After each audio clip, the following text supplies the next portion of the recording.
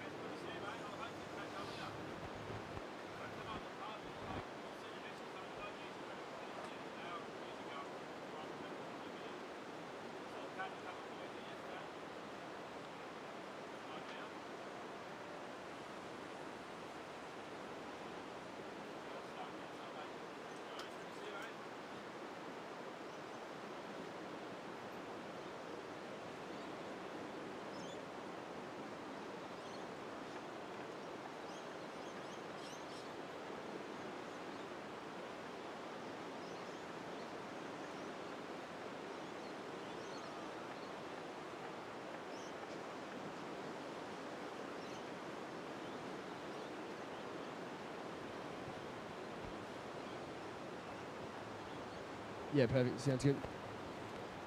Yeah, how you going? Sounds good.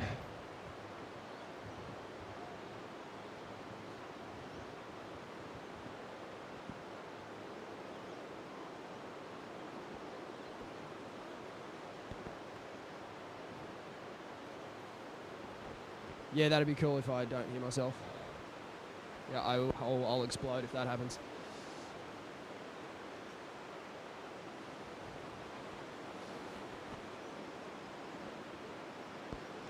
Okay.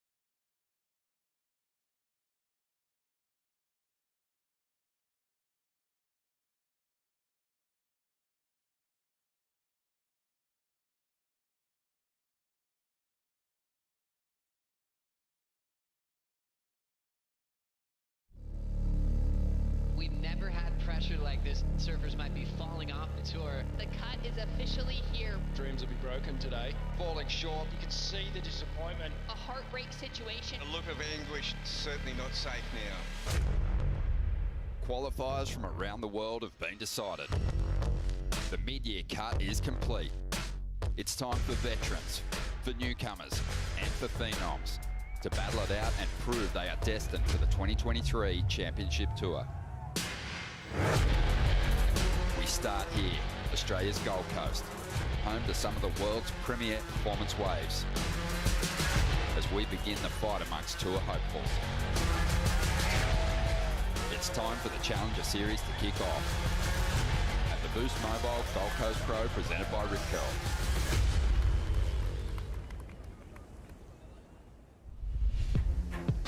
Nothing left to lose now. Everything to prove now. Long as I'm alive, I'ma fight back. My fire never cools down. I'm about to catch fire. Yeah, I'm about to catch fire. Get ready for the new me. Get ready for the new me. Try to hold me down and I go higher. Try to put me out and I go louder. I'm a fighter, a survivor. Stand back while I catch fire. Good morning. Energy levels are high in anticipation of a start here at the very first Challenger Series event for 2022. The Boost Mobile Gold Coast Pro, presented by Rip Curl.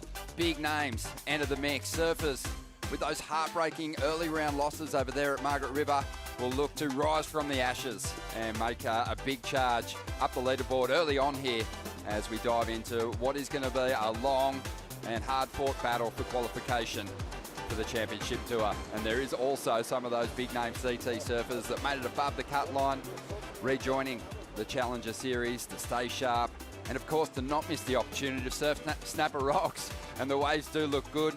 Owen Wright making the statement that he's going to chase the Challenger Series this year, which is fantastic.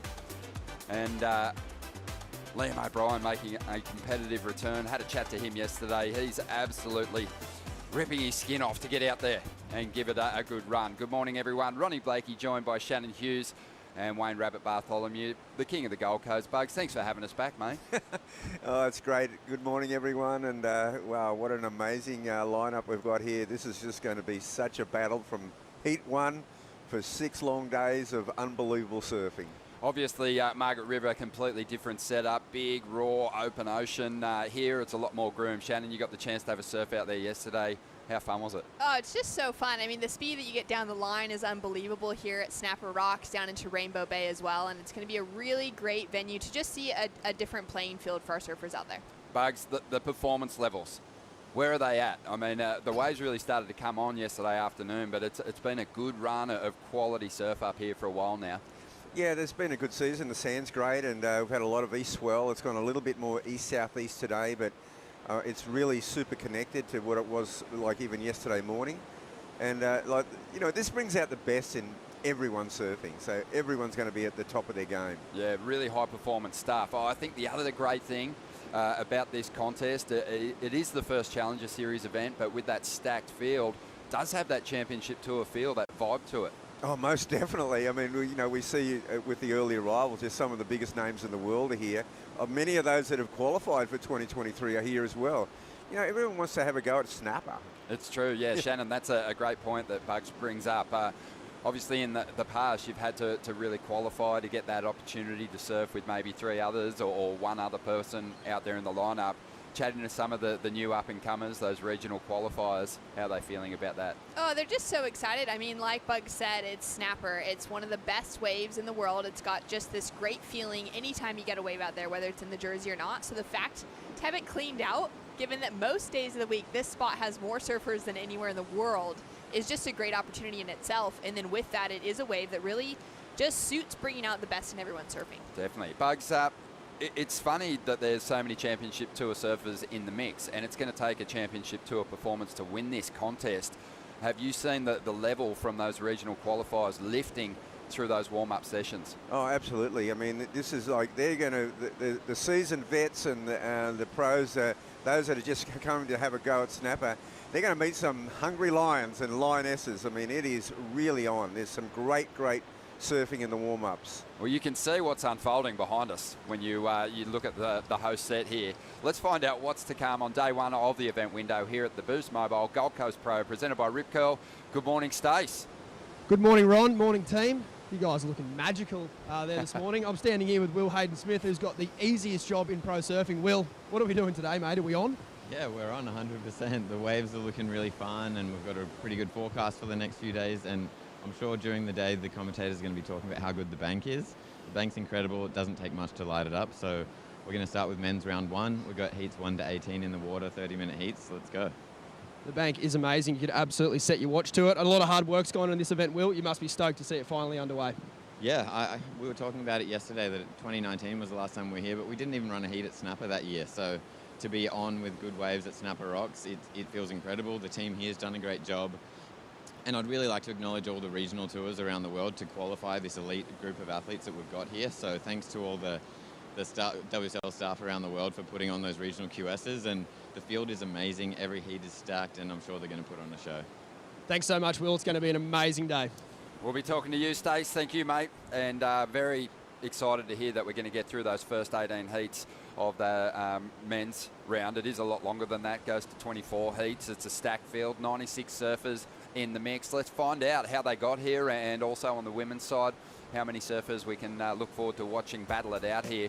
This is how it works. The 2022 Challenger Series, taking the top 10 men and 5 women from this Challenger Series onto the 2023 Championship Tour.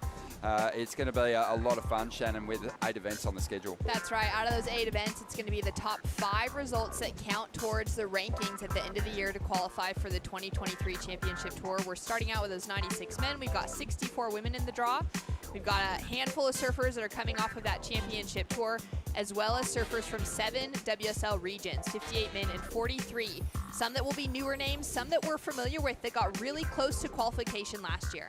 That's right. And 4 men's and 4 women's event wildcards, and any unused CT spots will then become wildcards as well. And there is definitely some people kind of hanging around, great surfers hanging around the competition area, just waiting to see if those spots do become available. Well, let's have a look at the schedule. This is really exciting for up-and-comers, especially, as we mentioned earlier, starting here at the Boost Mobile Gold Coast Pro, presented by Rip Curl. Yeah, it's an amazing lineup. I mean, this tour within itself is awesome. I mean, this whole Challenger Series concept is just one of the most fantastic initiatives that the WSL has taken. Yeah, I really like it. I love the fact that we're going to taking the contest to some of the city beaches. Manly's really excited. Bolito, that's surfed up some really high quality waves in the past. The US Open of Surfing, the Vans US Open of Surfing, Shannon, is just an event that has been on the calendar for so long. And when you look at the honour roll for that event, you can see why we're returning. It's one of the sport's greats. Oh, it really is. You couldn't really run a year of competitive surfing, especially in that qualifying series conversation, or now the Challenger Series in that upper echelon of that side of qualifying, without having the U.S. Open there. I also love that we're heading back to Europe. We've got Portugal and France on the mix. We're going to Saquarema to Brazil, and then finishing in Hawaii. Yeah, Haleiwa, and what a place to finish with a condensed field. It's going to be awesome. We're going to take a quick break, and when we return, we're going to have a look how the Superbank is formed, and also look at some great past highlights here.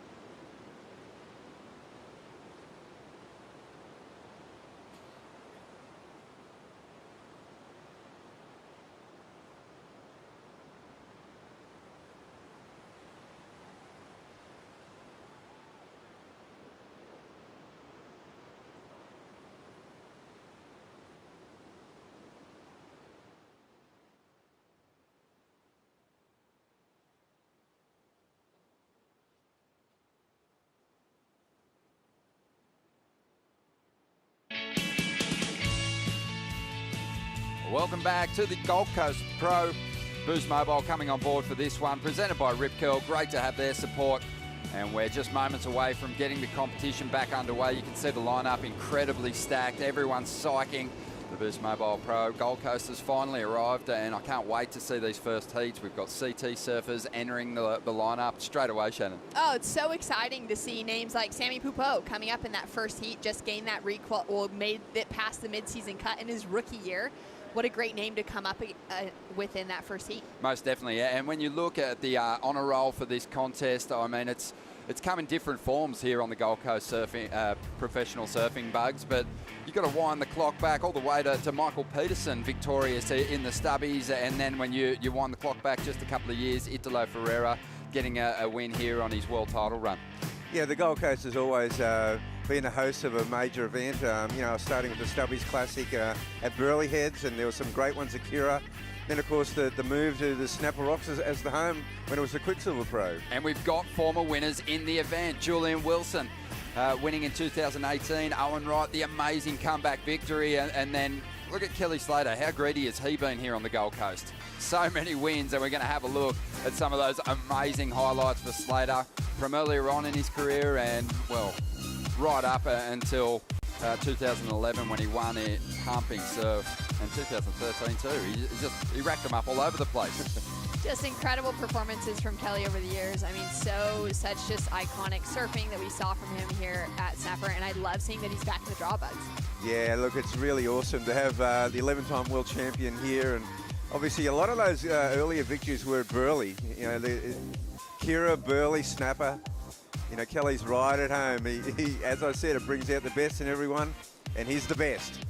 Yeah, amazing to have him in the mix here, and he spent some time up here on the Gold Coast as well. He really does love it here, and he's got a lot of close family friends, and I'm sure he'll relish the opportunity to compete here at Snapper Rocks one more time. Another surfer that we're really interested to see compete is Julian Wilson.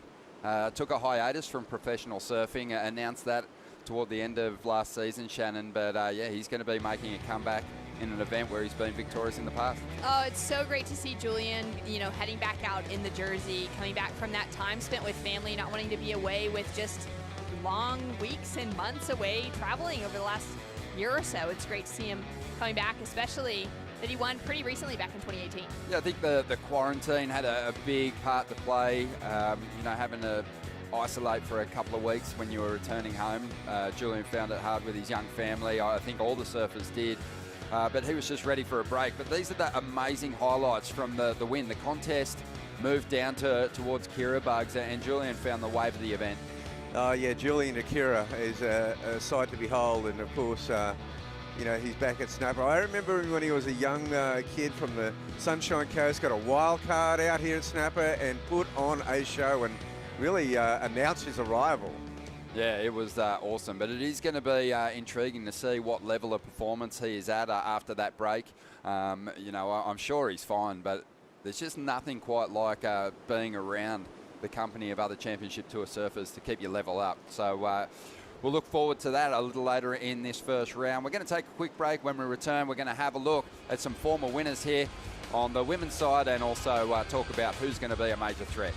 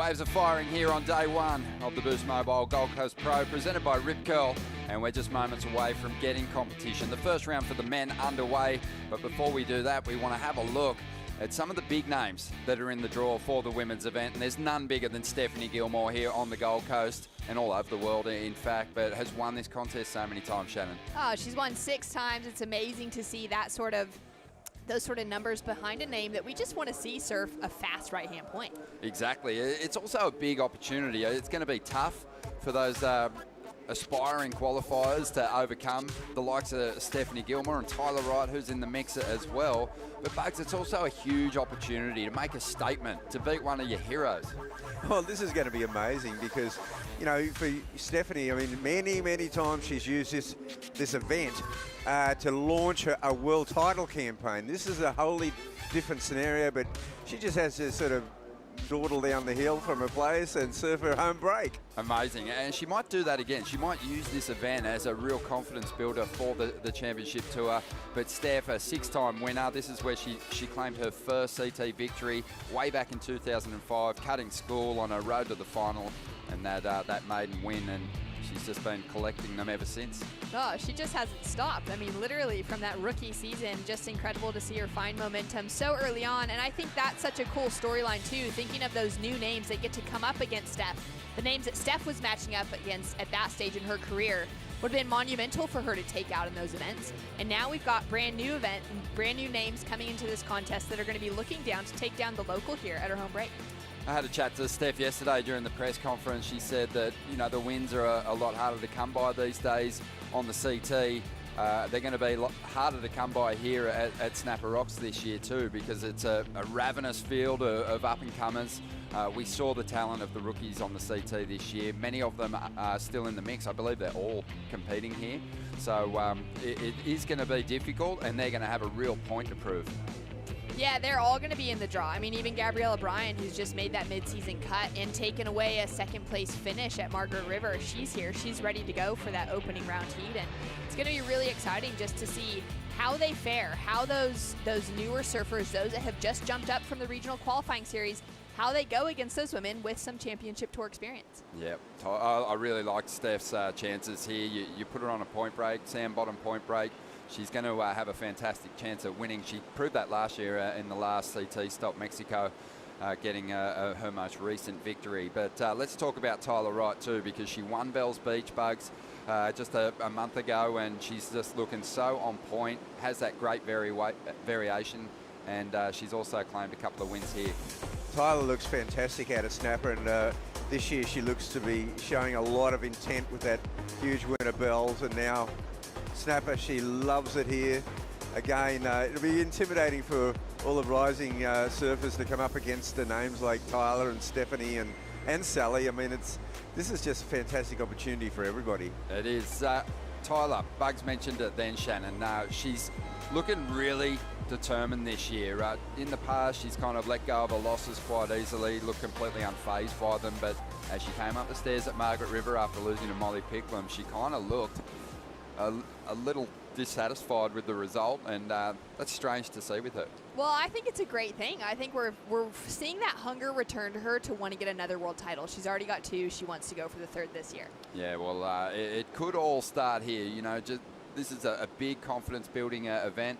Has been. It's not a CT, but as we said earlier, it's got that CT vibe to it, and yeah, I'm looking forward to it, especially you know, the fact that we've been harping on about the depth in women's surfing now, Bugs. Yesterday we saw Sierra Kerr win through in the trials.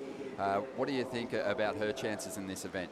Well, Sierra, you know, the Kerrs, Snapper's one of their other homes, originally from here, obviously California as well. And Sierra's just one of those, she's on the leading edge of that exciting young brigade of surfers coming through. That she goes through the air. She's got an all-round game. She mightn't have the power in her surfing yet, but she can put it together out here. Saw her have a couple of great rides in the warm-up session yesterday afternoon, so expecting big things from her. We're going to take a quick break, and when we come back, we're going to have a closer look at the mechanics behind this wave.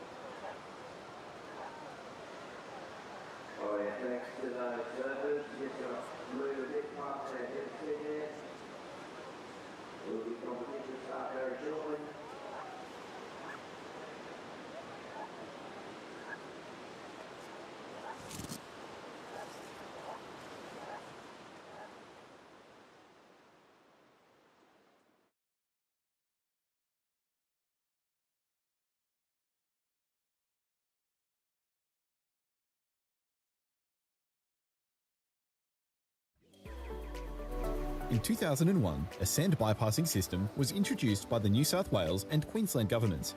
There was a deficient supply of sand because it was being trapped out on the Tweed Bar. The bypass is that it gets pumped under the river to various outlets. Through this supply of sand, the southern Gold Coast can enjoy hosting some of the world's best surfing competitions and beachside events. The equation is surf plus sand equals success. We have some of the most famous point breaks on the planet Earth, but they need sand. Welcome back. We're very lucky to have Wayne Rabbit Bartholomew with us on the commentary team this year because Bugs was part of the advisory board that worked with the Tweed River Sand Bypass and took a big part in kind of almost campaigning for the surfers at different stages, Bugs. Well, I mean, look, primarily this is the sand bypass is for the sand to bypass the mouth of the Tweed River. It's a New South Wales project. Queensland's the beneficiary of the sand coming out of Froggy's Beach, grooming the banks and Snapper and points north. Yeah, let's bring up some vision and you can talk us through it because it is a bit of a man-made miracle. It sort of added sand to a break that typically kind of dropped off into deep water here at Snapper Rocks as we zoom in here on the Gold Coast. And Bugs is going to take us through it because you're really got your head around how the actual engineering of this system works. Yeah, look, it is quite complex, but the simplicity of it is that the sand is bypassed underneath the Tweed River, the mouth there, because, I mean, that's a narrow mouth facing the southeast. Never was a safe bar. A lot of lives are lost on that. And there's a commercial fishing fleet whale watching. It goes to Froggy Beach, the first outlet in Queensland, and that actually feeds the sand through southeast wind swells and ground swells and predominant southerly winds in the season, and it just grooms it down through Snapper, Rainbow, Greenmount, Superbank on its way north. Yeah, we had okay conditions yesterday morning for the trials. Your son made the semis, so close, Jagger, in making the event, Bugs, but you were talking about the ideal condition, didn't it? Well, yesterday afternoon, after the trials finished, actually, the wind went offshore, and overnight we've had a little bit more east-southeast in the swell, and it's coming from about a more traditional behind the rock situation. You do have that wide bank. That's going to make it interesting. More opportunity in a four-man heat. Yeah, it always makes it just so groomed, so clean when that sand flow starts to fill in here at Snapper Rock, Shannon, and we're just moments away from kicking off the first heat. I just can't wait. I mean, the surf's been pumping for about a week leading up to it, so everyone's been able to get their fill. I think the locals are going to be excited to now watch the best in the world competing at one of the best waves. It's going to be all time, and we've got a really, really great first heat to kick things off here at the first Challengers Series event for the year. The Boost Mobile Gold Coast Pro, presented by Rip Curl. And Samuel Pupo is heading out, just punching through the lineup now. Really manageable conditions at the moment. That current's not too strong. It's not too much of a wrestle to stay up at the top of the rocks here. And our competitors, they'll make an absolute show of these kind of conditions. Yeah, there is a little bit more current today though, Ronnie. You'll see them, they won't be able to sit there and rest around the rock. A little bit more southeast in it overnight, so there'll be a little bit of paddling going on for sure, and then you've either got the run around, the paddle back. It's a big workout. I'm sure for Samuel Pupo it'll be a welcome change after battling quadruple overhead surf at Main Break Margaret River. And obviously shedding a bit of skin as well. These guys very comfortable in board shorts here at the moment. The water's a good temp, Bugs. It's just classic Gold Coast conditions. It really is, Ronnie. It's board shorts. It's not the big heavy water of Margaret River, and it's quite, you know, in comparison, it's user friendly for sure. Set starting to roll through, and this first heat just about to get underway. It's going to be a 30-minute exchange. Each surfer will get their opportunities with that priority, and they're looking for two big numbers to earn themselves a place in the next round, the round of 48. And there's the lineup for Heat 1. CT talent and just performing rookie Samuel Pupo wasn't going to miss the opportunity to surf here at Snapper Rocks. Maikai Burdine, the young Hawaiian out here competing. Ian Gentile, seen a lot of his surfing over the years.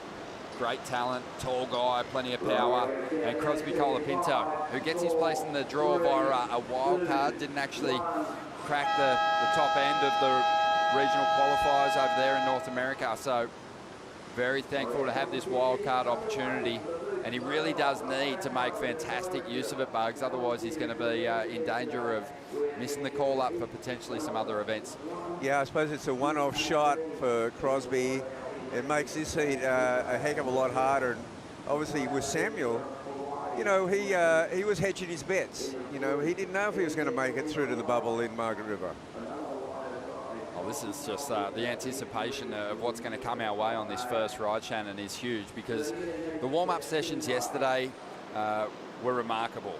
The surfers were in full attack mode. You know, you can throw everything you've got at this wave. It's the ultimate canvas for high-performance surfing. That's absolutely it. I mean, they would have had those opportunities to link in a few really good waves yesterday, or maybe, you know, if they had that opportunity to get here a little bit sooner over the last few days. But now it's that proving ground. They're in a contest jersey. They've really got to put it all on the line. They've got to make sure they ride out clean of every maneuver, while also wanting to push their performances, because they know they've got the best in the world that are here to go against. Bugs, just a very quick turnaround from Margaret River, red-eye flights for a lot of us. But for the competitors, you know, a lot of the Championship Tour surfers stayed over at main break to watch things unfold. But for the young surfers that came via the qualifying series, their regional qualifying events, they've had the opportunity now for, you know, over a week or more to get familiar with the location. Is it going to work in their favour, do you think? Well, that's an interesting point. I mean, certainly there is a little bit of lag. It's Margaret River's a long way from Snapper Rocks, and the regional surfers have had the luxury of being here and tuning in. Conditions have changed a little bit, though. This little sou'easter overnight is what it's done is that there's a little bit of a current now, and this behind the rock situation, this jockeying at the start of a heat is going to be really interesting. Well, we're psyching here in the booth, but one man who's really happy to see professional surfing back on at Snapper Rocks is Stace Galbraith. Stace, what's going on, mate? Mate, Ronnie, back to you. Take it away. Sammy Pupo up and riding. Are you kidding me? Here he goes, loading up. Samuel Pupo just slips on the tail pad there. So unsuccessful on this first ride, but I think we can expect to see a lot of that, Stace. Surfers loading up and throwing themselves into the sky here today. Premium opportunity gone to waste there, Ronnie. That was an amazing wave for Sammy, and I'd just like to note his positioning there. He's much further down the line. I heard Bugs talking about that traditional behind the rock position. It is coming into play today, as Bugsy mentioned. That swell's coming a bit more out of the south. However, the bank down the line, I'm seeing 9 points all over the place, Ron. Oh, there could be some big numbers drop. Let's see what our surfer in white, Ian Gentile, can do. Gets a little hung up there. So just a couple of nerve settlers to kick off this first heat of the day, Bugs. There is an adjustment to be made here at Snapper Rock. This is a point break, and you've got to be thinking down the line. Every manoeuvre you do, you've got to be thinking and looking and seeing that next section. So we've seen two very short rides there. There's a certain adjustment you've got to make to your whole approach on a point break. Yeah, the best really do sort of compose a brilliant ride start to finish, and variation is something that they keep in the back of their minds, Bugs. But, you know, the best point break surfers that we've seen here over the years, what edge do they have over surfers that didn't necessarily grow up on a long point? Oh, their styles moulded. I mean, you look at Stephanie Gilmore, you look at Joel Parkinson, they've got the most beautiful styles. And, you know, it's that whole connectivity and flow of a point break. And, you know, you've always got one eye on what that wave's going to do 100 metres down the line. So you're looking at the whole swell as it comes into the bay and the wrap and how it just refracts onto the bank. It plays a big part in how you set it up. A lot of instinctive surfing, but a fair bit of setup. Trust, Shannon, seems to be something that great point break surfers have. They trust that they can do those critical moves in the bowl without getting stuck behind, but they trust in their knowledge of the wave and the length of it and where those big scoring opportunities are going to be down the line. Especially if they know kind of maybe where the sand's even currently sitting, knowing where those sections are going to bowl up, where they can go really critical, but understanding that some of those sections might be shutting down the line. It really is that opportunity for them to trust in themselves, to trust in their equipment, and the knowledge of a wave. And yeah, definitely a wave like this would work well in the favor of the locals. Yeah, well, you heard Stace, who surfs out here a lot, talking before, Bugs, about the opportunities that are going to be down the line, just how nice that bank is. If you find yourself on a wave that truly connects to those magic sections here, they're the ones that are going to service up the biggest numbers. There's another interesting factor with this particular bank, though. There is a wide section. We'll see it come into play on the different tides. But, you know, now that traditional behind the rock start of the heat is going to be at the fore. But as the tide moves and shifts a bit later on, you might see that middle bank come into play, particularly in a four-man heat, outside priority. So, a bit of time off the clock, just over 5.5 minutes gone. No big numbers locked in just yet. 1.5 for Sammy Pupo. And the only other wave ridden was a 0.43 for Ian Gentile, the Hawaiian. So we'll see. We'll see what Maikai can get done on his first ride out there in the blue. Crosby Colapinto patient on the outside, waiting for his opportunity. Boost Mobile have been involved in professional surfing for around 20 years now, coming on as massive supporters at a lot of different venues at a grassroots level, but also at a CT level, but stepping up as a naming rights sponsor here of the Boost Mobile Gold Coast Pro this year, presented by Rip Curl, and it's great to have their involvement.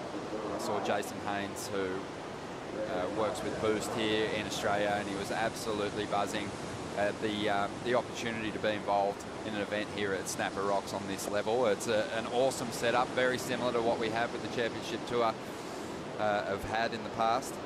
And now we're going to see Maikai taking off, and he's going to kick out of this one. So really it just feels like, to me, Bugs, that the surfers are just trying to get settled out here in this lineup. I think the energy levels, the anticipation levels for the competitors would have been through the roof just watching the warm-up this morning. Oh, for sure. The warm-up was super exciting. It was pumping, and a typical start of the event has gone a little bit inconsistent, but it's going to be at the beginning, you know, outside without priority in a four-man heat on that inside pole position and snapper.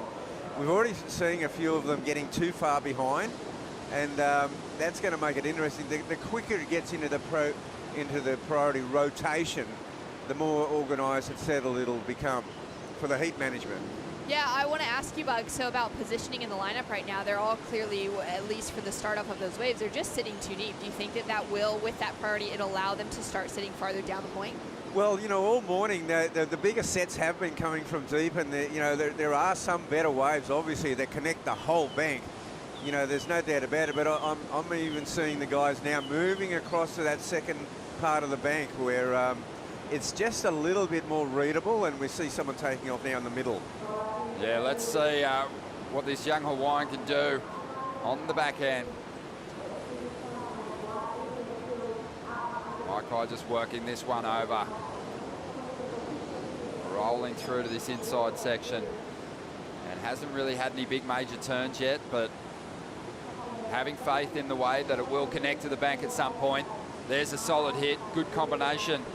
And this wave starting to provide some opportunity down the line. Oh, there's a really, really sparky finishing turn. Just whip that board up in transition. And that'll be the best wave of the heat so far. But there's that trust, you know, at some point you go, man, I'm kind of surfing almost past Little Marley and semi out of the contest zone. But that's where the opportunity came for him, Bugs.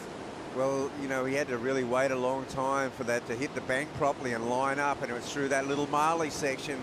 That's where it's just winding off there right on the proper bank. So outside and snapper at some of these wider ones, and then they wrap onto the bank. Here's the replay for us, Shannon. Just really got that one hit in on the outside, bit of downtime, but the wave connected beautifully through the end section. Yeah, I like the look of the start, but it was just such a slow section until it just hit this inside bank, and it really bowled up so nicely. I love Maikai's transitional work here, just straight up into the lip 3 times in a row. A little bit of a leg burner to finish off on, and he'd be feeling good to actually find a wave with a bit of rhythm. Definitely. Well, a bit of time gone now, almost 10 minutes off the clock, and the first score of any real substance about to come through for the man in blue. We're going to be learning about a lot of these competitors that have come through these regional qualifying events. For many of them, it's their first time competing on foreign soil, or foreign ocean, I should say. But yeah, it's must be feeling pretty good for him at the moment to have banked a reasonable number, and he'll jump up into the lead in just a moment. Yeah, well, Mike High's got the first connector of the heat so far, so a lot of competitors in the other heats will be really watching how this unfolds at the beginning. Let's see what the wildcard can do. Crosby Colapinto lining up something big to get started here. Just a transition float to get down the line. Climbs up over that white water again. And now the wave's going to flatten out for a moment before reeling off through that little Marley section. And Crosby, he'll just keep that board moving, transitioning through to the inside. And now it starts to steepen. A couple of nice pocket hooks and throws the fins to finish. Samuel Pupo now. I think his surfing will work really well here. Definitely has that fast twitch element to his surfing, but if he gets the space to open up, he's got that nice extension and really does have a lot of body torque, a la Felipe Toledo. So I think we're going to see big things from him. Yeah, he's got to get a score on the board. So. Exactly. I mean, he's got to get a score on the board, but just thinking of, if we get some of those bigger sets through, if he's really able to kind of open up and start to extend through those turns. But that wave of Crosby Colapinto, I really liked the variety that he added in towards the finish there, Bugs. Yeah, he had to really streak it down the line. He took off deep, and he only got that, as you can see here, he got the float over this section, then a foam climb, and only now does he really be able to get into the winding inside section as it hits that bank properly. Big kid, starting to do some really CT-worthy surfing, Bugs. He just gets stronger every time we see him. He sure does. He's an awesome talent. Obviously inspired by what his brother's been doing on the championship tour. Let's see what kind of work Samuel Pupo did on the outside. Just so quick out of the pocket there. So fast. I mean, seriously lightning fast. Great nod to just Felipe Toledo and Sammy really taking something out of that book. Bringing in that speed straight away, and it just adds that dynamic element to his surfing. And then this wave, way more frothy than what we saw for the finishing of those, the other surfers, kind of kicking things off. So he gets a little bit stuck up here. But just continues that momentum moving forward, and yeah, connected some good surfing together. I'm excited to see how the scores start to fall through now. Me too. Yeah, Sammy Pupo, really different kind of style to Miguel. Obviously, the hugest difference is the fact that Miguel's a goofy footer and Sammy's on the forehand here at Snapper Rocks. But I think you'd have to flip his surfing to see if there's any style comparisons. But they are pretty different in the way they surf, Bugs. Well, Miguel Pupo's just got that silky smooth style. We love his surfing, very fluid. And Sammy, he's just a young, charging young guy that he's just got a lot of energy, and you can see the quickness in his surfing coming off the CT. So the panel's still really thinking about the opening exchanges as we see Mike High up again. He's got a score to come, but I guess the panel really looking to establish a bit of a trend for the day with this first heat. As we see Mike High tucking in there, backhand barrel. I don't think it's going to stay open for him. But the pace will be set with the scores from that opening exchange. So the judges taking their time with it. As we see Ian up now. This guy was just a phenom as a Grom. He's had a couple of years to get himself sharp for this Challenger Series. And we'll see what he can bring to it. But at the moment, I think he's going to find himself a little behind the others in this heat, who've all had a pretty reasonable ride start to finish.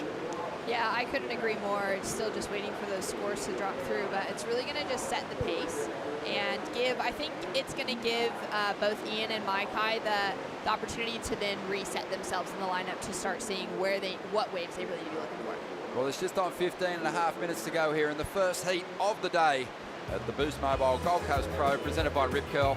We'll be back in just a moment.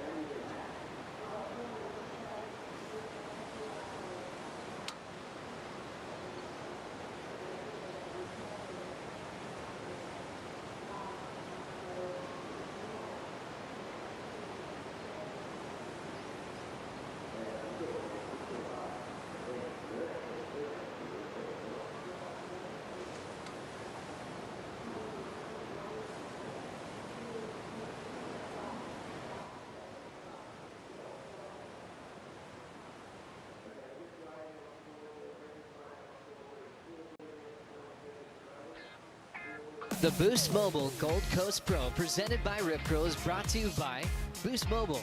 Stay connected with Boost Mobile on the full Telstra 4G mobile network. By Rip Curl, the ultimate surfing company. By Harvey Norman, official lifestyle destination of the World Surf League Australia. By Oakley, official eyewear of the World Surf League Australia.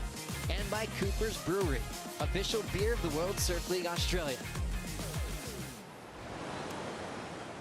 Welcome back to the show. It is so good to have competition back underway here at Snapper Rocks. The Boost Mobile Gold Coast Pro presented by Rip Curl is a go. Heat 1 in the water, 13.5 minutes remaining in this 30-minute battle. And we're starting to see the numbers roll through for our competitors. Maikai Verdine, the young surfer who qualified via the Hawaiian Regional Series. He's got a 4.33 for that second ride. Ian Gentile, he's dropped a 2.23 is his best wave, but the most solid number is coming through from Samuel Pupo at the moment, and it's going to see him make the jump from third place up into the lead. Crosby Colapinto banked a 5.57, and there's the 6.5 for Sammy Pupo, the highest number of the heat so far, but it has been a little quiet out there in the opening stages, the first half of this heat, Shannon, but you know, typically with a slow start, you get an exciting finish. That's absolutely right. We should see that little pulse come through in the back half of this heat. I like that score line for Sammy Pupo, especially thinking about the speed that he locked into for that opening maneuver bugs, the way that he really just came out, he found connection with that wave and then rode all the way through. Yeah, it was a great, very slick first maneuver done at high speed, and he showed his CT credentials. Yeah, I guess that is a big factor here too, Bugs. You've got this wave that moves along almost at a hypnotic pace, and you really need to bring some energy to that ride to capture the attention of the judges. We'll see if Ian Gentile can do it here. Well, it goes the carving 360. Move that Kelly Slater, B. Durbidge often went to here at this location to mix it up, and Sammy Pupo goes hammering down the line, and that is what we came to see. Big rotation. Could have kept going. The spin was so quick. Yeah, it was amazing. I looked along that wave. I could see that middle section was rearing up. He was going to race, and he just went for the massive rotation. He made it about 95% of that one. Yeah, he's slapping the water in frustration because he knows it's a lost opportunity. But I guess that is another factor here, Shannon. This is a long point break. Everyone wants that one that just goes on forever and gives you heaps of scoring opportunity. But in recent times, with those big individual turns, those airs in particular, you can turn in an excellent score with a single turn. And we've seen 10-point rides from Italo here in the past. And, you know, at one point you thought that was impossible because the judges typically wanted to see you hammer right down the line. But here it is again in replay, Bugs. Yeah, well, he knew that he actually made it, completely made it, and then just lost it in that last percentage points. But the situation was, it was a bigger wave, it was a wall wave, and he was never going to make it past that midsection. Out the back, we've got young Maikai taking off again. He's been bumped back into third spot, and at this stage needs a 3.68.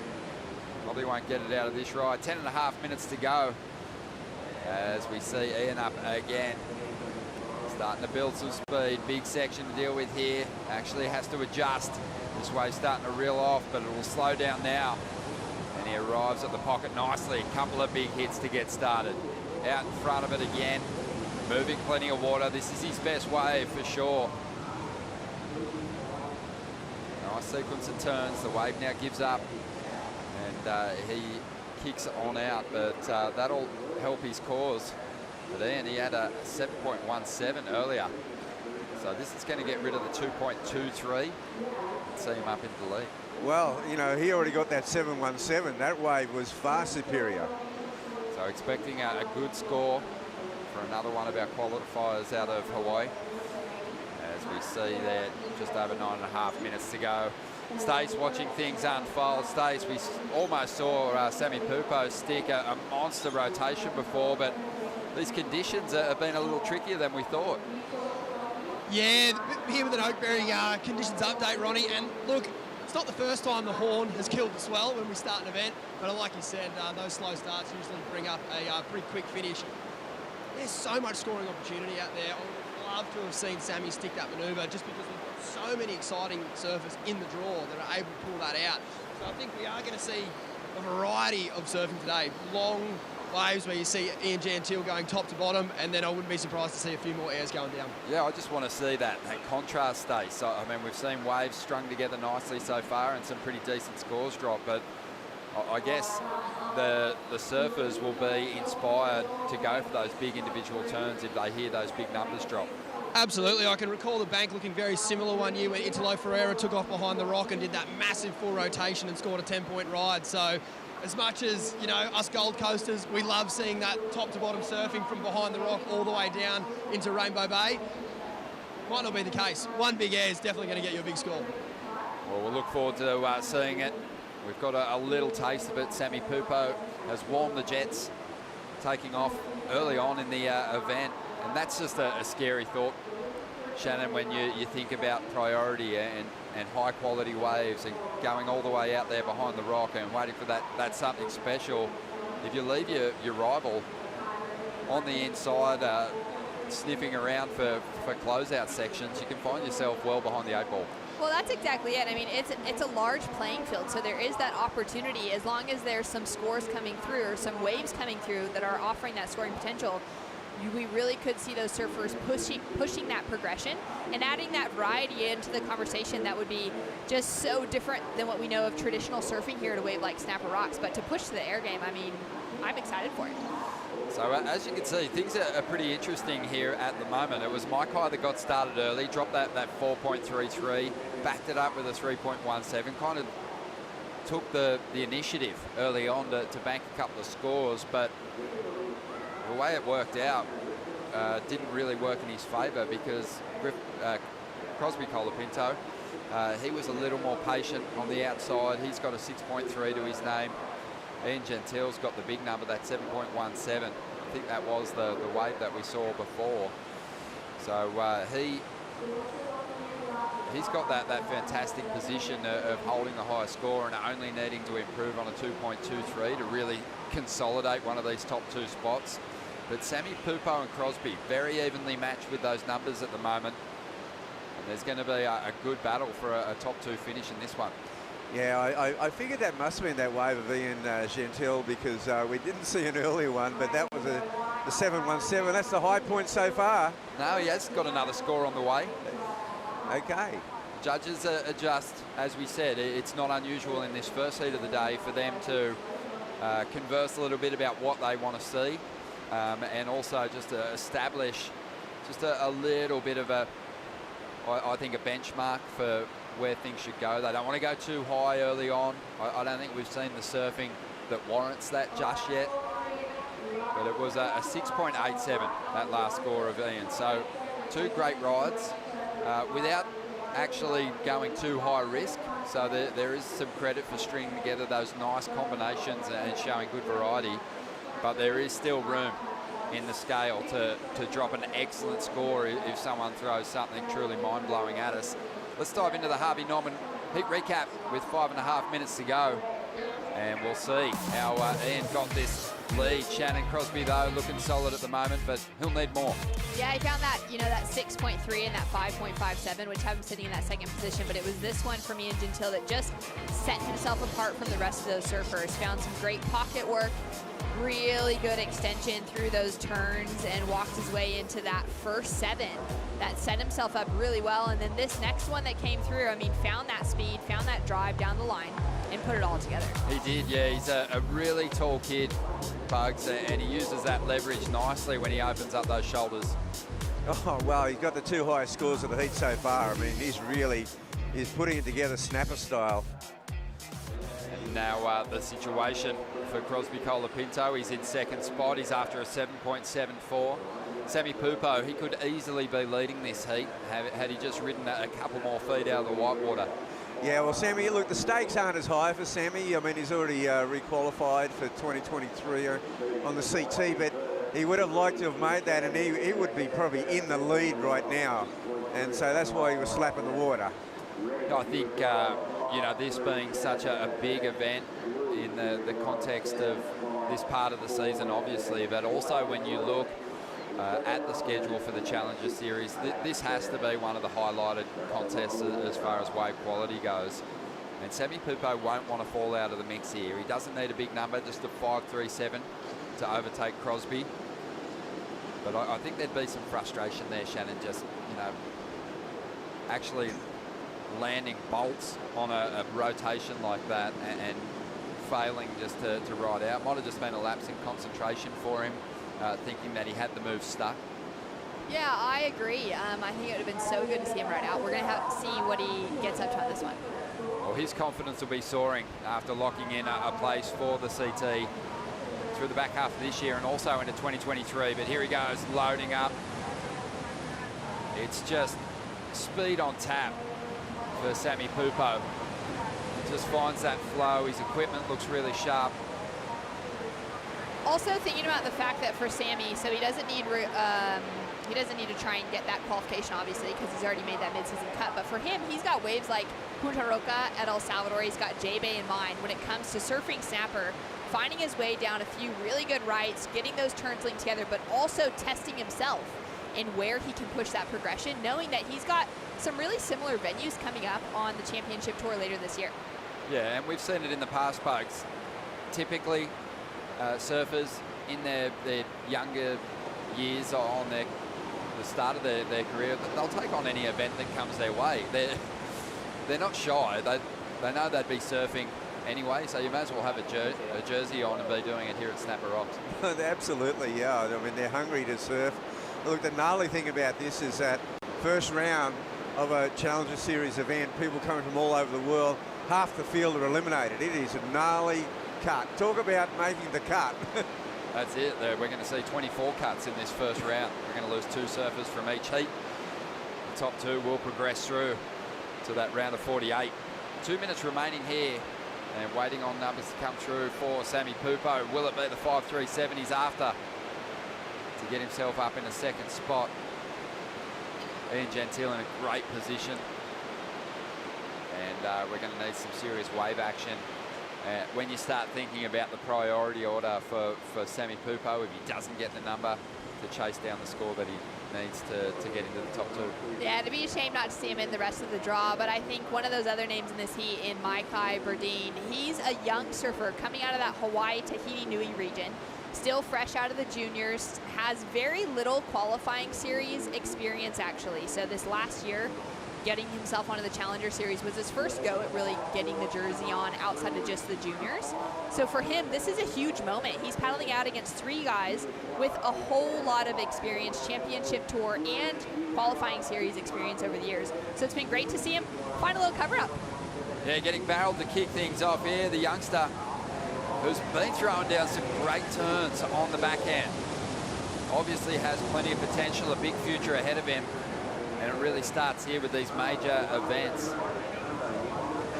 Well, very interesting development though, because Sammy Pupo, he got that 5.83. I thought he might get it. Yeah, 5.93 was the score that he got, so he jumped up into second place. Ian Gentile still comfortable up in first position, but Crosby Colapinto, we mentioned that the importance of him putting together a great performance to potentially tap into some more wild cards as we move deeper into the schedule. But he's going to need something to happen, and happen very soon. Just 20 seconds remaining here. And Maikai's got a wave on the way. Needs a big score though, 8.1. Dropped to 4.73 for that pit. Really enjoyed his backhand surfing. He had some great turns on the inside, but here's a wave. Something's popping up. Not sure Crosby's going to get to his feet in time. The hooter sounds, and he looks extremely dejected there. You can see there's not a lot of points on offer in that ride, and I think he was actually up after the hooter anyway. Yeah, he was. So he's not going to get the number he needs, and just like that, one of the biggest names in the round of 96 falls. Sammy Pupo saving himself in the final stages here, but Ian Gentile, what a performance from him. We'll take a quick break and be back with Heat 2 in just a moment.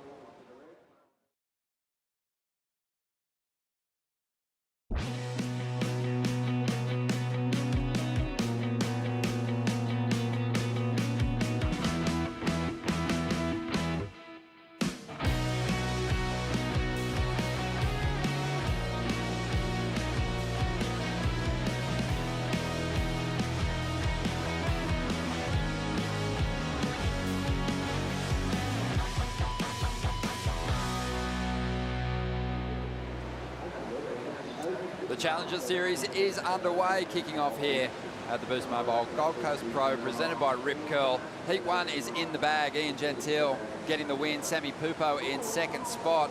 And Heat 2 now getting underway with another fantastic lineup. Joao, Vaughan, Kalani Ball, Sheldon Simkus and Vasco Ribeiro. Should be an awesome heat with some surfers that have had some experience in CT heats. Ronnie Blakey joined by Wayne Rabbit Bartholomew, and also stepping into the booth now, Richie Porter, who is our judging and competitions analysis expert. Rich, big first heat, as always. You know, the hooter sounds and things went a little quiet, but the judges taking their time with those first couple of scores. Yeah, morning Ron, morning Bugs, morning viewers. Every contest, the scale has to be set in that first heat, and everyone sits at home or in the contest area and go, where's the scores, where's the scores? The judges are analysing, they're looking at the replays. There's a lot of replays they watch, because what happens right there and then sets up the rest of the day. So they watch the vision, obviously watch the waves, then watch the replay. There's not really any discussion. The head judge might have a bit of a chat, but the judges aren't really saying anything. They've got their scores down, pop them in eventually, and it did take a long time, but they wanted to get it right. And I was with them, you know, that there was some nice, good surfing, but nothing explosive to get it into that next level. Probably Sammy Pupo, maybe, would have gone up a bit, obviously a bit higher with that air. But they've set themselves up quite well now, and we'll see how this rolls. The conversations really start or are happening before the competition gets underway, right? As far as what the focus is for the panel, you're watching the warm-up session, you're seeing the kind of surfing that you expect to see with the jersey on, as well as we see a replay of Sheldon Simkus. This guy's going to have a fantastic shot this week. Really solid local surfer. Put the mocker on in there, taking a fall. Vasco Ribeiro, seen plenty of his surfing in wild card spots over there in Europe. As he loads up, looking to lock in something big. Just a smooth float to get started, gets out over that white water. Just climbing his way over these sections to find some open face to work with, and that's really where he has a massive advantage over the field. So much power. Bit of a flurry of rides here, Bugs. Sure is. And here's Sheldon again on his second wave. Now, Sheldon's a local snapper surfer, and actually the only Queenslander to actually make it into the Challenger Series. But he knows this wave like the back of his hand, and I just put a mocker on him too. Knows it well. But yeah, just touch on that, Rich. The judges have been communicating really well with the surfers, so they do have a very clear picture of kind of what they're chasing. Obviously that criteria is written in the rule book, so everyone's pretty aware of it, but at different venues, depending on the conditions, the focus can shift a little. Yeah, sure. And you know, this week we've got Ben Lowe as the head judge, and Pratamo's having a rest. He's focusing on the CTs, but half the panel that were in Margaret River have come over as well, and they've been here since the finish of Margs. They've been surfing, they've been talking, they've been watching. A lot of the panel have judged previous years here when it was a CT, so they're well aware of what's available, what to expect, what kind of surfing that they want to see the surfers do to get those big scores. Snapper rocks, typically. What is the big focus? Well, interesting depending on, as Rabbit was talking about earlier, how that sand sits. The ideal spot to get those high scores are the barrels behind the rock. That's the meat and potatoes of this wave. Everything down the line is the cherry on top of the pie, so to speak. And then some of the waves wrap in and it allows for some really nice surfing down the line. But the real crunch of this wave is behind the rock barrel. Hopefully we'll get it. I'm sure throughout this week there's going to be some amazing ones. Yeah, I think, though, on the smaller days, that becomes less of a focus. Sure, and often we used to talk about the guys sitting parked in the little barrels down through Little Marley, and it's just like, oh, it's such a small little wave, it didn't really rate from behind the rock barrel. So you get the barrels up there, and then you've got to chuck in those turns all the way through down the line towards Little Marley, and the judges want to see some variety. They don't want to see the same turn wound up over and over and over again. They want to see explosiveness, and they want to see points of difference in amongst the surfers by doing something that everyone sits up a little bit straighter and goes, oh my goodness me, did you see that turn? So that's where the bigger scores are going to come from, when you see those moves like Sammy Pupo versus what we saw in that first heat, which was good surfing, but nothing really explosive yet. Yeah, it's it's pretty easy really when if you forget the numbers, you can kind of see who's doing the best surfing. But you're right, I think the kind of surfing that puts spectators on the edge of the seat does the same thing for the panel. That's what they reserve those big numbers for. And we're seeing some reasonable scores fall into the scoreline for Vasco Ribeiro, 5.83. Sheldon Simkus had a 6.13 on his second ride. He'll want to get rid of that first. Kalani Ball and Joel Vaughan, very exciting talents that came through that qualifying series. And this is similar to what we saw at the start of the first heat. The two guys that haven't had a wave yet, they're still out. For them too, they're outside priority. They're still sort of hustling, positioning for that inside. The other two that are into the priority rotation are free to sort of move around in the lineup a little bit.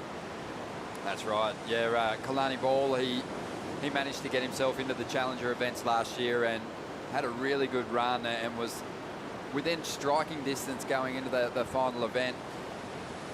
And these two guys are now moving to the middle part of the bank, so they've given up on behind the rock. Joel Vaughan, he'll be surfing in the Challengers for his first run at it. And he is an exceptional surfer and has really come on even in the last year. So expecting some big performances from him this season. Yeah. As we see now Sheldon up on the inside, seeing some opportunity here, just pokes that tail in and doesn't find the rotation. Well, we saw that wave of Sammy Pupo before, Richie, and how he raced it down the line. Then when he got to the Marley section, it looked like a bit of a grower. And those are those sections that the judges want to see the surfers hit massively, because it gives you the projection to do the airs, whereas Sheldon's one there, he had to sort of lift himself up to get into that position because he didn't have the speed of the wave and the power to get there. So, you know, the guys have to sort themselves out pretty quickly, because you think half an hour goes really quick when you're out there with three other guys, especially the CT surfers. They're not used to surfing with three other guys or girls in the water. So, you know, you really have to hustle. And as we know, every ocean goes quiet, pumps, and like the boys that haven't had a wave yet really need to start to move on, I think. Here we go. This is the surfer from the central coast of New South Wales, Joel Vaughan, from a very talented surfing family. And he's got a nice section to work with here, just whipping that board vertically up into the pocket. Now, just kicks on the tail a little there. Not a bad ride. Bit of variety, maybe lacking on that one. As we see now, Kalani Ball is trying to tap into something as well, but we'll have to see what he got done at the start of that ride. Well, you know, 10.5 minutes gone. This is a pretty radical heat from the Australian perspective. There's three of the top hopefuls in this heat. I mean, Kalani Ball is probably the most experienced of them all, and he's been thereabouts on the, you know, to qualify for the CT on several occasions. Joel Vaughan is, you know, definitely one of the most exciting young guys to come through from New South Wales, and Sheldon is the great hope from Snapper and Queensland. Here's what I love about this new system, the regional qualifiers. Kalani Ball, massively hyped youngster, great competitive track record, had big backing from a major surf company. Then had a couple of slow years competing, lost his backing.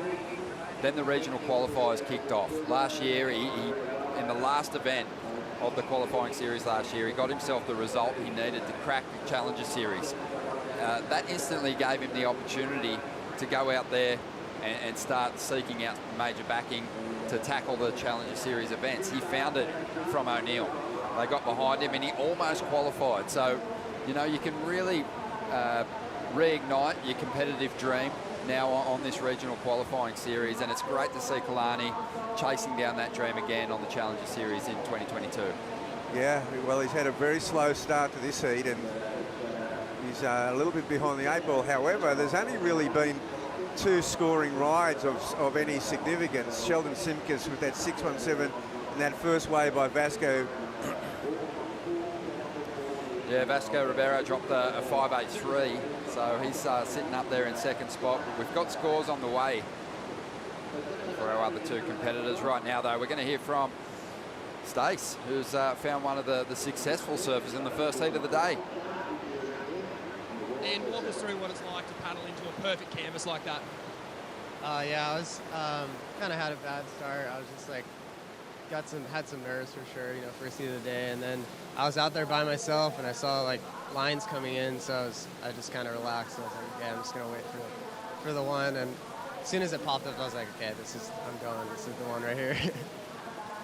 A lot of the Hawaiians have a pretty special connection with this place. I think the most barreled nation this last week was the Hawaiians. What's the connection like with this place, mate? I mean, I was just mesmerized, just being out there, kind of watching for probably an hour, you know, just like watching everyone get like 20-second long barrels, and then finally had to just pull the trigger on one. And yeah, I'd never seen anything like it. It's like barrels just all the way down, like as far as you can see. Every time you look up the point, there's someone in the barrel. It was crazy. It was a really special day for sure. We're really stoked to have you here, mate. Well done, and we're looking forward to watching you surf later in the week. Thank you, Stace. Ian Gentile, I love that, mesmerised by the conditions that he was seeing. I think a lot of the surfers were, but in a warm-up session, you really take what you can get, and when the heat starts, you can't have that mentality, Bugs.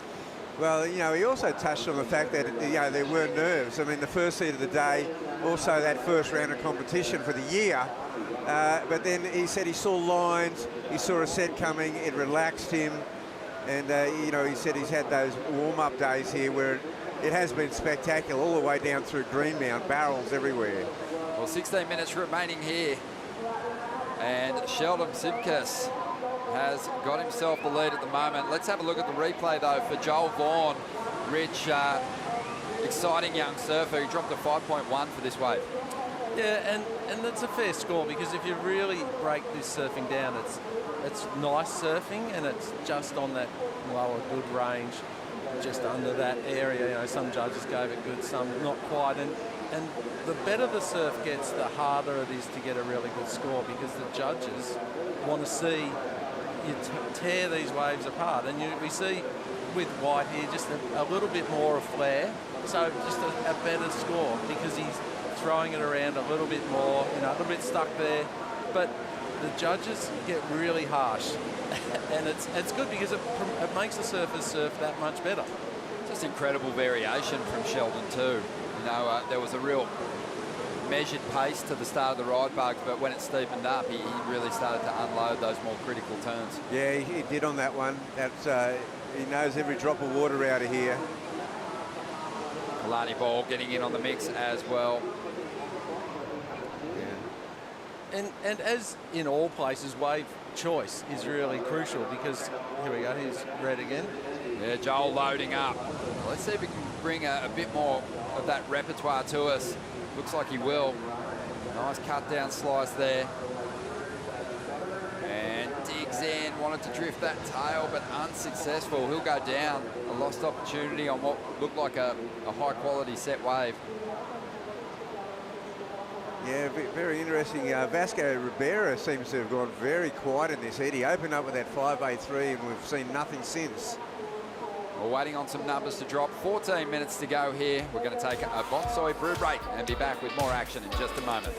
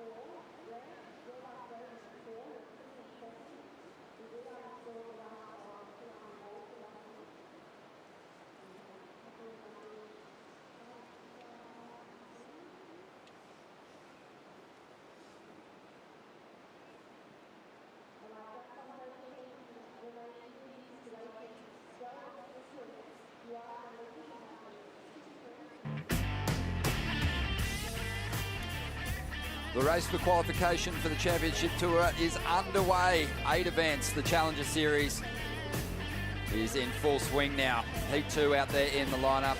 This is the Boost Mobile Gold Coast Pro presented by Rip Curl. And we're starting to see some reasonable numbers drop for the local boy. Sheldon Simkus has been looking smooth out here at the moment. Still has another gear that he can go to. 6.13 on his second ride. His last wave came through at a 6.23. He just looks a little bit more in tune with the pace of these long-running Wrights, Bugs, and isn't racing to get the big turn in straight away. He's got a lot of patience through those first couple of moves. Well, that's what surfing point breaks gives you. You know, patience down the line. He moves around in the lineup. Here's Sheldon again. So had a lot of room to move on his last ride. Only the 2 turns on this occasion, but it's a solid combination. Managed to get those 2 turns done in and get out of that ride. He's trying to replace the 6.13. But it's like that last heat. It might be a battle for second place. Vasco wants to get moving. Yeah, he's got some big frontside carbs to go to. Yeah, this wave looks like it's got a little bit of southeast direction and it was going off the bank a little bit. It didn't have that grower effect that his first one, but it took him a long time to get that second wave. It is a battle for second at this point. When I'm looking at the lineup, it's probably like you, Rich. I'm just seeing an opportunity for a really fun ride on every single bit of swell that rolls in. But Bugs, you can kind of identify it pretty early, and I think already we're seeing the inexperience of some competitors at the location at the moment, because they're not tapping into the long running waves that have those steeper walls. Well, first of all, we saw both, you know, with Joel and Kalani, they actually evacuated from the behind the rock section when the other guys had a few waves. So a little bit of, you know, not quite sure where they are in the lineup and where the waves come through. There is that middle bank that does have the growers through Marley, but if you can get that bomb from behind the rock and connects all the way, that's where you can get an excellent score. We haven't seen anything in the excellent range yet. Yeah, like I said, I think you take the opportunities when you can get them, but it's the decisions that you make with priority that can really come back to haunt you. So 10 minutes to go here. Stace is out there enjoying the show, the first couple of heats. They haven't had the fireworks just yet, Stace, but it's all coming our way. Thanks, Ryan. I'm out the back with Dometic, and you're right. I'm feeling some fireworks. I can tell Uncle Bugs wants to see a big tube behind the rock, and luckily enough for us, we've got Joel Vaughan out here. He's just made his way up behind the rock, and there has been a few sets up here that have looked pretty good. However, it's almost like the forbidden fruit. They're not very consistent, but if you can get a hold of one, it's on. I can't wait. There's a set coming. Oh, let's see. He's well positioned for it. There was plenty, Bugs, before we got the heats underway, but it kind of started to sort of race off through that section behind the rock, and surfers were getting caught behind. I think we just had the ebb of the tide a bit earlier on too, so I think as that tide pushes in around about you know, lunchtime high tide, they're not big tides. Well, we saw Vasco having a look at one, but Sheldon, he used his priority to get himself into this one, tries to explode out of the pocket there with a big reverse, big fin throw, unsuccessful. So he's still banking on those 2 sixes as we see it.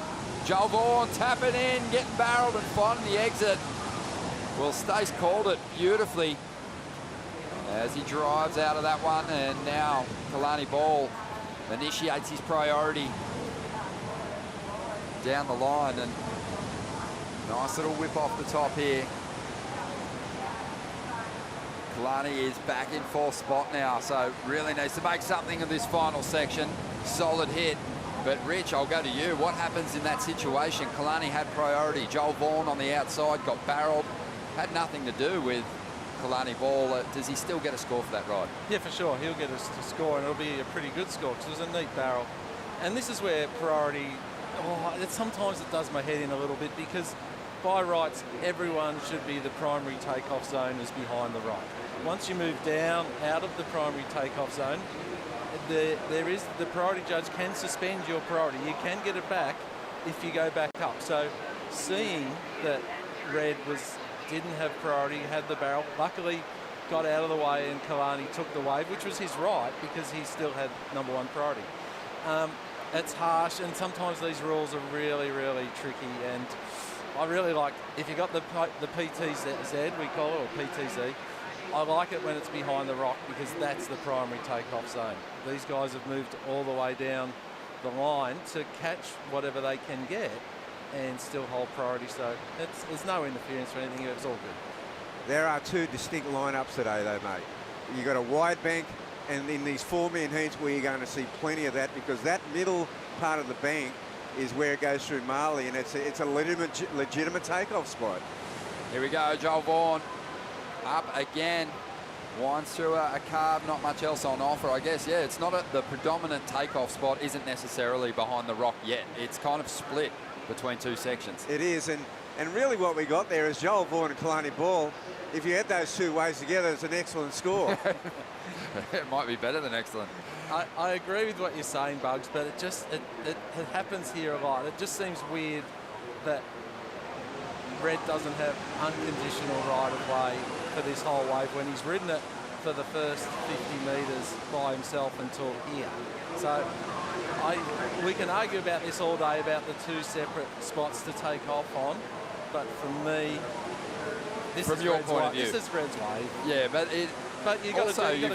I think you've got to think about like why that rule came into effect, and it was for locations like Tahiti, where you've got a surfer sitting on the apex without priority and someone sitting down the line. At that venue, you can't do it. You can't sit down the line on the shoulder at chopes and initiate your priority and close a wave in on someone who's slotted in the barrel. However, here, just based on how those first couple of heats have gone, I don't really have a problem with it. Sitting down the line, that's where the majority of the opportunity's been. Joel took a gamble going out the back. I think too, like in retrospect, you know, it's probably a gamble putting yourself deep in a barrel that you're not sure, if you don't have faith that it's going to stay open for you. So he didn't actually stuff himself back in it. So he could have potentially juiced a very good score out of that ride, but I just don't think he will, based on the fact that he didn't get too deep in that barrel. Yeah, no, and I take on. I mean, I obviously fundamentally I agree with what Richie said about possession, but you know, it is what we do have is two distinct takeoff points, and I'm just saying, right or wrong, we're going to see plenty of that. Oh, for sure, and we did change that rule of leaving the primary takeoff zone. Here's the recap. The Harvey Norman heat recap. Let's dive into it. Well, Sheldon got himself a quick start. Couple of sixes, showed us that amazing variety that's, you know, just been absolutely refined on these long-running right-handers, Rich. And as a result, reasonably well rewarded. But we did say it, he's got another gear to go. Yeah, for sure, and he rips, and it's his home break pretty much. So he should be ripping, and he should be getting the best waves because he knows which ones are going to rattle off like this one. Then a little stumble there that held this score back a tad, but you know, we expect to see a lot more from this guy as well. This was the barrel. Without priority, he snuck behind the rock, he got pitted, wasn't particularly deep, only came through at a 5.07, and unfortunately that doesn't help his situation. He still needs a 5.21 to get himself up into a position to qualify. Kalani Ball had this one, Bugs. Yeah, well, Kalani's wave here, it's that cut-off part that Richie talked about, and it's a solid ride. And he got himself into the top two with that wave, so it was a critical one for Kalani. Climbed up into second spot, had a 5.53 on that ride. 4 minutes to go here. Joel Vaughan, Vasco Ribeiro. Vasco's been pretty quiet. He only needs a 4.47 though. Amazing. He came out of the blocks and he got that 5.83, and we haven't seen him since. We saw him get a very short 2.77, and it's really surprising as we see a surfer way down the line here. Yeah, this is Kalani now, trying to get rid of a 4.77 to consolidate second position. Nice cut down to get started. And just adding to the flow, throwing the board up there, now starting to get a little bit more high risk, a bit more free on the end section of this ride. Has another bowl to work with. Whips into that carve. Great body torque on show. And the surfer from Stanwell Park kicks out of that ride, and it should help increase his total. He'll get rid of the 4.77 there, surely, Rich.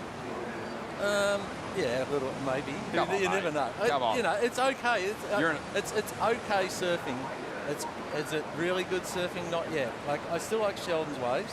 It's okay surfing, but much better than his 4.77. Yeah, okay. Well, we'll see. We'll see. Through the fins, mate. Had the flow. A bit more variation in that ride, Bugs, for Kalani. Yeah, there was a bit more variation. We'll see how it goes down, but here it is again. He does get into a nice flow here on this wave, that's for sure. I guess to Richie's point, nothing outrageous, but just good solid surfing. So that's a neat turn. It's a neat turn. It's not dynamic. It's a really good neat turn. And really the goal for Kalani though at this point is, you know, not necessarily getting an excellent score. It's just improving on that 4.77 so he can put some pressure on his rivals. Yeah, well, this is the interesting ride to me, guys. Or is this the first wavy guy? Oh, this guy's got a heavy back foot, Rick. He's strong, and he just needs. It's hard for them because they've got to find the waves that allow them to jam through these turns, you know. So not a lot of time remaining here, and numbers rolling through from the panel. Kalani Ball waiting for an update. Vasco, he'll be nervous here. He's just strung one together, but he doesn't understand what the requirement is at the moment. No, the scores haven't dropped. And this is really hard for the surfers, and I feel for them, because when the judges are trying to get their scores right, which is the crucial thing, the surfer's sitting in the lineup going, do I need another wave? Am I still in front? Am I now dropped down? And it's a really hard thing. But at the end of the day, the judges have to get that score right. And if that takes a little bit longer, it's hard, but that's part of the deal, you know. For sure. I guess everyone understands that their best chance of getting through is getting two really solid numbers. And if you simplify it like that, then you can make life pretty easy for yourself. So here we go. Vasco loading up, and he does require a score. Nice little reverse. And Kalani did push his heat score up a point. 5.43 on that last ride. So Joel Vaughan now after a 5.86, and Vasco needs a 5.13 here. Well, now Joel Vaughan's going to the wide bank. It's a desperation move, but this is the bank that's open for you. And here's Sheldon, bit of a stop-starty beginning to this ride, but he's sitting nicely in first place. Yeah, this one is really just an effort in getting back to the beach, really. It's got nothing to do with a score, but it is starting to stand up a little on the inside. But Sheldon Simkus, I think he's done the work here. And he should be safe and progressing through to that next round. Still a couple of scores to come through, but I don't know how much of a part they're going to play. I don't believe they will, but I mean, back to the point, no doubt about it, Joel Vaughan did not get his ride completed. That would have got him through the heat. There you go, Rich. Oh, it's so harsh. It's so harsh, but it's the rules. Well, Sheldon's going to take a victory here, it seems. 6.23, 6.13, Kalani Ball. He's hanging on to that second spot. And it looks like we're going to say goodbye to two really talented surfers, Joel Vaughan and Vasco Ribeiro, who's been around for a long time now. And it's great to see his name in the draw, but unfortunately short-lived. But, Ron, the one thing we do know is when it gets to moments like this, the longer the judges take, the closer the score is to turning or not turning. So they're looking at Green's waves, they're looking at the Blues wave, they're looking at all these waves because I'm telling you right now, it is close. It's going to be close. Yeah, I thought it was just an interesting one. I guess you bring up a great point, because when you reflect on Kalani's ride, it started with that cut down. It was kind of smooth. It finished with the big turn. Vasco had the punch on the opening manoeuvres, and then also threw an air at the end. It was the air felt a little bit more forced than what we saw from Kalani, but it is coming through, and it is looking really close, and it might even get him over the line. That's what I'm saying. The longer these take, because I've seen it so many times, the closer it's going to be. Yep. I think he's got the number that he needs, Vasco, here. So Kalani, there wasn't enough distance, and he's made that jump up into second position, and he understands the importance of that. Thank God you were here, Rich. Great to be able to pick your brain on all things judging. And the judges did take their time, and I'm sure that they had a look too at some replays and reflected on the work Kalani did get done on his ride. Yeah, and it's just that comparison. So that's why it takes a long time, because they would have looked at Kalani's wave, then Vasco, and then there's ups and downs, you know, so they're going, okay, and the judges' scores, after they've watched it, they're clear, and then they go. Save me from an absolute howler in the second heat of the day here at the Boost Mobile. Gold Coast Pro presented by Rip Curl. We've got more big heats coming your way in just a moment with Kaipo and Jess stepping in for the call.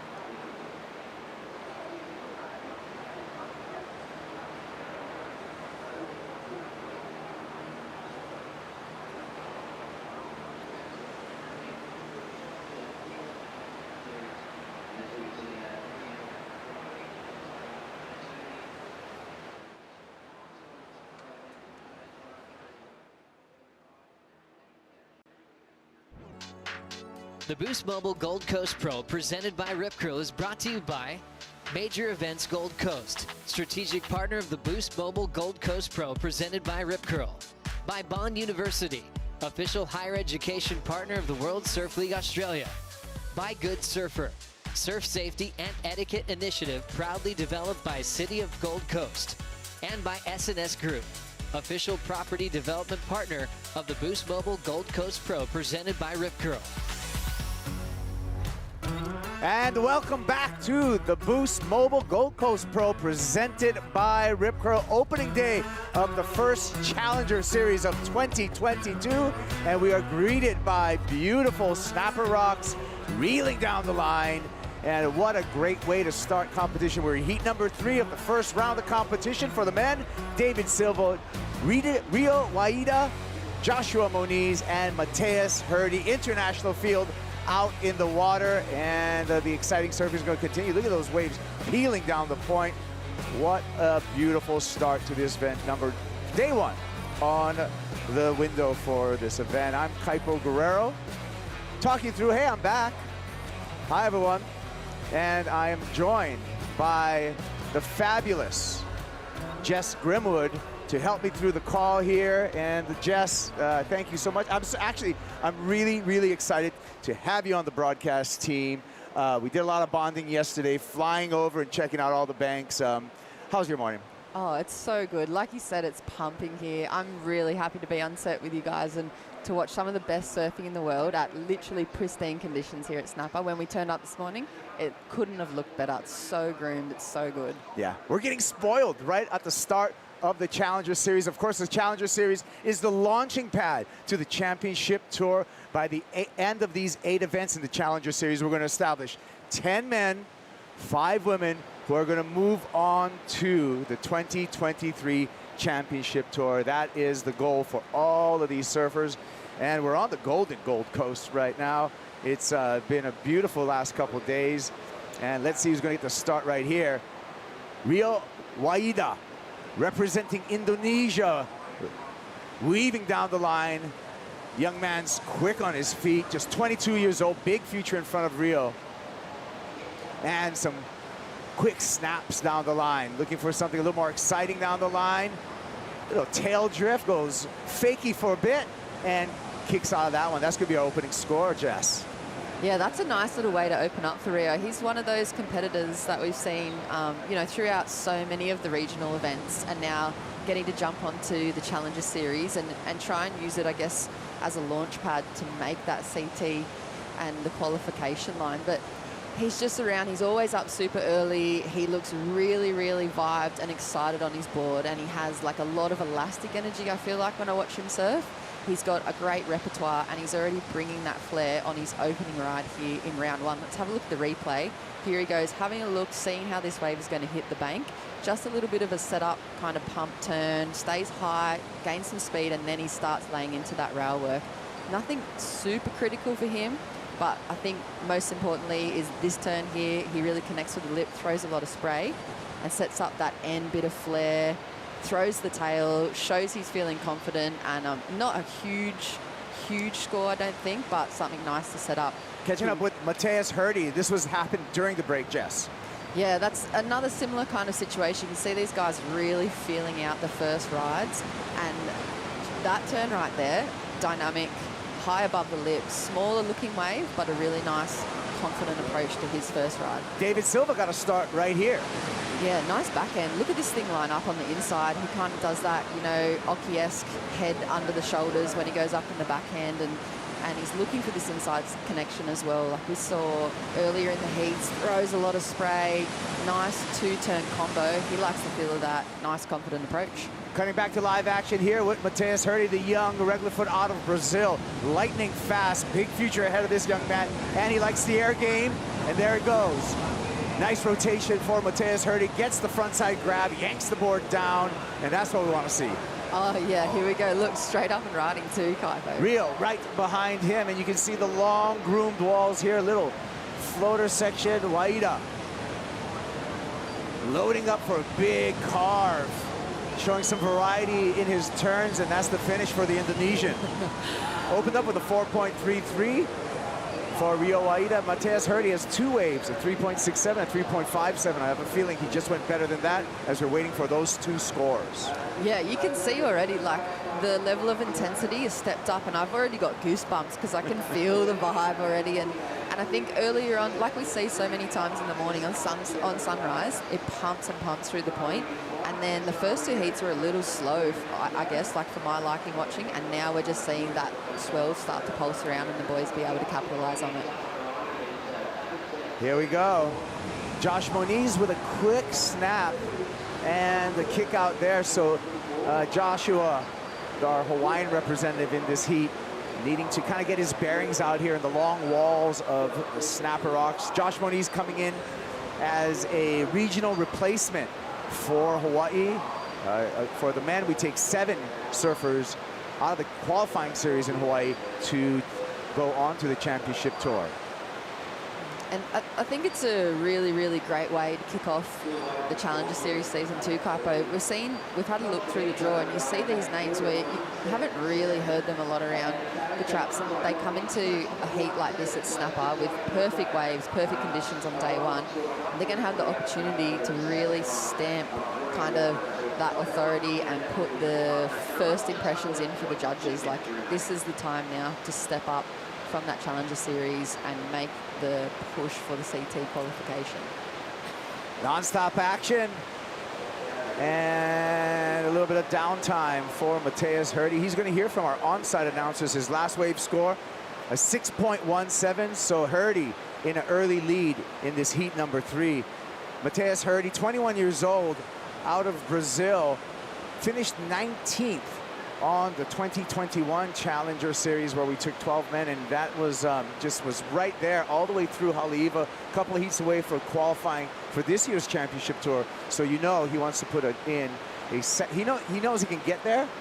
Second effort this year could certainly get this young man on tour, and I think he's very worthy of it, Jess, in the way that his one wild card in 2021, he got a semifinal finish, a third place at the Corona Open Mexico as a wild card. So he's already shown that he can perform on the big stage.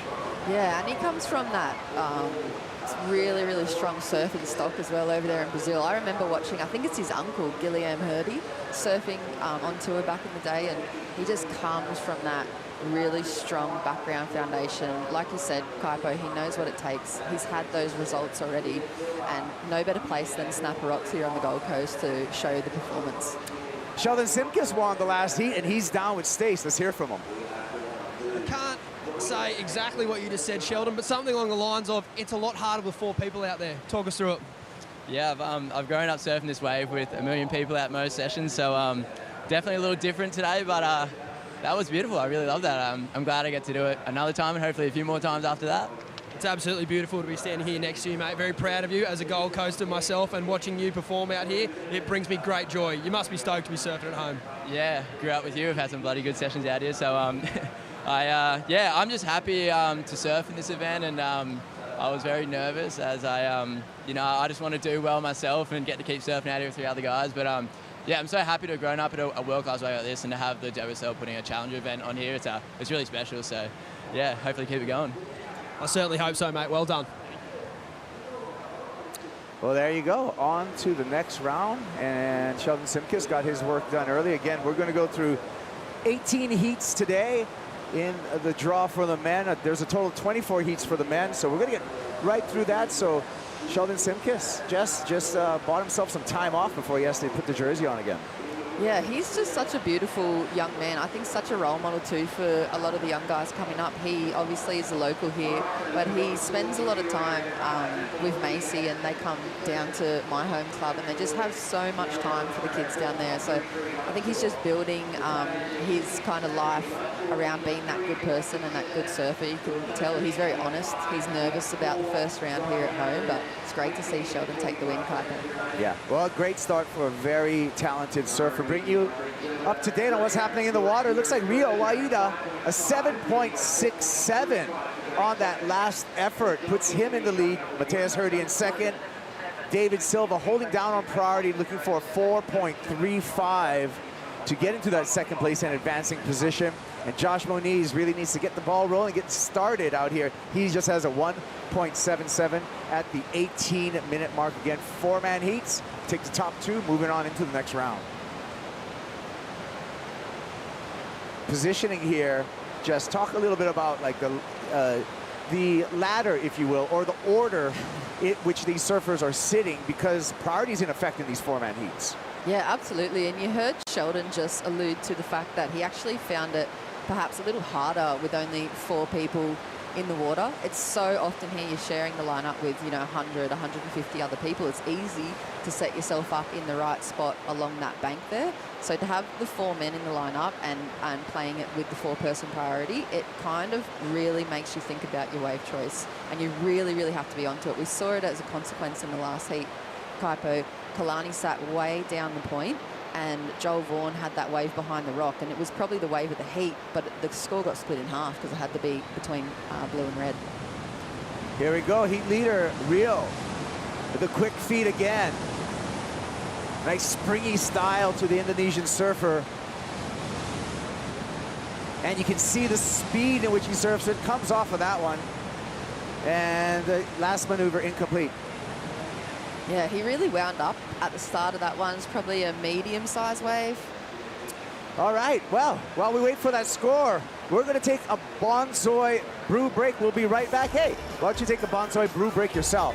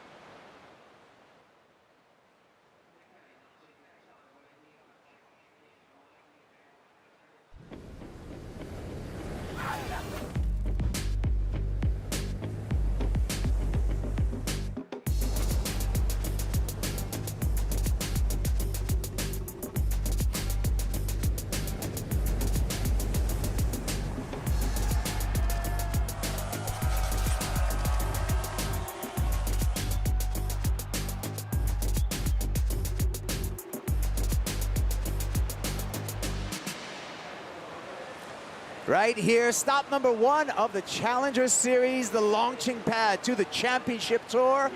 And this guy, Matthias Harvey, he's looking for a launching pad, and he finds one for the full rotation, no hesitation, and keeps on moving down the line, representing the Brazilian nation. This young man has got what it takes, and he's showing what he's got. Let's see what he has here.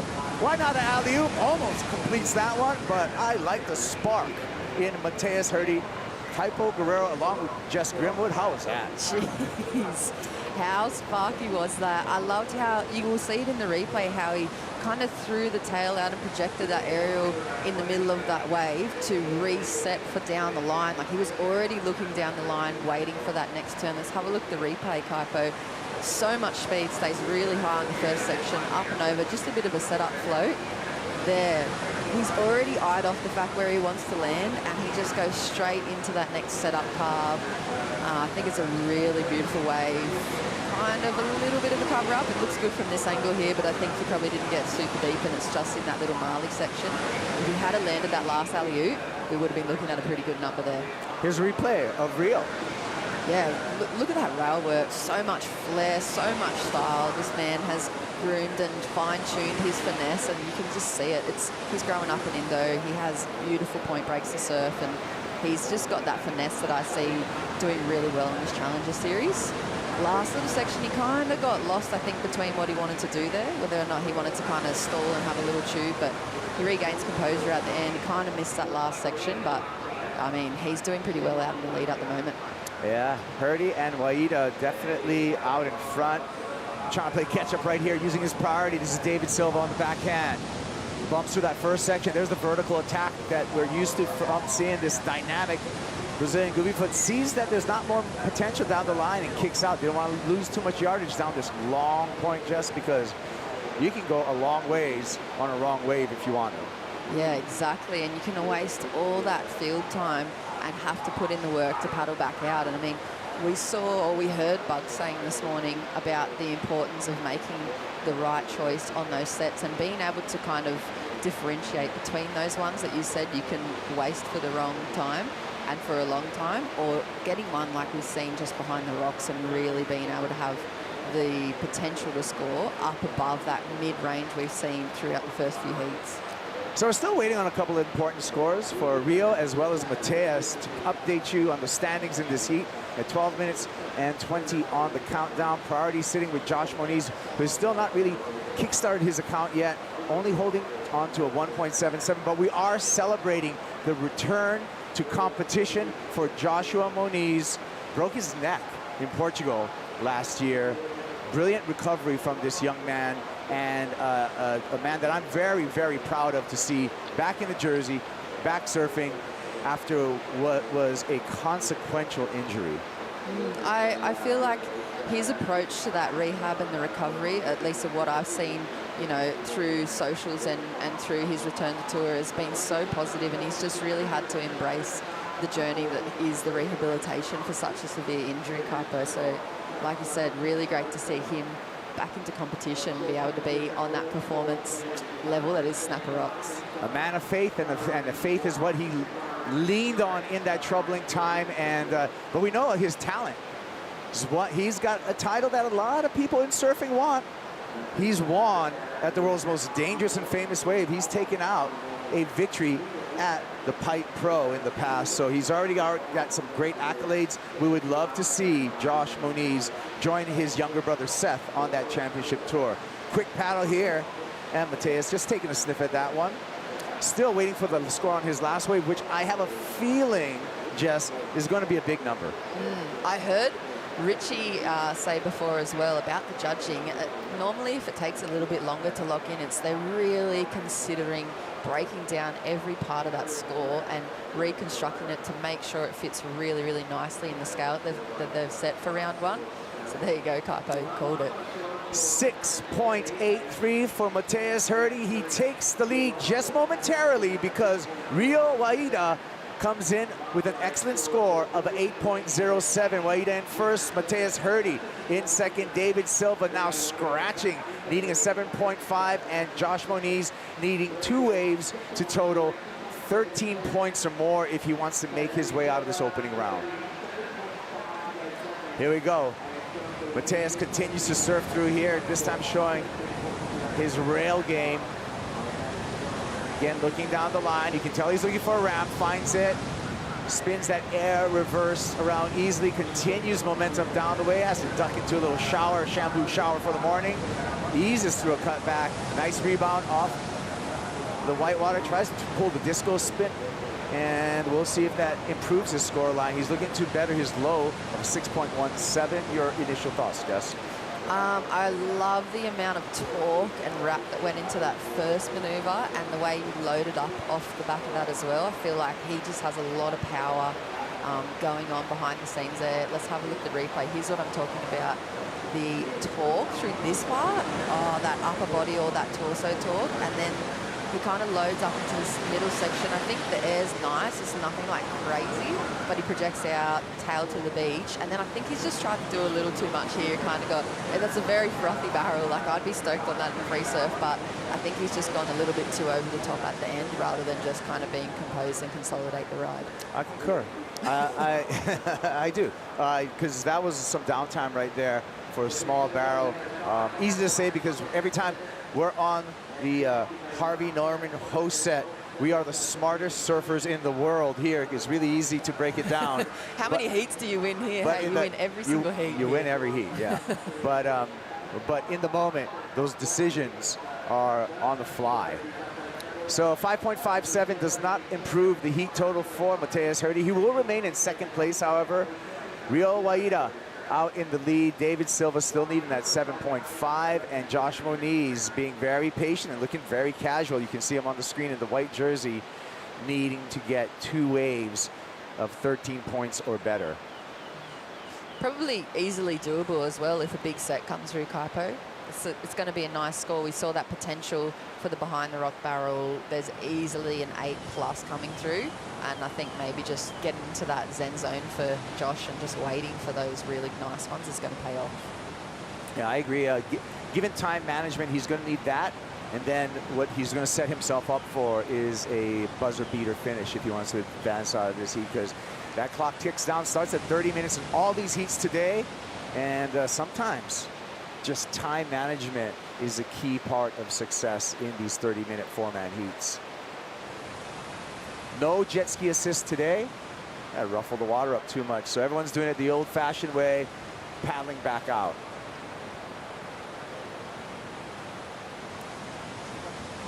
Beautiful part of the world here. Jess, I've been enjoying my time on the Goldie, the Gold Coast. They call it the Gold Coast, I'm sure, for a reason, because it's absolutely, it's worth every single penny. Well, not a penny, it's golden. It is golden. You can see Surfers Paradise there. It's part of the Gold Coast, and we were so lucky, like you said, Kaipo, to enjoy that plane ride yesterday over the contest side, and we got to soak it up, and there's just so much around the Goldie. It is literally heaven and haven. If you're a surfer, you come here, you have the best of everything. The mountains behind us, we have the best point breaks, pretty much, some of the best in the world, and the most pristine beaches, and then you have a beautiful kind of restaurant scene and, you know, coffee, cafe. Yeah, where did we fly by? We flew by South Stradbroke Island.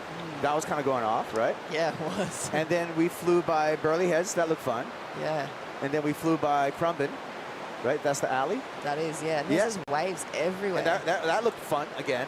And then we came to the semi-man-made miracle. I mean, all the rocks and everything were here, but man gave us a lot more sand here for this miracle that is the Superbank Snapper and Rocks. Well, got a little bit of a time, so now it's time for the Harvey Norman heat recap, and we're going to start this one on chest with a great performance by this Indonesian surfer, Rio Waida. Yeah, and you saw him straight away. Like, he looks so confident. He has beautiful rail work. He's been dynamic. He's been throwing in everything about his repertoire, and you can see in the body language as well. That was earlier on in this heat, and then we've got like the bigger scores coming on through now. There's a lot of rail work going on there, and then as soon as it stands up, he's able to put that board right on the tilt and then start to flare out the fins. Look at these end turns. He's really capitalizing on that. Quick fleet of the Brazilian Matheus Herdy in effect here, and the air game, Jess. Yeah, that was a beautiful aerial maneuver. One of the earlier weightlifting as well. You can see that third heat confidence coming now. They've seen the first two. There's a little bit of a shampoo, like you said, Pupo, and just really nice, solid surfing. Alley-oop landed would have been probably up towards Rio's maybe 8.07-ish, but at the moment, he's still sitting in second. Matheus and David and Josh have some work to do, but first and second priority at snapper with a set inevitably looming. Like, there's something coming, it's just whether or not it makes it within that 4-minute mark. Nervous times for David Silva and Joshua Moniz, both shoulder to shoulder right now. You can see them on your screen. And surfing down the point, under priority, just taking a look at it. That's Matheus Herdy. Might as well get to your feet, take a look at what you got when you're further down the priority chain. Yeah, and we saw Kalani and Vasco in that last heat as well, just pick off, and even Joel pick off a couple of those ones that were way wide at the bank, and they had the potential. You know, those guys can throw down some incredible technical aerial maneuvers, and if you're needing that 4 to 6 point score right at the end of the heat, they are still there on offer. I mean, hopefully, like you said, Kaipo, the athletes have done the work earlier on, used their time management strategies, banked themselves some high scores, just like Rio Wider, and put themselves in the lead. Connor Coffin, he's going to be coming up in the next heat, so it's going to be good to see Connor use his, this guy's no stranger to point breaks. Born and bred in Santa Barbara, California, I would think that a canvas like Snapper Rocks is a canvas that Connor Coffin's going to exploit to the full potential. Yeah, absolutely. Like, I feel like this place is one of those spots that you come to as a surfer, or for these guys as athletes. It really puts a magnifying glass on the finesse, and you see pretty early on with the most perfect canvas. Like, it's so well groomed. Like you said, they're not even using skis because it's so beautifully clean this morning, that if they haven't done the work and they don't have that level up ability finesse-wise, like, this place puts a magnifying like glass or a spotlight on it. Like, those every little tiny wiggle and turn and, you know, flinch of the fin at the end of the turns, you see it here because it is such a perfectly lined up wave to kind of showcase it. Kind of, in a way, counterintuitive. You would think that a perfect wave is easier to surf, but to your point, Jess, a perfect wave really puts you on the dance floor all alone. You know what I mean? You got to have some moves. It's like you're going to start the dance floor, you're the first person on it, and everyone's watching. Oh, you couldn't have said it better, Kaipo. Like, I've heard from a lot of the athletes as well. I mean, it puts the pressure on more because there's no like lump and bump. There's no white caps to hide in. There's no things to make excuses for because you have a blank, beautiful, perfect canvas that is Snapper Rocks. So whatever you do is on you, you know? And I don't know if they're going to be, you know, shimmying across or doing the knee slide across and just really lighting up the dance floor, or you could completely crumble under the pressure. You want to stay on beat when you're on this dance floor right here. We're down to under 2 minutes, and it's looking pretty grim for first and second priority, Josh Moniz and David Silva at the moment. David Silva still can do it with one wave, but Josh Moniz, who is in the first priority position, has painted himself in a corner, and I don't think there's going to be an escape just because of the time. Yeah, it's a pretty hard situation to be in, like you said, with that time constriction, but I mean, I'm sure he just wants to get his feet back on the wax and just get a nice big set that's coming. He's waited so long for it. Well, it's interesting to see him kind of put the chin down and use priority on this one. Here we go, Josh Moniz, and it looks like he was just ready to have some fun there and showing a little bit of frustration. And unfortunate, as we're down to just a minute, we're going to see Josh Moniz out of competition. Well, we will see him in the second event of the Challenger Series, the GWM Sydney Surf Pro presented by Rip Curl. That's happening right after this event. That waiting period starts May 17th, and that's the next time we will see Josh Moniz, and that's the next time we will also see David Silva, unless something incredible happens. Josh Moniz says, hey, why not try the Superbank as a goofy foot? Just a ride to the beach here with Matheus Herdy in a strong second place position currently. Yeah, strong performance from both of those guys to kick off their first round. I think, unfortunately for Josh, like you said, we'll have to see him in the next event, but you know, maybe just kind of conceding defeat and just trying to wash that off before he comes in. He'll reset. He's like the ever professional. He's so experienced. Like you said, he's had so many great results already. He knows how to reset going into that Sydney event. Well, feeling good right here. Big smile on his face. Rio Waida, representing Indonesia by way of Japan, is on his way with a strong opening performance here. 15.74, nearly an excellent heat. I'm going to put in the very good range. He's moving on into the next round along with Matthias Hurdy. We'll be taking a break, but we'll be back with more action. Heat number 4 is going to hit the water. Stick around, don't go anywhere. We're just beginning it all here at Snapper.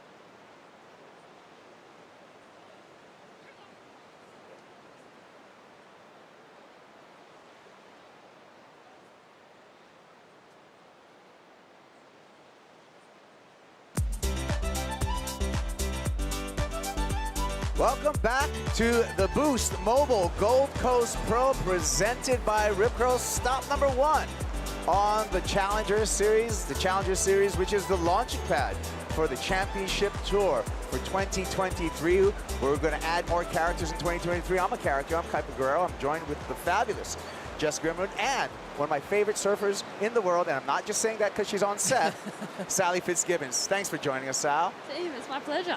Sal, very nice to be sitting next to you. I know, we're on the Goldie. Just the vibes are good, and the guys are all flaring, so it's going to be a good day of action. It is. I think so, but I want to get off to the start, and let's just talk about what's going on. You got some extra metal right now in your head. I know, Kuiper. We don't have to show it, but yeah. Yeah, I was trying to stay out of the way and not get run over, and so I went way down in the bay and I ran myself over. Wow. Ended up in emergency and getting stitched up. The doctors at Tweed were amazing, and actually the guy that stitched me up was the one that did my ear in Fiji when I busted my eardrum. What's the chances? So it was like a bit of woo-woo, but my angels were looking after me. 100%, especially getting the same guy to fix you up. Crazy, huh? But you look good. You feel good. Oh, thanks, guys. Yeah, feeling good.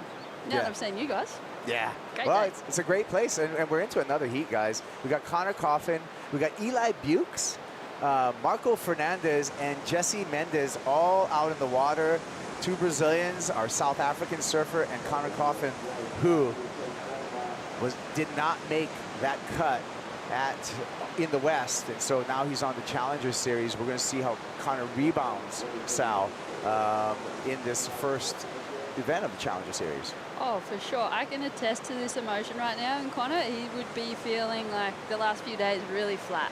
Just coming off the Margaret River event and Bells, you're just in that 2-month cycle of determining your fate, and then when all that emotion leaves your body, you just feel like going to sleep for days.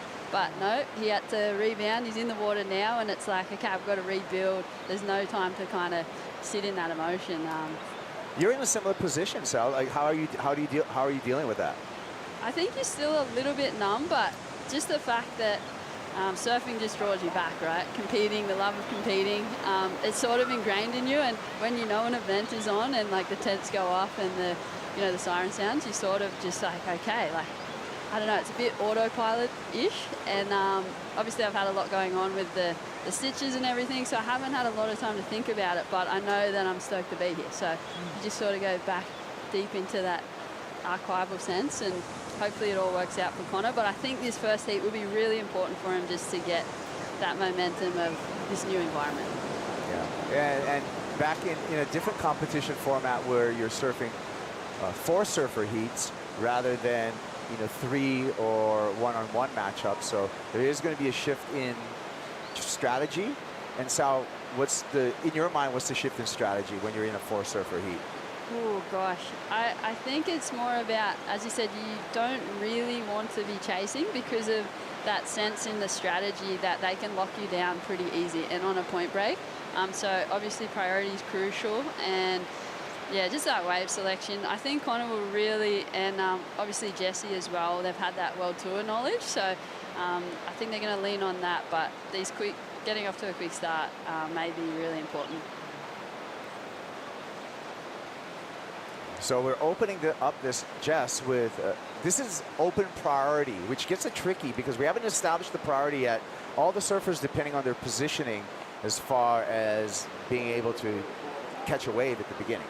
Yeah, and you can see through the earlier heats as well, those more aggressive guys that really kind of rely on that first wave kind of wash off for their heats to set their mental prep for that rest of the 25 minutes. They will hustle and jostle for that inside position of the first one. But I feel like we can see a bit of a split at the moment. Connor just opting to kind of float a little bit further down the point and not really sit too closely. I mean, some of the heats you see, and we're going to see throughout the morning, the guys are shoulder to shoulder and they're really pushing to get that first wave regardless of how it looks. Sal, I know you're really tactical, you're a really strategic surfer in competition mode. Coming into your first round heat, would you be hustling for that first wave inside position?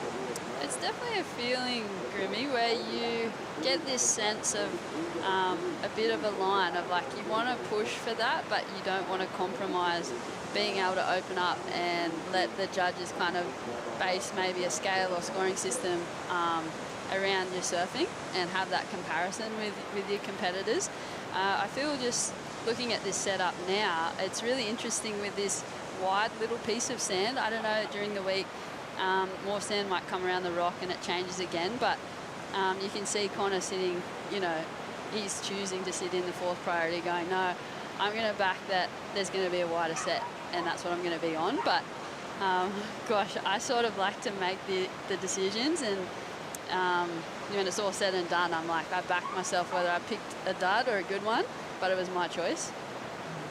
I love how you speak about that, and as well as an athlete, I remember the year that you did qualify from the QS in the old format, and you're just such a warrior and an Australian kind of sports icon on tour. I think, I don't know how you feel, but it's going to be kind of a transition for you to go back to that kind of warrior phase where it's a bit more scrappy and probably more what you were used to growing up. Yeah, I think I'd attest to that. Maybe I was like born as a challenger, you know what I mean? Like as a Kiwi surfer, because we didn't have priority back in the day. Remember when we would duke it out, Jess and I had some mad heats, as we see Blue up and riding. Here we go, our South African representative, Eli. A little caught up there, is going to have to make up for it, and the loss of speed on that snap, he paid for an incomplete finish. However, we do have a number on the board for Eli Bukes. Young South African, isn't he, too, Kuiper? Another one of the products of that regional qualifying series where we haven't seen, we've seen kind of the same kind of usual suspects coming through the regional stuff until this new format, and now they have this opportunity, these guys like Eli, to absolutely blow apart and still being that unknown quantity for the rest of the Challenger Series guys and the CT guys. So I think he probably just pulled the trigger then really early. He just wanted to get the start over and done with. Yeah, talking about the qualifying series, out of Africa, we take 4 from the QS rankings in Africa, plus 1 wild card.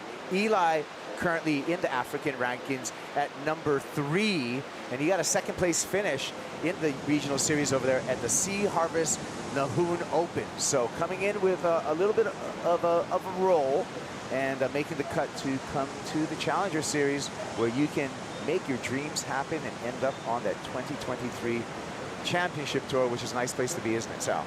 Oh, it's a beautiful place to be.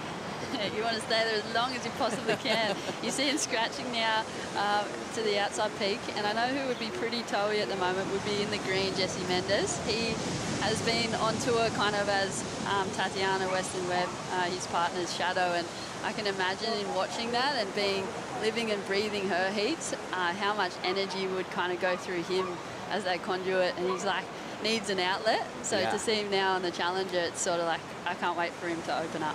Yeah, usually the coach, and now he has to be a competitor. He wants to be back on that championship tour. He spent 2 years, 2018 and 2019 on the Dream Tour, back to live action. And it looks like we got Eli surfing under priority again. The South African, better snap that time, gaining some momentum, a little tail whip, gets the fins out the back, and a nice variety on the turns for Eli. So realizing he's under priority and wants to get his game going, he's already got a 2.83, he's going to bank another number. Perfect example of what you were just speaking about, Sal, is that QS kind of grind and that energy. You saw him building it throughout the roll there. Each turn he looked more and more confident. Yeah, hey, let's hear from the last heat winner, because it was an exciting heat and a great performance by the Indonesian. Rio is with Shannon. We're going to get to that right after we call this. This is the opening wave of Connor Coffin speeding down the line, patient surfing, looking where to place his turn, and there we go. Nice hack off the top for Coffin. Continues to skate down the line, gaining yardage, another snap there. More open face for Connor, working this wave over, and just the sand point peeling down, giving so much opportunity. That's a nice opener for Connor Coffin. And so with that, we're going to wait for those replays. We'll hear from Shannon, because she is with our last heat winner, Rio Waida. Rio, well done on a huge win out there. Talk to me about finding that 8-point ride at the end. I don't know, I'm just lucky, I guess. I had third priority, and then Mateus and David was kind of too far out, so lucky I got that wave, and I'm feeling confident. It was all about finding good waves, so when I saw that wave coming to me, I was like, yes, this is it, game over for everyone. And yeah, I'm not feeling lucky. I'm feeling grateful to be here, competing at Challenger again, and I hope I can keep going this. Talk to me about winning the Bali Pro back at home for you and getting that qualification to the Challenger Series. Yes, it was good to win and get cheered up. You know, it's been a long time. Last year I had really hard time in Challenger. I'm always losing, and then yeah, this year kind of feeling that I want to qualify. This is my time, so I've been working, and then yeah, win at home always the best. All my family is there, my friends and my sponsors, people who help supporting me there. So I'm really happy that I won that one, and then also keep me more confident going to Challenger. So yeah, happy. Well, we're so happy for you. Well done on a big win here at Snapper for your first heat, and we'll see you in the next round. Thank you. Love it. I like it. I like the confidence from that young man. When I saw that wave coming, it was game over for everyone else. That's good stuff. I love that, Jess. And the beautiful Indonesian spirit, I know we're so fond of it here as Australians. They're such a close neighbour, and you can just feel it kind of radiating from him. So I saw you just really soaking up Rio's vibe there. He's got a good vibe, huh? Yeah, it's something, as this weird balance that there's like some of the people in the locker room you bump into, they come from a sense of like purity, like they compete with a lot of like soul and spirit and whatnot, and it doesn't have any malice against it, but they just, when you see it all come together, it's just like, I don't know, you just really want to cheer for them. Yeah. And that's how you get behind surfers. I mean, there's so many personalities, and that's one of the beautiful thing about this Challenger Series for the viewers, is we get to meet a lot of new surfers, and we get to see some of the youngsters come up that are the developing talents, you know? So it's such a draw, and we're kicking it off great. And I almost feel, Sal, we're lucky because we're kicking it off on the first day. Look at this guy, Imai Kalani Deval, surveying the lineup. I've been so impressed with Emo. Sharing the lineup with him the past 5 events, he's just got that silent sense of like, I don't know, he's sort of this predator, but he just goes really quietly about his business. And then you just see him kind of harness that energy in a wave. We've had a lot of open ocean waves, and him being Hawaiian, as we see Jesse coming in the green. Jess Mendez streaking down the line. Places a nice speed turn off the top. Another critical snap there, and now getting some rhythm as the wave slows down its tempo. A couple more swings at the lip. Milking this wave all the way inside. Wants a little bit more. And finally kicks out. Right behind him, Marco Fernandez, regular foot out of Brazil. Heavier footed approach by Fernandez, weaving down the line, looking for that big snap, and he gets it, and that's going to be the finish for Fernandez. So we needed a couple of scores for both Marco Fernandez and Jesse Mendez to set the situation in this heat. We're at the halfway mark, 14 minutes and 50 seconds on the countdown. I've missed Jesse's sort of spirit. He's a really clutch surfer. And when I think of him, I think of some of those big moments, you know, whether it was Karamis or whatnot, on his last ride. He lands like a huge air to beat John, or, you know what I mean? He's pretty reliable. So when he's not on tour, I hope he can have some of those clutch moments in this Challenger Series. Here's a replay, Jess. Let's start with Marco Fernandez. Yeah, here's Marco. He's kind of, you know, one of those lesser-known Brazilian guys, really powerful. I feel like he's waited a long time to open up. Nice, strong rail work. He's got a heavy back foot on him as well. And, you know, I think just they've had to pull the trigger on smaller waves because they've been waiting so long, but that's a solid start to his campaign. Here's the replay from Jesse, the goofy footer. Like you said, Sal, he performs under pressure. He's super reliable. He's one of those surfers you can see in these turns here. He's obviously got the QS kind of foundation because he just grinds through this whole inside section, but he has that level of finesse and kind of flair and CT-ness about his performance at the same time. So he's going to use this launch pad really well. You know, he can jump between the QS and up to the CT in his surfing, forehand and backhand. Yeah, you know what? Let's take a break, you guys. We're waiting for these scores. It's a perfect time for a break. And we'll be back with more action in heat number 4 of the opening round here at the Boost Mobile Gold Coast Pro, presented by Rip Curl.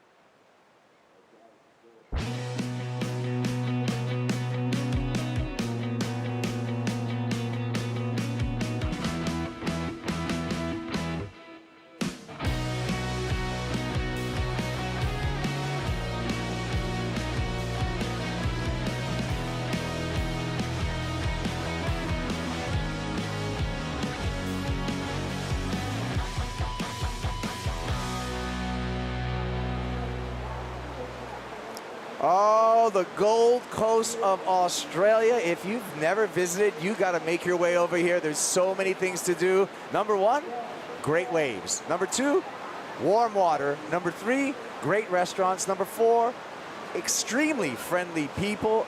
And number 5, if you come right around this time of the year, you can watch the opening Challenger Series here at the Boost Mobile Gold Coast Pro, presented by Rip Curl. I'm Kuiper Gura, along with Jess Grimwood and Sally Fitzgibbons, calling the shots in this 4th heat of the day. And it looks like Marco Fernandez, Sal, out in the lead as we come back and got off the scores caught.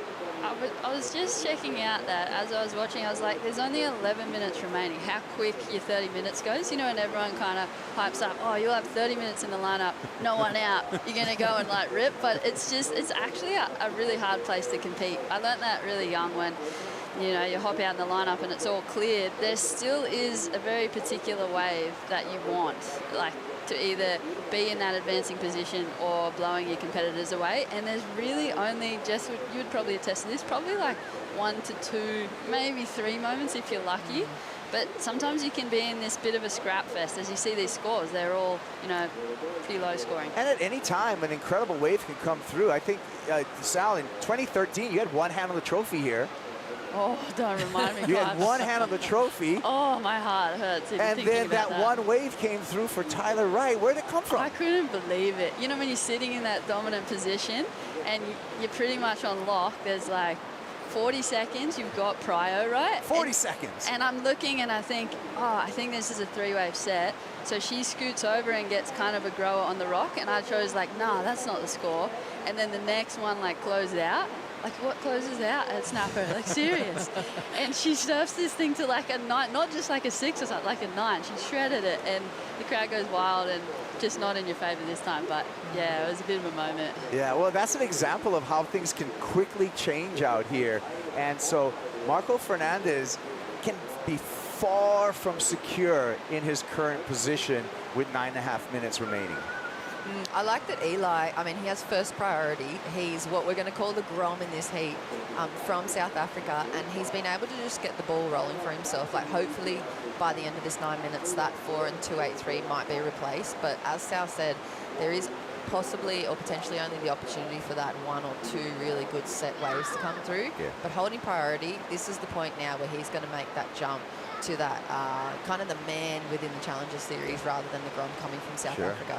And I feel like he would have that support on the beach. I hear he's traveling with the rest of the South African crew, and being a young one, I'm sure the boys are on the beach rallying that support, and it's actually really probably more nerve-wracking, like watching your buddies. Yeah, and that's the cool thing about this. I mean, we're starting with 96 surfers, so there definitely is groups from every nation supporting their fellow surfers. Here's our heat leader, Marco Fernandez. We'll see what he's got down the line. Has to skip a few sections. And they're illustrating the power in his turns. 1, 2, let's make it 3 snaps for Fernandez. And he will improve upon his scoreline because now he's going to ditch a 2.83. Eli right behind him utilizes that priority. Let's see if this was the right decision. A little bit of warble in the face, couple of nice snaps, throws it to the air, but puts it down. Oh, well done. Yeah, well, I'm throwing my hands up there for that one because I think that is a very well composed end reverse for him. Here we go. Connor Coffin, we like to see him surf down the line on a point break with a smooth rail approach. Just patience in his surfing. Flo has to skip by Eli in that section. And there, throws down the hammer and combos it up for the finish. Nice exchange between all 3 surfers.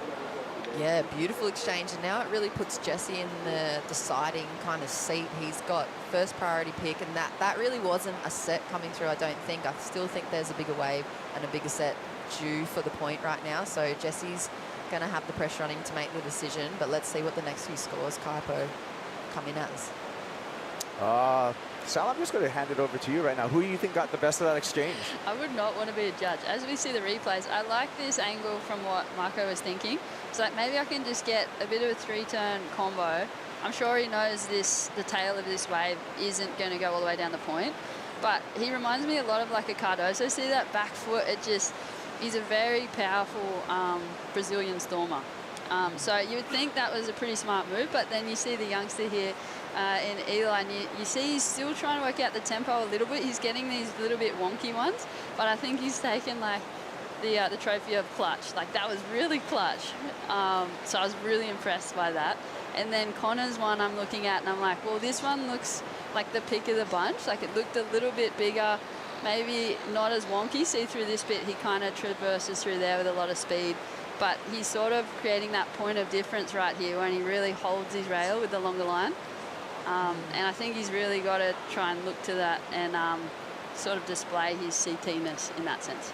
Yeah, I think perfectly put, Sal. He doesn't overdo it, and he just looks really, really fine-tuned. And I have to agree, Marco reminds me a lot of the Panda as well. He's so heavy-footed, but he has a nice amount of volume under his feet, and it looks like it's doing really well to kind of tap into snapper. I know he had a huge travel, a lot of hours traveling to get here. I think it's like 50+ hours or something from where he came from, and he's supported from his home crowd at home. I think a bit of, you know, crowdfunding style going on for him. So to see him in the lead at the moment, it's exciting. I get a little bit jealous of like the 30-litre club, like to have like 30 litres in your board and make it look like a short board. That would just be so freeing. I don't know, just to be able to push that much foam around. So I'm kind of envious. I'm almost there with you. I'm 29.7 at the moment. You're nearly in the 30-litre club. Go soon, Jess. soon. When we talk about Willian Cardoso, I think we're talking in the 35-litre, 36-litre, 37-litre club. He did make the cut from South America, so we've seen the Panda later on in the draw, but I've seen his boards, Sal, and I look at him and go like, hey, where's my paddle? Like, you can sup on those things. It's the best compliment like ever, like for these guys to be able to, I think Wade Carmichael's another one. Geordie's got a good like 30+ litres, and I think it just irons out for those that aren't aware of what that may mean. It's just that when you're going along a wave, especially if it's a little bumpy, say where we were just in Margaret River, being a lighter frame than somewhere around the 24-litre mark in your boards, you feel every bump on the road. It's not a smooth ride, but these guys can just iron it all out. It looks so smooth, and they surf like bigger waves as if it's a 2-foot wave, which is what we're kind of all aiming to do to make that look effortless. Yeah, that's some great insight. I mean, we saw at the last stop for the championship tour out west that someone like Kalohe Andino was actually putting weights on his board to try to keep that lead, you know, down, keep that board in the water. Hey, let's take a look at the Harvey Norman recap, starting off, Jess, with Connor Coffin. Yeah, there's the point of difference. Like Sally said, the finesse, the composure. He has the 6.83, the highest wave score, and there it is right there. Beautiful rail work. Nice combination.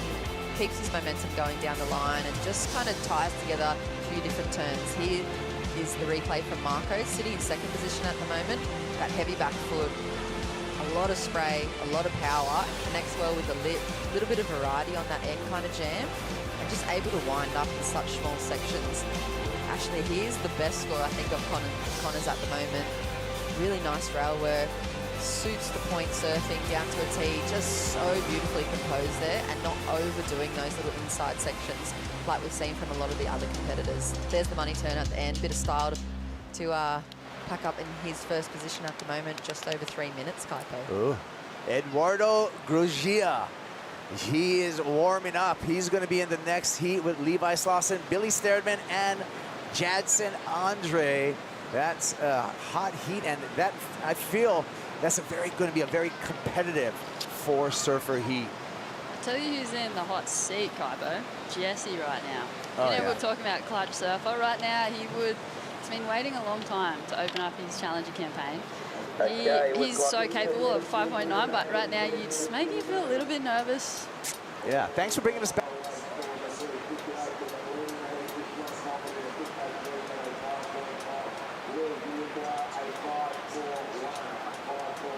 And here we go, Connor out in the lead. Like you said, Sally, Jesse in that clutch position, needing the 5.91, but with the added pressure of the time constraint and the first priority, is he able to perform under pressure here in the first round? I'll tell you who's stressing more right now. Tatiana. What's she doing right now? Right now, she's pacing. She's rocking back and forth, and she's going, come on, babe. And out the back, there is one coming. So that's what we like to see. Some lines on the way to close this one out. Yeah, let's see if he can make the right decision here. I think it's tricky sometimes. You could pull the trigger really early and take that first wave, but he has a lot of experience. Is he able to find the right one that wraps through the bank perfectly and offers him up? He's going to have to have, you know, he's going to surf it above a 6 to get that score, because we've seen the judging, Richie was speaking about it earlier, they're not just going to throw in scores this early on in the event. They're going to make the guys really work for every point. Here we go. This is it. Jesse Mendez, surf it for a 5.91. Nice start for the goofy foot. A little late there. He's going to make up for it. A little warble in the wave. He's got to get through these humps. And is he going to get back to the open face? He's going to have to put some effort into it. Whitewater on his heels, finally gets up there. That's a quality turn. Now in rhythm at the end section. So he's really going to be fighting for this score. He feels like he did enough. We'll see what the judges think.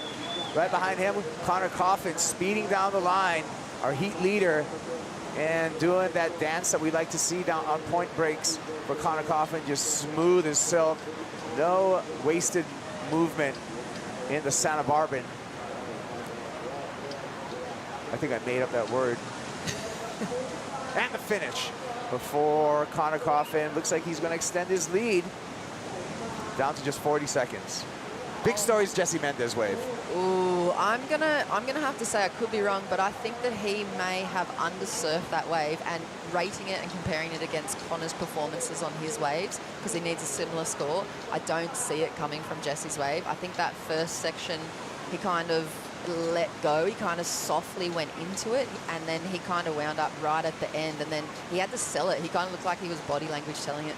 Just to, I don't know, I think it might be borderline. Sally, what's your opinion? I was just feeling for him because it was the wave that looked like it would be the absolute gem of the heat, but it did have those two kind of big camel humps in it, and he didn't quite get the click off it, and sometimes out snapper, that, you know, that ankle tap can really mess with your wave. Here's the replay of Eli's last wave. We didn't see that on the live one, but beautiful looking wave. That's kind of the one that Jesse was looking for, I think. Big wall, nice opportunity all the way down the bank. He's a little bit caught behind and has to go into the closeout section, but that was probably the wave that Jesse wanted. Here's the replay of Jesse's. This first section here, he kind of placed it. And there's the camel hump, did you call it, Sally? Yeah. That came into play there, and it kind of just destroyed that scoring potential through the inside, but he does get a lot of work done throughout this end section. This turn right here, best turn of the wave.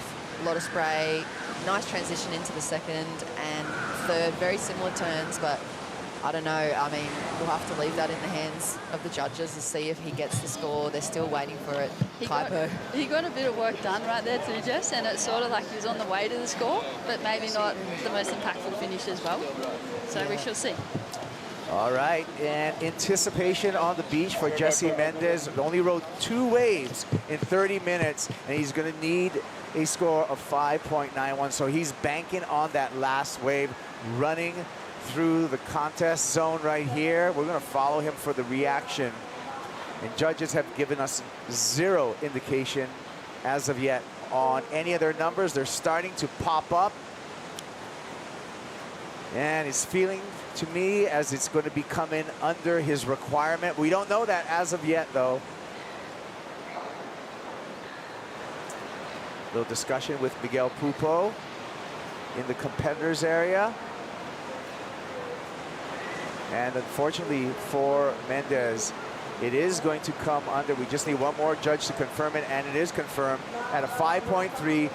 Not enough for Jesse Mendez.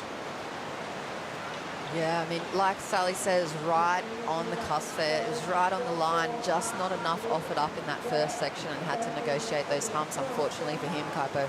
Yeah, that was unfortunate. Fortunate for Connor Coffin.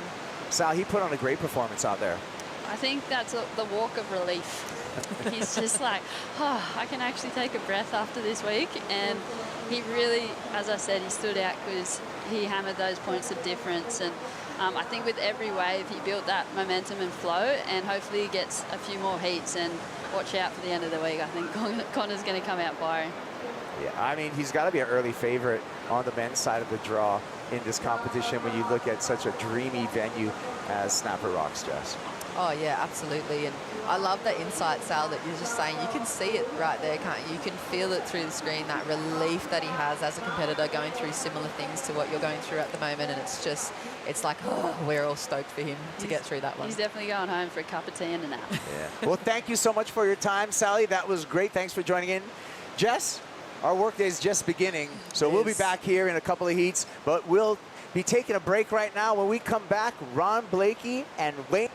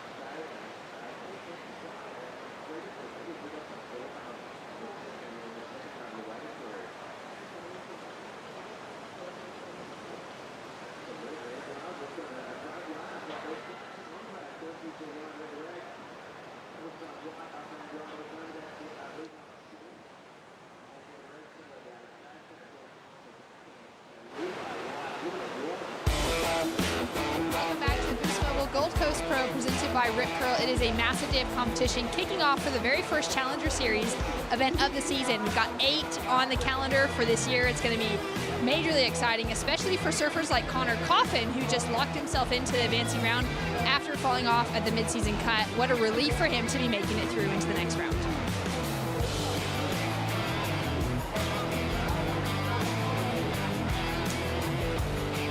It's going to be an exciting day of competition as we've got men's day 1 underway. We're going to be running through the 18 heats at those first 18 heats out of the opening round. We won't quite get into the finish of that men's round because we'll have to come back tomorrow because there's just so many heats. And it's going to be a big day of surfing. Well, we're underway with another exciting heat here. The Boost Mobile Pro. And it is firing at snapper. Long ride here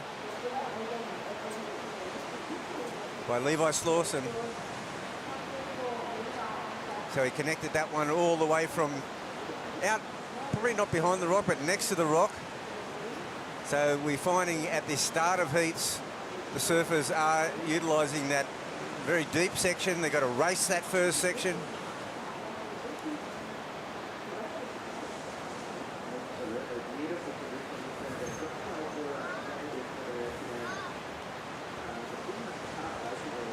So a quick start there, and we saw the surfers in the last heat. They'd all moved across to that cut-off point, that cut-off sort of halfway break, where they picked up a flurry of waves at the end, Ronnie, but most of the heats are starting out behind or next to the rock.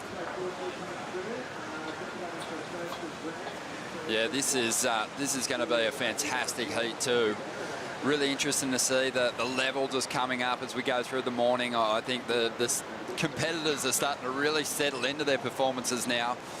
But this was the man in white, Levi Slawson, representing Encinitas, came through that North American regional qualifying series, and I'm sure he'd be super inspired from what he's seen from Jake Marshall, who's competing and has made the cut on the championship tour.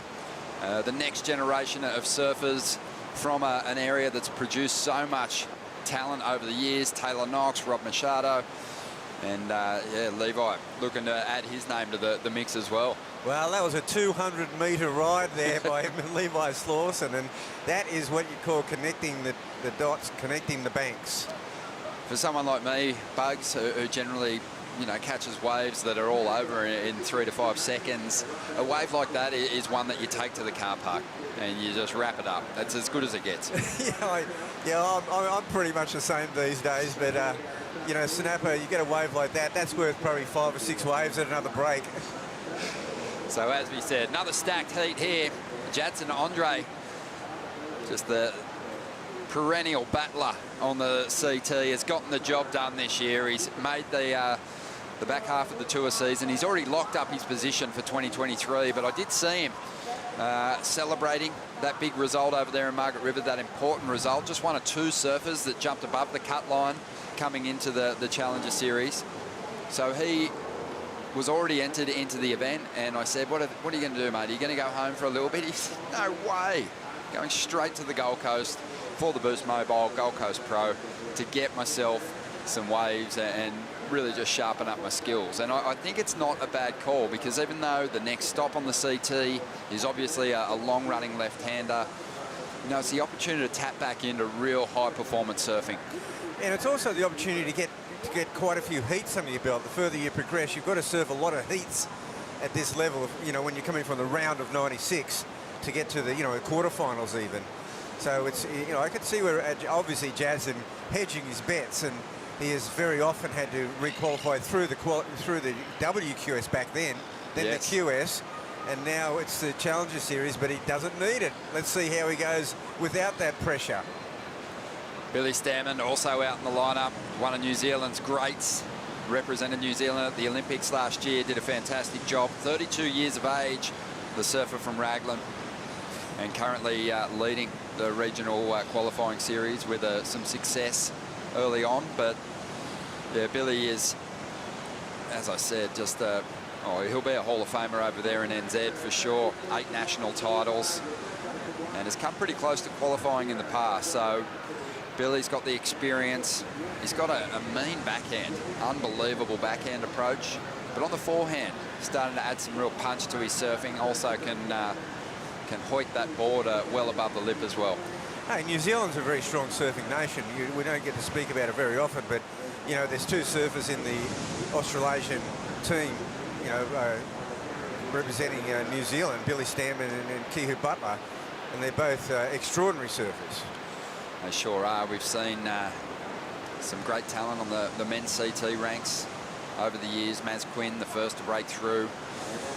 Ricardo Christie had a good run at it there and dropped big numbers against tough opponents, but winding the clock back. Just some great competitive surfers. Ian Ratso Buchanan, he's actually one of the on the judging panel. He's the priority judge for the Championship Tour events. More than likely he's here working as well. But he won a...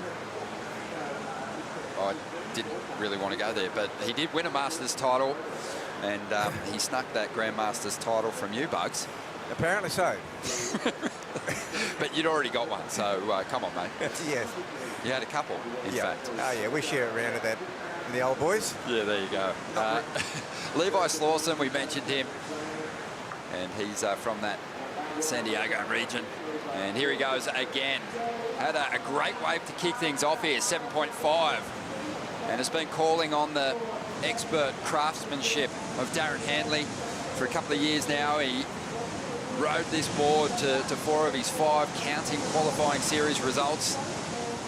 And he's on to another gem here. Really wants to back up this solid start. Loving his approach as the Kiwi loads up and goes to the air. Oh, looked like he had it. Billy Stanman, a really solid skateboarder as well. I think that's definitely worked in his favour in just perfecting these tricks. Yeah, that's right. And we see a couple of wide ones behind this, and here we see another surfer. Well, here goes Edgard, the Brazilian competitor. Braguia had a couple of good runs on the QS in those regional ranks. Memorable performance last year in a QS 1000, beating Joao Chianca in the final in what turned into a complete air show. This guy's got a lot of loft in his airs, big alley-oops. Can actually complete that rotation quite easily on the forehand with the height he can generate with those airs. Finished 38th on the Challenger Series last year. Here he goes again. Yeah, it's a smallish wave. This the energy in this wave is diminishing, but he's sticking with it. You know, the classic story, I saw Darren Handley down at Bell's, and he said, yeah, he'd love to go to Margaret River, but he said, but half the field in the Challenger Series decided they wanted Darren Handley board for snapper. And so he had to stay home and shape 98 boards.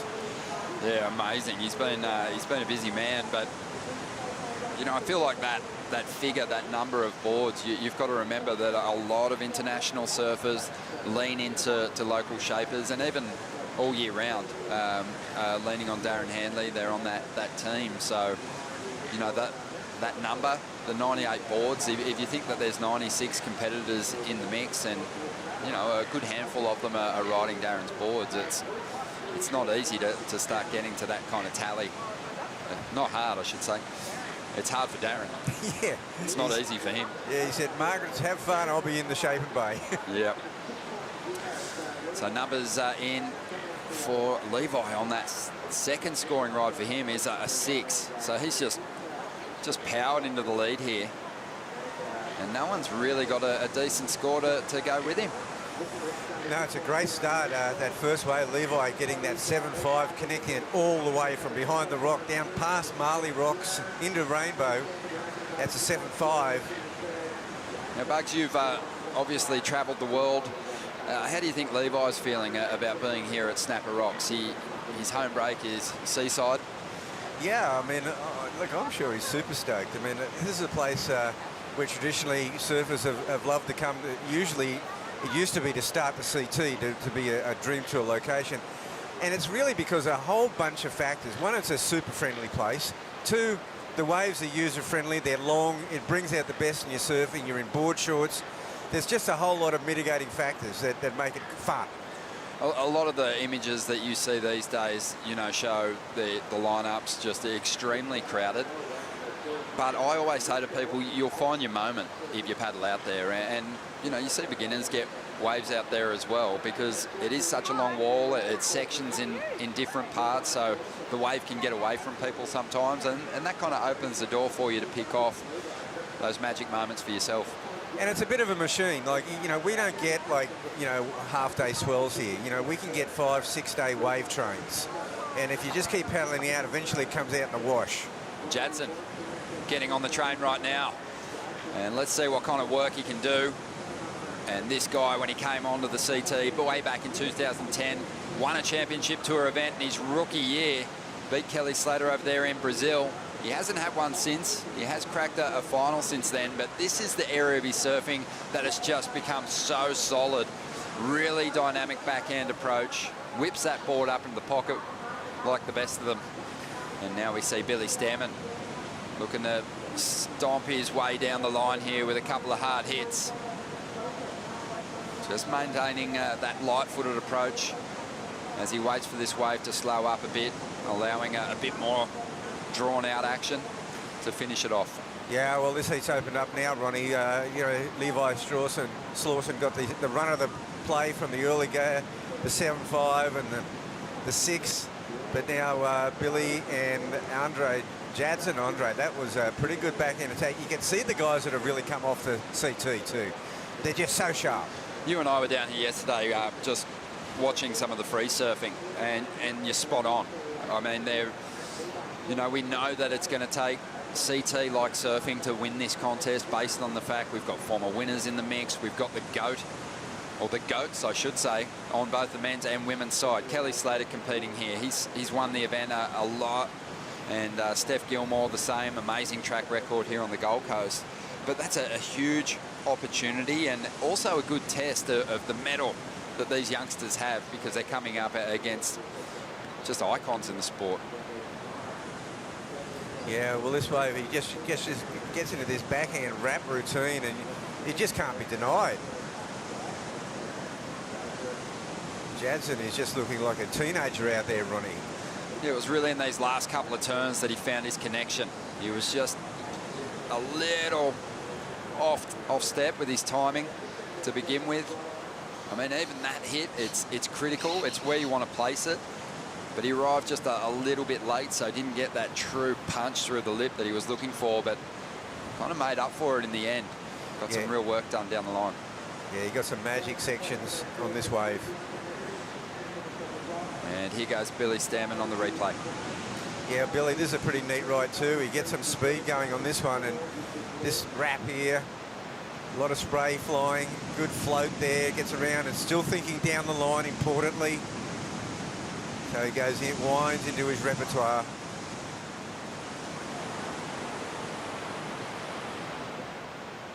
Yeah, you can see that, you know, some surfers have struggled with the finish at the end of these rides as that power tapers off down the line. I want to leave a really big exclamation point on each of these rides, and Edgar is aware of that. He rode out of that final turn.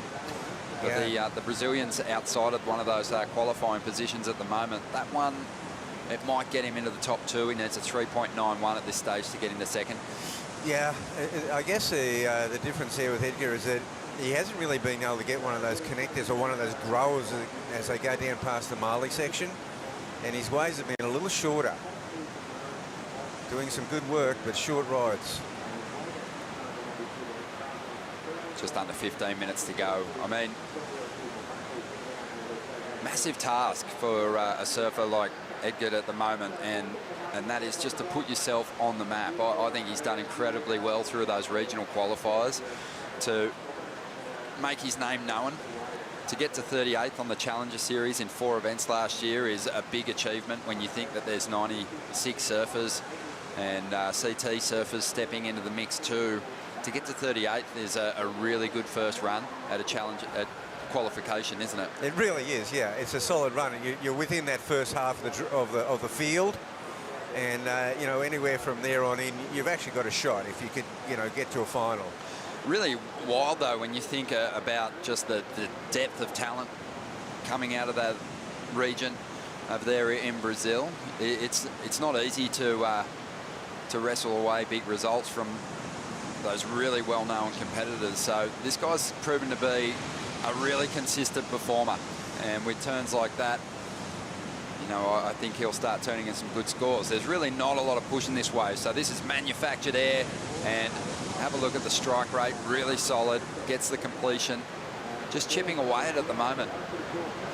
Yeah, he's that was obviously a fourth priority wave. He got that one a little wider. He's really just trying to hustle his way back into this heat big time. Get himself up into that top two and then really get in that priority order. And that's always that goal, isn't it? When you're outside the top two spots. Yeah, well, we saw in that last heat, it came very important at the end because a bombing set, you know, we had a slight diminishing in swell. And look at this wave for Andre. One of the cleanest looking rides that we've seen all day. This one stacking up nicely down the line. And Jadson doesn't want to waste it. Couple of big hits already. He's on his way to a score here. When you think back to his last ride, he still managed to turn in a really solid score. And this one has the potential to go higher. Jadson having a bit of fun out here at the moment. But the work was done. He wasn't too concerned with finishing that one off clean because he made such good use of those tall outside sections. Well, he banked it for sure. Looks like he's going to do the run around or even maybe an equipment change, but I think he's doing the run around. Or maybe a walk around after that ride. He's cruising. Jadson, a fiery competitor, running on a lot of positive energy at the moment. We're waiting on scores to come through. Yeah, I saw him in the competitors area before he went out. He was pretty loose. He was smiling and having a bit of fun, catching up with some buddies. Let's have a look at what kind of work the Brazilian veteran got done on the outside here, Bucks. Yeah, well, it's a superior wave, that's for sure. And he comes square off the bottom. Now he goes into his repertoire of vertical backhand snaps. And we've got to love this action. One of the best surf waves today. Just the patience off the bottom and the load up. He was just coiling, wasn't he?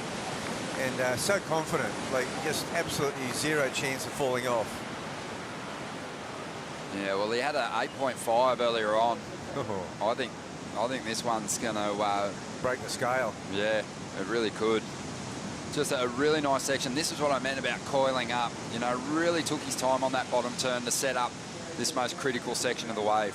And the other thing that you touched on before, it took him a little while to get going on that other wave. From the get-go on this one, he is just in rhythm, unbelievably so. Yeah, he's going to, I think, enjoy hearing this next score drop as we see Billy trying to stay in it. Back in fourth position at the moment. Enjoys competing here in Australia. It's where he's collected the majority of his finest results. Nice little flow here. There's not much of him, but give him a big section and it'll throw something exciting at you. So Billy was back in fourth, was looking for a 5.18. Big numbers rolling through for Jadson. 8.5 on his previous ride, and just the quality in that wave gave him the canvas to go even harder. And the judges, they got the knife and fork out and they're just shoveling it down. Big score for Andre, 9-point ride, well out in front. Levi Slauson hanging on the second spot with priority. Needs a 10 to get into the lead. It's the battle for the second spot here. We'll take a quick break and be back with more in just a moment.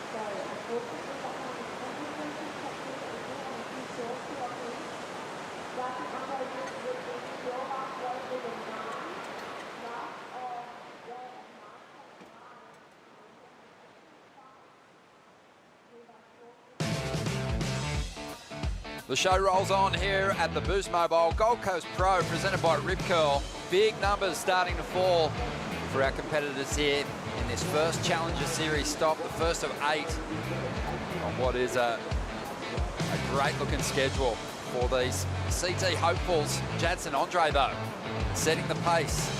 The veteran here on the championship tour, hanging on to an 8.5. He dropped a 9 before the break. He's in the zone, Bugs. He sure is. Well, I definitely saw the 9. I think every decimal point was in that 9. I didn't see a half point between the two rides, though. I thought the 8.5 perhaps a little bit over the top.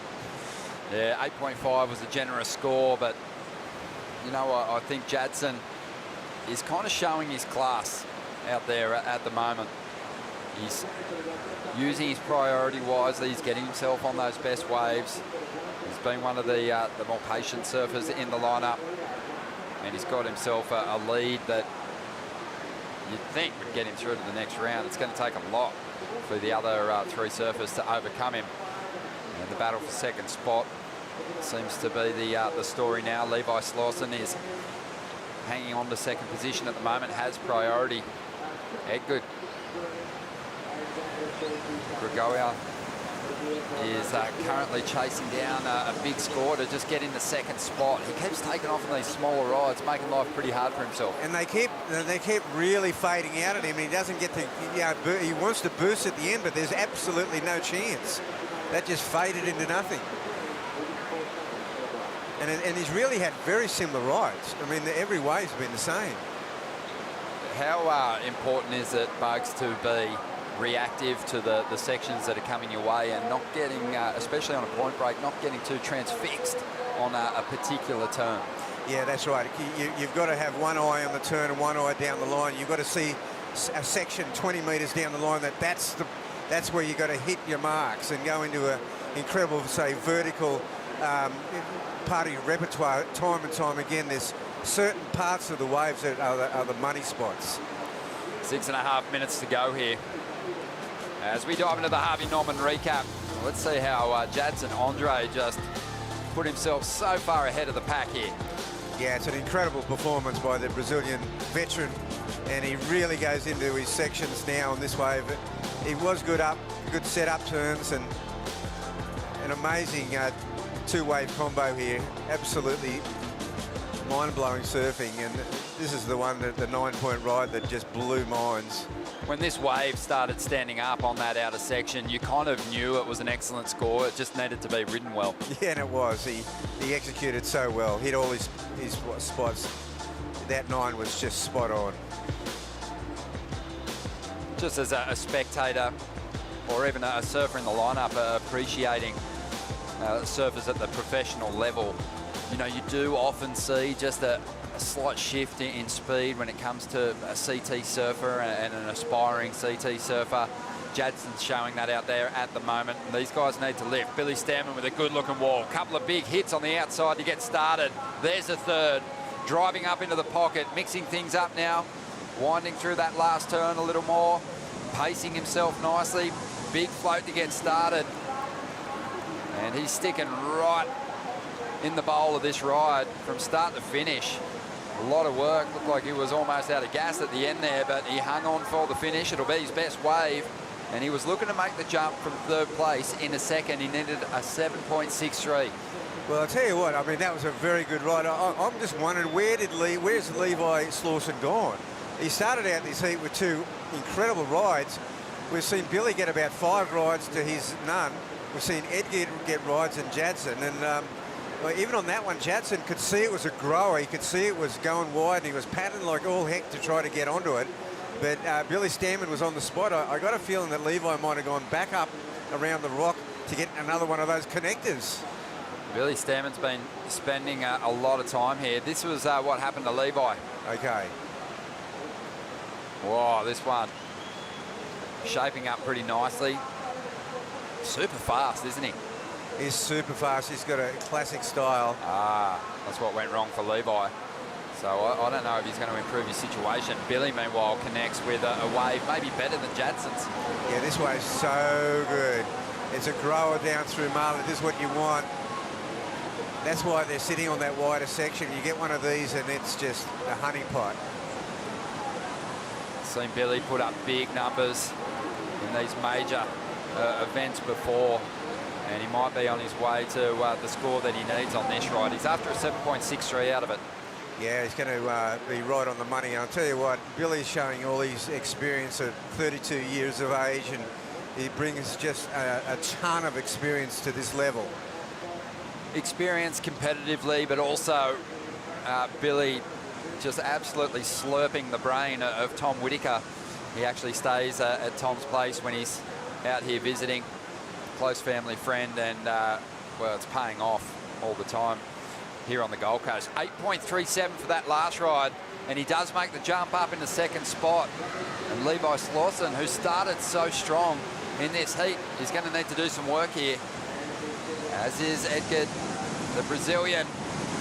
Just been hunting out these ramps throughout the contest, and when you make the comparisons to the approach from the other surfers, it's been keep the board in the water, find those waves that offer plenty of opportunities for big combos. Yeah, I don't think Edgar's actually found one of those waves yet to be able to do that kind of surfing, but it's not the, you know, to do the point break approach, you can do a combination of that, but even then you got to land like a Felipe Toledo, land and carry on down the line. The high percentage play for a competitor out there today is get in the order for that priority, and when you get it, you know, really make the most of it. I think if you're constantly taking yourself out of that order of priority, you'll just never get that opportunity to catch a magic ride here. And I think, you know, they've taken the leaf out of Billy's book and gone wider here. And you're absolutely right. It's all about that. And here comes Jadson. He's just picking the eyes out of it, using his priority. And he can afford to really let go on this wave now, trying to better an 8.5, just gliding across that white water. This wave's going to get away from him, though. Well, here's an interesting wave for Edgar. Well, this is the best wave we've seen him on, so let's see what he can do. The Brazilian drives through these first couple of turns, maintains that nice down-the-line flow. This wave's starting to get away from him, though. It shuts down. The pressure was on for a big finish, and he just didn't quite stick it. Not sure he'd done enough work to even break that combination. He's way back now with just over a minute to go. He's really out of this heat. Looking for a two-wave total prior to that wave of 14.24. Levi's the surfer we've got to get eyes on. After a 6.75, he's out the back with priority. Yeah, well, the situation with Levi is that I think he's let Billy loose here, and Billy went to that wide bank, and he got a bunch of waves, but he finally got that 8.37. Well, he's just standing up on that board, looking out to sea, saying, just give me the opportunity. He's certainly got the talent to turn in those big scores. And there's Levi standing on his board going, well, now I've got priority, now I'm on the wide bank. But he seemed to have frittered away about a good 15 minutes of this heat. We've already seen it. Big names tumbling out of the mix early on here, but, you know, I'm sure there's a lot of surfers like Levi who have all the weaponry on the forehand. They love waves at this size. It's where they're at, probably performance-wise, at their most comfortable. But he's going to run out of time here by the looks of things. The onside announcer is counting this heat down, and Levi's not going to get to his feet in time here. And he needed this ride just to come a little bit earlier. He was after a 6.75. It doesn't even look like those kind of points are in this wave. No, he'd be kind of ruining a bit of a lost opportunity there, because I guess he must have gone very deep looking for, you know, that first wave, that 7.5. Of course, you'd be looking to repeat that, but it didn't happen for him. Jadson Andre. CT surfers having their way with the field out here in the opening heats of the contest. Jadson Andre marching on through. Billy Stammen in second spot.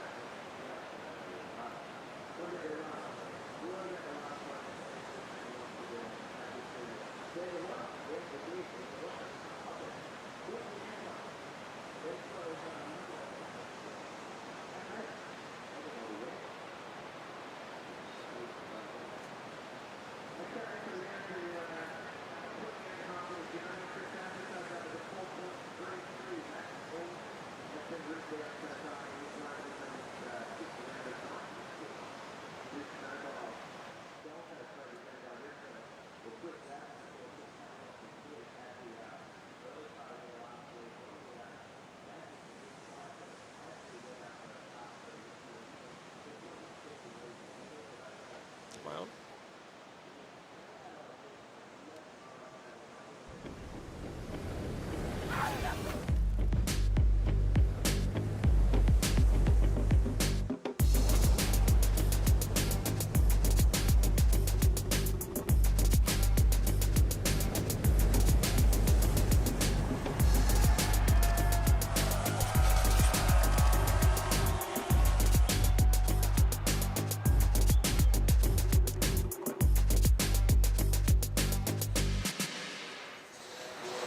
Day one of the Challenger Series. The Boost Mobile Gold Coast Pro is up and running, presented by Rip Curl, and we're seeing some big numbers start to drop for our competitors and anticipating an epic run to qualification for the championship tour. Great to have your company once again. Ronnie Blakey, joined by Bugs. Stace also stepping into the booth. Mate, big prep for you for this event, hosting weddings. Now you're into the Challenger Series. It's been a lot of fun. couple of challenges, but I welcome them all, Ronnie. It's good to be back. I think, you know, Bug and I are walking around town with big grins on our faces. It's so good to have everyone here. And, you know, as much as I would love to get a few waves myself, I'm actually super stoked to see all the competitors just getting drained out of their brains this last week leading into this event. Yeah, let's talk about that a little bit. The level, the performance level of our competitors. Often when we see surfers graduating through the different stages, qualifying series to Challenger Series to CT, there's a real evolution in the way they surf. Are you seeing that from these QS guys? Because with so many CT surfers in the mix, they're going to have to step it up. Look, I heard you make that call earlier, and I think it's quite clear when you see CT speed and you see CT power. And look, depending on what way you want to look at it, fortunately or unfortunately, we do have a lot of men and women here that have just come from the CT at Margaret River. So these new guys and women on the scene, you know, Chris Saffis, for example, he did amazingly in the regional series, but this is his time to see if he can really, really match it against someone like Imai Kalani-DeVault, who's obviously just come off the tour. Yeah, let's get a look at the competitors in this heat. Brody Sale, a young surfer from Kailua, Kona, over there in Hawaii. He's a phenom, unbelievable talent. Looking forward to seeing him surf. Has been mentored by Shane Dorian, who obviously came here and competed a bunch himself. But this guy, Chris Zaffis, real battler. He's an electrician by trade, and he's relishing the new format, the opportunity to surf in some QS events in his region and now step up to the Challengers, Bugs. Yeah, Chris is a really fast surfer, lightning speed, and he has been for some time. He's had a bunch of success in smaller QS events. What about this guy? A veteran on the championship tour for many years, Adrian Buchan. You can see that strapping on the front foot there, coming back from an ankle injury. But Adrian Buchan won multiple championship tour events at some of the toughest locations. Tahiti in particular, got a victory over Kelly Slater there. And, you know, Ace is one of those guys who, you know, when he's at his best, he can still win those big heats. We haven't seen much of his surfing the past couple of years, but, you know, this is a fun heat for us to watch. You've got those battlers from the QS, you've got a former CTer, and then you've got a guy who surfed in those first 5 events of the year in Imai, battling it out for a spot in the next round. Here's Brody Sale. Nice hook there off the top. Glides through a nice carve. This guy's got a really fun little right-hander that he calls his home break. Banyans, and it serves up great little pockety sections. He's got good airs, and being over there in the islands and hopping around, he's not afraid to throw himself over the ledge on a big ride as well. One of the most stylish surfers to join the CT ranks in recent times is Imai Kalani-DeVault, only the second surfer from Maui to qualify. Yeah, I'd have to say, throughout that leg we just had recently, the two surfers to me that really impressed me that didn't make it was Imai Kalani-DeVault and Joao Ashanti. You know, they both were unbelievably good surfers, and they impressed me greatly with their free surfing. I'd watch them, and so dynamic. Love the way they surf, both of them. Yeah, Imai was one of those CT quality surfers that we saw in the warm-up sessions, that when he took off on a wave, I was like, whoa, bit more spray, bit more punch, bit more rail, and a bit more speed. He's a rare breed of surfer, isn't he? He's a thick-set kid, but he's so light on his feet, as you saw there, the pretty dynamic finish on that wave, and there wasn't much left of it. But when he gets on the open face as well with a bit of speed, he just has the ability to sink the back foot in like as much as a Michel Perez or anyone that's as powerful as you can be on a surfboard. So, yeah, he's got a lot of strengths. That third round, the round of 32 over there at Margaret River, was a difficult round to watch at times. Obviously, it was raw, chatting with some of the competitors that lost out and meant they weren't going to climb above that cut line. But it feels like since we've been here on the Gold Coast, in that short amount of time, there's been a real big mental shift for those surfers. I feel like what a fantastic sort of consolation prize. Bit of acceptance. Oh, a bit of acceptance, but a new focus. And everyone seems pretty positive about coming here to compete and charging into it, Stacey. Are you vibing that? You don't really have too much time to sit around and worry about it. You know, you're straight into it. Snappers pumping, and you've got to have your game face on. There's a lot of money up for grabs, obviously a lot of points up for grabs. If you're worrying about what happened last week, you're not going to be at your best today. So I think we're seeing that attitude. You know, Connor Coffin's up and about this morning. Imai Kalani's out in the water, and they're just getting on with business. Obviously, losing your job's never easy, but like you said, not a bad consolation prize here, Ronnie. Yeah, it's not that they've lost their jobs, they just didn't get the promotion.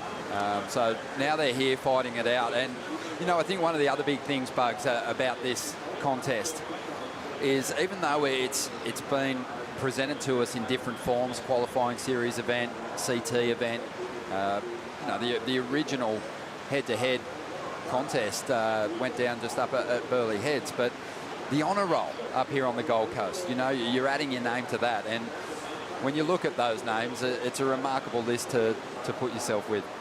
Yeah, certainly. Look, it brings out the best, and you know the cream does come to the top eventually. If you're good enough, you definitely win on the Gold Coast, because it's you come prepared to surf, and it's usually early in the year, early in the season, and you know you've had all that off season to get your surfing right, and you turn up here, put your A game out there, and it's like Ace Buchan. I mean, like, it was good to see him. He was in a final here not only a couple of years ago at Kira though, but he did the groundwork at Snapper. That's so true. Yeah, finished runner-up to Julian Wilson that year. Put in a good fight in what looked like a final that was going to get away from him. Looked like a whitewash at one point. Julian tapping into, I think, one of the best waves we've seen in competition on the Gold Coast, and Ace managed to find a couple of high-scoring rides himself and you know, make it respectable. It was tricky, Kira, that day. It was big and wobbly, and it's incredibly difficult on the backhand, but Ace did really well in his semi. I believe he surfed down there, and then, like you said, really good showing in the final. So, but these conditions today, they're so suited to his style of surfing. You know, not a drop of water out of place. Ace's flow and style is going to be on display here. And here goes Imai. He had a 6.23 on his first wave. He's out in front at the moment. Not really banking on that end section. No, he got the best of that first exchange. Brody sail up at the moment. Whips that reverse. There'll be plenty of that as we move through the weekend. This is that next generation for them. The air reverses, the fin ditches to reverse out of the pocket there. That's just it's like a float or a cutback for these kids. Extremely talented, and yeah, I guess that's going to be the test for them, though. You know, you're not in the juniors anymore. These little reverses, that they'll count for something, but really digging in and throwing some power into some of these pockets might serve you better. Yeah, for sure. I think, as we see a replay here, Bugs. Yeah, it's a short wave by Imai Kalani, and he's a bit deeper than everyone else, Stace. This wave sort of just runs away, it's got walled up, and obviously he had to give way to Brody. And it's a well-surfed wave.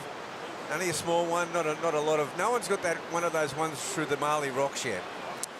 No, and they are there. It's a tale of two positions right here, which we've been talking about all morning, as we see Imai here on another quick ride. These waves are definitely on the smaller side to what we've seen coming through, so these gents might just be looking to get their feet a little more firmly planted in the wax. But it's a dream come true when a wave doubles up like this. so fun to surf, and you get to show your whole variety. Oh, I believe that's his first wave again, excuse me.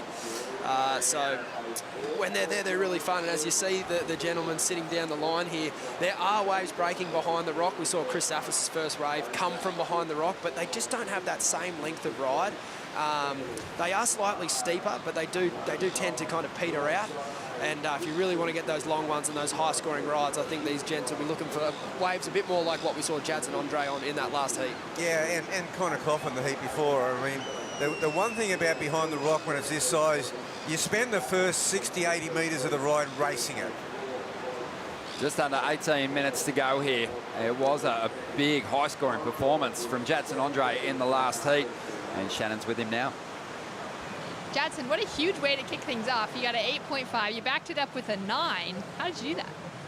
Yeah, I mean, Jesus, I really miss it to surf snapper with just a couple guys, you know.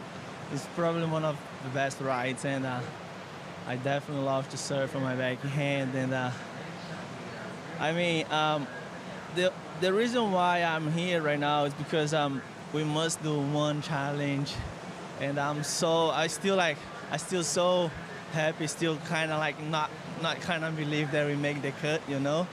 So if I didn't have to do one prime, I would be in Bali right now with Italo. Today is Italo's birthday. As you guys know, he's one of my best friends, like my brother. So wish I could stay a day with him. I mean, on his birthday. So I would like to dedicate this hit for him and wish him a really happy birthday. I love you, Italo. I hope you have a good time, and I see you soon. Amazing. Talk to me about the Brazilian pack that's here on the Gold Coast this week. Yeah, I mean, there's a bunch of Brazilian guys. I mean, Gold Coast is like half Australian, half Brazilian. I would say half Brazilian, half half Japanese, and half Australian. Just joking. Yeah, it's always a huge support from the Brazilian guys on the beach. As I said, I was joking, but there is a lot of Brazilian guys here, and also a lot of Brazilian guys competing. And that's probably one of the most important events for the guys who is trying to back on the CT, and for the guys who is trying to qualify. And so, yeah, I wish you one a good luck, and yeah, happy that I got two really nice waves, and got to surf just with a couple guys, and they're gonna have another opportunity. So it means a lot. It's gonna be great. Thanks so much, and enjoy the waves out there. Thank you. Jadson Andre loving his time here on the Gold Coast. As we see Imai Kalani devolve, super explosive. And that's what I love about this guy's surfing. He's so smooth, he's so stylish, but he's extremely progressive as well. Just like most of his generation from Maui. Some of the most progressive surfers in the world, no doubt, as Chris Zaffis looks to finish his ride off on the inside. And also Brody Sale get in the mix. Brody had moved into the lead. And he's really just holding on to that position with a couple of mid-range scores. He wants to drop a bigger number. He wants to get out of the 4-point range. Yeah, they usually don't hold through as the heat progresses. You've got to get out of that 4-point range. You have that early heat. It's a kind of a false security, really, because we know that Imai Kalani just probably added to his score nicely. Yeah, we saw it in the very first heat of the day, I think. Maikai Burdine, he got on a bit of a run. He banked a couple of scores at that point. You know, the youngster's probably feeling pretty good about himself, but you know, you're not going to battle your way to a victory here. You're not going to bank a couple of fours and survive. It's a high-scoring day with high-quality waves. So we see a replay here of Imai's wave. I just love this guy surfing. It's a perfect blend of power and dynamic ability. It's such a hard turn to do and keep your speed going down the line. As fun as this wave is to surf, it can sometimes be a little soft, but he's just managing his speed so well, and I'm really excited to see the score come in there. Chris Zaffis had this one, Bugs, from the outside. Yeah, it's a bigger wave, that's for sure. It looks like he's going to connect this one all the way, so Chris Zaffis getting his chance here now. The Australian surfer, he's relocated from down Angari way up to the goalie, but you can see that he's born and raised on a point break. Always thinking down the line, Stace. One of those guys that's always supplemented his surfing income with a real job, and Seen him lifeguarding down there around Angari before, and now working as an electrician. Brody Sale. Will this be his best ride? Looks like a promising section as we go down to the Marley section now. Bang. So this is that finisher from that other ringer. We saw he did do a bit of work at the start of that one, Stace. A great ride. Everyone's starting to really show their best efforts at the moment. They sure are. Waiting on numbers to come through. 13 minutes remaining here as we go to a bonsai brew break.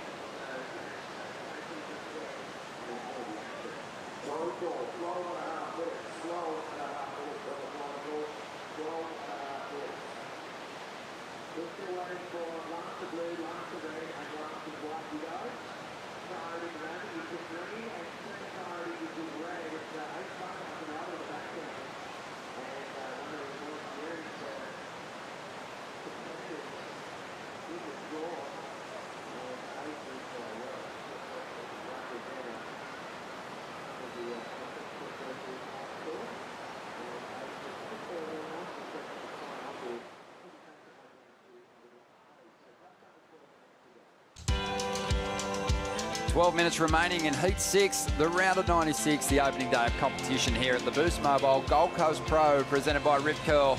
And at the moment, we've got numbers rolling through for Imai Kalani DeVault, the surfer that didn't make it past that mid-year cut on the championship tour, but he's showing his class and his extremely enjoyable brand of surfing out here. 7.17 on his last ride, also banking on a 6.23, well out in front. Young surfer representing Hawaii out there, Brody Sale, sitting in second position at the moment, chasing an 8.47. As we see a replay of Adrian Buchan, the CT veteran, pulling the jersey back on here and really linking this ride together beautifully. Yeah, well, he's gone a bit quiet, but, you know, we saw in the last heat, a couple of heats ago, Jesse Mendes only got the 2 waves. So Ace is playing that game, and this wave, he's had to milk it. Starts out pretty good, but he started with that 6, so he shouldn't be in too much trouble. But there's been some good scores on the Ronnie. Yeah, looking to test himself against this next generation. Shannon, and you're down there on the beach with his cheer squad. Oh, he's got the best cheer squad in the books. His family, wife Beck, and the kids down here. Obviously, Micro behind him, coaching with his family and Nathan Hedge as well. It's been great to see all the kids playing some soccer, doing some cartwheels down here. But most importantly, Ace Buchan's oldest daughter, Ruby Buchan, came past me. She ran up the rocks with Dad, watched him paddle out, and then she said she's changed her favorite color to green because that's the color of Dad's jersey. And I just think that's the best kind of support a kid could give to their father out there in the lineup. Absolutely, yeah, perfect. Did we get any insights from Micro on what maybe Ace's intentions are for this year? Is he going to try and take on the whole Challenger Series?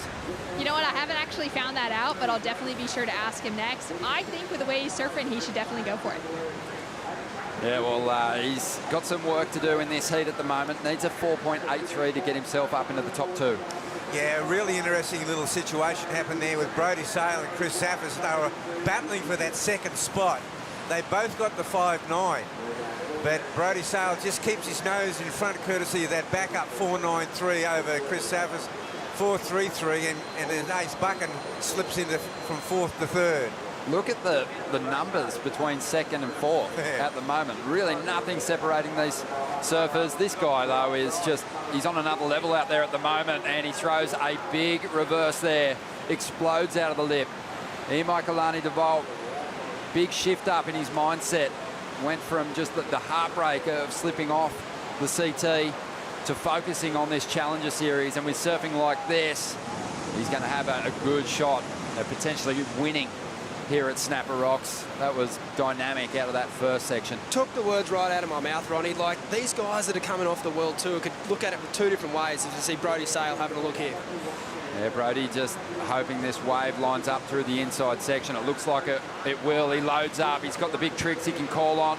Pacing himself, though. Nice carve there. Ripped it right through the pocket. And he's really starting to come on, Brodie. But go ahead, Stace. I just wanted to make the point that the guys that have just come off, they can really assert their dominance here and show these, regional challenges. You don't want to come and play with the big boys? This is how we do it. And Imai Kalani DeVault has that attitude right now, and it's awesome to see, because it would be understandable for someone like him to come in and sort of drop the shoulders and drop the chin and be a little bit upset with what's just happened, but he's really attacking it, and it's just so awesome to see, Bugs. Yeah, I know. Me and Ronnie were watching him yesterday afternoon out here, and he was just surfing so well. And yeah, he's come with a really good attitude. Yeah, that first turn, we've seen some attempts at that out of the pocket, frontside finner to reverse, but there was something in the speed and the transition which he whipped that tail out on that first move that kind of moved me to the edge of my seat, and I think the judges will pick up on that. 6.53, so even though he had a lot less distance on that ride, he didn't take it right through to the inside. The quality of the surfing warrants a better score, and the requirement grows for Brodie Sale now. It shows the judges' appetite for this kind of surfing. I think if one of these youngsters or elder statesmen, if they can pull it out, a big air at the start of the wave, the judges are going to absolutely eat it up. So one thing I would like to note, though, and I hope I'm wrong, but we really don't want to see any more west in this wind. You can see a ruffled feather of that outside gutter there, and that's going to wreak havoc in the lip line. And we would rather it more south than west at this stage of the day. We'll see what we can do about that, Stace. Yeah, Bugs, you've got a button for that, don't you? Yeah. Wayne Rabbit Bartholomew, he'll sort it out. He's got the phone here, he'll just dial it in. But here we go. Zaffis up, chasing a big score. Well, he only needs a 5, really. He wants to lock in something a bit more substantial to take the pressure off in the final moments. Driving down the line. Didn't quite get the connection there, but still chipping away. Great style through that wrap. Yeah, it was a pretty strong ride. Yeah, he feels it, because both third and fourth place in this route, they only needed like a 5-point ride to slip into second. Brodie Sale, not safe in second. He's really got those 2 scores. He's got that 5.9, but still only a 4.93 backup. I don't think it'll hold enough. This is where you just hate to be a judge. I was just thinking, like, in a heat with 4 surfers, you take a ride with, this amount of time, 5.5 minutes to go, and you're chasing a 4.94, you better not just go for a 4.94, because three other competitors are going to be chasing a number. But he did start nicely here. This is a guy that, you may not have seen too much of over the years, but give him a right-hand point breaker and watch him come to life. For sure. One thing Chris has definitely worked on over the last couple of years around home is just sitting into his turns a bit longer, and you saw that there at the start of that ride, a couple of nice wraps. But then I would say at the end here, he did look like he was just trying to get that score. I would have liked to see him open up the shoulders as much as possible, and gives himself a little rev up there. So I agree, Ronnie, I think it's going to be right around that number. I would say that I've only really seen, out of all the 4s and 5s between Brodie and Chris, I love Brodie's last wave. Well, let's see if the veteran can keep his composure and drop a big number here on the Groms. He might be chasing something a bit more substantial than the 4.83 when Zaffis drops his score. But at the moment, Adrian Buchan just looking super patient, looking like he's ready to swoop on any opportunities if they stand up. But did that wave have the fireworks that he was after? Well, he surfed it well, but we'll see. Now, Brodie, so this will be the interesting ride, because he's going to have to probably answer Chris Zaffis here, we think. Well, at the moment, staying composed. Has a good read on it. Throws the tail, needs to go for something high impact on this one, and is unsuccessful. So he'll likely be chasing a score still. We are still waiting on numbers to roll through. But it's going to be really close. I don't think you could say that anyone's going to race away from it. I think Imai's looking really good in first position at the moment. He is just surfing at a different level out there, and it's the raging battle for second position at the moment. I would have loved to have seen Brodie surf that wave then with that same energy that he had on his last wave. Sometimes I think when these youngsters, they get on a wave like that, like we heard Ian Gentile talking about earlier, it's mesmerising. Yes. And you kind of, sometimes wish that they would have that sort of bad wave attitude and over-surf the good ones, not just surf it because it's a good wave. I feel too that often, you know, there is almost like a shift mentally for competitors who've been grinding away on the qualifying series and whatnot. When they get onto the CT, they think they want to surf rail to rail. But on a smaller day like this, you know, you do it when the wave allows it. But the key factor is generate enough speed to do high impact turns. The judges will forgive you for double pump in a bottom turn if you can do something explosive in the pocket. And it just felt like maybe there was a little bit too much force flow through that last ride for Brodie too. So he's got the kind of dynamite that he can unleash once he gets going. And he did attempt to throw something huge here, but... Like, to his credit, I don't believe he needs to be... His carving manoeuvres are so strong. There was probably 2 or 3 more turns in that wave. It's just one of those things, perhaps pressure creeping in.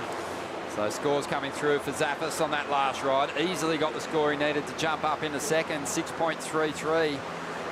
Adrian Buchan waiting on a score 2, just over 2 minutes to go. I think it'll be really close.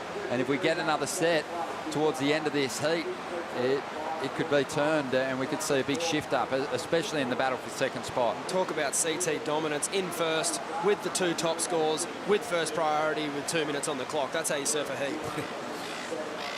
Yeah, I think we've seen a bit of it already through those first few heats too. Jadson, he was on the 2 best waves that rolled through in his heat and he smashed them. Connor Coffin, he looked super composed. I know he didn't get probably at the quality wall that he wanted, but just moved at a great pace and really did rip in. So 1.5 minutes to go here. Scores coming through for Buchan on his last ride. It's his second best, but it doesn't chip away at the requirement, 5.8. He needs a 6.24. Still looking for his very best wave of this heat to turn it. Brodie's after a 6.33, so, you know, a really good job there from Chris to get himself a score that pushed the requirement up and really turned the pressure onto his competitors. Imai Kalani DeVault, maybe a victory lap for him here. Plenty of power, a lot of spray being released. And his boards are just looking extremely on point. Those KT shapes. Keith Tabul, he's been on those boards for about 6 years now and he's got a good formula going. As we see Zappis up, live action here. If he can improve on the 5.9, life becomes very difficult for Brodie Sale and Adrian Buchan. Yeah, you can just see he's just surfing with a whole different confidence now. He's just, that was the first wave he really cut loose on. You're right, spot on. He just had that great attitude from start to finish. Smaller wave, but he surfed it up and he'd be feeling pretty good about himself now with roughly 10 seconds left, and I can't see a whole lot coming around the corner, unfortunately, for our other competitors. Yeah, well, Chris isn't even looking at the back. He doesn't want to know what happens in the final stages here, but I think he's going to be sweet. It will be Zappis and Imai Kalani DeVault moving on through to the next round. What a performance from the Hawaiian. Solid stuff. Still waiting for numbers to come in from those last rides. Imai was looking for something better than a 6.53. Kind of looked like he was in second gear, but he still might improve. It does remind me a little bit of a Jack Freestone in the way he surfs. Really nice style, but can basically explode out of the pocket of the wave like nobody when he gets going. And both big lads. It's incredible how nifty they are on their feet. They're such, you know, they could be footballers. That was a big spirit-lifting performance too for Imai. I agree. Absolutely shattered when we spoke to him after he lost out over there in Margaret River and put in big performances. He had a tough draw over there and he still put in a great show. So we're just waiting for scores here for Zappis. Yeah, it's not going to be a situation changer. No, I don't think so. I think it'll just reinforce the result. Yeah, 5.27. And Imai got a monster score on his last ride. That was the one that they wanted to drop, a 9. What an effort. And another very big heat score total for one of our surfers that was just on the CT, 17.17. Sorry, 16.17. Breaking it down with Coach Pedro there. He done a fantastic job of dissecting this lineup. Absolutely smashed it. And there are the results. We say goodbye to the veteran, Adrian Buchan, who made a competitive return here. Brody Sale, who's got a lot more to give as we move through the rest of the Challenger Series schedule. But Chris Zappis and Imai Kalani-DeVault will star in the Harvey Norman recap, putting together some beautiful rides here, Bugs. Yeah, it was a well-served heat, and Chris Zappis just pulled that 6.33 out at just the right time. He sat there with priority, had only had 2 waves before it, and well-earned spot in the next round. And this guy here, what a class act. Imai Kalani showing how it's done at Snapper Rocks. Ooh. This is something so awesome in watching someone who's got so much release and power that they can just sort of kick out of nothing. That's like a video game. Yeah, awesome stuff. Looking forward to having a chat to Imai and seeing how he's feeling after a big first round win here. But right now we're going to take a quick break. More action to come from the round of 96 here at the Boost Mobile Gold Coast Pro in just a moment.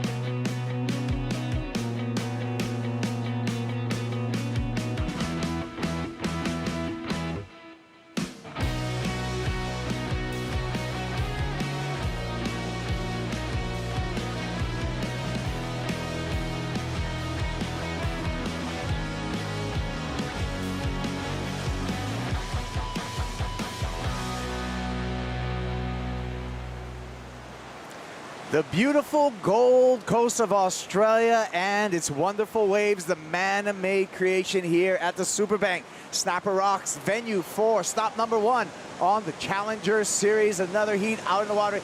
Heat 7 of the round of 96. Liam O'Brien, Kei Kobayashi, Timothy Bissau, and Hiroto Ohara. I'm Kai Puguro, joined by Jess Grimwood to talk you through all of the action. And there's been some excitement so far today, Jess. Yeah, there has. It's been a huge morning of surfing already for the first round, and you can really see that the split in the whole setup for the men, the difference between those CT guys, all that experience, and the QS guys. Here's already straight into a replay from the first of Liam O'Brien's. Beautiful rail work, great flare and extension in the first turn. Third turn, plenty of spray, plenty of speed, looking down the line. Kind of gets a little hung up there, coming back down through the lip, but I mean, nice way to open up for him.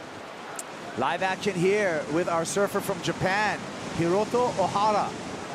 And a solid rail work from our Japanese surfer. A little bit of release there on that turn, carving through these sections and endless turns to kick out. And that's going to be the opening score for Hiroto. Yeah, nice matchup with these two guys. I think Kai Kobayashi and Hiroto Ohara, both kind of similar stances, shorter guys, stocky, really powerful, and that nice compression throughout all their turns. So that's going to be really nicely matched against kind of the rail work, bigger extensions of like Liam O'Brien or Timothy Bisso.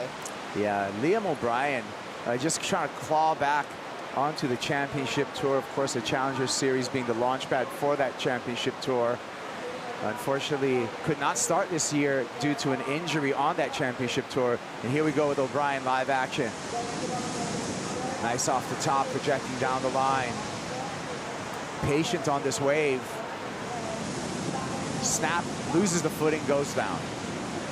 Oh, that was looking like such a beautiful wave and a setup. You could see the frustration there in the body language when he came off that. Pull into here. This is Kei Kobayashi. Nice couple of turns to open up the count down the line. Kobayashi continues his assault. And there we go, a little punctuation mark for Kei. This little sand drag section here. And a nice finish. Big combination for him to open up as well. I mean, it's early days in the heat, and obviously Kaiko, I'm really going to pick apart and try and have a look at what's going on in comparison to the other scores there. I feel like with Liam, there's a bit of a difference. Here you go. On the backhand, representing France via the island of Guadeloupe, this is Timothy Bisso. Powerful backhand and repeated trips to the lip and annihilates the lip. One more time. Talk about rhythm and tempo. Nice opener. He's not done yet. He's got a little bit more on the inside section. Closes it out on his feet. Great way to start a heat. Yeah, that was a really nice exchange. I think he might possibly get up towards the better of the first opening scores. I like his stance. He looks like he's come back off the off-season with a bit more weight, a bit more muscle gain than I'm used to seeing from Tim. I mean, he's been on the QS for so long. We've seen so many heats, and I think he's just probably got stuck into that training. He's been, you know, prepping mentally as well, and he's just ready to give it a big crack. Yeah, I've been a fan of his surfing, and he has, you know, been, like you said, on the qualifying series for a number of years, putting in some spectacular performances, but just coming short of that cut line to make it onto the championship tour. Reminder again, this year for the men, the cut line will be the top 10 at the end of the season, the end of the season being in Haleiwa. That's where we're going to make the cut. But it's a nice start to the year and a nice start to the heat for Timothy Bisso. And you can see that I think the judges are taking their time as well. There's so many scores to come through. Let's have a look at the replay. Beautiful wave from Tim. Nice wind up on the first turn. Extends through the second. Sets this one up here. Nice little setup. Rebounds off the foam and then really tries to put some more power into those last two turns. They were, I think, where maybe the money is. Completely rotates through those two. He did a lot of work on that wave, and I mean, I think that's going to be a really nice score. How about Hiroto Ohara here? Yeah, way different comparison. So compressed, really springy and elastic, forehand surfer, rebounds a lot off the wash, and he's just really using a lot of rail work and a lot of rat work to set up his opening scores. And Kei Kobayashi on the replay. Yeah, similar to Hiroto, I feel like. I have a feeling that they might kind of go pretty harsh on him. It's a really nice wave, but he kind of kept his wraps really high on the face there, and he didn't quite extend through that complete rail line all the way top to bottom until then. So I'm not sure how that's going to compare in score lines for opening waves there. He did also get a lot of work done, but I think just probably not committing to that full rail work throughout those opening turns might cook him a little bit. So as we're waiting for all of the scores to populate, we'll check in with Shannon Hughes. Shannon. I'm out the back with Dometic Kaipo, and we've got Russell setting up with the didgeridoo right at the top of the rocks here at Snapper. Now you'll notice that the surfers have actually moved their way down the point as he's just starting to set himself up there. With those higher tide conditions that are pushing through today, we're going to see those waves really running farther down off the sand rather than the surfers being able to take off right out the back here off the rocks. We'll see how it kind of shapes up. High tides in about an hour and a half, and we should have some great conditions for the rest of the day. Thank you, Shannon. As we see another wave from Liam O'Brien. Liam unable to finish that wave, however, you can see the kick and frustration as he paddles back out, Jess. Yeah, and have a look at the score that came through that opening ride for Tim. It's a 6.17, and so when we were talking about the comparison there, you could really see I guess I heard Bugs and Ronnie call it the meat and potatoes of that score were the 3 wind-up turns, I think, in the middle, in the critical section. O'Brien continues to serve through. Down the point. And smooth operating so far. A dynamic finish. Throws the fins out the back. Wants to show the judges that he goes complete. He's going to take this one to the shore, looks like, Jess, and do the runaround up the point. Yeah, Tim's calling for a situation update too, but yeah, the big runaround already. I mean, that's such a common thing to see here at Snapper. You always just end up getting out down towards Kira or Greenmount, and you just run back up to that keyhole and get back out into the lineup. For people who haven't been here, can you talk a little bit, Jess, about both the current and the length of this wave? Oh, I mean, these guys make it look effortless with how much time they spend going through turns down the line, but for everybody else, and like myself included, it's an absolute leg burner. You get through the first 50, 100 meters, and then you can see that, I mean, there's stories of people taking waves all the way down and having to get massive car rides. I mean, you were telling a story yesterday, Kaipo, about the old runaround pickups at the contest where people used to drive cars down, and people like Barton Lynch and those guys would jump in the back to do the runaround for the event. It's a long wave. Yeah, back when we had the event in Kira, we had some pumping years, and the surfers would actually get out, grab the side of a combi bus, and get a ride back up to the top behind the groin there, jump back out, and continue surfing. Right now, Liam O'Brien showing some athleticism as he sprints up the beach. He's going to get behind the rocks in that little keyhole area and get back to the top of the point. Yeah, and you can just tell that like that level of athleticism is incredible. Their endurance, their kind of ability to just keep going and then power through these explosive performances.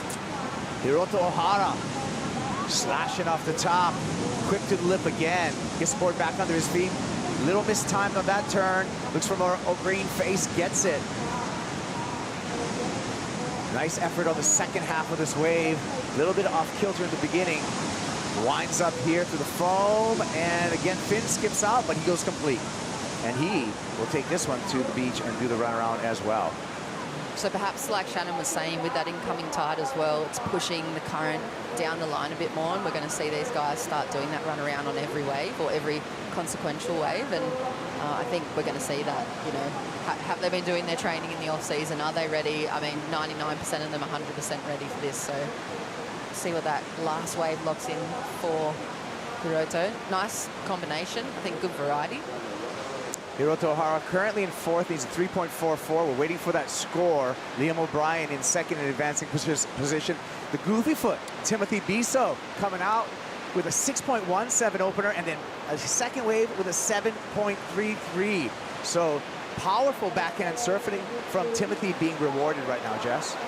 Yeah, and like we alluded to already, he's got a lot of extra weight on him. He doesn't seem rushed, or he doesn't look like he's trying to fit in too much in those combos. He's just winding up that backhand. He's throwing plenty of spray, and he's showing that bit of variety as well. That's a huge heat combination already for him at not even the halfway mark. It's got to be confidence building for the young guy. Yeah, beautiful vision of Australia's Gold Coast here, and pristine conditions for day number one of this competition, the Boost Mobile Gold Coast Pro, presented by Rip Curl. And look at that, you can just mind surf this one, Jess. It's not often that you see waves come through Snapper here unridden that are completely perfect. Usually you'd be sharing that with at least another 5 locals. So how crazy was that? Just see the empty wave, and that just shows you how beautiful this particular wave is. Last score for Hiroto Ohara, a 6.17, and he jumps into second and advancing position, bumping Liam O'Brien out of that seat. Liam O'Brien now looking for a 7-point ride. Pretty hefty number. Yeah, it is pretty hefty, and you have to just level it up to Tim's 7 already. So he's got a 7.33, and you saw the amount of work, the composure, the fluidity he had on that backhand. He's, I mean, to get up towards those 7s, the other guys are now going to have to realise that they can't have those wobbles and bobbles. They need to be able to link everything together properly and really capitalise on those first sections. Well, halfway through the heat here, and Timothy Biso, and you know what? You made a great observation, Jess, in that he's looking a lot more muscular in this year, 2022, than we've seen him in the past. He was a bit more skinny, I would say. And looks like he's put some time in the gym and it's just like been drinking the protein shakes or something's going on because he's got a lot more muscle on him. Yeah, and I mean, personally, in my opinion, I love watching that power surfing, forehand or backhand. I think that heavy rail game is really, really pleasing to watch. Coupled with their repertoire and their aerial ability, that's what makes these Challenger Series surfers that good and able to move up into the championship tour. Yeah, this is where the journey starts. We have 8 events on this Challenger Series. All the surfers will take their top 5 results from those 8 events, and that's how we're going to figure out the rankings at the end of the year. Again, men, their goal is to be above that 10th place mark. Those top 10 men will join the 2023 Championship Tour. We're going to take a break as we're waiting for more action here at the Boost Mobile Gold Coast Pro presented by Rip Curl. We'll be right back.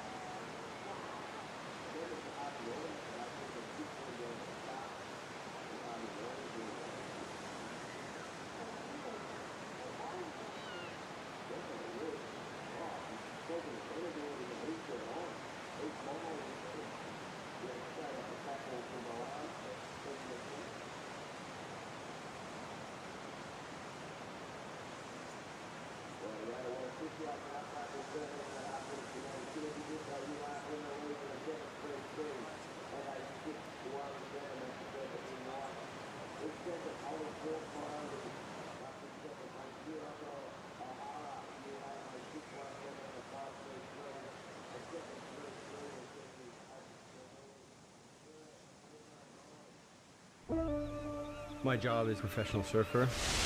The best job in the world. My goal is to win titles. That's what I'm here for.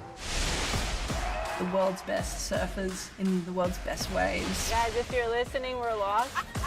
This is the first time ever the women are at Pipeline. We have never been given an opportunity like that. We've had a shark attack. Whoa. It's the most intense surfing scenario you can imagine. He saw every bit of this. I have to step up my game now and not make any mistakes. And he goes for it. Oh my God. This is a war. You have to find a way to win it and do it at all costs.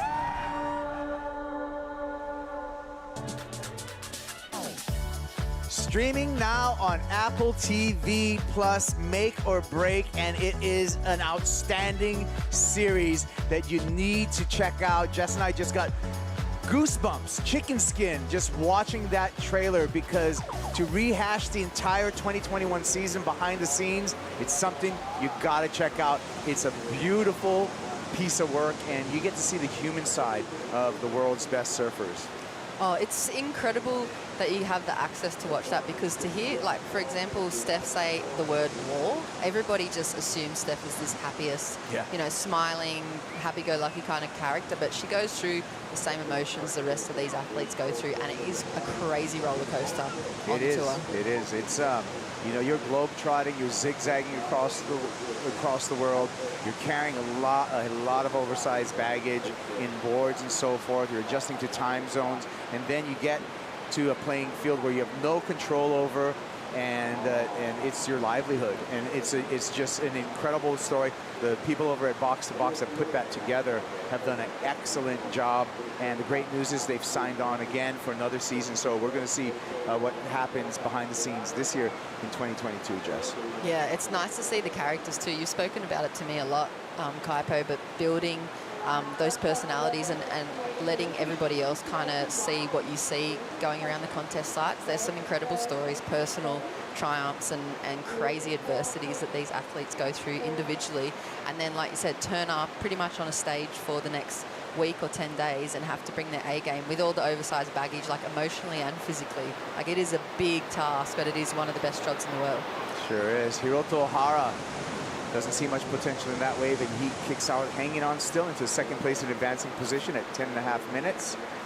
And the athleticism of all these surfers are just so impressive, just because you got to think about paddling out. That's just like doing pull-ups. And then just, you know, duck diving wave, that's push-ups. And then getting to your feet and surfing down the line, those are burpees. So you're like, you're in basically a wet gym the whole time you're surfing. And these guys are on another level in that wet gym. And then they get back to shore, and then you can see, I mean, panning across the contest site, there's like hundreds, and there will be thousands of people here just cheering and trying to get a little bit of their energy. Yeah, the Japanese crowd is going to say "Ganbatte" right now for Hiroto Ohara. Let's go. He's in second place in advance. He's just surfing underneath the priority right now, wants to hang in there. He had a big moment in the world of surfing, Hiroto Ohara, when in 2015, through a packed beach in Huntington, he won the US Open. Tens of thousands of people there to watch this unknown Japanese surfer take the prize that year, and one of the most memorable podium speeches of all time, where he said, "What are you going to do with all your money?" And he says, "I'm going to buy some cars." Not a single car, multiple cars. What did he get? Do you know what model he chose for? I don't know. I have to look him up. He made a lot of money that year. I think it was, yeah, it was like 100K. But he's a new father, new hat on, and now he's surfing for more than just himself. He's surfing to support a family. Kei Kobayashi, a young man from San Clemente, California, going through the paces here. Number 2 in the North American QS rankings. That's how he got here. And showing some of that quick feet, quick twitch muscles that he's developed in the beach breaks of San Clemente. Of course, the jewel of San Clemente being lower trestles, and that's the site of the Rip Curl WSL Finals that's going to conclude our championship tour year. But Kei Kobayashi, 23 years old, and you said, you know, about his stature, just 5'2", 5'2" inches tall. So compact surfer, but able to make it happen, and really light on his feet. He needs a 6.47, Jess, to get into that second place position. I think he's going to go pretty close with that. I think it was a better top to bottom performance. Here's a wave here from Hiroto, answer back from him. Nice big open rail work, high and tight in that first section. Jams the second. Beautiful transition, kind of speed slash, looking for this end section. Releases the fins just a little too much, Kaipo, and comes down. Yeah, the incompletion there, and we'll see if he helps his scoreline. My gut feeling just is that he's not going to improve upon that 5.33 that he's already holding. What do you think? Yeah, I don't think so with that one, but I do feel like K's might go above his best wave so far. I just think it was a really nice, kind of composed, very much more settled wave than his opening or his 5.03, and he kind of reminds me of Keanu Singh. Here's the replay of K's wave that we're waiting for the score. Nice big jam in the pocket for the first turn. Really releases through the end of that kind of face slash and kind of teases the lip a little, sets up this inside section and just stays really committed. I thought beautiful surfing, might be up there around his best wave so far. As we look at Hiroto Ohara on the replay. Yeah, really good jam there, really kind of lays back and looks really confident and comfortable on that board and just keeps that momentum down the line. Unfortunately, I think those fins kind of coming a little free from the lip and he kind of slid out and couldn't complete the maneuver, so he'll be feeling maybe a little frustrated, but if he can get that completion rate at the end of a wave like that, he's going to be looking at another nice score. Yeah, a couple important scores we're still waiting for from the judges. Our judging panel of 5 judges up in the judges tower, and we'll get all those numbers from the 5 judges. We'll throw away the high, we'll throw away the low number, we average out the remaining 3, and that's how we end up with each of our scores as we're waiting for those scores to set the tempo. Timothy Biso, with supreme heat control at the moment, Jess, is in the lead and has first priority. Oh yeah, you've got to say strategically this is a perfect heat, and it comes back to that old metaphor of building the house, and Tim's done that so well. He's only got 2 waves. Opening score was the 6.17, bettered it with the second wave choice, and now he's sitting with first priority and 5 to go. Like, that is a good position. Well, let's see how we got here as we check out our Harvey Norman heat recap, and we're going to start this off with the backhand fireworks from Timothy Biso. Yeah, beautiful first wave choice, like we said again. It's that 6, and he just kind of sets it up on the inside, doesn't try and over surf it. capitalizes there, throwing plenty of spray, nice high line floater, and then just winds it up like we've seen on his backhand. He's just so powerful. He has great rotation. He loves the feel. This is a better wave choice to me. First section, money right there. Nice rail maneuver to set up the inside. So I feel like he had a bit more work done. And then he really starts laying into it. You can just see, how comfortable he's getting throughout the end of the wave. Like, if he's only ridden 2 waves. If he gets another one, it's going to potentially go above that 7.33. O'Hara here on the replay. Yeah, fast elastic surfer. Keeps that head over the front shoulder to make sure he doesn't miss that downline section, and he's able to really extend. A little loose on the fins. Nice high and tight rail work from him as well. And he's sitting in second position, so nice exchange from the guys. A little wobble there on the inside section, but I mean, he's sitting in second and he has 2 nice looking scores. Sure does. We're waiting for a few scores to completely set the situation out on the water, catching up with Liam O'Brien on the paddle back out. O'Brien looking for a 7-point ride at the moment. Here's last of Liam O'Brien, Jess. Here we go. Speed from the Burley Heads boy. Nice first section.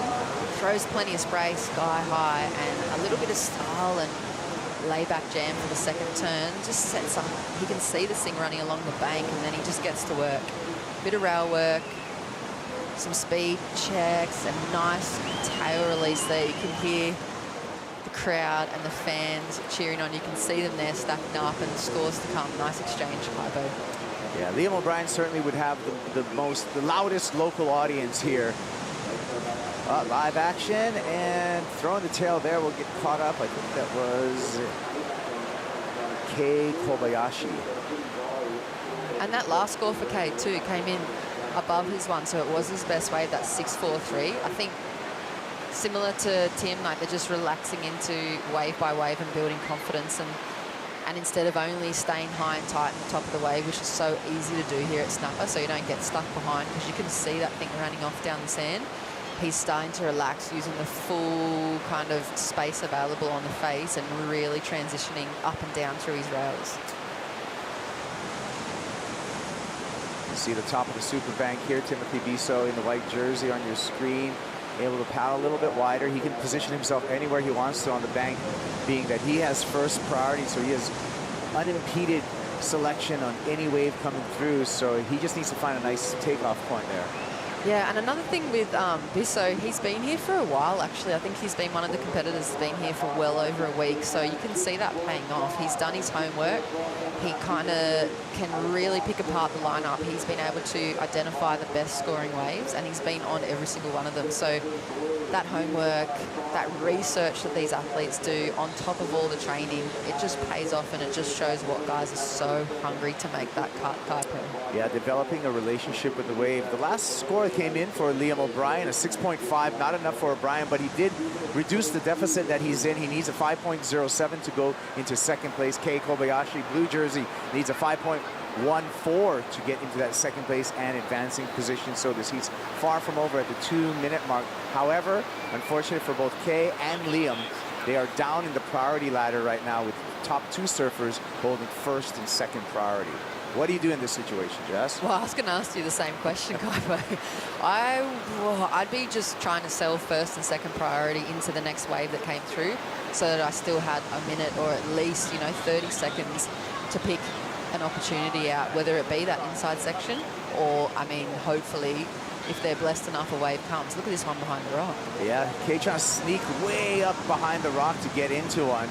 That one didn't work out for him, but I like his strategy being under priority and having to just like look at a different point and takeoff zone to try to sneak a wave through. Yeah, he's going to have to make some space for himself, so it's probably a very smart move. But I do see that hole right there where the next heat are paddling out, that with the incoming tide, even within the last few minutes, it's going to play a factor because it's hard to find that one that links.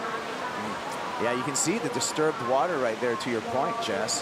And Kei, he's trying to hide the bushes, if you would, against Bisso and O'Hara. He's just trying to sneak away from them, not let them notice where he is, and hopefully find an entrance into the back door so that he can advance into the next round. Getting sneaky.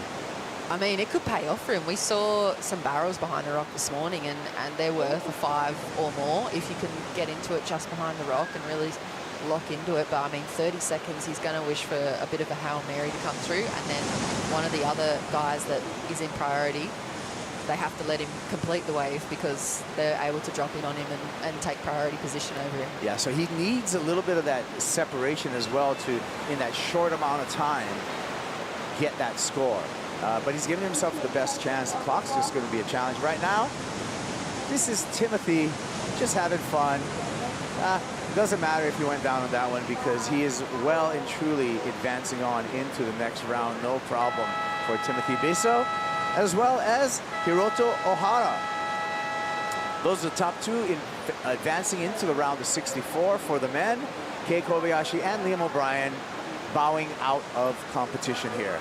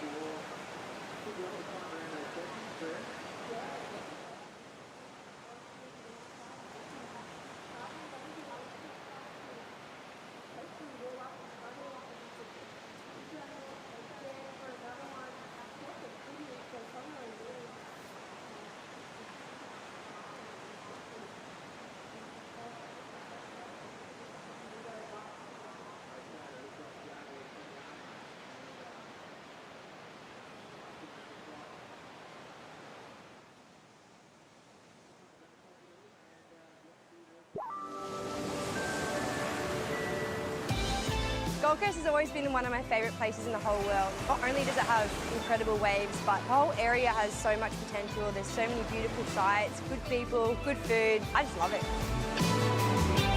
It's nice to be able to reconnect with the whole area, and everything's so close and there's so many great restaurants. There's amazing attractions to see and the beaches are just incredible. I agree with Isabella. It is wonderful here on the Goldie. Isabella Nichols. We'll see her in competition when we get into our women's division. Around the 64, Isabella will be in heat number 16 when we get the ladies underway here. Right now, we're in the opening round for the men, the round of 96, heat number 8 out in the water. I'm Kaipo Guerrero, joined by Jess Grimwood to talk you through the action. And look at this lineup that we have. Connor O'Leary, Adur Amatran, Keanu Kamiyama, and Shane Sykes all making our lineup here. And so it looks like Shane Sykes has been a, I want to say a replacement for Joan Duru. Yeah, I think you're right. Here's the replay for Connor's first wave and going absolutely ballistic on that second section. Look at him set up this inside, taking the high line and then just getting to work. Beautiful style, up and over the roof, a little bit lumpy and bumpy, kind of adjusting a lot in this one, but probably really just working out those first wave kind of combos and maneuvers. I mean, look at the power behind him. Works so hard and just beautiful backhand surfing for opening wave of Connor. Yeah, Connor O'Leary, 28 years old, currently number 18 on the championship tour. So he's surfing this event for fun. He's already on the 2023 championship tour, has already made that mid-season cut. Here we go to live action with the South African surfer, Shane Sykes. Flows through that section, no problem. Wave goes a little lazy, allows him to do some roundhouse cutbacks into the whitewater. And a nice opener for Shane. Yeah, great to see him getting a start and the call up, and he's ready to go. And Connor up and riding straight away. Staying busy out there, Connor O'Leary just winds up, bangs the lip like we've seen repeatedly through the championship tour. A little high there for Keanu Kamiyama, our Japanese surfer out in this heat in the white jersey. That was unfortunate. Yeah, and I think you said before, Kaipo, you're so right. Joanne Daru was supposed to be in that green jersey for this heat number 8, but I believe something happening, travel complications, or not making it over here on time. So, I mean, there's a huge list of guys ready, chomping at the bit to get the call up for a start here on the Gold Coast. And Shane lucky enough to find himself in position, but he has to overcome. I mean, the likes of these guys like Connor O'Leary, you've already seen him on 2 waves already, and he's just looking really sharp. Young man here, just 18 years old, out of the Basque Country in Europe. Adur Amataran making his debut over here, qualifying through his regional QS, European region, and making it to the Challenger Series. Those are all the steps that you do to get onto the championship tour. First, you qualify through your regional qualifying series events that are run in each of the regions around the world. Once you do that qualification, you make your way on to this Challenger Series, and then the Challenger Series, the launching pad to the championship tour. We got regions on the qualifying series from Australia, Oceania, North America, South America, Africa, Hawaii, Asia, and Europe. And a really proud time too for the Basque people. I mean, you know yourself, a lot of us have traveled through that area a lot, and there's such a beautiful culture, such a proud people, and they've got a few women that surf as well at this level of competition. And to have Adur out here representing for them in first priority, let's see him kind of explode. I mean, a lot of us and a lot of people haven't seen him surf yet because he has just been a product of that new regional qualifying series format. So it's a beautiful opportunity for him to step on up against the likes of Connor and Shane and Kamiyama. Yeah, it's an opportunity for a lot of these lesser-known surfers to make a name for themselves, especially at a premier location like Snapper Rocks. I concur. Here we go. We got Connor O'Leary, however, the veteran, the championship tour competitor, already showing dominance, checking in with a 7.67 on his opener. He's got a backup score. We're still awaiting the judges to assign a number to. 23 minutes, 35 seconds. Conditions, Jess, continue to hold just beautifully for today. It goes from better to even better. It just keeps getting, like, the glass off is happening, and you can just see it kind of building, like the energy. It might be a bit to do with the high tide, but you just, every time we walk out of the booth, I just go, whoa, it's pumping. It's so good down here. And it's a rare sight to see just 4 men in the lineup, because it's normally there'd be a good 300 locals here enjoying the point, Kaipo. I got a question for you. Is it better here, do you think, on the low tide, mid tide, or high tide? Or does it depend on the swell? I mean, I think it depends a lot on the swell and a lot on the sand. I think we're really, really lucky going into the first day of the waiting period, because the sand here has been incredible over the last few weeks. So we're going to be really blessed coming in with this little bit of swell. Here we go with Keanu Kamiyama, our Japanese surfer. Oh, nice turn there, but did he put himself a little bit too far back? Did not match the pace of the wave, so he might have left a little on the table there. I like the turn, but where he placed it might have been to his detriment. Yeah, he really went hell for leather on that, didn't he? And just putting 100%, like you said though, Kaipo, maybe a little too much too early, because he lost the rest of the opportunity.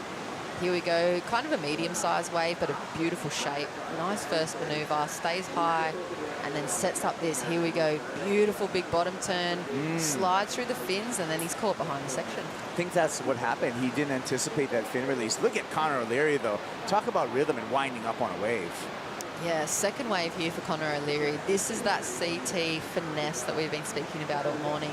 Under the microscope, it is hard to pull his surfing apart. He is so textbook, and he's able to be just so competent with that backhand that he puts that little bit of his own style, a little bit of his own flair, and a bit of a hair flick, and he's just so enjoyable to watch surfing, and that's why he's out in the lead with 2 really big scores at the moment. Yeah, and for Connor O'Leary, mentally, he has absolutely no stress on his shoulders, in that he's surfing this event and he can enjoy himself because he's not worried about re-qualifying for 2023. He's already done that. He's already made the cut for the second half of the season. So we are guaranteed to see him at the Quicksilver and Roxy G-Land Pro which will be the next stop on the championship tour with that reduced field. So Conor O'Leary freed up. It shows in his surfing, 7.67, backs it up with a 6.5. Good job.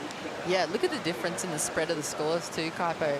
The other guys are only able to really find themselves threes or mid threes, and Conor, just similar to Tim Bisso, able to identify those waves that have the potential to give him up towards that 7+ range. So, I mean, a lot of experience or a lot of time in the water spent here really goes a long way when it comes to these 30-minute heats, because, I mean, Sally Fitz was saying earlier on the broadcast that there may only be 2, maybe, if you're lucky, 3 opportunities for big set waves, and then they have to negotiate, I mean, that little hole there on high tide, and then find that beautiful inside section to capitalise on.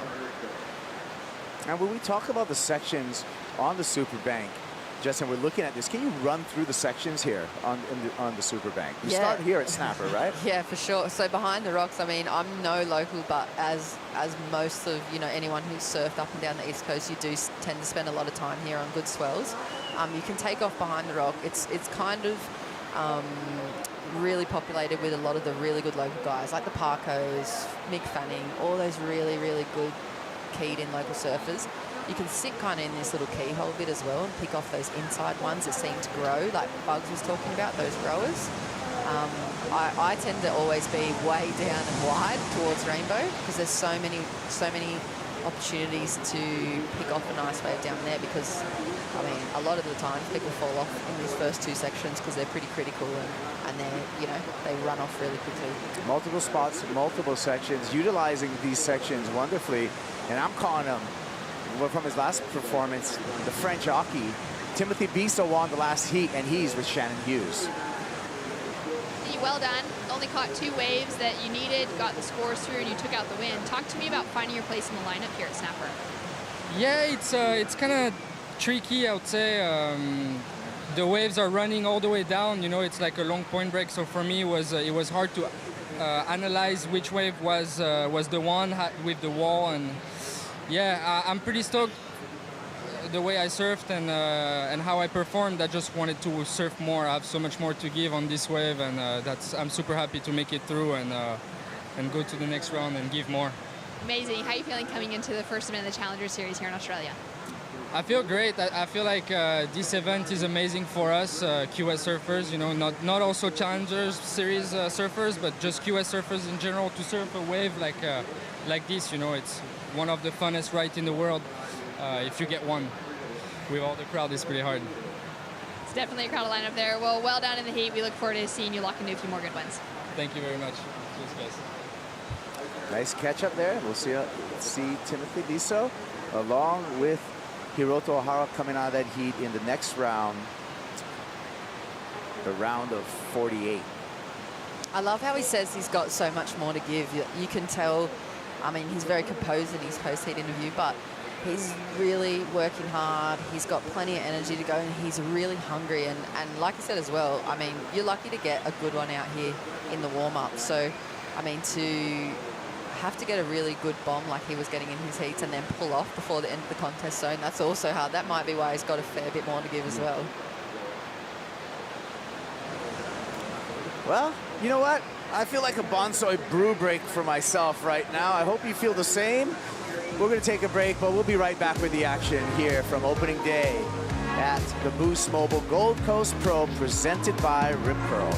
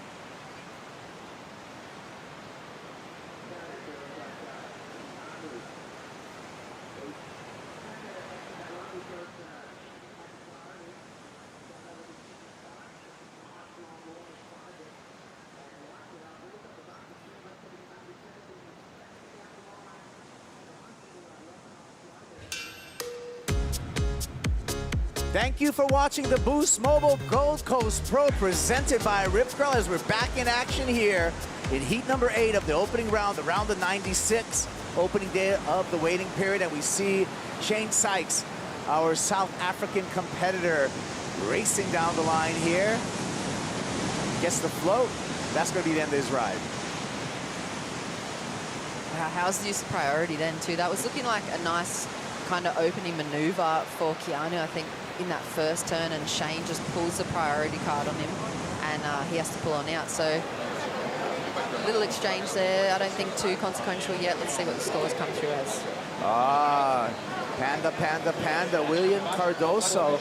We got him coming up in the next heat with Owen Wright, Taichi Wakita, and Alonso Correa. That is such a good heat coming up. It's good to see the big man from Brazil back in a jersey.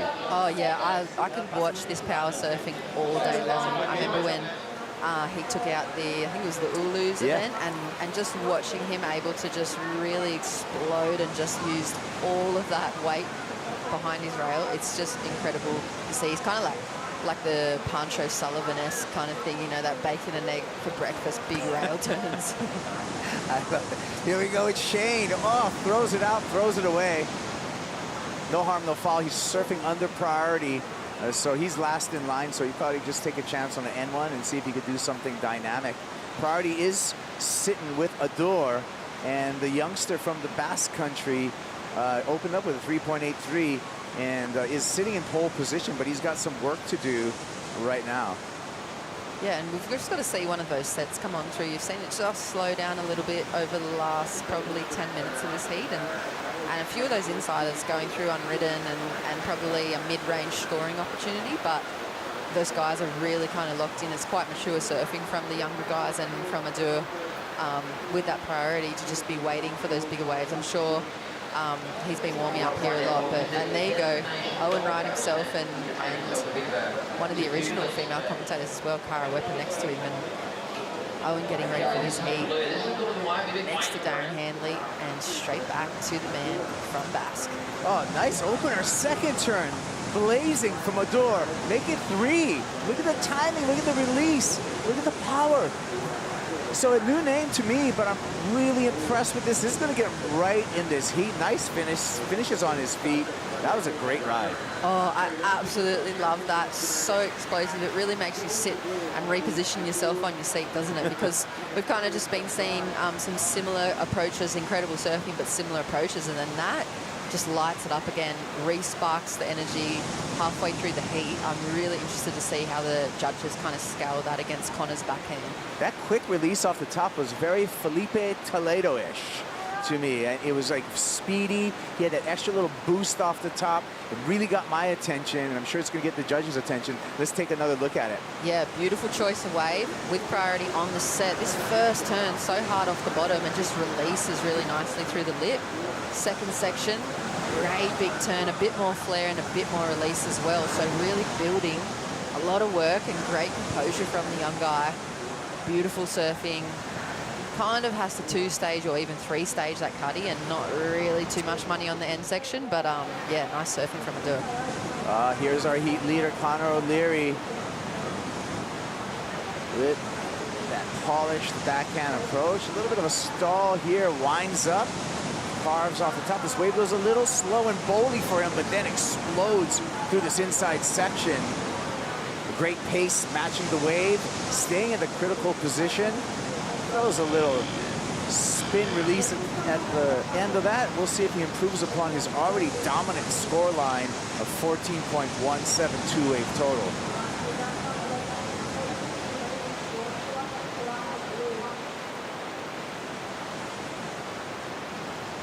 Adore, not waiting for the score, continues to surfing and wants to give us some more. Here he goes down the line. And a little caught up in there, but it's going to want to make up for it at the end. A couple of warbles in the face of this wave. Speedy rail to rail, throws the tail, but unable to go complete to sell that to the judges. So we'll be waiting for 2 scores for Adore. Live action here with Shane Sykes out of South Africa. Quick to the top. And matching the pace of this wave again, staying right on the foam and winds up another blazing top turn. Little flat skip of the rail there for some tail release. And he kicks out, so judges are going to be busy.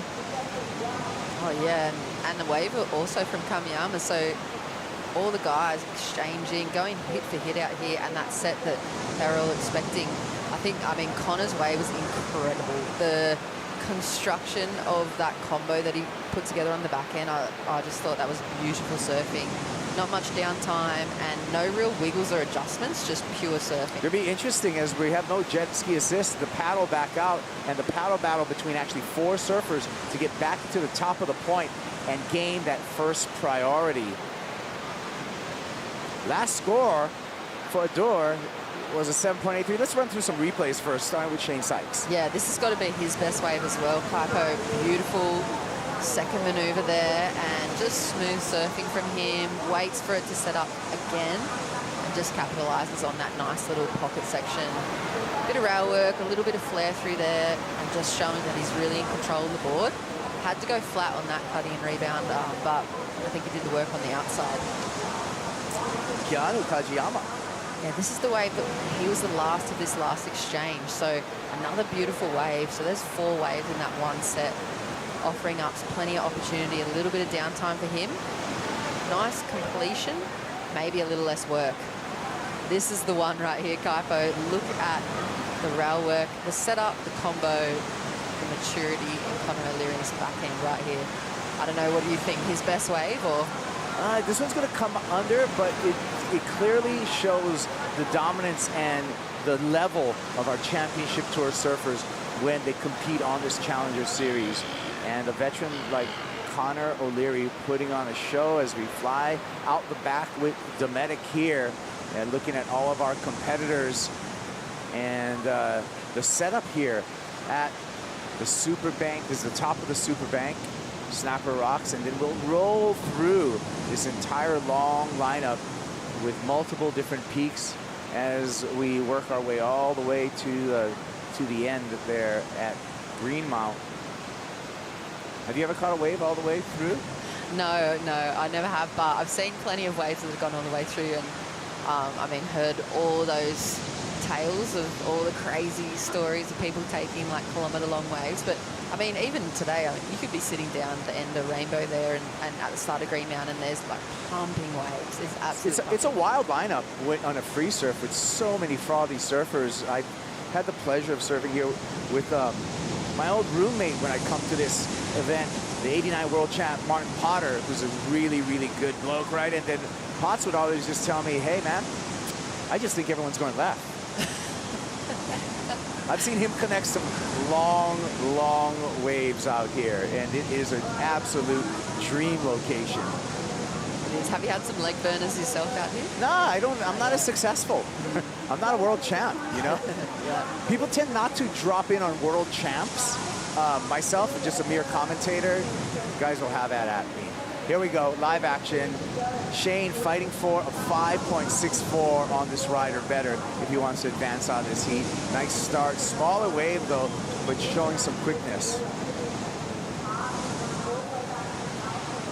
Looking for a little bit more on the end here.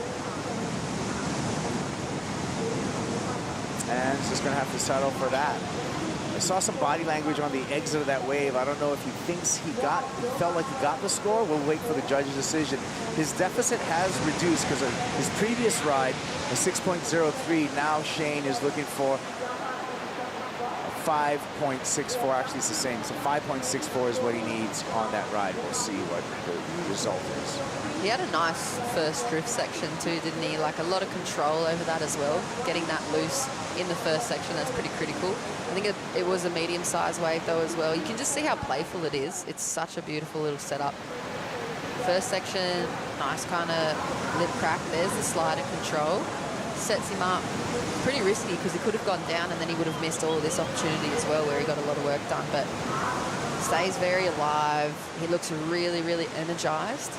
And I mean, smaller wave, but I don't know, it could come close to that score.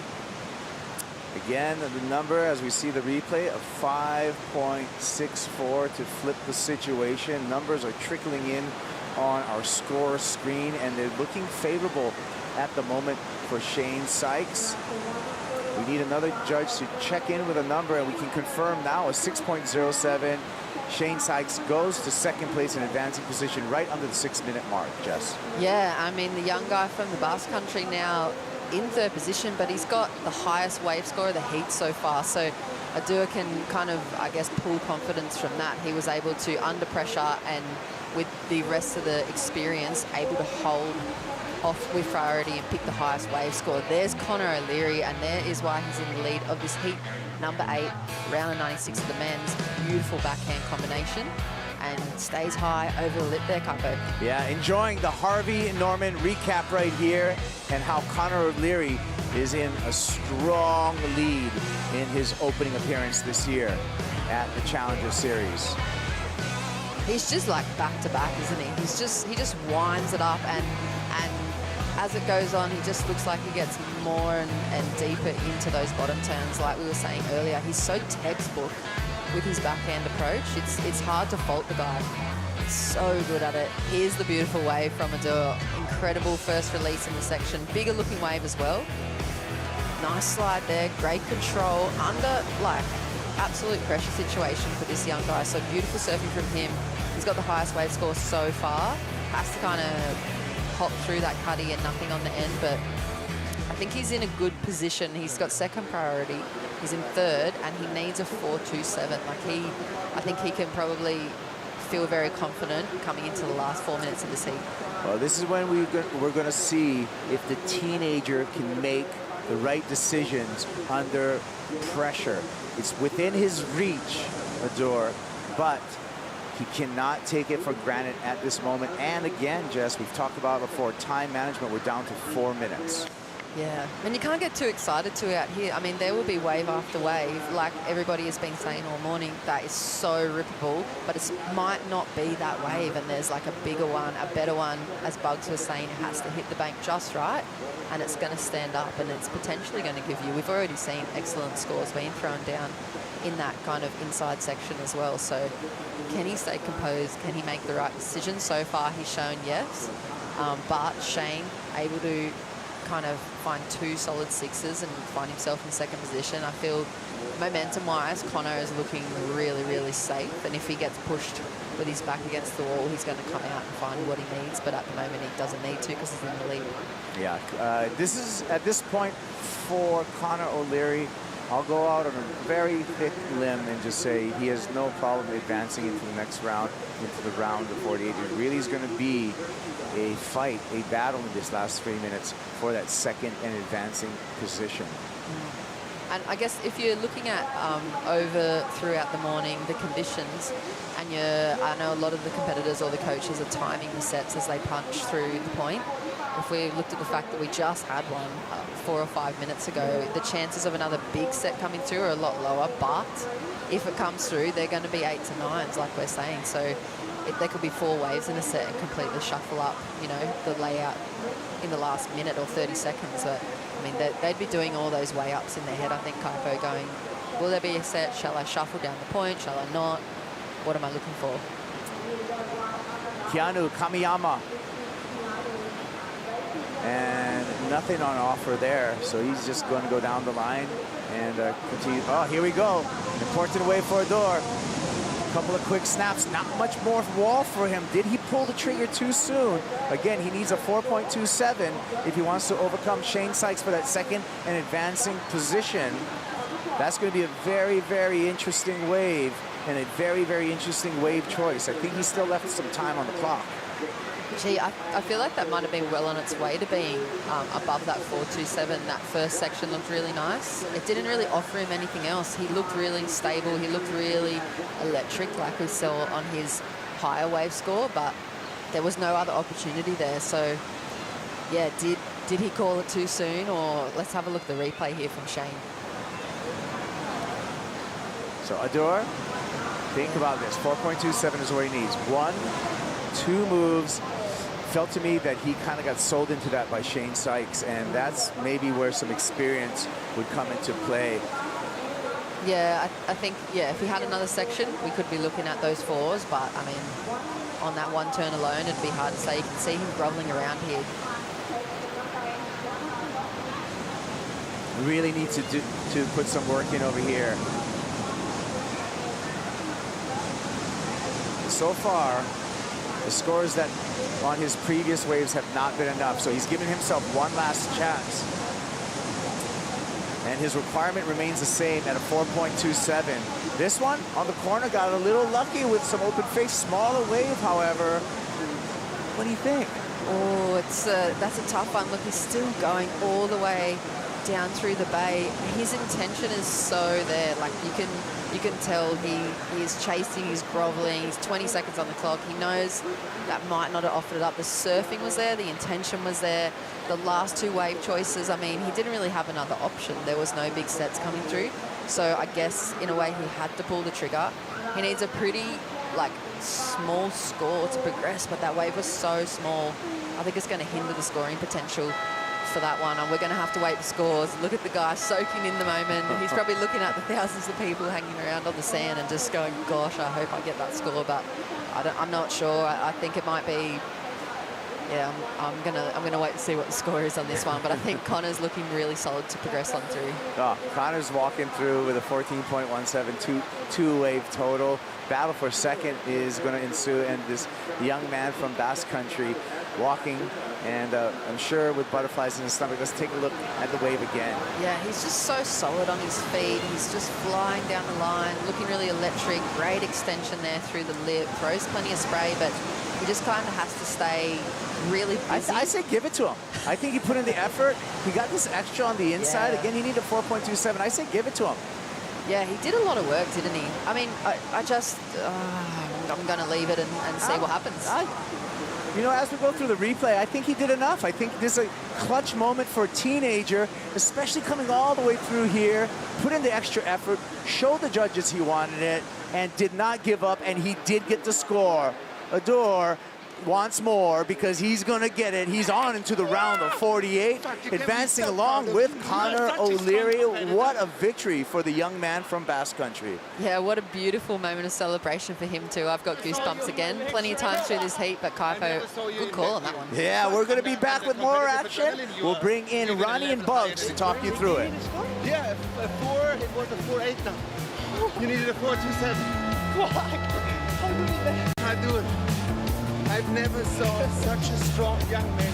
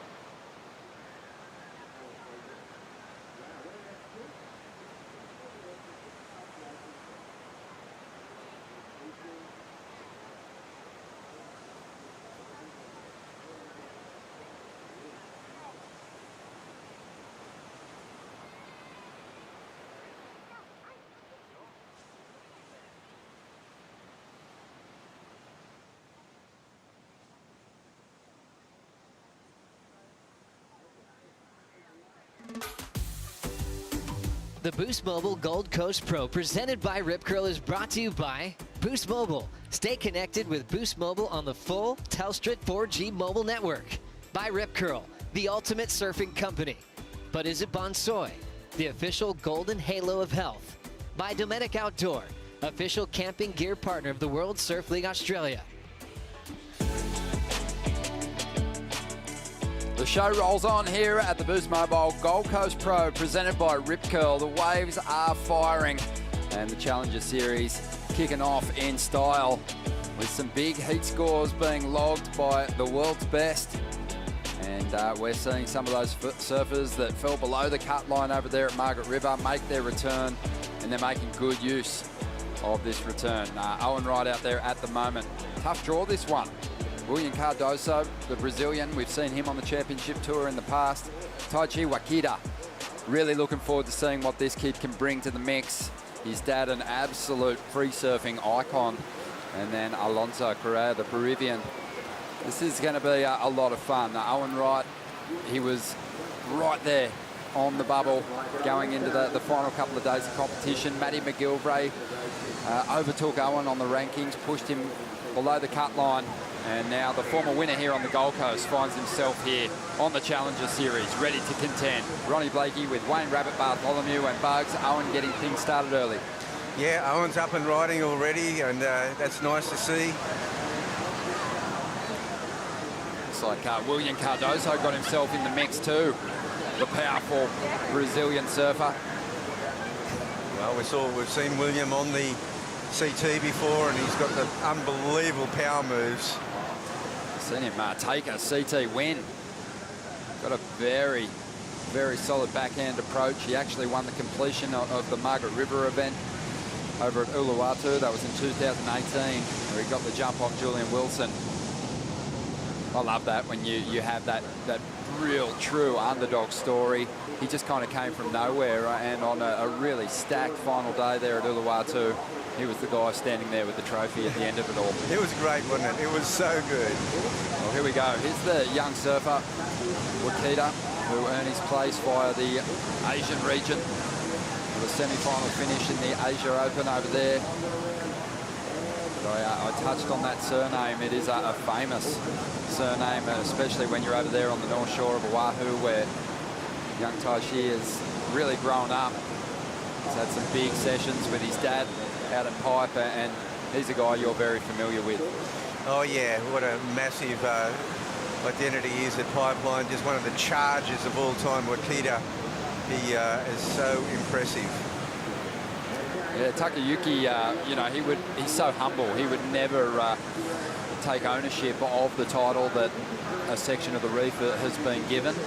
Always quick to kind of shake it off when you bring it up. But the Wakita Bowl, it's a section deep on the backdoor reef, and he likes to pick off lefts from that side of the peak and reverse backdoor it. Oh yeah, and that's coming from super deep. There's sort of this a few boils there that you're on the other side of. Well, let's see what Alonso can get going here. Nice sequence of backhand jams, and the Peruvian earned his place via the South American QS Regional Series. And man, when you have a look at who he was coming up against to earn his place here in these Challenger Series events, you just know this guy must have a lot of talent. Yeah, it's a tough region now for sure. Yeah, 4th on the regional ranks. And yeah, we'll see how far he can take it. Yeah, very international heat we've got on our hands here. Yeah, I'm really interested to see how Owen performs here. I've seen a lot of those CT surfers who've been pushed back onto the Challenger Series just really pick up the ball and run with it here in the opening round. We sure have. I mean, the guys coming fresh from Margaret River have been super sharp so far today. You know, Owen, as you see, replay, goofy footers, and we've got a pretty good balance here in this heat. Wow. Yeah, I love that turn from Wakita there. You really want to capitalise on that outside section if it does steepen up for you. He was right there, and it was a good thing he made the most of those sections, because this wave did taper somewhat down the end. Yeah, it's one of those ones that behind the rock, all the energy there, and it doesn't have the wall to take him down to Marley Rocks. It sort of fades a bit, but he did finish it up. Probably not so many points at the end, but good points at the start, it looks like. Yeah, I think so. I think the number might really put him up there in that top 2 with William Cardoso at the moment. Willian had a 5.67. Owen Wright's got a couple of numbers now. Wakita's probably going to drop the best score of that opening exchange. I'd say so, and there it is. It's a good score, Ronnie. 6.83, so he's up in the second position. Owen, like we've seen so many of these red jerseys do, the top seeds coming straight from that last CT event over on the West Coast, coming ahead of the Gold Coast and setting the pace. Yeah, sets a pace early, but he won't be wanting to hang on to those scores towards the end of the heat, that's for sure, because already a couple of competitors have eclipsed him on the best ride. Owen Wright, one of the most accomplished surfers in the draw here, 4 championship tour wins. He's challenged for world titles and now finds himself, well, after losing in Margaret River, he was at a bit of a career crossroads. He was at, yeah. His wife is an accomplished musician, has had some big tracks here, go way up the charts in Australia, and you know, she's been thinking about her music career too. So it wasn't a clear decision for Owen straight away. Am I going to do the challenges? He had to work through it with the family. Well, it was most definitely a family decision because, I mean, he might go, well, I'll be the stay-home dad for a while, you know, and Caity, you go off on your road trips with your music and the festivals, but he was really at a crossroads. He didn't know whether he was going to continue on in the jersey. But saw on Instagram yesterday, Owen putting a post up explaining some of the heartbreak and the lows that they went through after he fell off or fell below that cut line.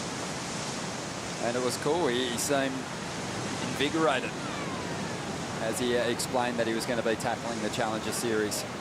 And he's off to a reasonable start here, just a 4.33. But if you forget the number, the turn, the opening manoeuvre that he laid down, it looks solid. Well, it really reminded me of the day he won out here. He just, you know, there's a happy hunting ground for Owen Wright, and I think part of the decision was he's coming back to a place where he's had a victory. 32 years of age, and as Kelly Slater continues to prove, you know, you got a lot longer on this championship tour than maybe you think, or maybe what was thought possible back in the day. Well, back in the day, I mean, you know, when I was coming up the rankings, I mean, Nat Young and Midget Farrelly, you know, won their world titles when they were teenagers, and surfing is a bit like swimming, you know, where they were saying you get to 24, you're old. I mean, that was the mindset. Exactly, yeah. Richard Cram, great surfer, so much potential, retired at 24 to move on to bigger things. He had twins on the way and he just opted out. He was 10th in the world at the time. And a great surfer, I mean, and, you know, we, you know, when I got second in the world when I was 30, so did Sean Thompson. That was like about as far as you could take it. So when you think about the surfers out there in the lineup, they got a lot to give. Even William Cardoso, 36 years of age here, competing on the Challenger Series and trying to make that jump back onto the CT. Just over 19 and a half minutes to go as we see Owen up now. He's up in the lead, but he needs to get rid of a 3.17. He's already on his way. Great sequence of turns to get started. Just able to whip that board beyond vertical into transition turn. So his class starting to shine through here, and he'll get the finish. It's got to feel good, Bugs. It's got to be such a confidence builder after a run of, you know, pretty mediocre results for Owen. He did quarterfinal down at Bells Beach in the Championship Tour event, but this might be just what he needs.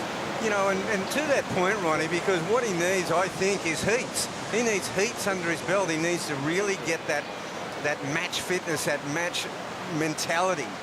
And, you know, it's always served him so well. And I spoke to even, you know, Ethan Ewing as we get to this wave here. As you said, it's a bit of a grower too, Ronnie. Yeah, solid hit there. Yeah, look at the spray flying off the back of that previous one. So Owen's starting to show his class for sure. This will improve his position for sure. He was only carrying that 4 and a 3. It's not going to be enough to hang on to first place before that ride. William Cardoso put a couple of big turns together as well. Just didn't get the finish that he was after. As we see Alonso there, the surfer from Peru, not able to make much of that one. We've been actually making some comparisons between those CT level surfers and the young campaigners. And obviously there's actually a lot of very young surfers that still have a lot of growth left physically to get happening, but also plenty of growth left in their surfing as well. But you know, speed's been a key factor, something that we've picked up on in those classier competitors from the CT, but the power that Owen possesses was on show then. And the timing, you know, his timing out of the top is just so succinct, and you know, he's just bringing that sharpness, that CT sharpness that they've all got. Even though he underperformed by his standards on that CT leg, he's still really right there. And as we know, he was right there on the cut line. You remember your first couple of real major pro surfing events, Bugs, when you were surfing your way through trials, coming up against your heroes? You know, what were the feelings that you'd experience when you'd come up against a name like these guys are experiencing now, surfing against someone that they would have, you know, cheered on in championship tour events? Well, for us, it was back really before pro surfing. It was back in the days where you'd surf in your state titles, and then you'd make the state team and go to the Australian, the national titles. That's when you'd really come up against guys that you really looked up to, and it is daunting, and it's also for a young guy, you know, with that courage. You go, well, this is the opportunity. This is what I did dream of doing, and but you know, the first times they kind of school you when you're traveling away from home, and then you learn to do that, and you sort of expand your own comfort zone, and that's what it's all about, layers and layers and layers. Yeah, it might not be the year for a lot of these younger competitors, but they'll have their moments, confidence-building moments. And Alonso is searching for one now. The Peruvian, he is back in 4th position at the moment. He'll finish this one off. Needs a big score to get in the top 2 at the moment. William Cardoso and Owen Wright really getting away to a solid lead. Cardoso had a 6.43 on his last ride. Looking to improve on a 5.67 to push the requirement higher for the man on screen. Yeah, I feel on the backhand out here at Snapper, I do feel wave choice is so critical. We've seen some of the earlier performance, Jazz and Andre, for example. You know, you've got to get in front of the actual foam ball, but then you've got to be right in the pocket, just going into that series of vertical snaps and high lining. But it's hard to come from behind the whitewater.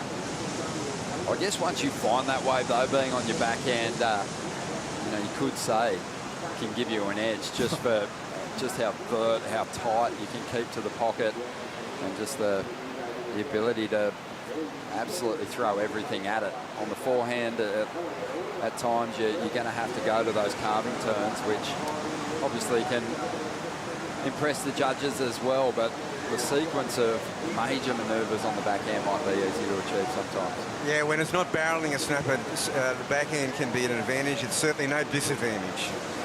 William Cardoso here. This was that last ride, trying to better a 5.67. Do you think he did it, Bugs? Well, he's another strong performance. I mean, he's surfing well.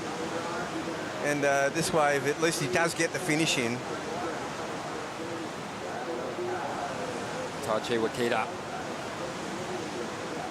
throws it up into the lip a couple of times there, the 22-year-old.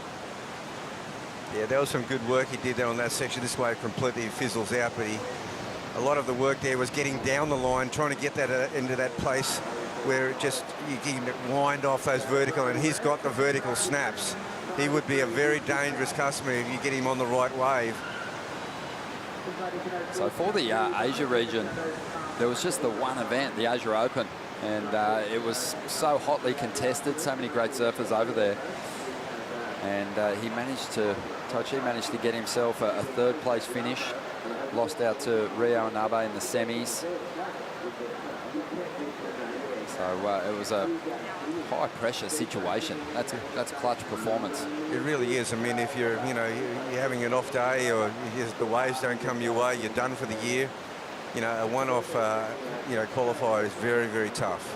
Well, Hiroto Ohara, he lost out early, and he's leaned into one of the wild cards on offer, and I'm not surprised that he got one as a former winner of the US Open. He's won, you know, one of the biggest qualifying events before. It's on the Challenger Series schedule now, the US Open, so it was great to see him in the contest, and he did progress through in the last heat. Yeah, he's a great young surfer, and one of the leading edge of the new Japanese, you know, because you go all the way back to the great Shuji Kasuya. He was the best surfer to ever come from Japan. Then the Ono brothers. There's been a lot, Kuga, but this new generation, this is what Japan has worked hard for to obviously, we had Kanori Garashi representing Japan, but, raced in Huntington Beach and spent a lot of time in Hawaii, but it has really inspired this generation. Sure has. Well, just over 12 minutes to go. Let's hear from the winner of the last heat. Connor O'Leary is with Stace. Fantastic performance there, mate. Talk to us about the attitude adjustment. You've made the cut. Snapper's firing. You're in a red jersey. How good does it feel? Mate, it's been a while since I've had a pressure-free event. So yeah, it was a weird feeling rocking up, not kind of wanting to try, but also having that pressure of, being able to adjust with equipment and try be a bit more risky, which is cool. And yeah, stoked to get a few. It's pumping. No doubt you want to go into every CT heat with that attitude. How hard is that? It's so hard, especially with the Caity.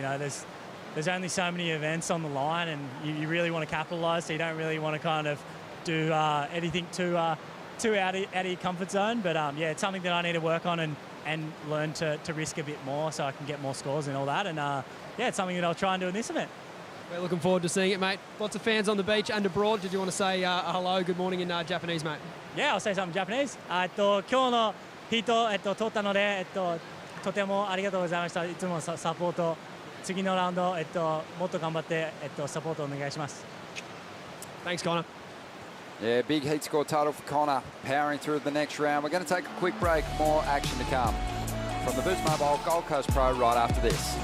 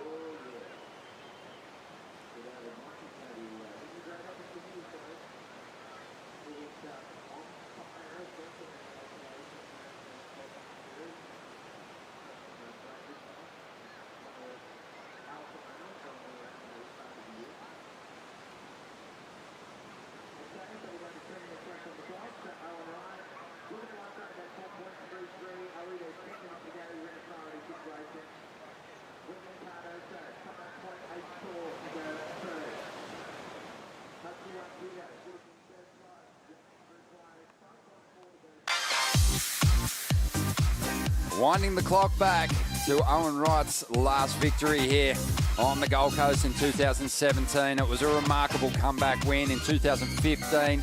He was in title contention and he had a long road back to the championship tour.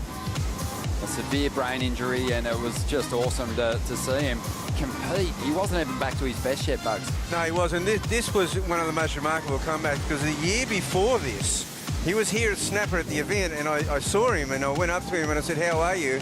And he said, "I'm fine." And his wife was behind him going, "No, he's not." Yeah, no, he was busted up pretty good. Basically, had to learn to walk again, how to surf, obviously, and we just didn't see it coming. He sort of wanted to not put too much pressure on himself. Coming back from that injury, ended up competing down at Newcastle in the qualifying series event. I think he dropped a couple of nines on his road to a good result, and he went, "You know what, I'll just give Snapper a go." But he was completely spent at the end of the event. Surfing against his good mate too in the final. Yeah, Matty Wilkinson, who made back-to-back finals, was super impressive.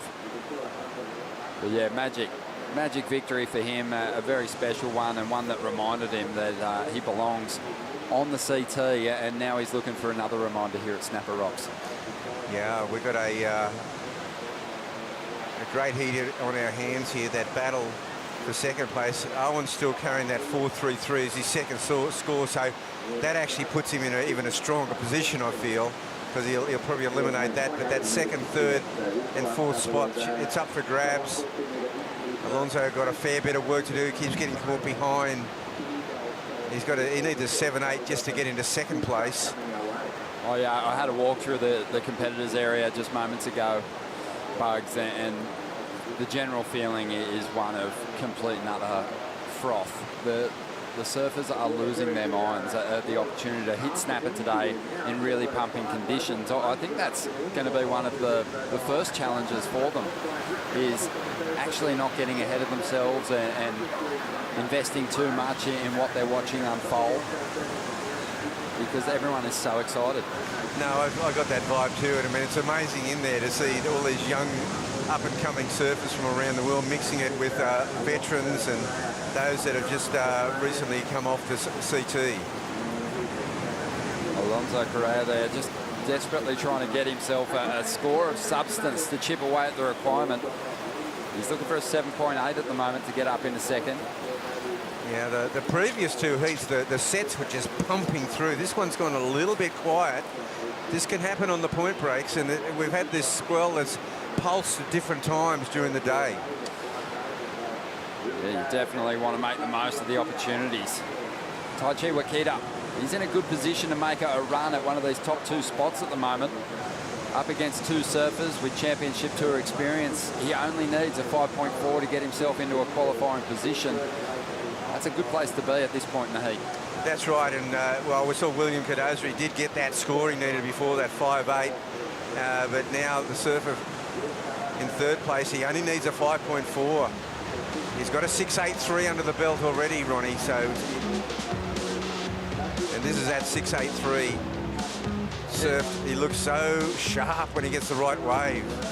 It's been a lot of fun having a look at the Harvey Norman recap through each of our heats in this first round. Some explosive surfing going down. William Cardozo letting go of some of those heavy-footed forehand jams. Plenty of big rail turns as well. He's got a couple of reasonable numbers. But the biggest score at the moment belongs to this man. Owen Wright kicked off this heat with a 4.33 and then dropped a 7.93. Yeah, this has been, he's put this wave together as well as anyone today. Not quite in that Jadson Andre class yet. He got the 9 and the 8.5. That was amazing. He's in a good spot, though, isn't he, to increase this lead? He can easily dispose of the 4. Yeah, look, he's got priority. He's got the high point, the 7.83, that is sitting well in his ledger, and that 4.33. So with 5 minutes to go with priority, you would think his experience will come to the fore. It's a real battle for second and third here, though. Yeah, there is time. William Cardozo's got to be feeling a little unnerved at the moment. Yeah, this wave here, I'm not liking it so much. I didn't see a wall as he took off. It's going to fizzle on him. He might go to the wide bank on this one. If he goes back out, yeah, he's paddling that way. If he goes back out and joins him, I think that'll be a big mistake. Bugs, William Cardozo might make a move to that wide bank. I see movement out there, Ronnie. Yeah, he might be going into a bit of defensive mode, or at least just putting himself into a position where he can have an effect on what Taichi plays at in the final stages here. 4 minutes remaining. And we see... here we go. Well, this is Alonso Correa, and he's still got a lot of work to do. He's throwing everything at it, though. Nice little rebound there. Up into the pocket again. Probably would be one of his better rides, but he's kind of scrapping around on the inside. Well, I like the variety he showed on that wave. He may get himself in a position where he can just chip away at that 7.8 requirement. If he could just get a little bit more meat on the bone on these waves, though, they're not getting him through a little mildly. I think if you reflect on the scores that have been dropped so far, young Wakita's going to probably reflect on this heat as just a bit of a brain snapper, in that he dropped a 6.83. It's the second highest wave of the heat, and since then he hasn't really put himself in a position to get that priority and add a second good score to the mix. And there's been a lot of, you know, 1s and 2s in those last 4 rides. And this wave here, I think it'll be his best ride, Ronnie, for sure. It may get him in a better position. Time's going to be a big factor. I do like the variety he showed, and the wave now just comes to the end of its energy. Yeah, he dropped the 4.8 for this one. There's the reverse. I mean, when you start to pay close attention to what's happening through that maneuver, as swift as the rotation was, the board was relatively flat compared to, you know, what surfers are these days capable of with that same turn, getting super inverted as they explode out of the lip. So not surprised that the judges didn't go too high with it. 4.8 though does help him just narrow the requirement marginally. 7.43 is what he's after now to get up in the second. Just over 2 minutes to go, and so clean out here today for the first rounder of competition, the round of 96. Rabbit, you've lived here your whole life, and obviously surfed more waves than just about anyone out here. Does it ever get old? No, it doesn't actually, because I mean, fresh sand, when fresh sand arrives, the new bank forms, you know, in May, we're probably at the height of the sand being deposited, and then it gets groomed, because we haven't had a year of big surf, just that 3 to 6 foot range where it grooms the bank. So again, Wakita taking his chances on a smaller ride, and as a result, he's really got to force the issue. And again, he's sort of taken himself out of the lineup, and looking very frustrated there. Yeah, he's just showed his frustration there on that wave at the end of it, when he's I think you're right, this heat's kind of got away on him. He got that 6.83. He really was in a fantastic position at the very start of the heat, but he's just got a whole lot of nothing since then. Meanwhile, Owen Wright, he's caught less waves than everyone else, and is just in such a power position. But you notice too, even though Owen could up the requirement for the other surfers, if he's not seeing a 4.33 in it, there's a good chance that no one else is going to drop a number like that either, yeah, which means that he's kind of safe. That's a fair point. It means he's very safe, because you know he's going to use the experience. He's going to wait for a bomb of some proportion, and without it, he'll let it go, because the guys need big scores to topple him. Just sitting out there so still and just zen-like. You know, the appeal for the time on the clock is not done in haste. It's all pretty casual out there for Owen at the moment. Very nonchalant approach to this heat. And I guess that's how it should be, really, for the majority of the CT surfers. They will be pushed by these young campaigners at different stages, but in this one, it's been the 2 surfers with that CT experience really shining through.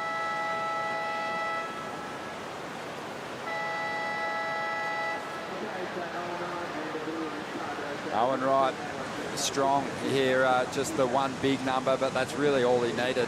And William Cardoso finishing up in second spot. Stay with us after the break. We'll have a competitor that was in the mix for the world title hunt at the end of last season hitting the lineup.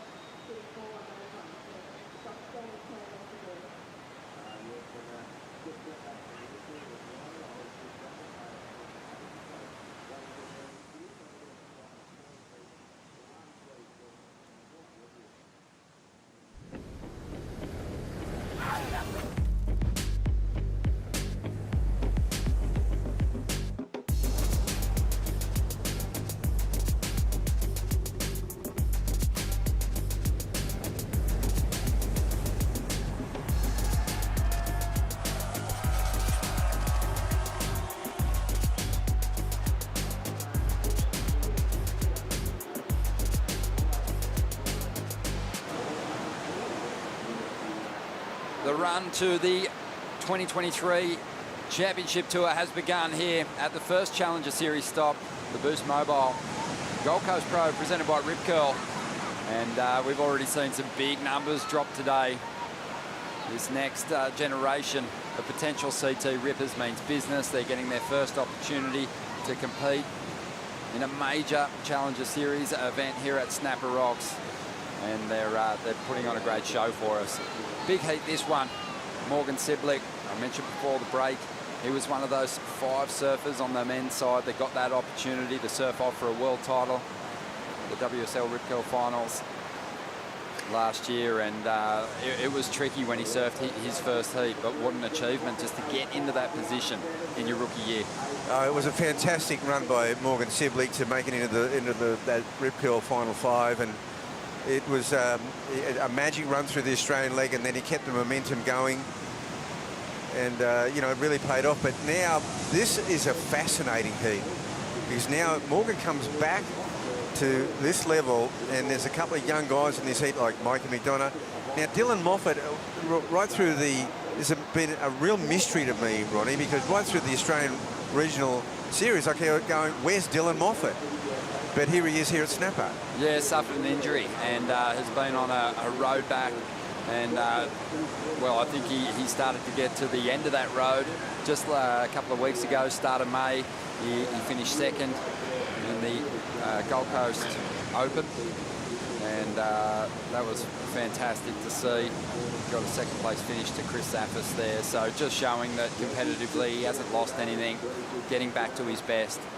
But yeah, Dylan Moffat, of course, got a wild card into the CT event at Narrabeen last year. He lost out to Gabriel Medina down there. But a great young talent, and here he is at the moment. Already has a 5.17, so wasting no time in getting that backup score. Nice layback jam, loading up for something big down the line here. A little cut down, not a bad combination. You can see that wave was getting a little tricky to read towards the end here. Yeah, the one thing about Dylan Moffat is that he just goes into attack mode on the wave. He's just so impressive. His aggression is so impressive. You'd see that front leg, the knee, all braced up. So, as we said, he's maybe not back to his best, but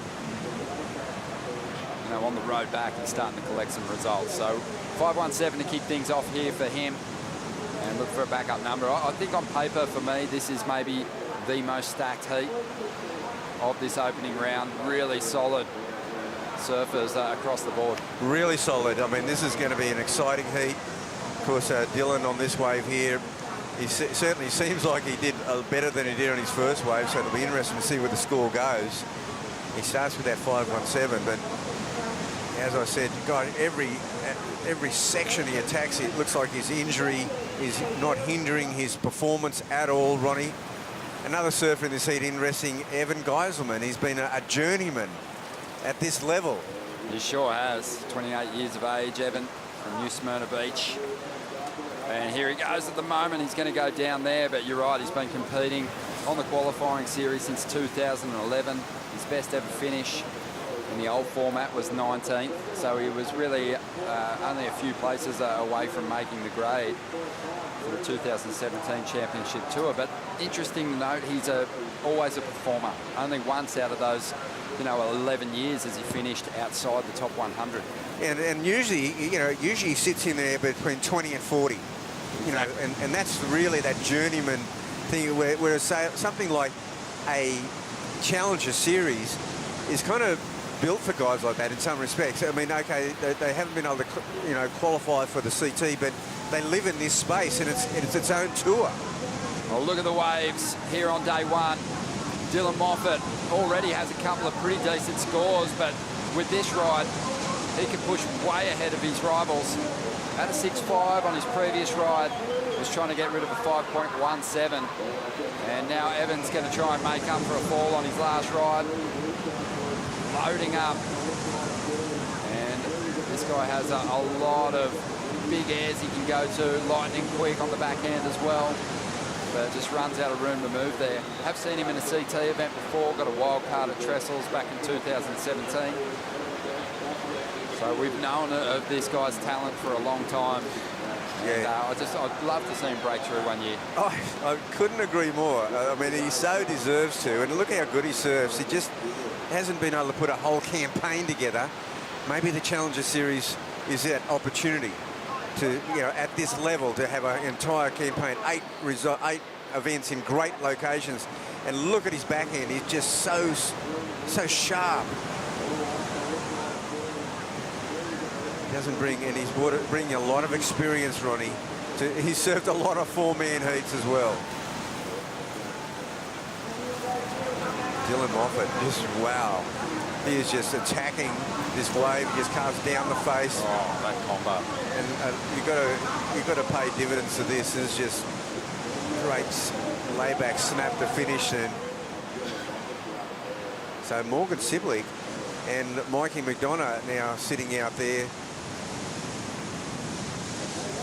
So they're scratching their heads, wondering what they got to do to get a wave and get themselves in this heat. Mikey McDonough, we've barely touched on him. Another competitor that we've seen take up a wildcard opportunity. That was down at Bells Beach a while back. You can see his back foot slipping there. But the 20-year-old, he won a regional QS on his run to a 7th place finish on the Australasia Oceania rankings. Oh, look, I've watched this kid since the under-10s in the BL blast-off, Ronnie. And he's just always been a very savvy competitor. Yeah, unbelievable point break surfer too. I think he's got a great chance if he can get on a bit of a roll here. But that wasn't a real confidence builder, that last wave. But maybe it was one that he just needed to get out of the way. There's still 21 minutes remaining. Dylan Moffat has just opened up, like just come out firing, but he's taken advantage of that wide bank on the paddle back out. That is such a smart move, particularly when you consider the last heat was a very quiet one. The 2 previous ones, pumped, set after set. Well, Dylan's just in fantastic rhythm out here at the moment. 3 waves and waiting on numbers to come through. The feeling is that maybe his last one is going to help his situation and get rid of that 5.17. Well, Evan Geiselman has posted something of substance there. Yeah, 5.33 for the Floridian. Now that shows a lot of potential because it wasn't a great wave. He surfed it to the max on what it offered. It didn't offer much, but a 5.33 shows that backhand, as you noted in the last heat, certainly no disadvantage. That's right, 20 minutes to go. Sometimes on the forehand you get a little bit lateral in your movement, and it's always because on the forehand you're always looking down the line at a promising section. On the backhand you surf the pocket in front of you. So true, and someone that did it beautifully in the last heat was Owen Wright. He's with Stace. Well, from this side of the lineup, I love nothing more than watching you square up off the bottom and smash the lip, Owen. But talk us through your experience here at Snapper this week.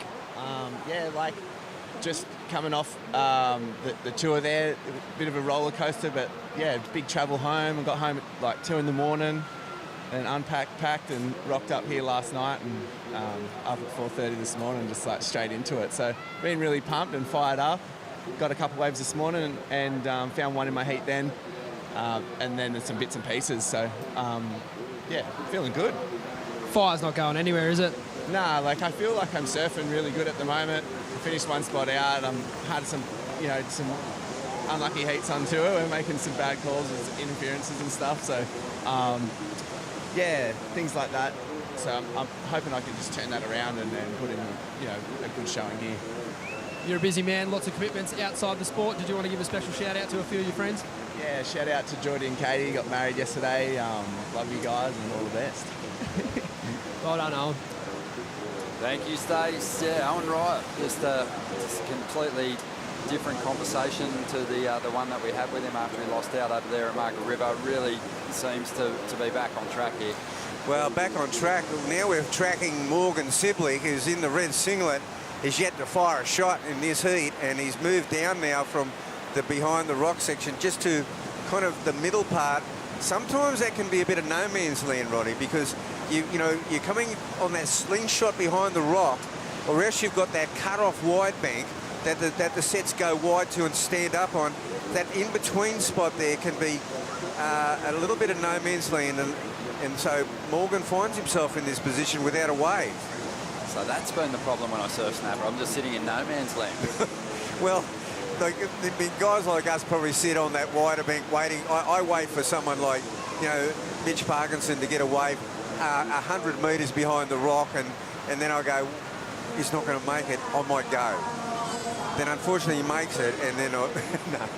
Someone told me the locals here just take the wave, and unless they hear someone call their name, they just keep surfing. So I went and learned all the locals' names, and I'm telling you, it didn't work, Bugs. I was calling out their names. I was calling out Dingo, Dingo. You never kicked out. Oh, that's classic, Ronnie. Just over 17 minutes to go here. Dylan Moffat locking in for a moment. He had a good line into it, but the wave pinched a little. But that was behind the rock. I mean, Dylan went deep. See, he's got the luxury. He's got 2 scores in his ledger. He went super deep. He went way deeper than Morgan. He pulled in. It could have paid off, but it pinched. The adjustment to these 4-man heats can be a tricky one for someone that's had their focus on head-to-head competition at times. You can find yourself really up against it. Well, Mikey McDonough's now come in with a 5.77. There's the replay of Dylan's effort behind the rock there. Almost punched through that curtain. Now, what do we got going here? It's the same ride again, just that different angle. Yeah.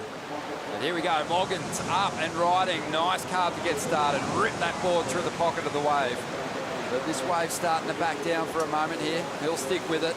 He's going to bank on something happening down the line, and it does start to eventuate for him. Wow, great torque to get that board just swiftly carving through the face of the wave. Yeah, I'll be surprised if he doesn't sit wider now for a while, for a little spell. We've got out right now, we've got Evan Geiselman with priority. Looks like a wave. Someone will have a good look at this one, I'll tell you that. Mikey McDonough, maybe. I think last year, Bugs, Morgan went through that season, that shortened season, the 7 events, without expectation. And he just blew everyone away with the performances that he brought. He threw everything he had at the big names. He got big scores, and he got massive results. I think getting to that 5th position, though, you know, created an expectation for him. It was the pressure of other people talking about where he should get to, and it weighed heavy with him through those first few events of the season, and he just didn't find that magic, and it affected his performance. Gosh, I mean, you know, it was coming at him unbelievably. I mean, I'm sure there were some pretty good contracts that came his way, and then suddenly there's this incredible expectation upon your shoulders to repeat the performance and go further. Definitely. Well, he tapped back into some solid performance over there in Margaret River. You could see that he started to sink that rail deep again and really find some flow. And he's put together a good ride to kick things off here and get himself on the board. 6.03, just on 14.5 minutes to go. And he's going to perch up down the line and see if he can't find a second score. You're watching the Boost Mobile Gold Coast Pro. Plenty more to come after the break.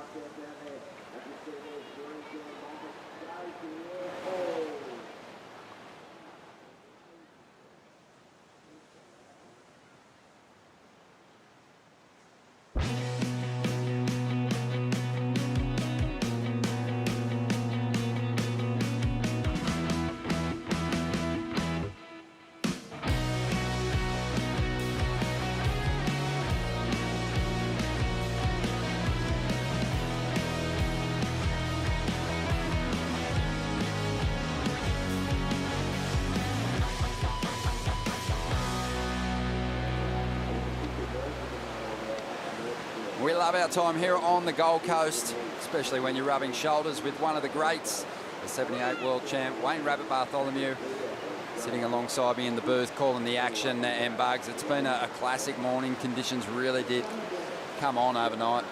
Yeah, the wind, that southerly just kicked in yesterday afternoon at about 3 o'clock, and there was a great free surfing session all afternoon, so everyone could warm up. Today we've had pumping heats, we've had slow heats, but generally, you'd have to give it a thumbs up that Snapper's turned on. Yeah, just over 12 minutes to go. Let's get a beat on the conditions out there at the moment with Stace. Thanks, Ronnie, down here with an Oakberry conditions update. And to be fair, I don't think it's really changed much since this morning. We've got Morgan Sibilic on a really fun-looking grower down the line now. And an awesome two-turn combo. But you'd notice that wave is still going. But EG out the back here. I'll let you take it away, Ronnie. Yeah, let's see it.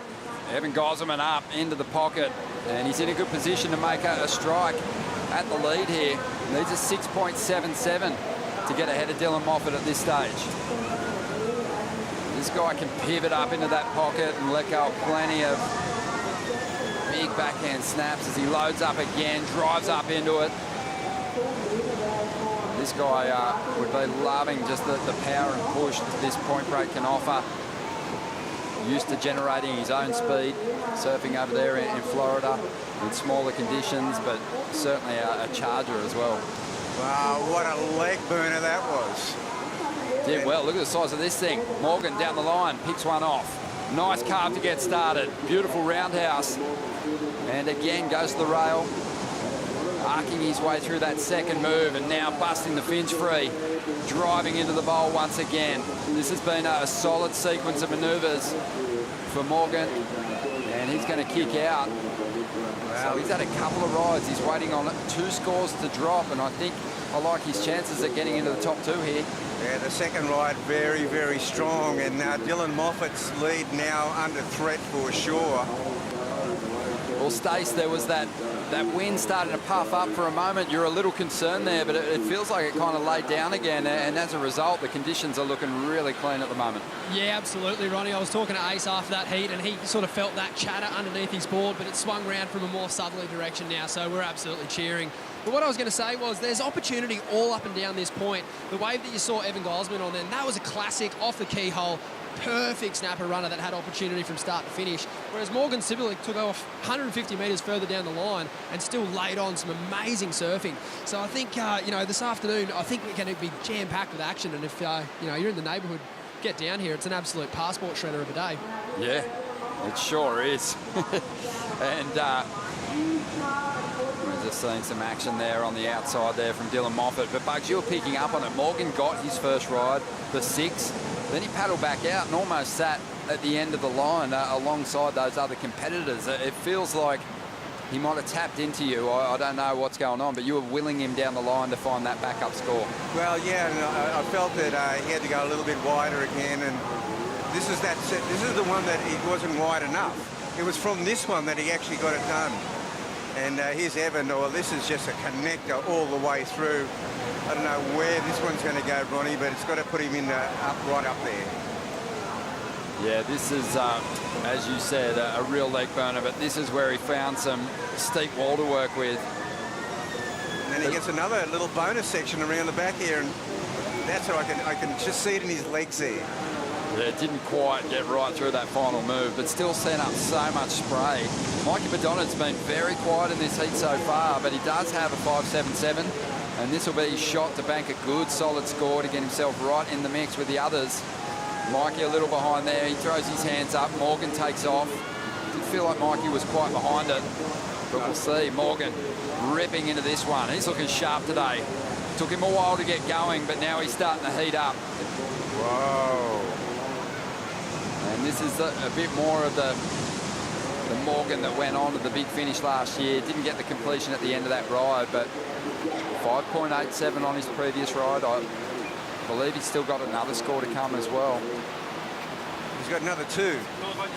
That's right. He's got another 2 very good ones, I think.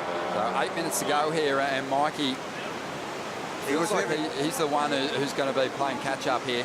Well, Mikey was never going to get around that section. I mean, that was a pretty safe takeoff there. This is a beautiful wave, though, for Mikey McDonough. It starts so well, and he's just starting to get into his stride now. He's got this big section to get around. Maybe he had to be thinking a little bit further down the line, Ronnie, because it ran off on him. It's a whole section away. He's made a bit of an appeal there, but no, that's just too far back, well, in my opinion, anyway. And I don't think Morgan's in any trouble there. Yeah, and, well, he's not in any trouble with the score. Did a couple of big hacks on that outside. Again, didn't really finish this wave off. But who knows, he might have done enough to turn in a better number and push the requirement higher for his rivals here. 7 minutes to go. We're still waiting on that number for Evan Geiselman too. And it's their previous rides. It's Evan's ride, and then it's Morgan's ride before this one that we were kind of blowing up about how good it was. The thing about the conditions today is the sets are very uniform. They're coming in at a very similar size. They look really similar, so the judges get an opportunity to really break down the approach, the differing approaches of the competitors as they hammer away at these walls down the line. So I think there's some video replay analysis going on in the panel, in the booth at the moment. Yeah, and we don't have big tides at the moment. The coefficient's pretty small, but we do have coming up to a high tide. Well, Evan might need this ride. He might be chasing a score to get himself up into that top two, but he's absolutely throwing everything at it anyway. Hits the end section there. Surfer's doing a lot of work out there. There's a lot of wall to work with. Well, his previous ride's just dropping now, and it looks like it's going to be right up there. Might be the best wave of the heat so far. Well, here we go, Dylan Moffat up. And he might be knocked out of the top two when these numbers come through. So he's hammering down the line. He's got to really make something of this section. Drives up into the face. Draws that carve out. And now just hoping for some steep wall to work with. Bangs it and really keeps that down the line flow. Hits it again. Transitional turns really, though. He needs something major down the line here. He's going to load up. Goes to the air. Completes. And now a layback hit.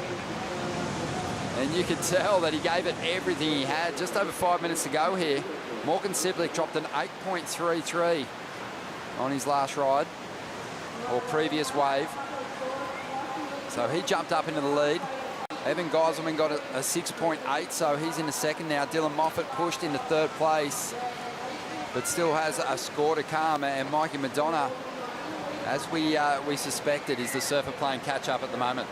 Yeah, it was just that wave. He got a little bit caught up and didn't go down the line enough. It would have been probably the wave of the heat if Mikey had been able to connect with that section that Morgan Siblick cleaned up on. Been some real class displayed by those red jerseys today, the highest seeds in the event, those competitors from the championship tour. David Silva was really the only one that kind of struggled out there, but Imai Kalani DeVol, strong. Sammy Pupo, even though he got second, just, you know, displayed some really great surfing and came close to dropping maybe the turn of the day. Connor Coffin looked brilliant. So, you know, the class of the championship tour surfers is really shining through at the moment. Well, it looks like Morgan Siblick's going to improve on his position ever so slightly. He's trying to knock that 6-point ride out. It looks like he's done that, Ronnie. And then there's still ways for Evan. And then there's the Dylan Moffat special. Well, Dylan's been pushed back into third spot. He's lining up a pit on the inside. Grabs the wall, stalling now. Great control to find some cover. Now digs in for the reverse. Hangs onto it. That'll test the knee out. That's a Josh Kerr, Jeremy Flores special right there. Josh really brought that move to competition here in a quarterfinal heat against Mick Fanning. Way back in the day, it was his rookie season. And we've seen some surfers really bring it in frequently since. Such a hard move to go for. It's got a bit of everything. So much release that the fins completely break free. You've got to almost bust it out in the bowl of the wave, and for a moment you find yourself completely covered by the barrel.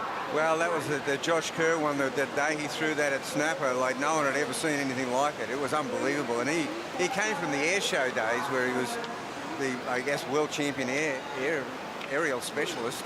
And then he brought that to snapper in the CT against that Mick Fenning heat. And that was mind-blowing. He didn't win the heat, though.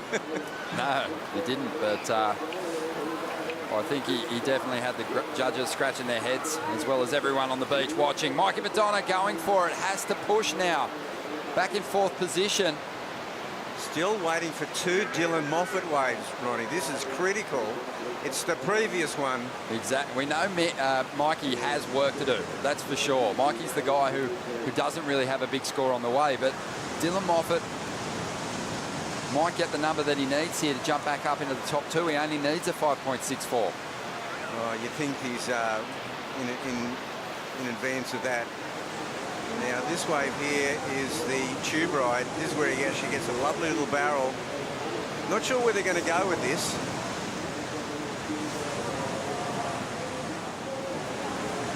It's sort of a pretty handy little combination, but not sure if that's going to even be in his top 2. He is giving us a bit of everything out there in this heat. Sniffing out the barrels, and it's so hard not to. He got it. Dylan Moffat, 7.33, jumps ahead of Evan Geiselman with 1.5 minutes to go. And now Evan needs a 7.04 to get back into 2nd. Mikey is in 4th place. He needs a huge score, 8.06. And Morgan, who sat out there for yonks, just waiting for an opportunity, has just powered into the lead with these big full rail turns, and now feeling the confidence is really starting to light this place up. 3 turns, hangs on for the finish there. Yeah, this is an amazing performance because Morgan was in trouble. Like he did not get going till about I think there was about 16 minutes left in the heat. So as we suspected, Dylan Moffat waiting for 2 rides. The first of them was his best, 7.33. Still got to get the number in for the tube. To the nice little club sandwich out of the barrel. Had a little bit of everything. That grab rail reverse. A full explosion out of the pocket. And really, I think he's going to be relying on that move to fetch the points for that ride, because the tube was pretty small. Morgan up again, taking a chance down the line. This wave getting away from him, though.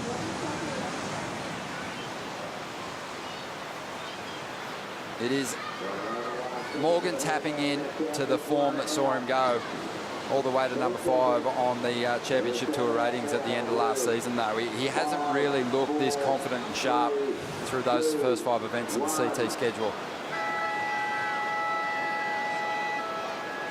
That's going to feel really good for him, Bugs. Oh, it really will. This has been a great assertiveness.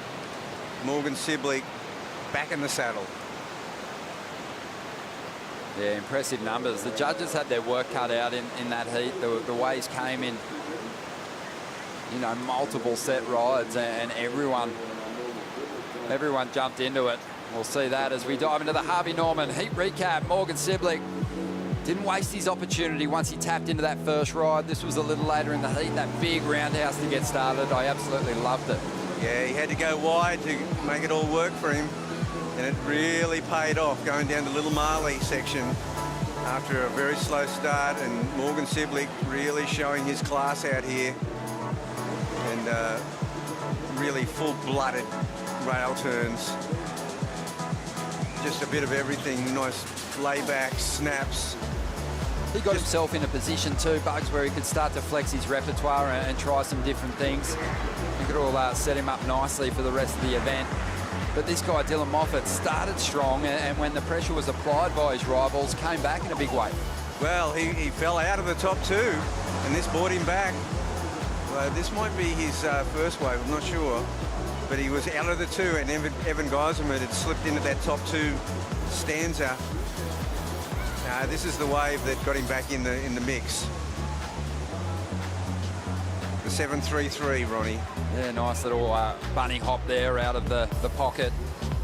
Not easy to execute airs like that, but Dylan just showing great variation and get himself in the 2nd spot. And Morgan too strong here.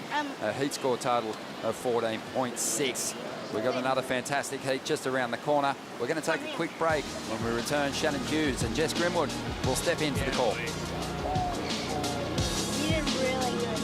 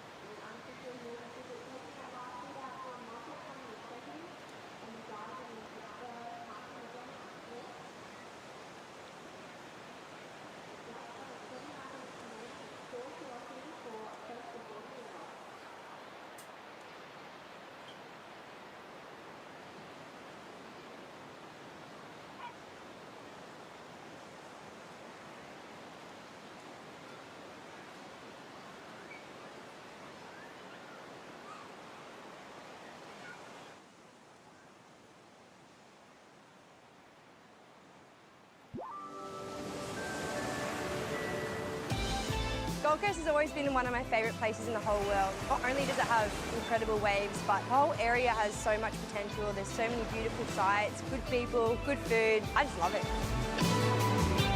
It's nice to be able to reconnect with the whole area, and everything's so close and there's so many great restaurants. There's amazing attractions to see and the beaches are just incredible. Welcome back to the Boost Mobile Gold Coast Pro, and it is just such a pleasure to be here in a place that women like Isabella Nichols and True Starling just have such a fun time getting to travel around, experience everything that there is on offer in this great region. Shannon Hughes in the booth alongside of my very good friend Jess Grimwood. Jess, it is always the funnest to be able to call to action with you. It is, isn't it? And we're so excited today. I mean, the surfing has been incredible. The level is unbelievable. Like, I have just seen so many good performances already day one. Yeah, it's been fantastic. I mean, the surf's absolutely pumping. I think everyone's a little surfed out even from the waves that have been on offer over this week in preparation.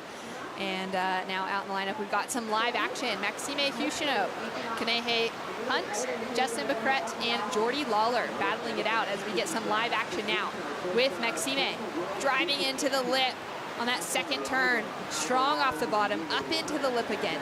Ditching those fins free. Now engaging the rail as he comes through into the next section. And it starts to stand up. He's going to look for some speed and lays it back. Impressive surfing, connecting so many turns together that I have completely lost count. And I'm just really impressed as we see Jordy Lawler now with that backhand attack. Really powerful, really smooth style, and now goes very vertical. Puts on an impressive finish. So we've got some scores to come through the board for red, for green, and some sets rolling through, Jess. Yeah, that was a huge exchange from those two gentlemen. I mean, that's a really, really strong start to your opening round heat. It was a nice comparison of forehand and backhand. You can see the QS competitive experience from Maxime, like his forehand approach, so much in his repertoire. Have a look at the replay here. This is Ken Hunt, and really big dude too from Hawaii. Look at the extension. He has to get so low and wind it up like a coiled spring, and he's able to release a lot of spray up through the lip of the wave. But you can see it's a bit of a smaller wave. He gets a lot of work done, a lot of sections, but yeah, maybe not as critical as the opening waves of these two. Have a look at Jordy Lawler's, the man himself from Narrabeen. Just an absolute killer backhand on him. Winds it up, goes from strength to strength, negotiates the wobble there in the middle of the bank, and then just drops straight back down to the bottom and sets it up again, Shannon. I love the exchange. I think that probably the first of red was one of the best ones. Here's the replay from Justin Becqueret. Nice forehand wave for him. Look how glassy the conditions are too.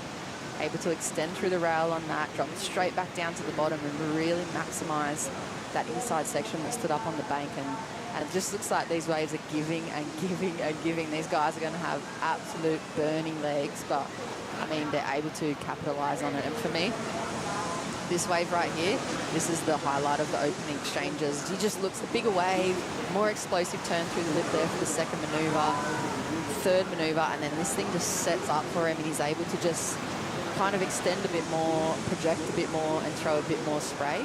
So I feel like a little bit of style thrown in the mix at the end as well, and he's done a lot of work on it, Shan. Yeah, he's really gotten the work done. Incredibly impressive performances all around. And then we saw Jordy Lawler during the replays get a second wave under his belt.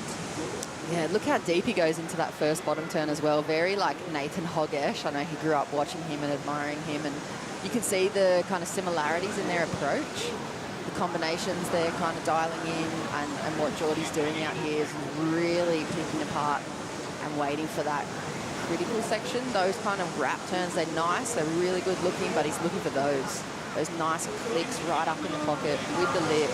He capitalizes on it. That's a lot of work done, and a lot of work for the judges in the first few minutes. That was a lot of work for you. That was replay after replay, Jess. I'm so impressed. Your commentary skills are just through the roof this morning, and so is the surfing level of Jordy Lawler. He opened up his opening ride was a 6.83. I'll get back to the score on the second because we've got some live action now with Justin on the forehand. Linking those turns together just goes a little bit too much on that final maneuver. Loses out on the rest of the section, but Jordy Lawler is now sitting with a heat total of a 16.26 because he dropped in a 9.43. Oh, I mean, like, they couldn't have gone any lower for him on that one. It was great wave choice. It was a bigger wave.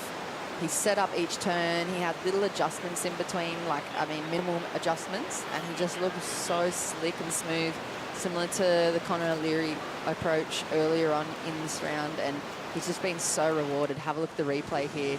Nice high line, kick it off, drop straight to the bottom, straight up into that bit. We've seen a lot of the natural footers kind of miss that first section, and what I'm seeing from this and the backhand is these guys are able just to like lock in and not waste any single little steep section that pops up for these goofy footers. And I mean, Jordy, look at him. He's so dialed in. He spars with some of the best surfers in the world every day at Narrabeen, so I'm not surprised that he's absolutely tearing his heat apart in the first 2 minutes. Oh, I couldn't agree more. He's one of those surfers, too, that we're just waiting for the day that he's properly on the championship tour, because he's had those call-ups. He had those replacement opportunities this season between Pipe and Sunset, but just didn't quite lock in for the rest of those first 5 events before the mid-season cut. As we just take a look at this slow motion action. And Jess, you were breaking down some of this backhand surfing to me off air before we walked in the booth and just said it really has been the standouts for you today. Yeah, the goofy footers have absolutely dominated today, and you can see that in the slow-mo of Jordy there. He's just projecting down the line a lot as well. He's not only just hooking it up at that 12 o'clock midnight position, but he's also already thinking about on the way down to project and not miss the next section. And he's not getting too far ahead of himself, and I mean, well rewarded. And look at those other scores. This is the craziest heat of the day. Hands down, we've already got 3 excellent scores on the board. We've got an 8.4 for both Justin Becret and Maxime Hucheneau, both sitting with their opening rides as 8.4s. Then our surfer in blue, Kanehe Hunt, opened up with a 6.93, which in any other heat would have been a great starting point, but now he's got some huge requirements out in front of him. Oh, yeah, this is like next level heat, because we've seen the gears slowly kind of change up throughout the day, a little bit slower this morning. The guys were dialing in their equipment and dialing in to these conditions, and with that high tide pushing in, and now the waves just pulsing, you can see how beautifully smooth it is out there, and it's just so much opportunity, and Heat 11 have not let a single little scrap go unsurfed at the moment. Unbelievable. We're kind of thinking Jadson Andre maybe had the pick of the day with his 8.5 and his 9, but now we've got Jordy Lawler already setting himself up to inch closer to that on that backhand again. Tags it up into the lip, staying just in front of that section to connect with the pocket. And now putting all that leg work in through this inside. It just stands up from again. I love that patience, waiting for the moment, and then maybe a little too much of a leg burn. Maxime on his forehand now. Little snap on the inside, smaller size wave. But he's doing well to find that flow, that trim down the line, finding that speed. And a turn like that would have felt so good had he ridden out of it. Yeah, different wave choice there for Maxime as well if you compare it to Jordy's. He fell obviously and couldn't capitalize on it, but it was the best way it's come through, so it's kind of he's you know, kept it from the other competitors at the same time, even though he wasn't able to get the most out of it. He made sure the other guys weren't on it by taking it. And then I mean, Maxime's is a little bit smaller. He looked like he was trying really hard to generate through the speed through those turns. So I mean, for me, Jordy is that standout. Maybe just went a little bit too hard on that last little turn and kind of wobbled and fell off, but his backhand, he looks like he kind of just explodes out of the top of the turn, where you see a lot of other goofy footers can put it up there but kind of just nurse it back through to the bottom turn to set up the next turn. But you can have a look at the replay here. He takes a high line and goes up and over the lip, keep down the line, and then kind of places it a little bit, but you can see it running off on the bank, and this is where he gets the points here. Nice, strong backhand surfing from the North Narrabeen local. Beautiful big turn and just overcooks, catches the nose. You can see it really well there, Shannon. He just might be frothing too hard. He dropped in a 6.10 for that one. Doesn't factor into his top two, and then we saw this from Maxime. Smaller size wave. You can see he really wants it. You can see the intention. He's so hungry to push through. He keeps accidentally kind of burying his rail or hitting a wobble, and he's doing that little hop pump on his bottom turn as well. So the intentions there. I think if it had been a bigger wave, it would have been probably a lot more speed on offer for him, and he'd be able to like really lay into that final manoeuvre, but he kind of just got caught up there and fell off. Scores to come through now for last of Jordy Lawler, which is not going to factor in that. That'll just be a throwaway score. So now the question is on the surfer in red. Already with a score to come through and up and riding again with a big wrap to start things off. Just patiently stalls through here, waiting for that next section, finding that speed and that momentum, wanting to go big up into the air. Connects through. Now he's looking for that transition. Can he hold on to the finishing turn? Just doesn't quite have it between the landing of that straight air and the transition into the next moment. Yeah, nice air, good variety, a bit of flair as well. I'm going to have to be honest and double check if that's a mute grab, frontside mute, or if I'm going to have to check with some skating friends, because, I mean, it's a beautiful air nonetheless. I'm sure he's going to get rewarded for it. If he had have completed that combination, it would have been a nice one, but he's moved up into second place anyway. Some great scores rolling through as we take another look at this. His previous score of 5.9 has bumped him up into second. Yeah, you can see him setting it up right now for the air. He has a cheeky little look out the back, and then he just pumps and pumps and projects straight up over that little section, kind of lands on the lip, and then sets it up. There was a really critical turn as well, so unfortunately he couldn't stick it, but he's looking okay at the moment with 14.30. Crazy. It's crazy too, though, looking at the difference between second and third at the moment. It's actually quite tight, just less than a point separating the two of them, because they've both got those 8.4s. Maxime just slightly ahead with that 5.9 as the backup score to Justin's 5.00. Kanehe Hunt, he got out to an early start with that 6.93, but he's now got a big requirement in front of him, that 7.38 to take the advancing position in second place. Justin chasing a 5.91 to take the leading position away from Maxime. We've got 16 minutes, 30 seconds, and finally a break in the action. So we're going to take one as well, and we'll be right back after this.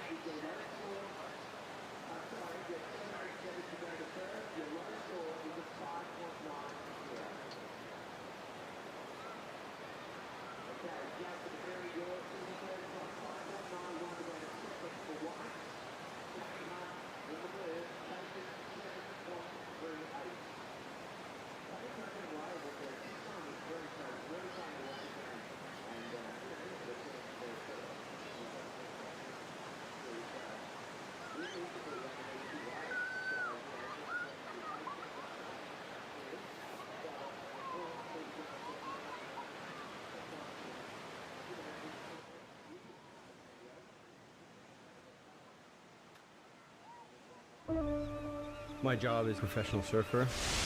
The best job in the world. My goal is to win titles. That's what I'm here for.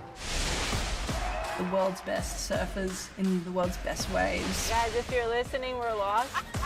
This is the first time ever the women are a pipeline. We have never been given an opportunity like that. We've had a shark attack. Whoa. It's the most intense surfing scenario you can imagine. He saw every bit of this. I have to step up my game now and not make any mistakes. And he goes for it. Oh my God. This is a war.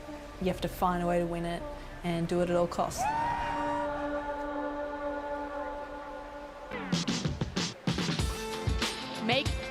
Make or Break, now streaming on Apple TV Plus worldwide. Be sure to check it out and get the storylines of so many surfers that are actually present here today for the Boost Mobile Gold Coast Pro presented by Rip Curl.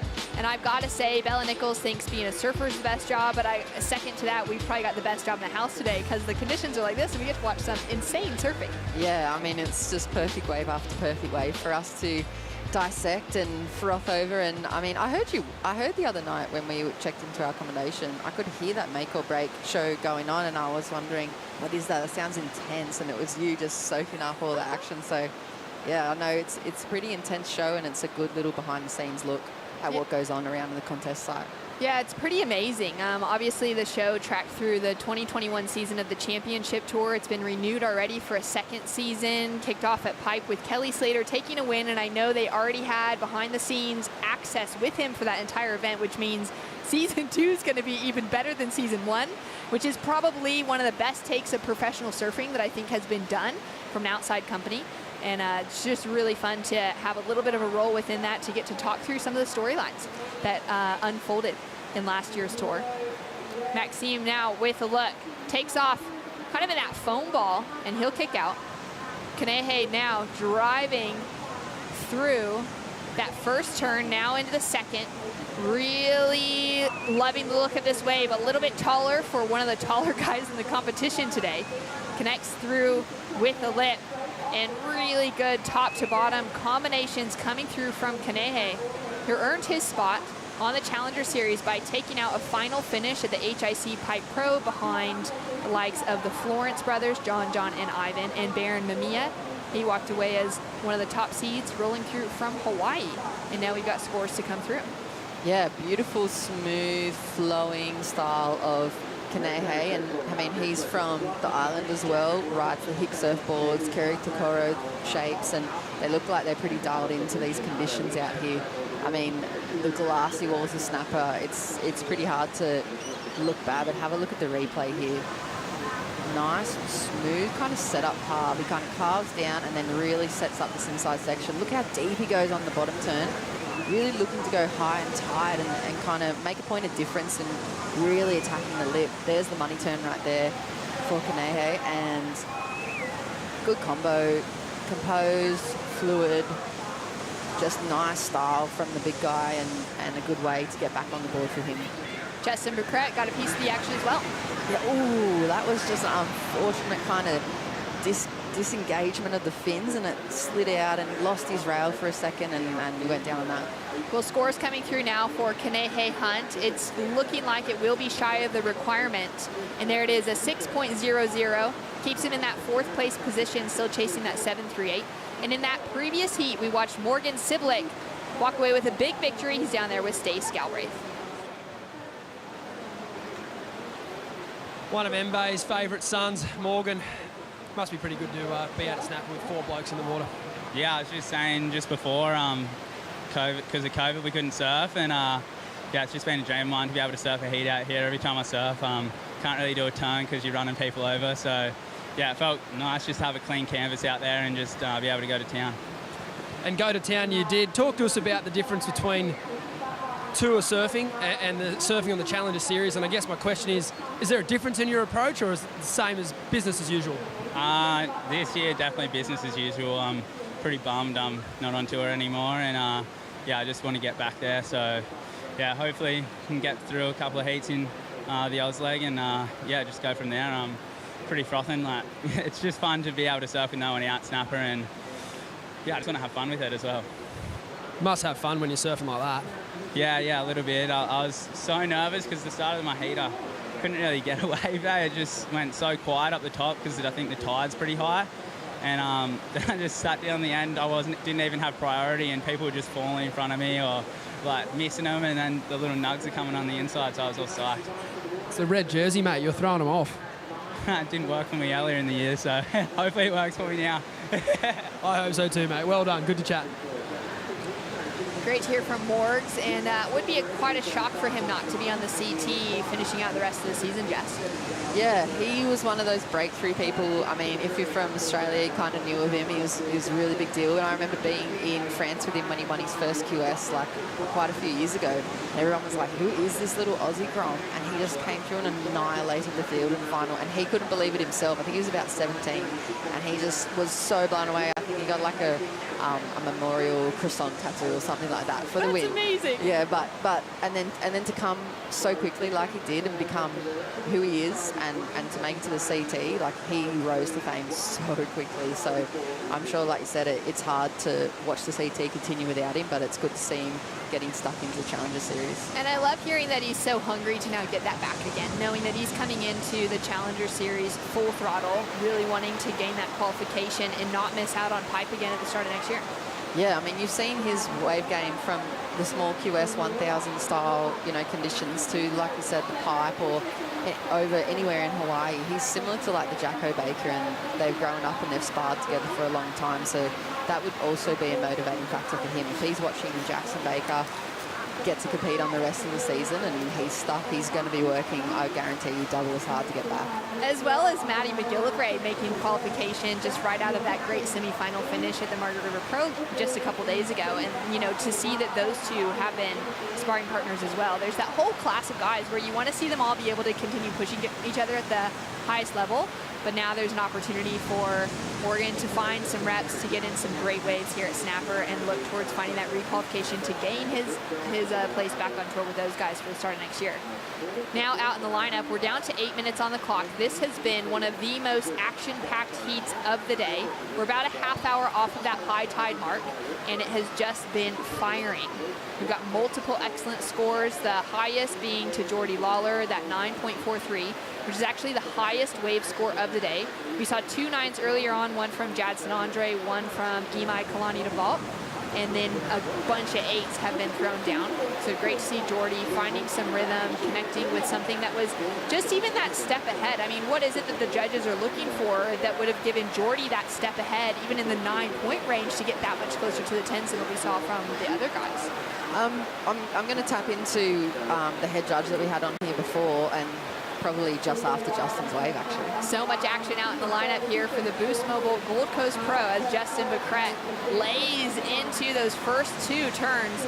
Nice big open face wrap on a smaller size wave, but he's going to gain some speed as he comes to the inside section, goes for the big air, throws the tail, and does not ride out complete, but has to bring some variety now. He knows that it's going to be those big finishes that get him the requirement that he needs. Yeah, I mean, he just qualified for this Challenger Series as well. I think he finished in 10th spot for the region. So to make the cut now, he's going to have to throw everything on the line. He needs to step up against people like Maxime and Jordy. And back to the question about the difference and in those 8s to Jordy's 9.43. Without being a judge, I'd rather draw on what the head judge was saying earlier on today. And he was saying, you know, it's so easy to do the same turn and be really repetitive on a wave like Snapper because it is so perfect, that there has to be this point of difference when someone does something that kind of explodes just that little bit more through every part of the turn and makes you sit up in your seat, and then you're really on notice for them and you go, oh, what was that? Like, it's just a little bit more lightning, and I think Jordy has that. He has it in his bottom turn. He has just that little bit more pep through the top of the turn, and he has it in every aspect. Coming up in the next heat, Jack Robinson, fresh off of a huge victory out of the Margaret River Pro. A massive victory for him at home, and it's so great to see him now just paddling out with nothing to lose and some fun waves to catch. Oh yeah, I feel like he's going to shift up another level too, and I found, I've been viewing and consuming, watching him compete in WA. It was a very like spiritual win. It seemed really, really connected to what he's been practicing and what he's about now as an athlete. So I'm really looking forward to watching him explode out here in the next heat. He'll be out against Kihu Butler, Cole Hauschman, and Alistair Reginato. We've got a couple of Aussies, a Kiwi, and an American in the mix for that next heat. Kanehe with a big ask in front of him of a 7.38. Check turn off the top, lining it up now to bring in some more dynamic turns, great engagement of the rail, and a little snap through the tail to finish. Sitting with those couple of 6s on the board at the moment, down to that 5-minute mark. It just seemed like he just needed to get busy. Yeah, that was a nice wave from the man from Kauai, and great extension through the turns, really on point, on rail, and just looked nice. It didn't offer him too much. It wasn't one of those like 10-turn bangers that you see come all the way through the inside, but good looking wave. I don't think it's going to go up towards that 7-point range. It's probably similar to what he's already sitting on, just because of amount of work that he had the opportunity to do, but you can see with his approach, his technique, he's so on point. He looks almost like a natural footer version of Owen Wright, kind of. He has that same kind of lanky, drawn-out extension and technique. Live action, Maxime driving down the line, laying into a first big turn, setting himself up off the bottom, up into the lip again. Big sort of float to finish on that section. He's now going to line it up here and look for something different to catch the eye of the judges. crazy top to bottom turn combination. So much speed and flow. Now coming through in a really fast section for the finish. He's looking to improve on a 5.90 on the scoreboard right now. He puts on the finishing touch. He's going to ride out clean and go one bigger to put a big requirement on Justin Becret. Yeah, beautiful composure. Really nice middle part of that wave. I'm interested to see in the replay how much he gets into that rail, because he obviously was pretty on point with his timing and his placement of the rail because of the spray that came flying off there. So let's see what the judges throw it in. I'm feeling like it's going to go up there. Have a look at the replay. This first turn, he kind of stays a little bit flat, but I think he's eyeing off down the line. You can see where he's looking. He's just setting up this next section. He didn't want to get caught behind. That's a nice turn. Comes down with the lip. And then just patiently waiting, not trying to oversurf it. This is the wrap here. Beautiful little crack out of the lip. And rail work. Kind of cuts it short and accentuates the end bits and then gets a bit more work done through there. So nice surfing from the Frenchman. He's a pretty well-known QS competitor as well. Unfortunately, I don't think he's going to get paid the completion there on the end, but nice way for him. So scores to come through now for Maxime, the former world junior champion, doing the runaround with just a couple of minutes on the scoreboard. We'll see if it's enough time for him to get out the back, find himself with priority as Jordy Lawler, heat leader, up and riding. Nice 2 snaps to start off. Connects in for that third turn.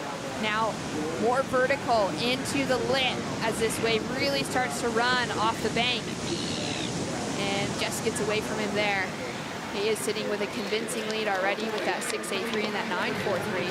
Maxime now with the leg runner run with just 1:40 on the clock.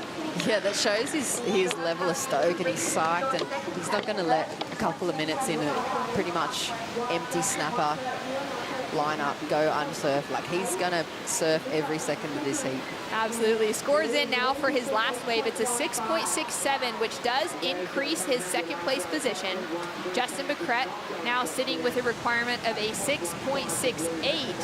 He is sitting out the back with priority as well, our surfer in white. So he's in a good position right now. Should another set roll through with that sort of good to average score requirement on the board.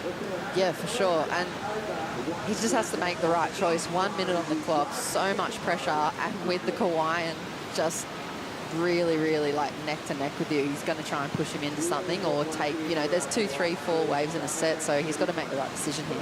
Justin now up and riding. He had that wild card into the Mayo, Portugal event on the championship tour. Now linking together a couple of turns. He's got that big requirement in front of him, pushing a lot of water, and now really strong, driving off the bottom, connecting with the lip, wanting to make sure he capitalizes on each section that is in front of him. Chasing down that 6.68, tags it, and another quick turn thrown through. He'll ride out clean, up and riding with one more opportunity as well, but chasing an 8.15. We're not sure what happened at the back for Kanehe Hunt, but I'm not sure that this inside section is going to be enough to get in that requirement. It is now all in the hands of the judges. Oh, yeah. I mean, you can kind of see from his body language, maybe he didn't get any opportunity on the outside. Justin is going to be an interesting score. I don't know how they're going to break that one down. He did, I think, a lot of the same maneuvers on that wave. There was nothing that really stood out, but maybe the amount of work that he did has kind of, you know, warranted a score that he needs. Here's the Kauai's out the back one. Nice, smooth rail game for him. I love his rebounds too. Real textbook for the national footer. Generates a lot of speed. Beautiful looking wave. Nice little crack in the pocket. He draws so deep. You can see how much he's touching the wave when he goes on his bottom turns with his backhand. He's just completely winding up every single time. And he did a pretty large score though, and I just don't think the opportunity was there for a really critical section.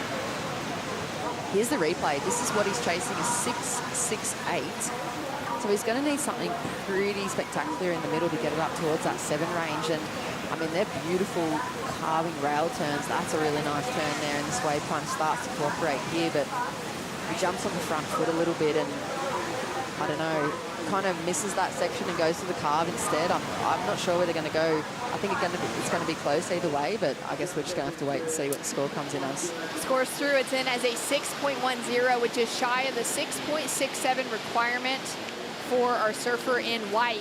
Official results, Jordy Lawler, Maxime Bouchonneau through with the win, and he got a little final lap after the runaround. Yeah, look, you can see the celebration there, Shannon, so good. 4, 3, 2, 1. Jordy Lawler with an extremely impressive heat, stringing together a 9.43 after opening up with a 6.83 as we take a look at the Harvey Norman recap.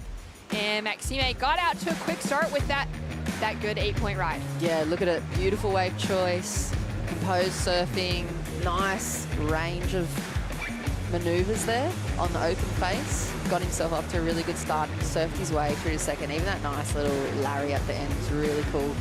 Here's the standout man for this heat, Jordy Lawler from North Narrabeen. He's been putting in the work. He's just been on that cusp of qualification, and look at the backhand approach. He just really gets up there, throws a lot of spray, great timing, beautiful extension as well, and he's just got that little bit of something else that we were talking about, and that's how he made his way to that 9.43 in this heat, Shannon.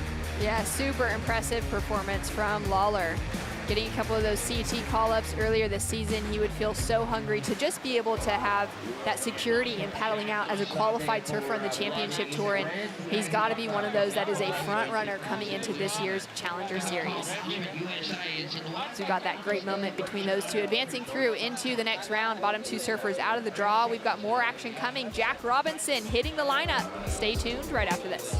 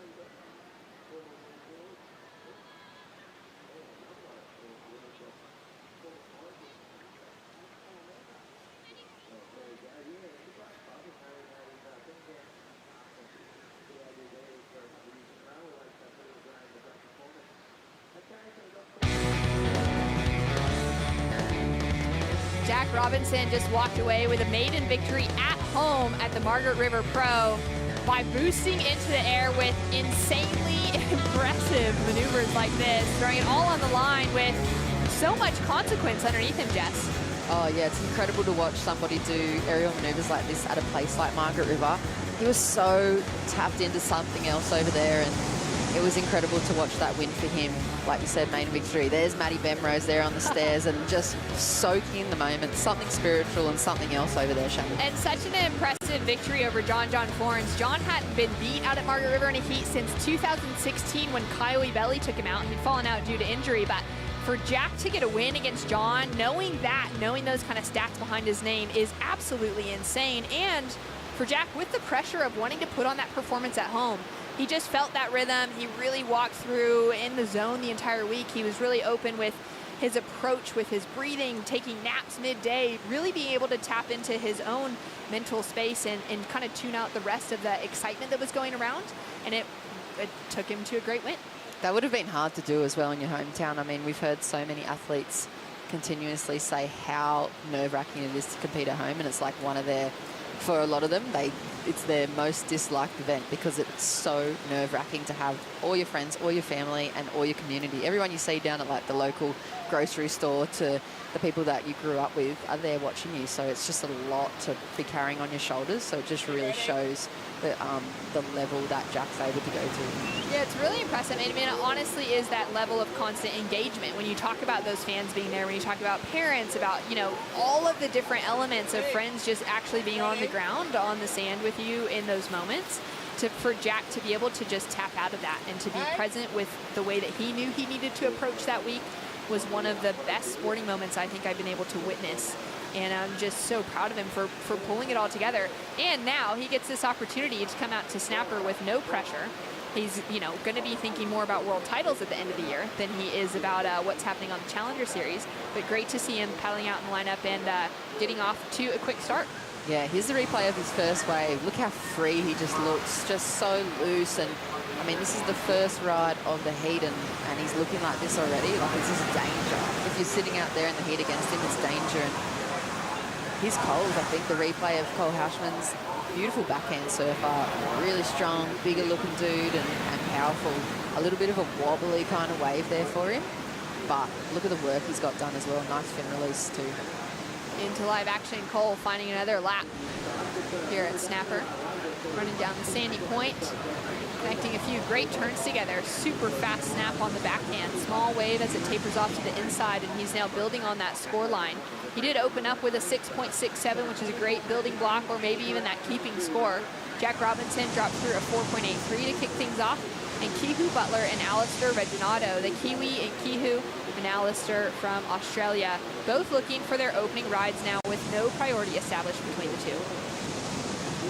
Great looking point rolling through here. It is just as tropical and magical as can be. Clear water. It's definitely one of those days that we're all sitting around just mind surfing all day long as we see Jack now flying down the line. Huge top to bottom combination. You can just see that difference above the pack in those moments. He puts on a clean finish. Yeah, I love that little jive there. That kind of, he looks like he was setting up kind of a big layback, Shannon, but then he cut it short to keep pumping down the line, but I still like that little stylish drive. He just is so powerful. He has speed to burn on those waves where I've seen a lot of the other natural footers just trying to pump and gain that momentum. Jack looks like he's got speed to burn, and a bit Dingo Morrison-esque here on his forehand at the moment. And like you said, look at that beautiful vision. This place, the Gold Coast, is incredible. It is one of my favorite places to visit. It's usually far more crowded than what we're currently getting to witness in unridden waves rolling down the point. On any other day of the week, I'd be so happy to sneak off some of those insiders. Oh yeah, I saw you actually sneak a few anyway within the crowd. I don't know, maybe you would get in the commentator's card and just flexing it on everybody on the single fin, but it is seriously, as a surfer, to come to the Gold Coast, it's like heaven. It's absolute nirvana up here. It is one of the best locations of all time. It's just so fun to be able to be here, especially with such good conditions on offer. We know there's some stormy conditions coming towards the end of the waiting period. We're just feeling so excited that we've rocked up on day one, and there's surf on offer, and surf that's allowing these guys to find themselves in the excellent range heat after heat. It's just been unbelievable, the quality of waves that we've had come through here, especially for the opening day of the opening event of the Challenger Series. With so much to talk about through the rest of the year, we've got 8 events on the calendar. This is going to be a hard day to beat throughout the rest of the year, just given the conditions and the quality and the scores we're seeing. Yeah, so well put, Shannon. And I mean, for a lot of these guys like Kihu Butler from New Zealand and Alistair's up from, you know, the sunny coast, a lot of people don't know what these guys have to offer, whereas, you know, everybody has just seen Jack blow up and show up at WA.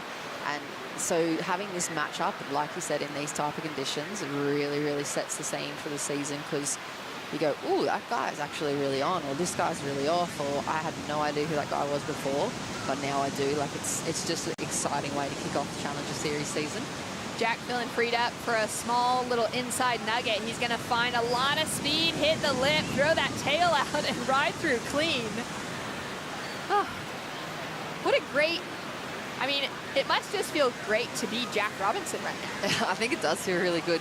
He just looks so free. He has that aura around him and that kind of vibe where you know, when you have those surfs, and for him it's going on a bit of a run where you're almost untouchable. He could probably, he's so far in the zone now and so tapped into his like optimum state for competition performance, that he could try anything that he would normally do in a free surf, and he's probably going to stick it. So it's just great to see him. Nice kind of loose frontside reverse there on a little inside wave under priority from everyone, and he's already got 2 okay scores. And I mean, at the moment though, Cole, 2 good numbers on the board.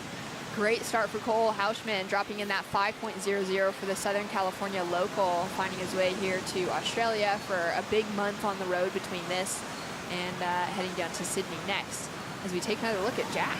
Yeah, look, he almost disconnects on that front side rotation too. Nice angle here from the cameraman as well. You can see his front foot slide all the way up, and at the same time his back foot kind of comes off, but he just stays right over his board, and then a little bit of a soul arch kind of landing, and he's just really feeling it. Here's another replay from Jack. Smooth, power, speed to burn. There's no pumping or adjustment. It just looks really easy for him. And I'll have to say, I'll give him credit as well for, as a viewer, watching his performance in WA, watching his intelligence as a competitor, and strategically to go against John in the final, and instead of going rail for rail with him, go to the air straight away. That to me shows he's so aware of John's strengths, and he knew how to kind of exploit it in the heat, and he took the win. He's so smart. Yeah, I think that's such a good point to it, because he was going to have to bring something. I mean, John's rail work at Margaret River is probably just the best of all time. It can't really be beat, the amount of speed and power that he attacks those sections with and uses to his advantage, where a lot of other surfers maybe actually have that moment of hesitancy before using that speed to their advantage. And that, for Jack to then know that he needed to just bring something different, was really cool to see. And yeah, it was just insane. I mean, thinking about it, it's pretty mind-blowing. And I'm interested to see how Alistair and Keihu kick off their campaigns too, because, I mean, in their own rights, they've had so many big performances, and Alistair especially always seems to turn up under pressure. He's always involved with board riders events, and he's a really solid surfer, as Keihu is. Keihu getting off to a quick start. Nice check off the top. This wave seems to be growing in size as it rolls down the point here. Nice wrap around, keeping things really smooth. Throws that tail out for the variety, just loses control. So we come down to 18 minutes on the clock so far. Jack Robinson, Cole Hausman out with similar starts. Cole Hausman just getting the better of Jack Robinson. Keihu Butler now with a score to come through. And priority finally sitting with Alistair out the back. Nice opening wave for Keihu. I mean, sat there for a fair while of this heat already, and unfortunately, I mean, he just kind of went a little bit too hard on that end section, but you can see the level of rail work that he has under his belt. And yeah, he's a pretty cool character. I don't know if you have much time to hang out with him, but he's like always the best dressed man around from New Zealand, and he's always got a funny story. He seems to be in the middle of all of the, you know, the vibe all the time. He's always creating that fun kind of feel around the contest site. He definitely is, and we'll get back to that in just a moment, because Stace Galbraith is down with Geordie Lawler, winner of that last heat. Geordie, probably one of the more untold stories of the surf world lately, but you've had an interesting last couple of months. A performance like that has got to feel so good. Yeah, no, it was really fun, actually. Yeah, it's been a weird couple of months, getting in some CT events and then not, and then, yeah, so it's been a bit of a trip, but yeah, to properly be an event, and I just like want to stamp my authority and yeah, like give it a good crack. You're off to a cracking start, mate. That's what it looked like from this end. Yeah, I don't know, that one wave, it just kept going, and I was like, oh, I'm just going to keep doing turns on it. It was kind of, that was it. Yeah. Must feel good to sort of have your calendar locked in now. You know what you're doing, you know what the goal is for this year, and put the head down and get it done, eh? Yeah, I feel like much more organised this year, even compared to the last couple of months. Yeah, I'm really locked and loaded, and yeah, I'm looking forward to the whole year and giving it a good crack. What's under your feet today, mate? I actually got this board from Onboard Byron store just a couple of days ago, and I was like, this thing looks pretty good. So I just grabbed it off the rack, actually. It's not even made for me, it's just from the rack. It's a OG Flyer Spine Tech by Channel Islands, and it's magic. Absolutely it is. I reckon you sold a couple after that heat. Well done, Geordie. We might see you again later, maybe not tomorrow, maybe the day after. Cheers, mate. Don't hear that too often, Jess. A board grabbed straight off the racks.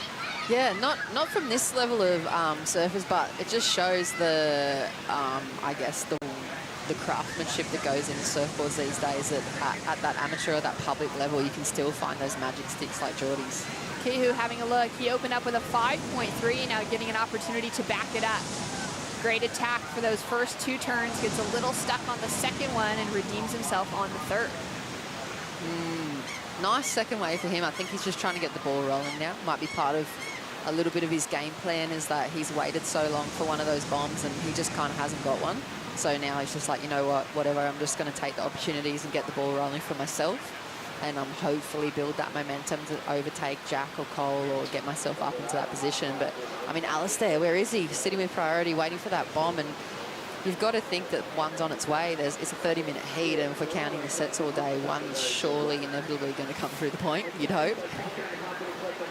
Down to 14 minutes, 30 seconds on the clock. Kihu Butler with a score to roll through. Alistair sitting yet to catch a wave. We're going to go to a quick Bonsoy brew break, and we'll be back with more action. Hopefully by then that set will roll through.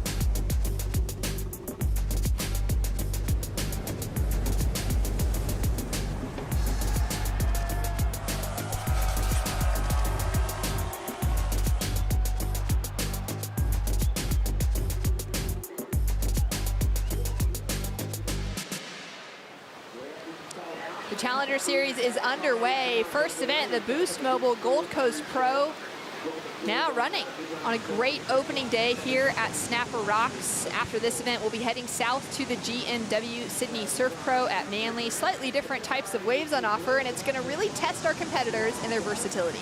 Yeah, you're going to see if these guys have the well-rounded kind of performance going on, if they've been doing their work on those grovelly beaches. And, I mean, fingers crossed you get waves down there for Manly, but you never know over there. It's such a gamble. So it's really going to show these guys, can they perform in perfect point breaks, and then can they get the grind on like QS style. Yeah, it's going to be proper QS style down in Manly, but that adds such an exciting element to it and really test strategy and so many other things coming into play for these competitors. Of course, we've got Valido, Huntington Beach, California. We've got Portugal and France on the cards with some big, heavy barreling waves on offer like Hossegor. We've got Saquarema in Brazil, and of course, the proving grounds of surfing, Haleiwa. Yeah, what a good way to cap off the end of that series as well. Here's the replay here from Alistair's first wave, big drawn out first maneuver. And beautiful. You can tell he's pretty at home on these kind of right-hand point breaks. Great layback rail work there. Just putting everything into those full torque rail turns. And jumping on the front foot hop to close this thing out. He knows the importance of composure, and I think that's a beautiful opening ride for Alistair. Scores to come through. We have yet to see anything from the judges. We also have a small score coming through for last of Cole Hauschman.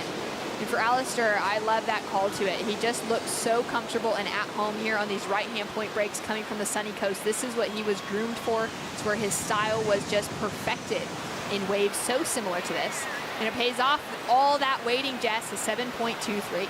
Yeah, great opening score. I mean, it really does. It's not often, I feel like, that you could wait 15 or 20 minutes of a heat and then be able to capitalise on it like that, as there's so many times, you know, 8 times out of 10, when you've wasted that much time with first priority in those scores, you end up just giving up and scrapping around for those little scores to get things going. So for that to kind of pay off for Alistair, it puts him in a really good position. He's only needing like pretty much 2 turns to get him up into that 4 range. If he locks into a better wave on the inside and on for that second position, and it really puts the other guys' backs against the wall with a 7 and a potential, you know, it's open-ended there for Alistair. But like you said, he's pretty suited to these surfing conditions, and he performs really well under pressure. He's done it many times for his Board Riders Club right at that clutch moment. He made it through to a couple of finals day appearances, semis, and a final on the QS 1000 level in this Australian regional series. It was great to see the Aussie leg of the QS really run out strong. I mean, there's 8 events overall, which was an exceptional amount of time for these surfers to really get some reps, to be in that jersey, to find a little bit of prize money, and to be able to just find some rhythm, as we see him with the kick out there. 9 minutes, 30 seconds on the clock. Cole Houshman's still sitting in the lead, and Alistair has just put a small score on the board, and now he's just trying to click in and be active underneath. Yeah, that's just going to be a throwaway for him, but I'm pretty sure he won the trials on the opening day here before we went to webcast, and to have that kind of performance building into the main rounds, that's got to give you some confidence, momentum, and he's already spent some time in the heat jersey out here at Snapper with nobody else in the lineup.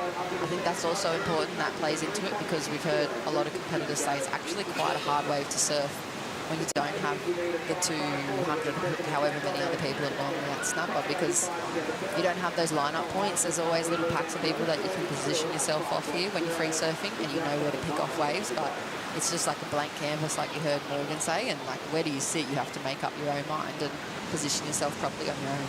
Yeah, that's such good insight as we see Callum Robson getting ready to pedal out in the next heat. He'll be up against Max Elkington, Wesley Leet, and Oscar Berry. It's going to be a tightly stacked heat, number 13 of the day. We're going to be running through 18 heats today, and then we'll finish out the men's round of 96 tomorrow morning. Callum off to just such a cool start the last couple of events here in Australia on the championship tour, getting himself well and truly in that conversation for Rookie of the Year. Yeah, and we'll get back to that rookie combo. Kihu with a great looking wave opening up in front of him. He's been waiting for this moment the entire heat, with some speed, with some size in front of it. That next section's going to race away, but he got some work done beforehand. He's currently sitting with a 5.3 as his high mark in the heat, chasing a 5.54, which would be the highest grade that he has taken off on so far. That looked like it was lining up to be a really good score as well. He just looks in tune and in rhythm. That sharper, I think he's on under his feet, also looks really nice in these green snapper conditions. Let's see this setup down. He's kind of high up on his board, and he shuffles that back foot back and connects. First section, really nice turn. Beautiful kind of release through that second. And nice down the line surfing there. Just runs off from him. I think it was well and truly on his way to that score. It's going to come around that. It might, well, I'm going to throw it out there and say it's going to come around that 6-point mark, but you never know, I could get skunked. We'll see. I'm not a judge like we said, but just from viewing and consuming Kahu's surfing then, let's see how it locks into the system, Shannon. You are also like an absolutely outstanding Kiwi competitor from back in the day. You spent many years on the grind, and I would trust your instincts over my own any day of the week. As we take a look now, Alistair finding that rhythm that he found in the trials yesterday, walking away with that win. He's already got a 7.23 on the scoreboard. He's now looking to back it up. He only needs a 3.6 to take the advancing position away from Jack Robinson. Yeah, Jack's been a little quiet at the moment, but he is holding first priority position, Shannon, so I feel like, yeah, those 2 scores might be really nice for Kahu and Alistair. Just nice, kind of middle of the range scores, beautiful surfing, but let's see what Jack can do on the next set. There's plenty of time left, and the scores are in for the last exchange. Last exchange, Kihu Butler drops a 6.3. You absolutely nailed it. Well done, Grimwood. I tell you what, we watch a lot of surfing, Shannon. We watch a lot of surfing. You literally watch every heat that's ever runs within surfing, so I'm surprised nothing gets past you. Kihu up into second. Jack now down into third, chasing a 5.78. Still waiting for scores, though, from Alistair Reginato, which could change the situation. His requirement has increased slightly to that 4-point range. We are waiting for that last score to roll through. And sitting with priority at the moment is Jack Robinson. He's not going to have a bar of this wave. Kihu Butler from the Mount in New Zealand gets a quick look at that one. It's interesting to see Kihu as well, finding some great rhythm here. I mean, he spent so much time now on the Gold Coast training in the area, but coming out of a surf spot, a location like the Mount, which is kind of fun and soft, but it really doesn't have anything for good training grounds as far as competitive surfing goes. And he's really had to spend a lot of time here on the Gold Coast to just get those reps in here in Australia. As we take a look at the Harvey Norman recap, Cole Houshman currently sitting in that second position, getting off to a good start with a 6.67 and a 5. Yeah, how nice was that release there through that middle turn for Cole? We haven't spoken about him much. It's been a bit quiet towards the end. And here's the Margaret River champ himself, Jack Bravo. Beautiful start, nice style, great flow. Obviously, speed to burn from him. But he's just on the back foot at the moment because Alistair, quiet for the first 10 to 15 minutes and then lights this thing up on his forehand.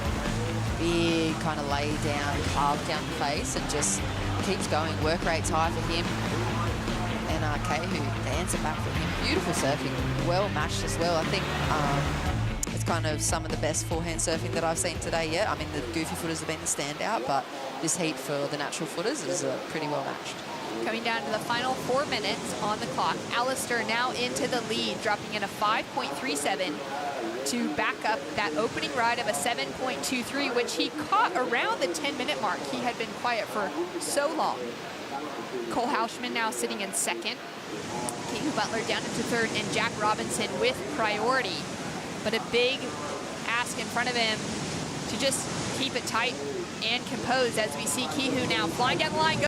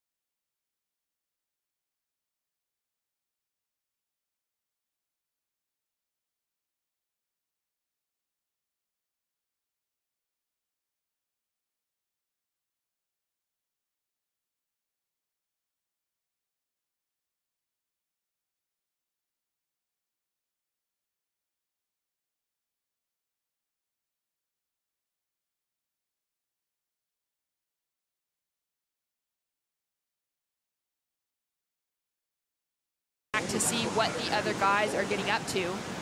Alistair's last wave came through as a 5.83, which increased his heat total enough to put him into the lead over Kihu Butler. And now we have scores coming through for all 4 surfers, Jess. Yeah, I think Takehiko is going to be pretty nervous right now because Cole is waiting for his score to come through, and they've taken a while. They're really probably comparing it and replaying it and dissecting it, and I think that's going to be a pretty crazy score. I mean, there's numbers coming through for all 4 of the guys, so it's going to be really nervous wait as we see. It looks like a bit of a surrender lap from Jack Robinson. The boys are just wondering. I think they're just trying to wait, hear from the beach announcement what's gone on, what's unfolded. High drama in first round, Shannon. So much drama. These last 2 heats have had so much action in them. Maybe it is that turn of the tide. It's starting to drop out now. Those waves are just really hitting the bank well. And we're going to take a look at some of these replays now. So Alistair currently sitting up in the lead. Yeah, gee, I almost wrote him off for waiting that long at the start, but then he just opens up like this, and he's so smooth, like you said, learned to surf on point breaks, dialed in, and just releases so well through his board, through his tail. And he's cold. He had some really nice backhand approaches as well. A little bit flatter waves for him. I think his wave choice was a little different, and still nice looking scores, all really similar numbers coming on through, but great backhand approach from this young guy in the white. He's got such an important number coming on through though. That wave that kind of went in the middle, very similar to this one actually. It's going to be right there because he needs a 6.03, and his other 2 waves, 6.67 and a 5. So it's got to be pretty similar to that. You can see it there. He is just waiting to hear how this pans out for him. At the moment, he has the nod from 1 judge, but 3 going just below. Still waiting for that last judge to lock it in. Chasing that 6.03 to take the advancing position over Kihu Butler, and seeming unlikely that he's going to get it on the average out. What an incredible heat between all of our surfers. So much action coming down to those last couple of minutes. And 1 last judge just hanging on there. We do have some smaller scores to come through for both Alistair Reginato, which will be a throwaway, to Kihu Butler, also a throwaway. So those 2 surfers will not be increasing their score lines. And there it is. It's a 5.90.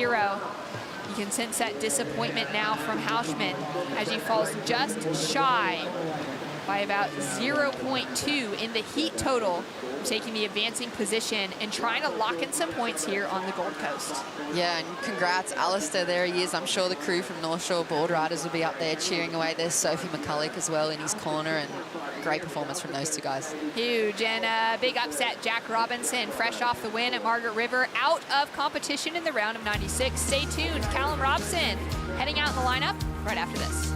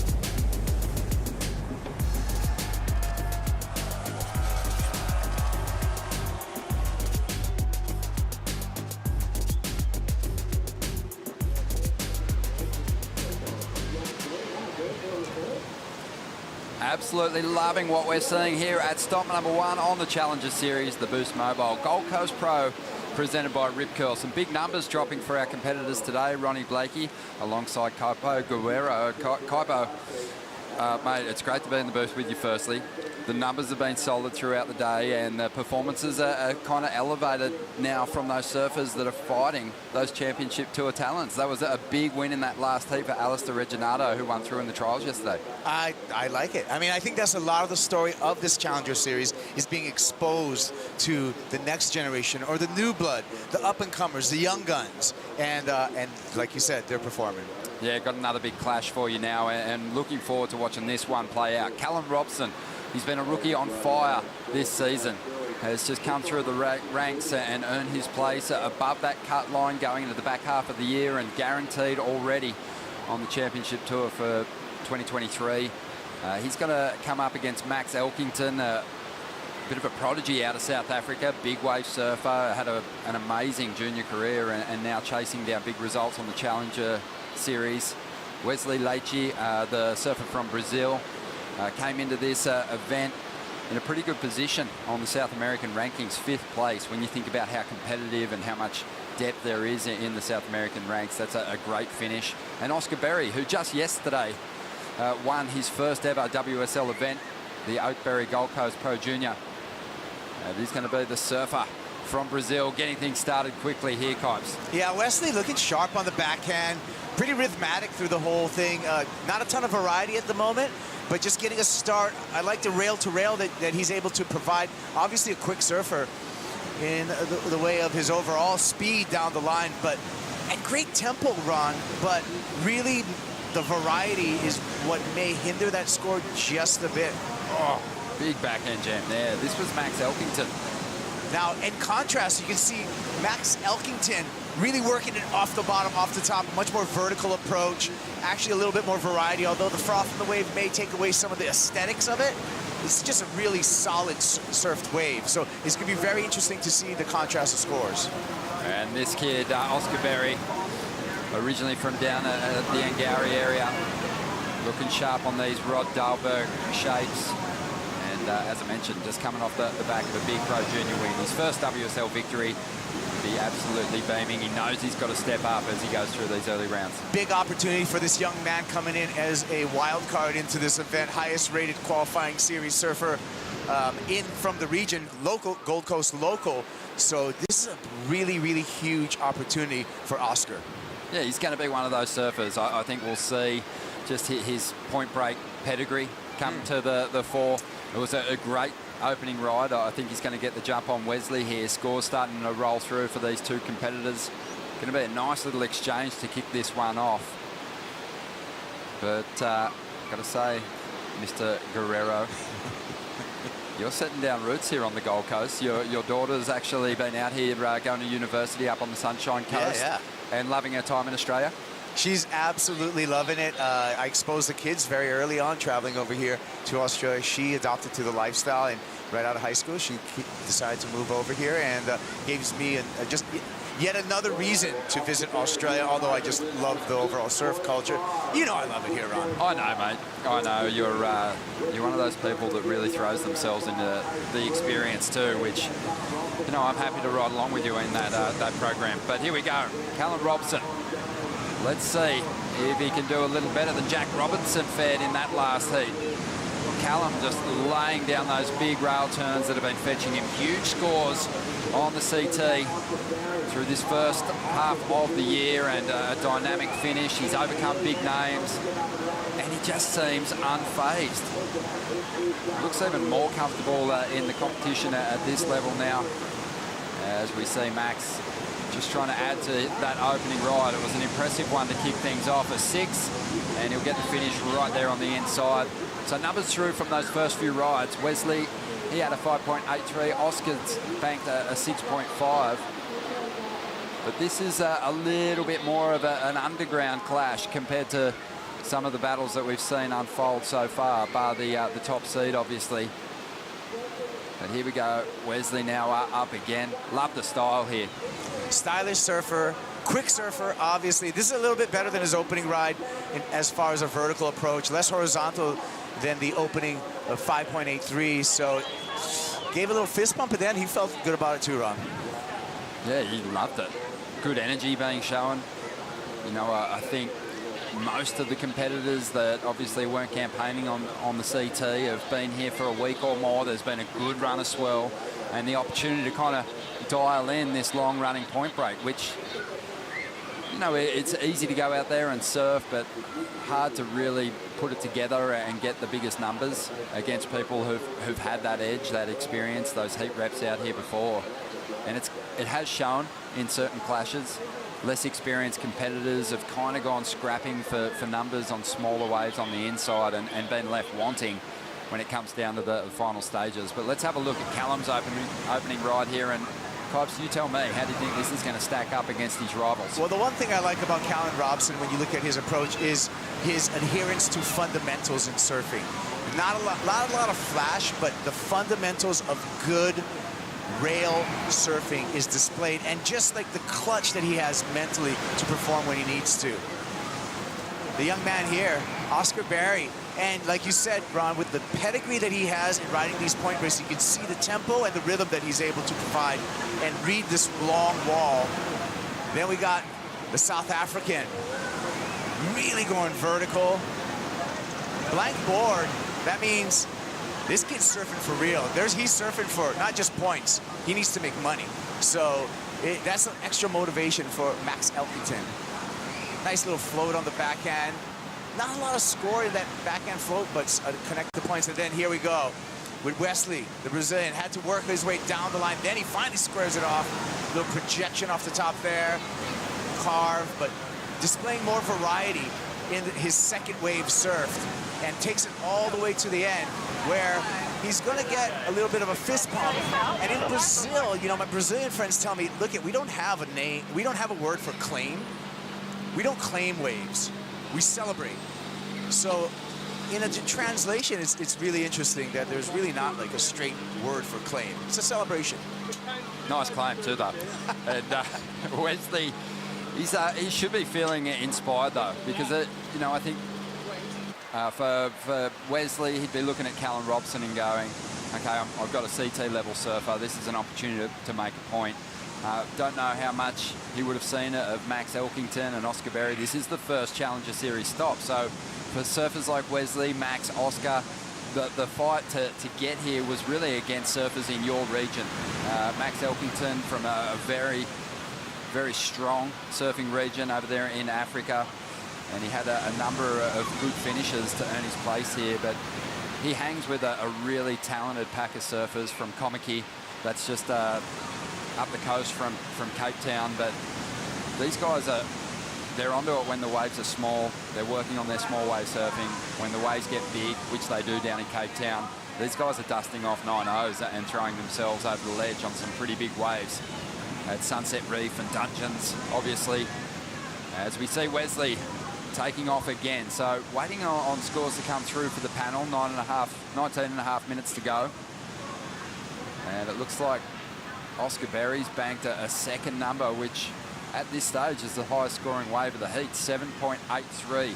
Callum's first ride came through at a 5.93. So the young gun is in a great position at the moment. And I know you'll love this, Kipes. Oscar Berry, he's of that ilk, that fabric as an Ivan Florence, as a Curran Caples. Really good skateboarder. Wow. So yeah, he showed that. He's always playing with that coping out there. And you can see that with the quick feet, you know, that Oscar Berry possesses. A big opportunity for the young man, and he's taking it to these other guys.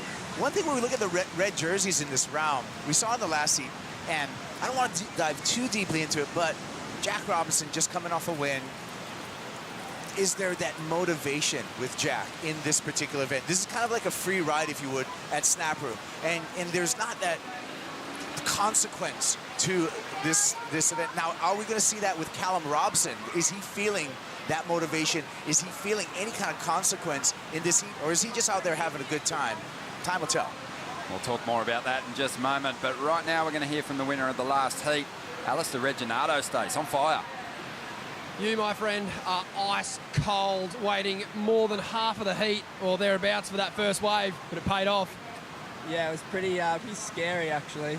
The heart was pumping by about 15 minutes, but yeah, good to get off to a start of a 7, so it always helps, and just, yeah, belt through there and got some waves and got into a bit of rhythm at the end. And then you did really well not to pull the trigger on, a bad wave after that. Talk to us how hard it is to kind of settle down after you get a good ride like that. Yeah, it's pretty important. You always want to kind of like get a back up real quick, but I mean, going up against like Jack and Colin Kihu, they're all going to get big scores, so a 4 at the end of the heat's not going to get you through. So I kind of knew I was going to need another pretty good score, so it was, yeah, you don't really have a choice against those boys. It's one thing to say it, but to execute it must feel so good. Yeah, it's pretty unreal. It's actually been a while since I've executed a heat like that. So yeah, it feels amazing. I hope I can just keep it rolling to the next heat. I'm sure you got a lot of people at home tuning in on the sunny coast. Did you want to say g'day? Yeah, g'day to everyone on the coast. Everyone at home is such a good community on the coast. So g'day everyone, and we'll see you in the next round. Well done, Reggie. Yeah, he's beaming, and Alistair Reginato's lucky, in that downtime where there wasn't a lot of contest during the pandemic, from a part of the coast that's producing big time, a lot of talent up there, and he hangs with a group of great surfers. Noah Stocker, there's a few of them in the mix, and they're pushing each other performance-wise. So he almost had competition in every free surf he was going for, and I think it's paying off. 16.5 minutes to go here. We were talking a bit before the interview about the motivation levels for our TT surfers. I think they'll be pretty high for Callum. Without that major backing, for guys like him, getting after that prize money just helps set you up for the back half of the year, but it does bring up a good opportunity to chat about Callum and that available space that's for rent at the top of his board. This is a guy that's going to be campaigning through the back half of the season, has been taking down legends of the sport on his run through his first 5 events. Hey, he's number 8 in the world right now. Somebody give him a sticker. Somebody fill that real estate right now. Callum Robson, I just have a feeling he has the kind of timeless surfing and that steely mental game that we're going to see him around for a long time. Yeah, it's not just the next 5 events that he's locked in for. He's going to be on tour for the start of the 2023 season as well. 15.5 minutes to go here, and Callum is actually at the bottom of the order, but doesn't need a whole lot to get into the top 2. We'll see what he can do with this one. Nice swoop off the top, draws off the bottom, and looking nice as he carves through back to the pocket again. Strong fundamentals, as Pupo was touching on earlier. Still has some really explosive high-performance turns that he can go to as well, but keeps the board in the water this time. Leans into the expert craftsmanship of our local shaper here, Sparrow, and his boards are looking great. That was a solid display. He's going to get a number under everyone's priority. That's a well-played game when you look at the game of surfing. Look at it in the replay. Again, we talk about fundamentals. We're talking about the meat and potatoes of surfing. Never mind the garnishes. Give us the basics, and that's what he does. He gives us the main course. We're not worried about the appetizer or dessert when it comes to Callum Robson. No, that's right. But he might, if he drops a good number here and the pressure's off, he might serve up some dessert in the way of a big air. But you love to see it, just how deep those bottom turns are. It sets him up beautifully for those most critical turns. Yeah, and the study in slow motion is beneficial to any surfer at any level when you're able to break down the world's best surfers. Well, Callum, he's going to go for the run around. We're waiting on those numbers to come through. We'll update you in just a moment.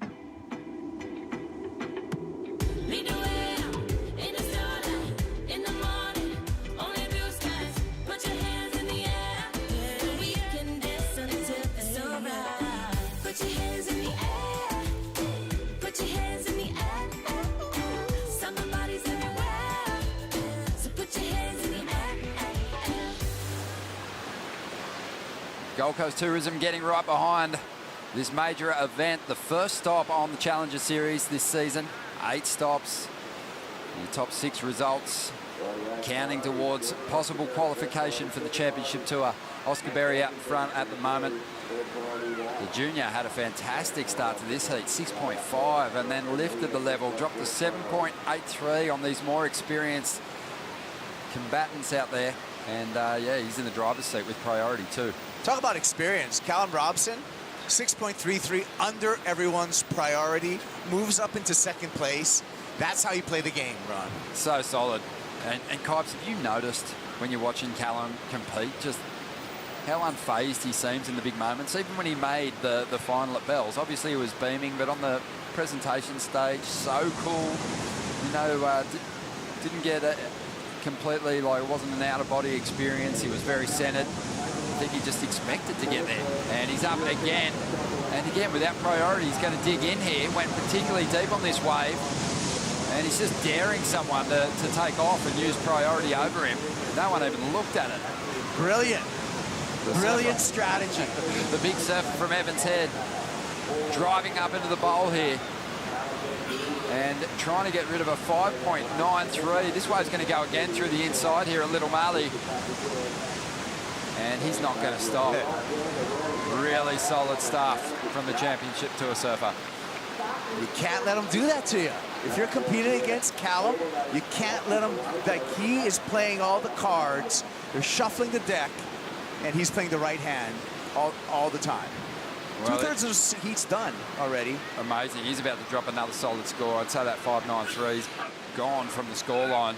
He leaned into Taj Burrow for insights at main break, and Stace's found out who he's bouncing ideas off here at the Boost Mobile Gold Coast Pro. Yeah, that's right, Ronnie. I'm down here with Callum's coach, and yeah, long-time coach, Richo, head coach at Surfing Surfaces Australia. Mark, you must be pretty thrilled with that little payoff right there. Is that the word up on the runaround that you gave him? Yeah, try and get one up the top and sneak it underneath him. And he's looking to better a 5.93 to try and make it a bit harder. He's in second at the moment, so his ass is on the ledge at the moment. I love it. And they're talking about on the broadcast how composed Callum looks in his heat. He's just not flustered. Can you give us some insight into what he's like as a bloke?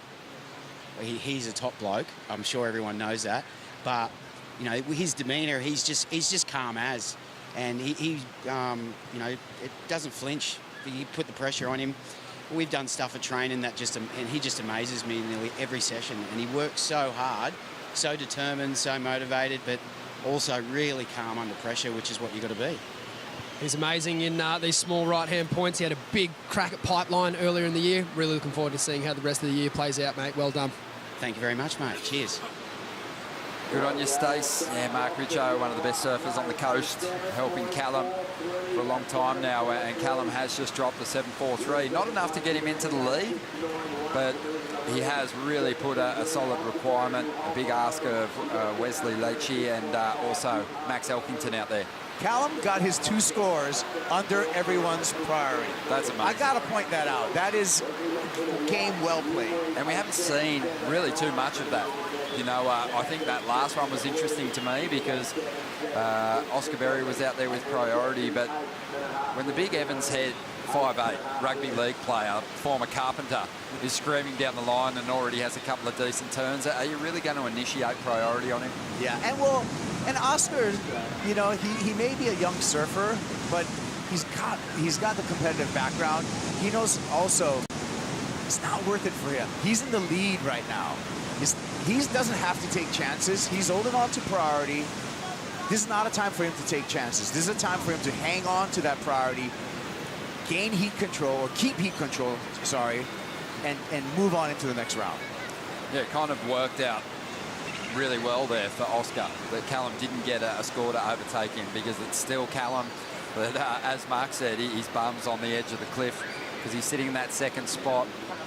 And the Brazilian competitor, he needs a big score, but you know, it's not out of reach at this stage. 7.5 minutes to go. I think if you look at the wave that Callum had, 7.43, beautifully composed, nice variation, but still didn't have the fireworks that we saw from, off the top of my head, Geordie Lawler earlier on. So he went into the 9s. Callum up again. So keeping so busy in fourth priority. And there's a couple of solid hits to get started, mixing things up nicely. Bit of a kick off the tail there. Maintains control, loading up for more down the line.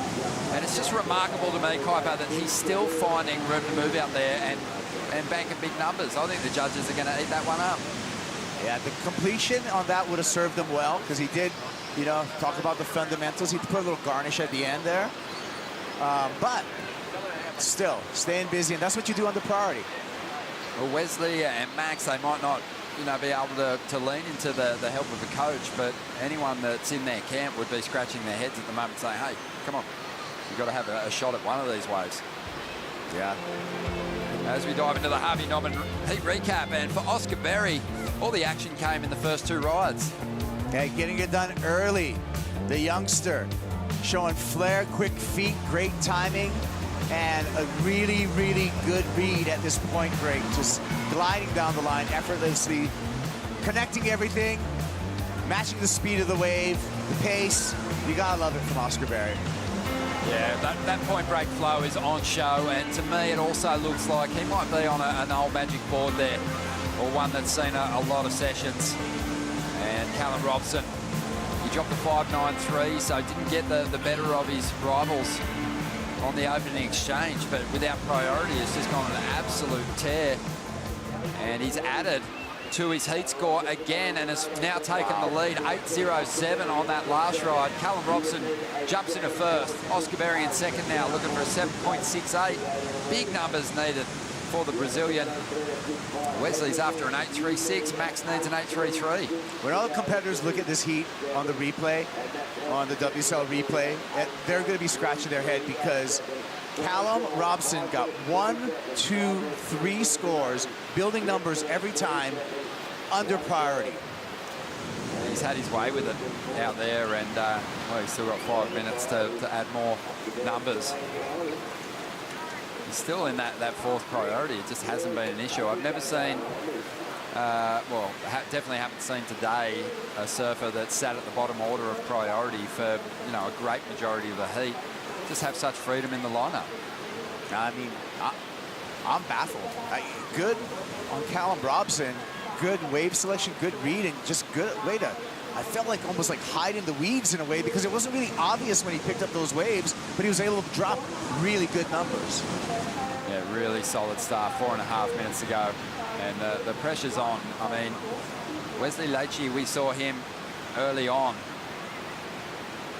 actually like pump his fist after a ride, and he had a couple of okay scores, and the momentum was with him early. He looked good, but it didn't last long. Yeah, and now you're painted up against the corner. The two goofy foots are painted up against the corner. The requirement for both of them, excellent run. So it's I mean, it's not impossible, but it's both of them are, both Wesley and Max, in a difficult situation. Just under 4 minutes to go here, and obviously you get a great look at this super bank as you fly into Coolangatta. Usually take a path, depending on what way the wind's blowing, but usually take a path out over Snapper Rocks, and you get a good look down the bay. It looked incredible when I flew in. But Kipes, you got an even closer look at it yesterday. We'll talk more about that in a moment, but right now, the Brazilian chasing down a number. A couple of nice flows, just set up turns, but he's got to give way now, because Oscar Berry had the priority, trying to get rid of a 6.5 here. It's a nice looking wall. Maybe starting to taper off just a little, and it is going to shut down, just reeled off through that shallow inside section. Playing the game, Oscar Berry, he knew it. He didn't even want to give Wesley a chance on there. Sitting in second position, he was ahead of him on the priority line, and that's how you play your priority. Well played use of priority by Oscar Berry. Yeah, really, and looking sharp in his first effort in a major Challenger Series event. Hasn't even had that many opportunities in those big qualifying series contests. So that's a smart move. And you've got to be razor sharp with those decisions on your run through to a potential final spot. Yeah, here we go. You know, Oscar keeping his wits about him. He's like, no, you got more of a wall. You're not going to get it. Now, A little bit of defense. I'm going to go on the offense and show some smooth, snappy surfing. I don't know if that's going to improve his score line, but the defense was brilliant. Came through at a 4.23, and you know, he was a little further down the line. Wesley had already done a couple of turns. Not sure if he was going to get to that 8.36 that he was after on a wave that's small, but he definitely minimised the opportunity for him. Just under 2 minutes to go here. We were talking about getting a good look at the Superbank in its current form, and you had a very close look at it yesterday, Cox, taking a little joy flight around the area. Thank you to my pilot, Priscilla, for flying us around. Jess and myself, we got up there in a fixed wing prop plane, and we took a slow cruise from Surfers Paradise all the way through here to the Superbank, looking at the sand and everything. Everything looks set up excellently, but just the variety of waves going from South Stradbroke all the way to over here. This is the Gold Coast for a reason, because it's golden. Tell me you found a little bank for us to hit later on this afternoon. I think so. I'm not giving that up. Oh, well. Keep that to ourselves. Just over a minute remaining here. And Callum has already established a really healthy heat score. All the work is ahead of Wesley here. He needs a massive number out of this ride. And he's going to have to do something that really knocks the top off our heads, because it's a smaller wave. I just don't think he's going to find that energy to really unload. It doesn't have the number in it. From the takeoff, this wave does not have the number in it. I mean, hey, he went down swinging at least. Yeah, he gave it a good shot. Had some moments early on, some dolphins out the back there. But he is going to fall short, the Brazilian, on that last ride. And it's been a quiet one for Max Elkington too. Just a couple of rides. I think he maybe fell into the trap of waiting and waiting to get one that really just never came his way. Callum got busy. It paid off for him. Yeah, sometimes you can hold the ace in your hand for a little bit too long. You got to slap it down on the table. Frustrating finish there for Max. But he'll get other opportunities. For those surfers that are knocked out, 7 more events on the schedule. But Oscar Berry having a great time out here. Switch at the end of this one. Riding it right through to the inside. Skateboarder, he's just riding switch, no problem. Maybe fakey, whatever you want to call it. A great job by Oscar. Yeah, but even better from Callum Robson. Really solid, especially under that priority. We're going to take a quick break. More action from the round of 96 just around the corner.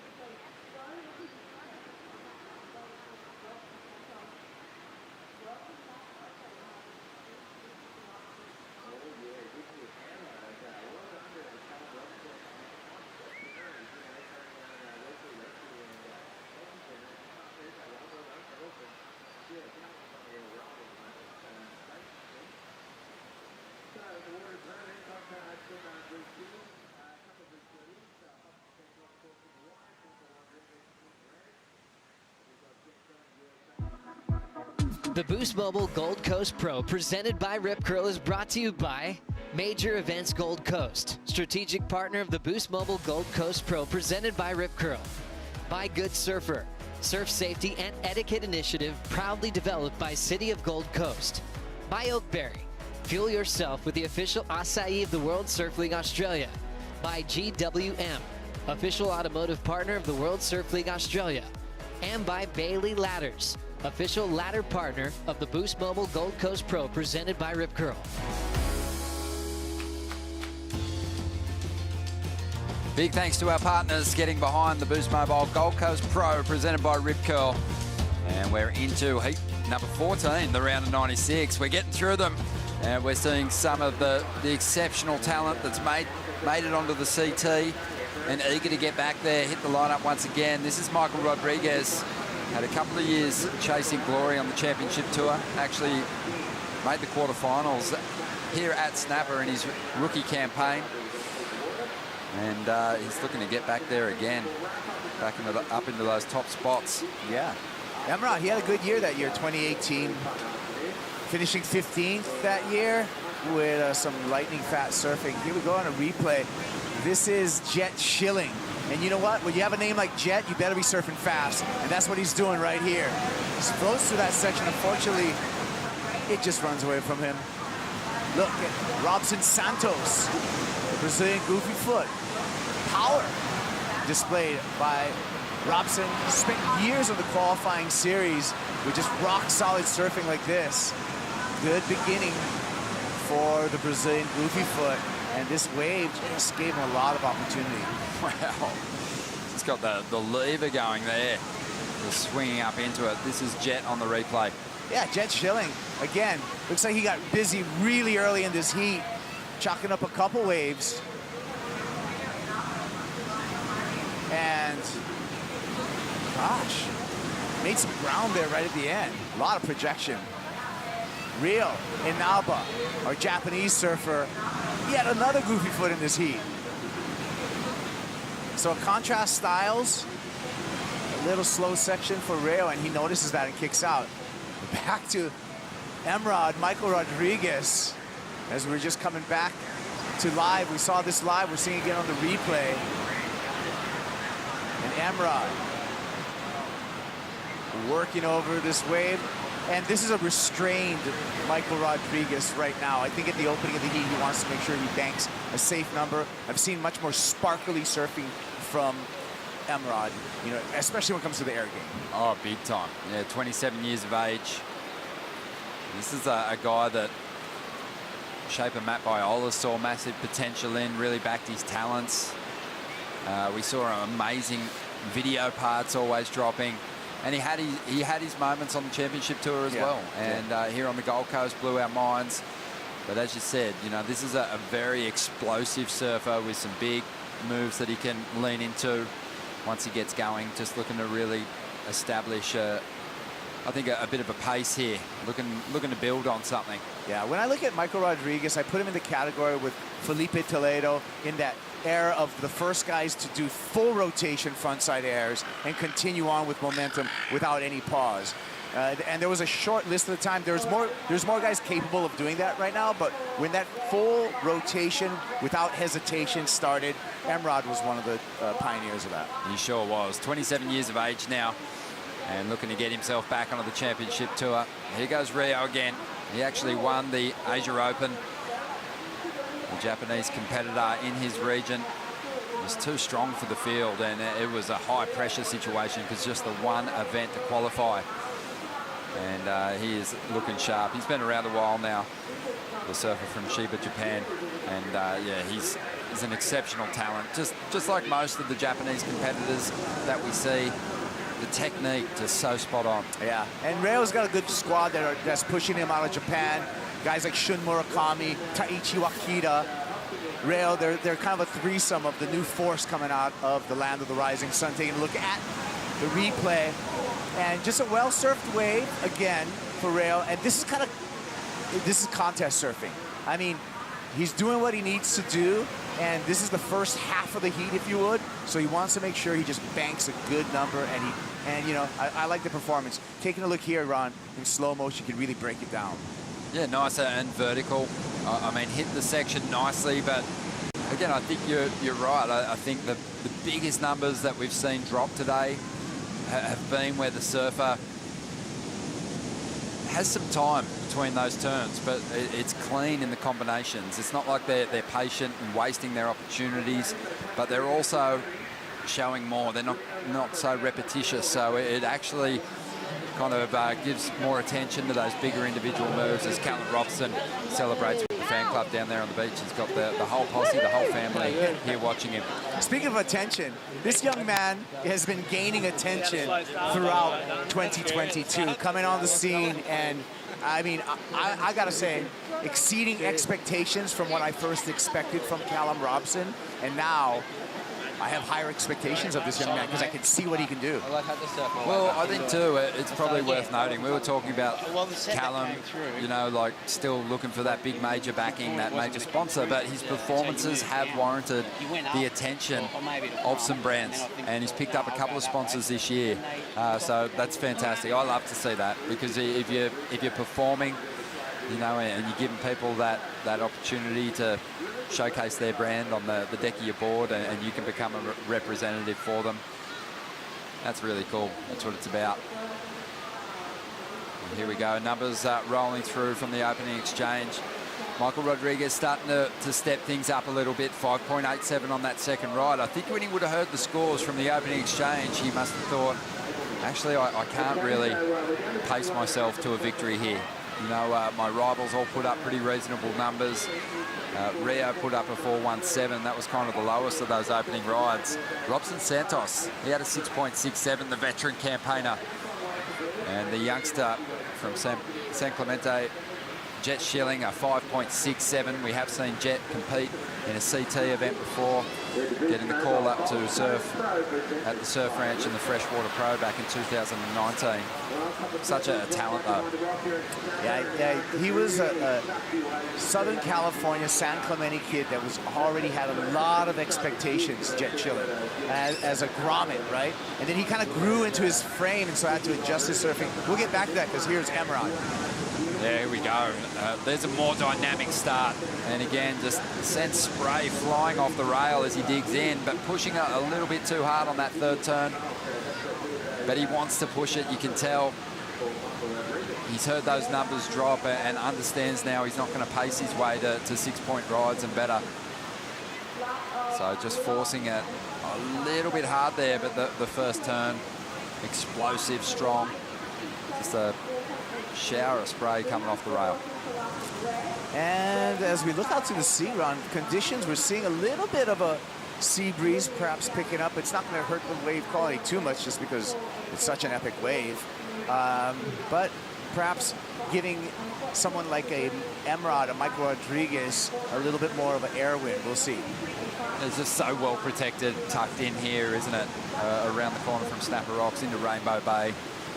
Now, all those southerly winds just kind of march past. It just gets so groomed through this inside section. It's still really nice and glassy there. So, dream canvas for high-performance surfing. 10.5 minutes to go here. Let's hear what Callum's got to say after a really strong performance, and Stace, most of the action coming under priority.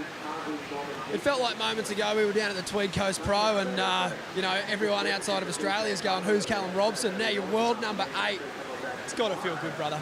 Yeah, for sure. Yeah, I've had a pretty rapid rise, like I said. Yeah, so it wasn't that long ago I won that comp and kind of put myself on the map a little bit, and then yeah, performed in the first few CTs and find myself number 8. It's pretty exciting.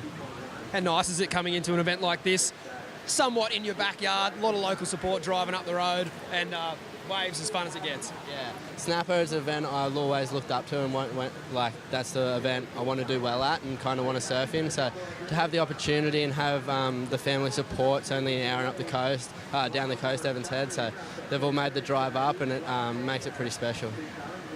Speaking of home, I noticed you've got a raffle going at the moment. Did you want to speak to that a little bit? Yeah, for sure. Like everyone's seen back home, we're doing it tough with all the flood devastation. So we've got a raffle going. We've got a board that's signed by all the CT guys at Margs. It's you can buy tickets to win it. It's at callumrobson.com.au. So $25 a ticket, and it's all going to a good cause. So jump on board. You're a legend, mate. Well done. Good on you, Cal. And thank you, Stace. Callum Robson just motoring into that next round. The red jerseys have been pretty strong for the most part today. 18 minutes remaining here. Michael Rodriguez starting to ramp things up a bit, Kipes. A couple of high 5-point rides. Still has a lot more speed he can tap into as well. Jet Schilling on the outside. In 4th place at the moment. Looking for a 5.84 to get himself up into 2nd place. Gliding off the top through some of these backhand turns. Even though they're in transition, really gets that board on edge. I'm sure his fins will be breaking through the back of these rides as he starts to get that more vertical approach happening through the inside now. That's got to feel pretty good for young Jet Schilling as he finishes up right there on the inside. Long ride. Long ride. Of course, length of ride, not really in the criteria, but does give opportunity for more maneuvers, which is in the criteria. So we'll see how that measures out for Jet Schilling. All of the two-wave totals right now in this heat really clustered together, Ron. So I feel it's anyone's game. I haven't seen a real breakaway number as of yet to set yourself across on the pack. So it looks like it's just going to be a dogfight between these 4 surfers throughout the rest of this heat. Bring it on. Just over 16.5 minutes to go. And the dogfight will continue after the break. It's a Bonsai Brew break. Back in just a moment.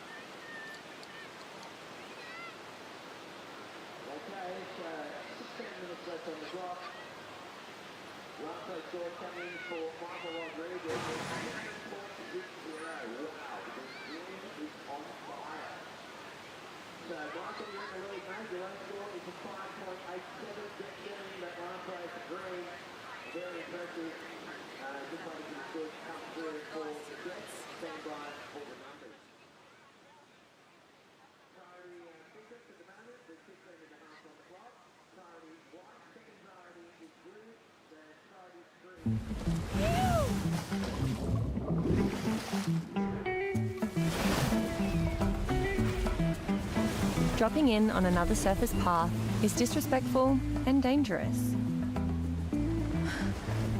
If you drop in, kick out of the wave as quickly as possible. Go! Be a good surfer. Share waves, smiles, and good vibes.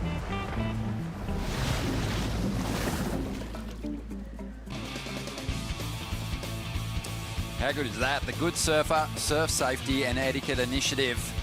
And I love it. I think it's a good way to communicate, especially to this next generation, to get their heads around surf etiquette and just the respect that you should display, especially when you're in crowded lineups and everyone wants to come and enjoy everything the Gold Coast has to offer. But you got to keep those rules in mind, those unspoken rules. Yeah, we don't have referees in the water. We are our own referees. So play safe, play smart, be polite. Matter of fact, give a wave. Why not? It's not going to hurt you. As we see Rio Inaba here just trying to really get himself out of trouble. Back in 4th position, can get himself into a position to qualify for that next round by just dropping a 4.97. And this wave might even connect through that little Marley part of the wall. It was a nice finishing turn there. But it's a scrappy one. You know, Michael Rodriguez is kind of torn away with the lead, that 7.6, but everyone's kind of banking on a reasonable number at this stage. So this second score is going to be a real deciding factor in this heat. As we see Jet put the head down and get the motor turning. Your name's Jet, you got to paddle fast too. I mean, the whole thing about, you know, when you name your kid after a supersonic air vehicle, you expect fast things from him. Look at him, he's motoring up the point. Yeah, just Kybes getting back to the Good Surfer Safety and Etiquette Initiative as we see a replay here of Michael Rodriguez. You think about the quality of these waves and the fact that these are bucket list locations for so many surfers around the world. I mean, you have to have that stuff front of mind when you enter these lineups. It's safety, it's etiquette, it's just doing the right thing, you know, and I'm going to probably say it a couple times. Surfers, the movie, Owl Chapman had a great quote. Don't always take away, bro. Sometimes you can give away. You never know. The guy could have a good-looking sister. Fantastic call. As we see now, a replay of Jet Schilling on that last ride. Bringing it back to the power source. Working this one over. It's a good-sized wall here through the inside section, Kipes. A little hung up there, but got some release in that tail. Yeah, just the opportunity as that wave kind of funneled down the line. Here, we're back to live action. Rodriguez up again. He was measured through his first couple of rides, but now he's thrown that out the window and he's on the attack, but he loses his footing there. Seen that a couple of times in this heat for him. But he's in a pretty decent position, 7.6 on his previous wave. As we see the fight for priority unfolding again here, and it's something that Jet Schilling's really been paying attention to. Michael Rodriguez a little frustrated with himself on that occasion. Just under 12 minutes to go here.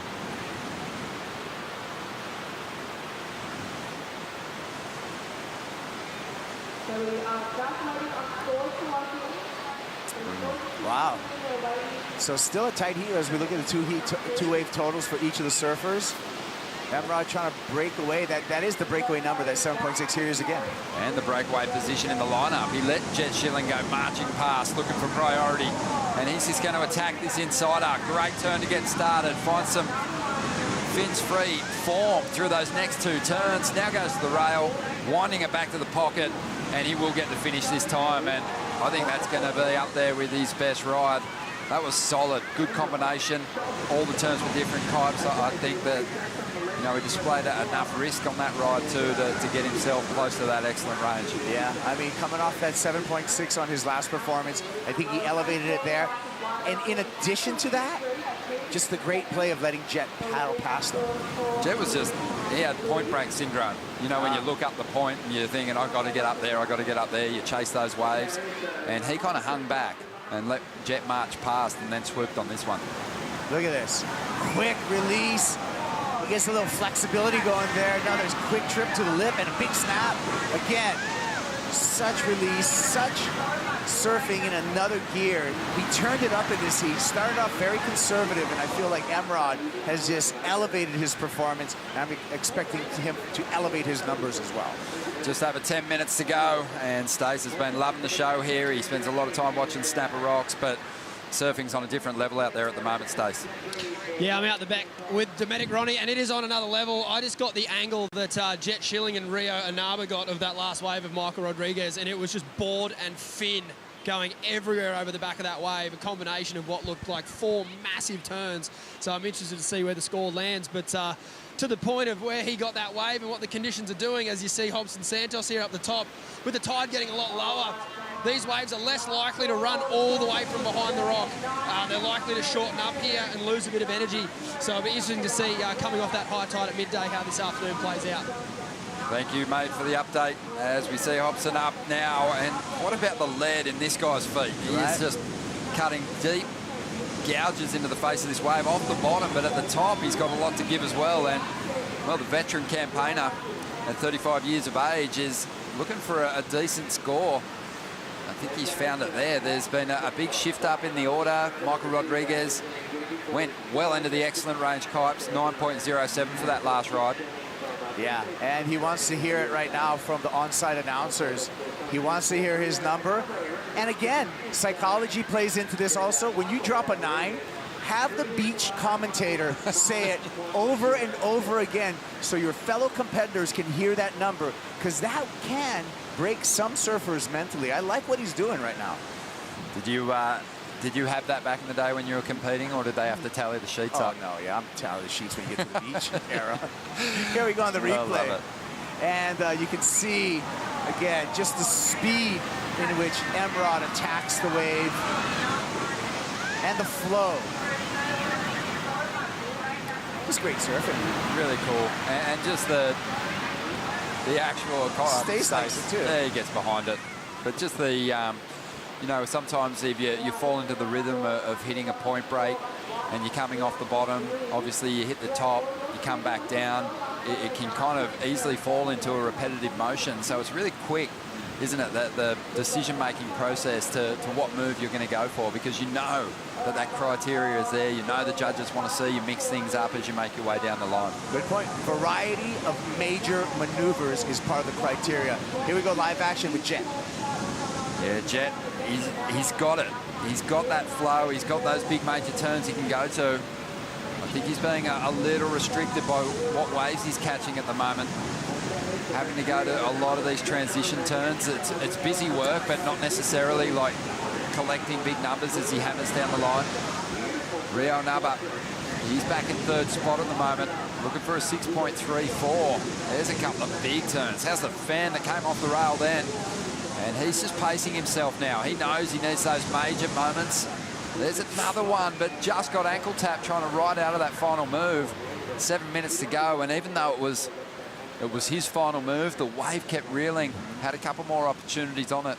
I felt both of those rides, Rail as well as Jet, they got ahead of themselves surfing that wave, and they started planning on what they were going to do down the line, looking down the line. And in both cases, you got the Rail catch by Jet, and then you got Rio getting just clipped on the heels, and that's all it takes sometimes. It felt like Rio was falling into that pattern, that up, down, here comes the hits. And then at one moment, he almost stopped and took a breath, and that's when the big fans started coming off the rails. So kind of liked the adjustment, but at the same time, you've got to get that completion. I mean, he left a lot of points on that ride, and they're important points to him at the moment, because Hobson Santos, he's kind of locking in that second position at the moment.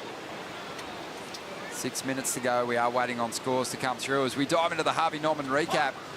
Michael Rodriguez, he kicked off kind of just cruising his way across these rides, but has really started to flare up. Emrod is speedy, isn't he? And he's got some variety off the rail. Snappy surfing on the Mayhem surfboard. Flashy surfing when he wants to do it. And some flexibility to boot. The variety displayed on this wave, well-deserved that excellent score for Michael Rodriguez. Yeah, really fun to watch. He knew it was good. Had a look up at the panel and his camp, and was very happy with himself. The Japanese competitor's been stringing together some nice turns here. This was a beautiful looking wall. Gets a lot of spray off those rails, doesn't he? Yeah. Nice style from Reo Inaba, and he's got that kind of punch off the top that we've seen in the past from surfers like Wiggly Dantes, where they really hammer right at the last moment, getting a bunch of spray flying out the back. Yeah, awesome timing. So a number has dropped for Hobson Santos's last ride, and he's up the requirement just a little bit, 6.73. And he's up again here, having a bit of a look at this one, kind of casual through this first section. Not rushing it, waiting for the wave to do its thing so he can do his. And here's a nice steep bit of wall, and he just drives through that vertical hit. But the wave really did split away from that sandbar and fade off into deep water. Michael Rodriguez, I don't mind this, when he starts standing on the tail of his board, you kind of get the feeling he might be lining up an air on this occasion though. Down the line, it just faded away to nothing. He projects it, doesn't he, Michael Rodriguez? You can see him just standing straight up, stalling on the tail pad, looking for something big. But, hey, he's running away, but we still got some scores to drop, and it could change the situation, Ron. It sure could, just on 4 minutes to go. There's a few surfers like Michael Rodriguez who fell off the CT, and they're back there battling, trying to get back on. But you just know the caliber is there. They're CT worthy. They've shown that by making big heats at the elite level. Yeah. And it must be a daunting prospect for up-and-comers to come up against a guy like this.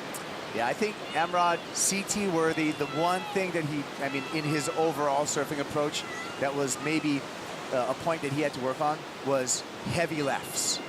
And, you know, we got heavy lefts on the championship tour now. And so, you know, to be there about the elite, you're going to have to perform in some of those waves. That's so true. And these days, with the schedule kind of flipped on its head somewhat, you need to have that prowess in those heavier waves at that first event. Otherwise, you're going to be up against it. Your seed won't improve. You'll be up against title contenders. I mean, you look at Pike, G-Land, Te Ahu Po'o. You know what I mean? 1, 2, 3, this year's championship tour is stacked, and it's going to be the surfers who can come and perform on those at those venues. It's going to be very important to make that final 5. Sure is. Just on 2.5 minutes remaining now. And we are waiting on scores to drop. As we see there, Japanese flag. Gambate, really now, but temporarily we still got some scores owed to us, but has moved into the second place and advancing position. Yeah, not surprised just on the, the quality of some of those backhand turns on a bigger wave too. I mean, Hobson Santos has been ripping, but he's been on kind of medium to smaller size rides. So it's just taken away from some of the magic that he's showing just a little bit. It's just reduced the size of his turns a bit, but definitely has the power. He's a heavy set. He looks like he carves deep through the water. Yeah, I mean, that powerful bottom turn from Hobson is a note, and that's taken out of a page from Aki's book right there. Coming off the bottom with a lot of power, really drawing that out and picking his line. Saw the 99 world champ out there this morning, catching a couple of waves. Classic style. I can still watch it. I mean, I can still watch it all day long. It doesn't matter what year it is. Yeah, like a jersey on him. Give the kid a wild card. No, he's awesome. Still just so classic. Still ripping. 1 minute and 25 seconds to go here. 8.4 for Michael Rodriguez on his last wave. Well out in front now. The battle for second spot is seemingly the only battle that counts at the moment. And Naba is looking for a 9.64 to jump into first. But he'd be happy just to get rid of the 6.57 and really up the requirement for Hobson Santos and Jet Schilling. Santos looking for a 7.68 Kipes. Jet's been a little left behind in this one after an 8.53 just to get to second. Yeah. Just rotation for Jet Schilling. That one rail catch on the wave could be, a deciding factor, turning point of the heat for him. But Reo Inaba coming back from a deficit, good on him, and to put that all together. A lot of competitors are being thrown into the fire here when you think about the talent that's in the mix here. Those regional qualifying series are tough. I called a couple of them here in Australia, and the talent levels in Oz were really good, but the level that we're seeing it here on the opening day of competition, it's a step above when you bring in the international field and especially those CT campaigners. And I like the format as opposed to the old QS 10,000s where you had a tiered seating, that everyone starts in the same round and you have immediate elimination. There's consequence to every single heat. Yeah, as Rabbit said earlier today, it's brutal this first round. We're splitting the field in half. Only 2 surfers progress. We've seen some big names fall out of the mix. We lose a couple more great surfers now in Hobson Santos and Jet Schilling. But Reo Inaba in second spot. Michael Rodriguez just turned the heat up with every ride as he motored his way through the first round here at the Boost Mobile Gold Coast Pro. We are going to take a quick break and we'll continue the action with Shannon and Bug stepping in for the call.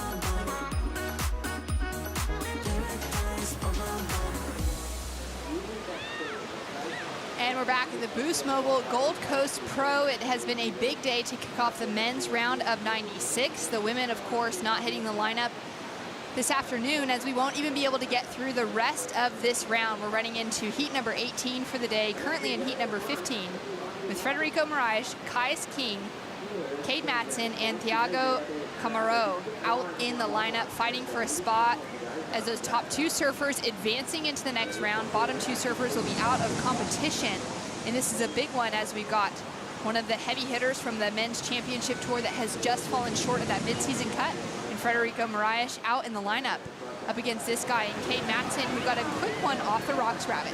Yeah, Cade got away to an early start. There was a bombing set in between the heats, so that could make a bit of a difference. And Cade just getting a nice, neat ride here to start the affairs in this particular heat. Connects together on the inside section. It's going to continue to open up for him, but he'll lose control on that finisher. He does have a 4.00 now on the scoreboard, and that was a pretty unbelievable set, Rabbit, that you and I watched roll through with nobody on it in between heats. Yeah, and it can be a big factor. I mean, first of all, in the previous heat, there was a couple of competitors who were really wanting that to arrive in their heat. Then what happened was that there was these 2 beautiful waves. The second wave, as they counted down for it, Frederico Moraes was actually right in the lip and just paddling for it. And if he'd paddled onto it, he actually would have got it like with the second into the heat. He would have made it, but he didn't get it, and it's kind of affected the frequency of. So the start's a little slower. Now they're all around the back of the rock where that set came from, and they're jockeying for position.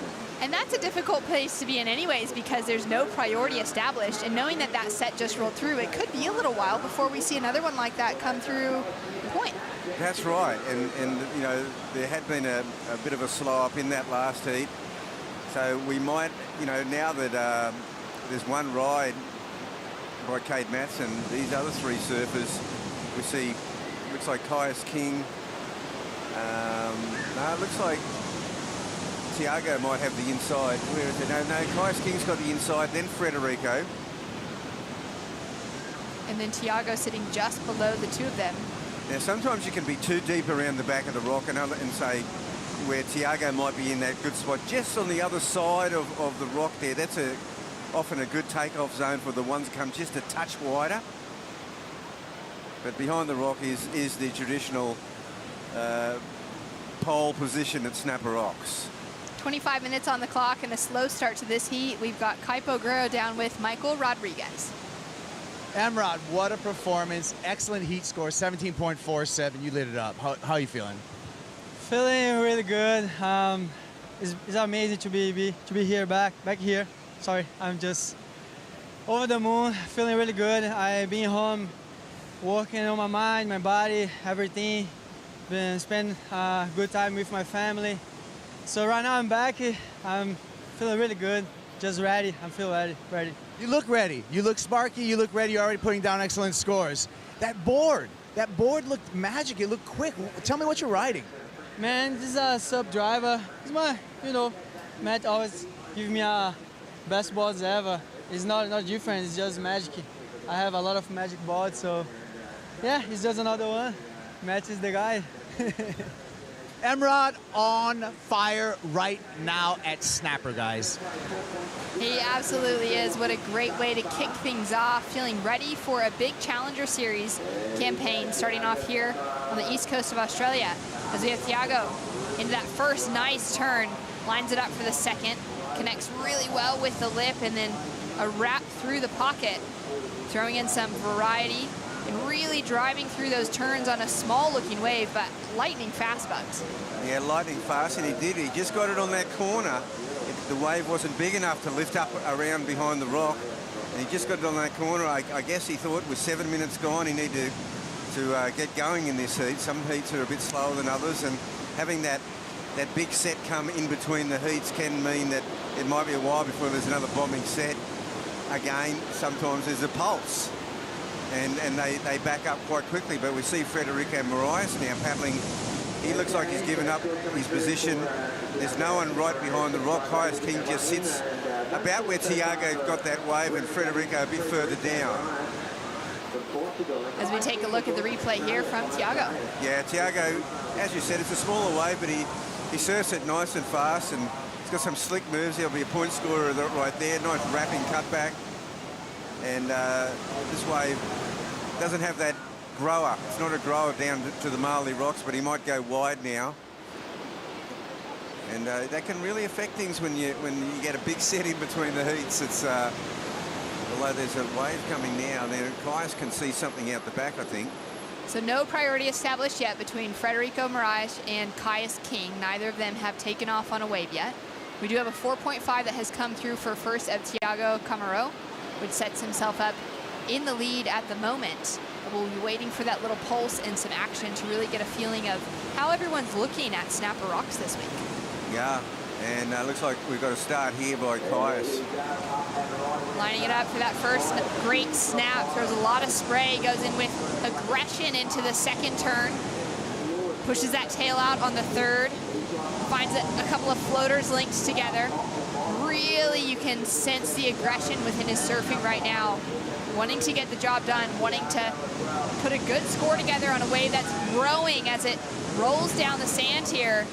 Connects with the rail so well, and it just continues to offer more scoring opportunity for Caius as he comes through for the finish. Yeah, a great combination there of reading a point break, getting some really good vertical turns and snaps and high speed, and then thinking down the line and making it through to that next part of the section. That wave was a nice little grower, it had a wall to it, and he really used his inside positioning well there, Caius King. Scores come through now for Caius. 20 minutes on the clock. We didn't see Caius competing on last year's Challenger Series, as we did with this guy, Tiago, driving into that first turn. Yeah, Tiago is up. Now, I'm sure this is his second wave, must be. Looks different to his first one, another short one. But this wave here by Caius, now he takes off and it looks like about a 2.5 foot wave. And it just gets a little bigger as he goes down the line, as he starts really doing a couple of slick turns here. And now he floats and keeps getting around this section. Nicely done. So he's not been able to score points during that section, but it opens up again now for him, Shannon. And just unbelievably puts it on rail.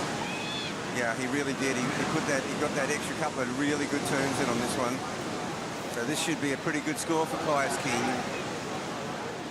Great surfing from the Byron Bay local, bringing all that style into things, just mixed in with that aggression of wanting to make it through the sections and really make sure he could find that wave as it grew down the line. Scores in now, it's a 6.83, and it sets him up in the lead. And now, Frederico Moraes is sitting with priority with his pick of descent.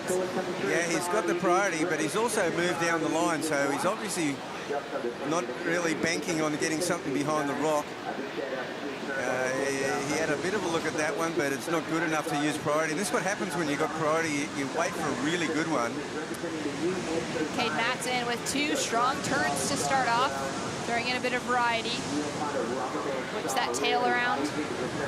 And great combination surfing, top to bottom.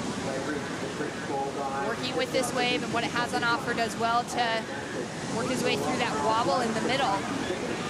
Yeah, smallish wave, but he liked it. He liked what he did on that wave, and it should be definitely his best ride so far. Get him up into, well, he might even go into the lead just based on the fact he's got the two rides. But Tiago's gone into the lead on that second wave. It's a 5.50 for Tiago, takes him into the lead, but we do have a score coming through now for Cade Matson. Yeah. So we've got Caius out there with that good, at 6.83. That's a... And Tiago staying so active. This is his third ride so far. Wow. He's really staying busy. It looks like he's got this one down wide, Shannon. Great wave selection and opting to just put himself away from the pack to get an opportunity like that. Yeah, it can be a really good move here. And here's Cade's second wave. So Cade Matson trying to get really busy on this one, getting some vertical snaps and really bringing that board around. Top to bottom surfing at its best here. The wave, even though it gets a bit smaller here, he still gets two quick turns in here and a finisher. And situation now sitting a little bit more clear. Tiago out in front as we're waiting for scores for Cade Matson to roll through and back up that 4.00. no doubt he'll jump up into second above Caius King. Caius, though, with the single best score of the heat so far, finding a wave that he took off on really close to the rocks, Rabbit, and it just grew down the line. Yeah, it was a really well-chosen wave. It was the only wave that's connected so far between all four surfers. Of course, Frederico Moraes is absolutely being ultra-selective. We've had just on 13 minutes nearly of this heat. He has yet to strike a blow. And, you know, what happens at this point is that he's letting sort of medium-sized waves going through. He can kind of get caught up in this priority dilemma where the waves are suddenly not good enough to utilise your priority on. It's so true. It's really a challenging position sometimes to hang on to that priority because it puts you in control of the situation rather than that freedom of sitting under priority like Thiago. And on the way back out, paddling in, getting another wave, and increasing his scoreline as it dropped through to 4.9 and puts him just that much more narrow in the lead. Yep. Of course, let's see that 4-5, and so Cade and Thiago both in that around that 5. They're not major scores though. They're not hard to run those kind of scores down. So it's still fairly early days, but it's really going to depend on the consistency of the sets now. We had that great set that rolled through just before the start of this heat, pretty much on the buzzer. We nearly saw Frederico get a piece of it, and he was unable to. He's now sitting with priority, patiently waiting halfway through this heat. He has yet to catch a wave. 16 minutes on the clock. We're going to go to a quick break, and we'll be right back with more action after this.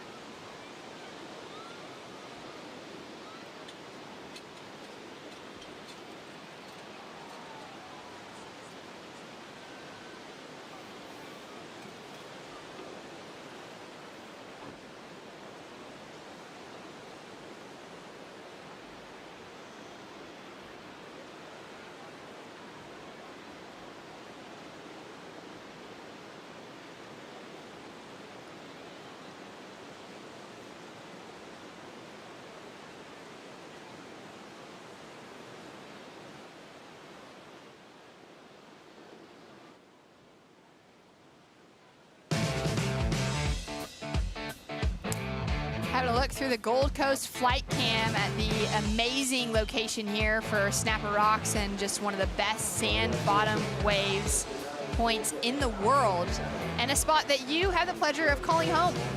Yeah, this is where I was born, and I learned to surf out here. My first surfs at Snapper Rocks quite a few many moons ago, but yeah, it's still there and it's still beautiful. Such a beautiful region that we get to spend some time in here on the Gold Coast and just soak up the warm water, the humid tropical conditions.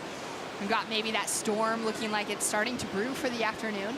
Yeah, we might get a bit of action here. There's something brewing out in the mountains, and it can often happen. Down to 14 minutes on the clock. Frederico Moraes still yet to take off on a wave. Caius King currently sitting in third, but with the highest single wave score of the heat, with just a 2.37 as the requirement to change his situation. You know, that situation that I spoke of before, that it didn't show it on camera, but when Frederico just about paddled for this second wave of this bombing set and missed it, and now he hasn't got a wave at all. I mean, this is a disaster for him. Meanwhile, Kate Matson has gone behind the rock, or just about. He's on that corner again. But if you look down Frederico, he's way down now, so he's sort of given up on that position. Cade's trying to get some waves wrapped so closely to the rock and behind the rock that, see, this one here, for example, he's banking on the fact that Frederico won't want it. And it's just running through. He's connecting multiple turns together, taking off so deep, finding that speed and flow, and he'll have to kick out as possibly, well, it was Caius King who had priority over Cade Matson. So Caius opts to go down the line as this wave continues to grow. He's going to find plenty of scoring potential out of a clean face. Now now just finding that quick trim line, digging that rail in, looking so stylish as he puts on the finish. Yeah, it looks like Kais is going to come in. Frederico's finally got going. We didn't see the start of this one, but we were focusing on the Kais King ride, and what a good backup for that young guy.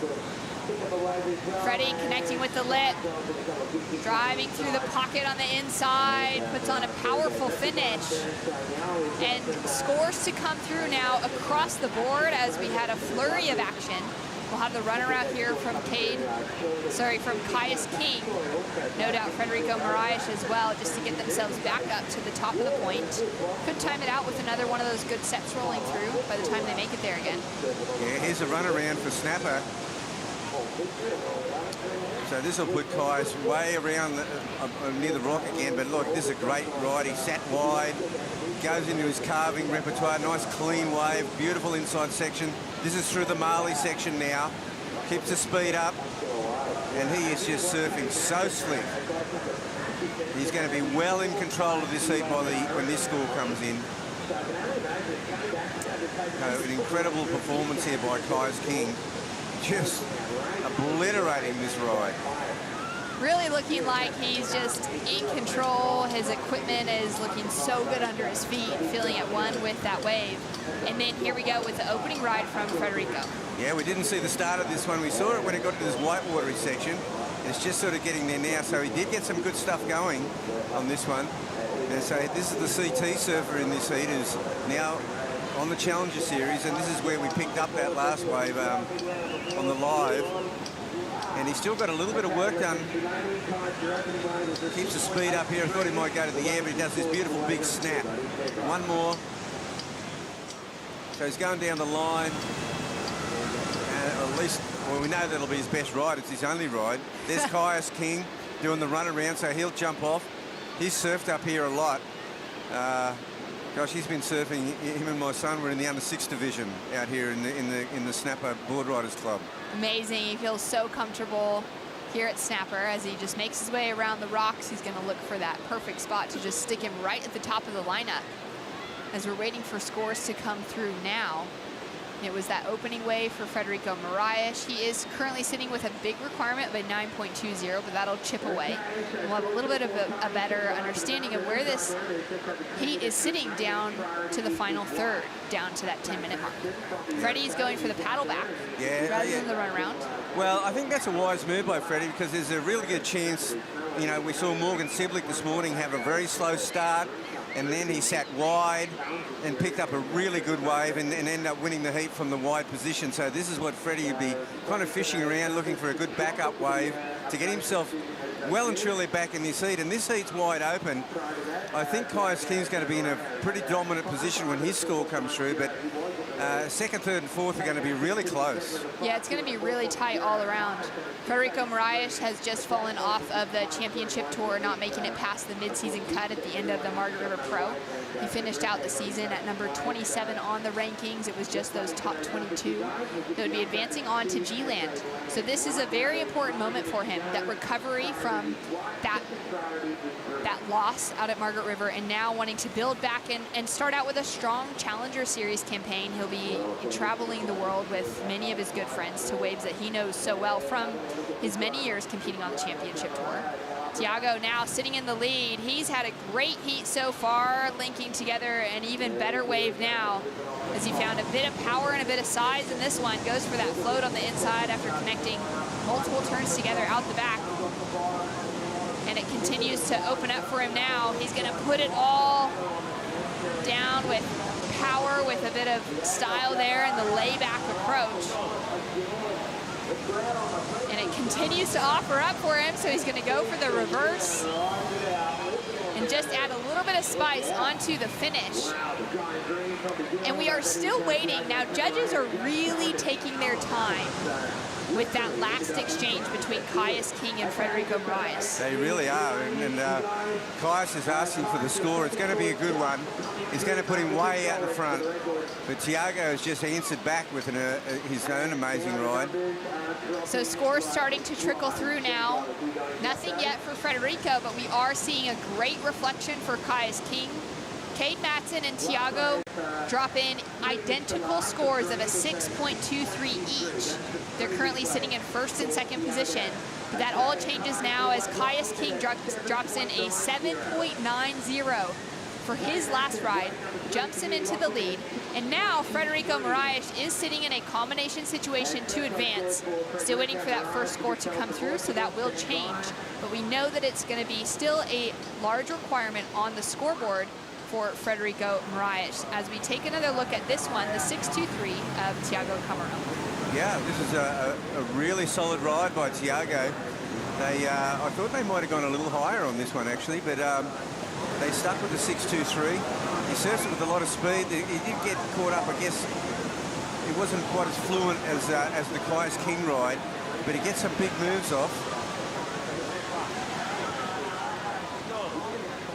Down to 7 minutes on the clock, and we'll take another look at that one now with scores coming through. So we did have the 6.23 as his previous wave. We are now waiting for a score for this wave to drop. But Frederico's got himself back in the heat. He's dropped a 6.57 for his opening ride, which took him a very long time to find. He's now chasing just a 5.16 to get the advancing position. Down in third priority, though, Cade Matson in a good position, chasing just a 5.5. Sitting with that priority next to his name. And good scores coming through for Tiago, who in years past, Tiago Camaro has come so close to qualifying. He's been in that conversation multiple years running. He's been just outside of those surfers on the qualifying series, advancing through to those championship tour opportunities. And he is still so hungry coming back into the Challenger Series this year as one of those CT replacement call-ups. He's just dropped in a 7.83, which puts big requirements in the 7-point range on for Cade and Frederico. Yeah, that's really changed things up. That was the ride that we were looking at before. It was actually a very good score. And so Caius King and Tiago both with Caius with a 7.9, Tiago with a 7. Is that a 7.83? That is a 7.83 for Tiago, and then it was a 7.9 for Caius. So Caius just getting the better of that exchange in the high scores of the heat. Now we've got Cade Matson with priority chasing a 7.84 and Frederico Moraes chasing a 7.5 with only the single score so far. And an interesting note on Cade Matson is that he, coming out of San Clemente and that San Clemente cyclone of surfers that we've seen, just starting to find some success in the new pack that's coming through. We haven't quite found that CT qualification yet out of Cole Hauschman, Jet Schilling, and Crosby Colapinto. These four, alongside Cade Matson, are really good friends. They travel a lot together. They really push each other surfing. And we have already seen today Jet, Crosby, and Cole knocked out of competition. Wow. So he's the last of the pack of four that spends so much time at home surfing, working out, and working things together for moments like these that come so crucial. It's a shock to see 3 of the 4 already out of competition in the opening round today. Well, that's pretty heavy. Now Tiago having a look on the inside. He's freed up under priority. And we've got a few minutes to just take in what has been happening in this heat. It's been great to see those score lines building, Bugs, as we've seen those 7s come through as the last scoring waves for both Caius and Tiago. Yeah, what's really pretty radical out here is that even though he's only had one wave, Frederico Moraes still only finds himself in third priority. I'm really kind of shocked to see that develop like this way. I would have thought that by now he'd be back on top of the priority rotation, but not to be. And Cade Matson now going down to the wider bank to try to get himself in. He needs a 7.84. So at this point, those smaller waves aren't going to do much. These guys need a bombing set to save them and get themselves back in the heat. As we take a look at the Harvey Norman recap, Caius King sitting in the lead with really sharp rail work like this. Yeah, well, this was the 6.83 to start with. It wasn't a big wave, but he surfed it amazingly well. And then the second wave, this is the 7.9. This is the highest wave of the heat so far. And that's, as you were mentioning, finding those waves with a lot of size to them as well as the power. Yeah, well, this one grew as it goes down the Marley Rocks. He did a big run around after this wave, and Caius just put himself in the dominant position with this wave that was punctuated by some searing turns. Really great heat structured together for Caius King at the moment, sitting in the lead. and it just continued giving him opportunity. Thiago Camaro currently sitting in second on a good-looking set as well. Yeah, this is a bigger wave as well, and I believe this one might have been his 7.83. It's a solid performance by this guy too. As you said, is just about a veteran of the QS. He's been so close to qualifying in past years. Finding that finishing reverse to throw in some variety to the conversation for what we've seen so far. And it looks like an absolute lake at the moment, but hopefully with 2.5 minutes on the clock, we're going to see another good set roll through. Well, Federico Moraes, we've had a lot of the CT guys come back and put in really great performances today. I do hark back to that first moment in the heat where he could have got a bombing wave a second into the heat, but just paddled for it just a touch too late. And now it's just gone really pear-shaped for him because he's in third priority. His opponents probably won't let him move too far. I mean, the pick of the crop's going to be the guys with the first two priorities, which is Cade Matson and heat leader Caius King. And Thiago has a look at that, decides to kick out, still sitting under fourth priority. He'll just be playing with things at the moment. If he sees an opportunity to try and increase on that 6-point ride to put more pressure on Cade Matson, he'll take it. Down to 1:30 on the clock, and it is a surprise to see Federico Moraes sitting in that knockout position right now. Just a single score on the board of a 6.57. All starting out just before the buzzer and as that heat was kicking off nearly 30 minutes ago. Now, Federico Moraes, in his years on the championship tour, he's had to find himself battling back on that qualifying series to get that requalification at the end of a few of his seasons. A few times where he's been able to qualify by being in that top conversation, even getting up into that top 10 before. But for him, back in 2019, it was a really important result at Haleiwa that he required to gain qualification back onto the CT because he'd fallen off that year. And he won that event. So for him, we know there are venues coming up for the rest of the Challenger Series that he is so comfortable at, that he's had great success at in the past. But it is a surprise to see him in that knockout position now with what looks like no waves on the way. Yeah, I mean, to only get one wave in a 30-minute heat, he was ultra selective. He was just unfortunate to be out of position when that big set came through in just before his heat started.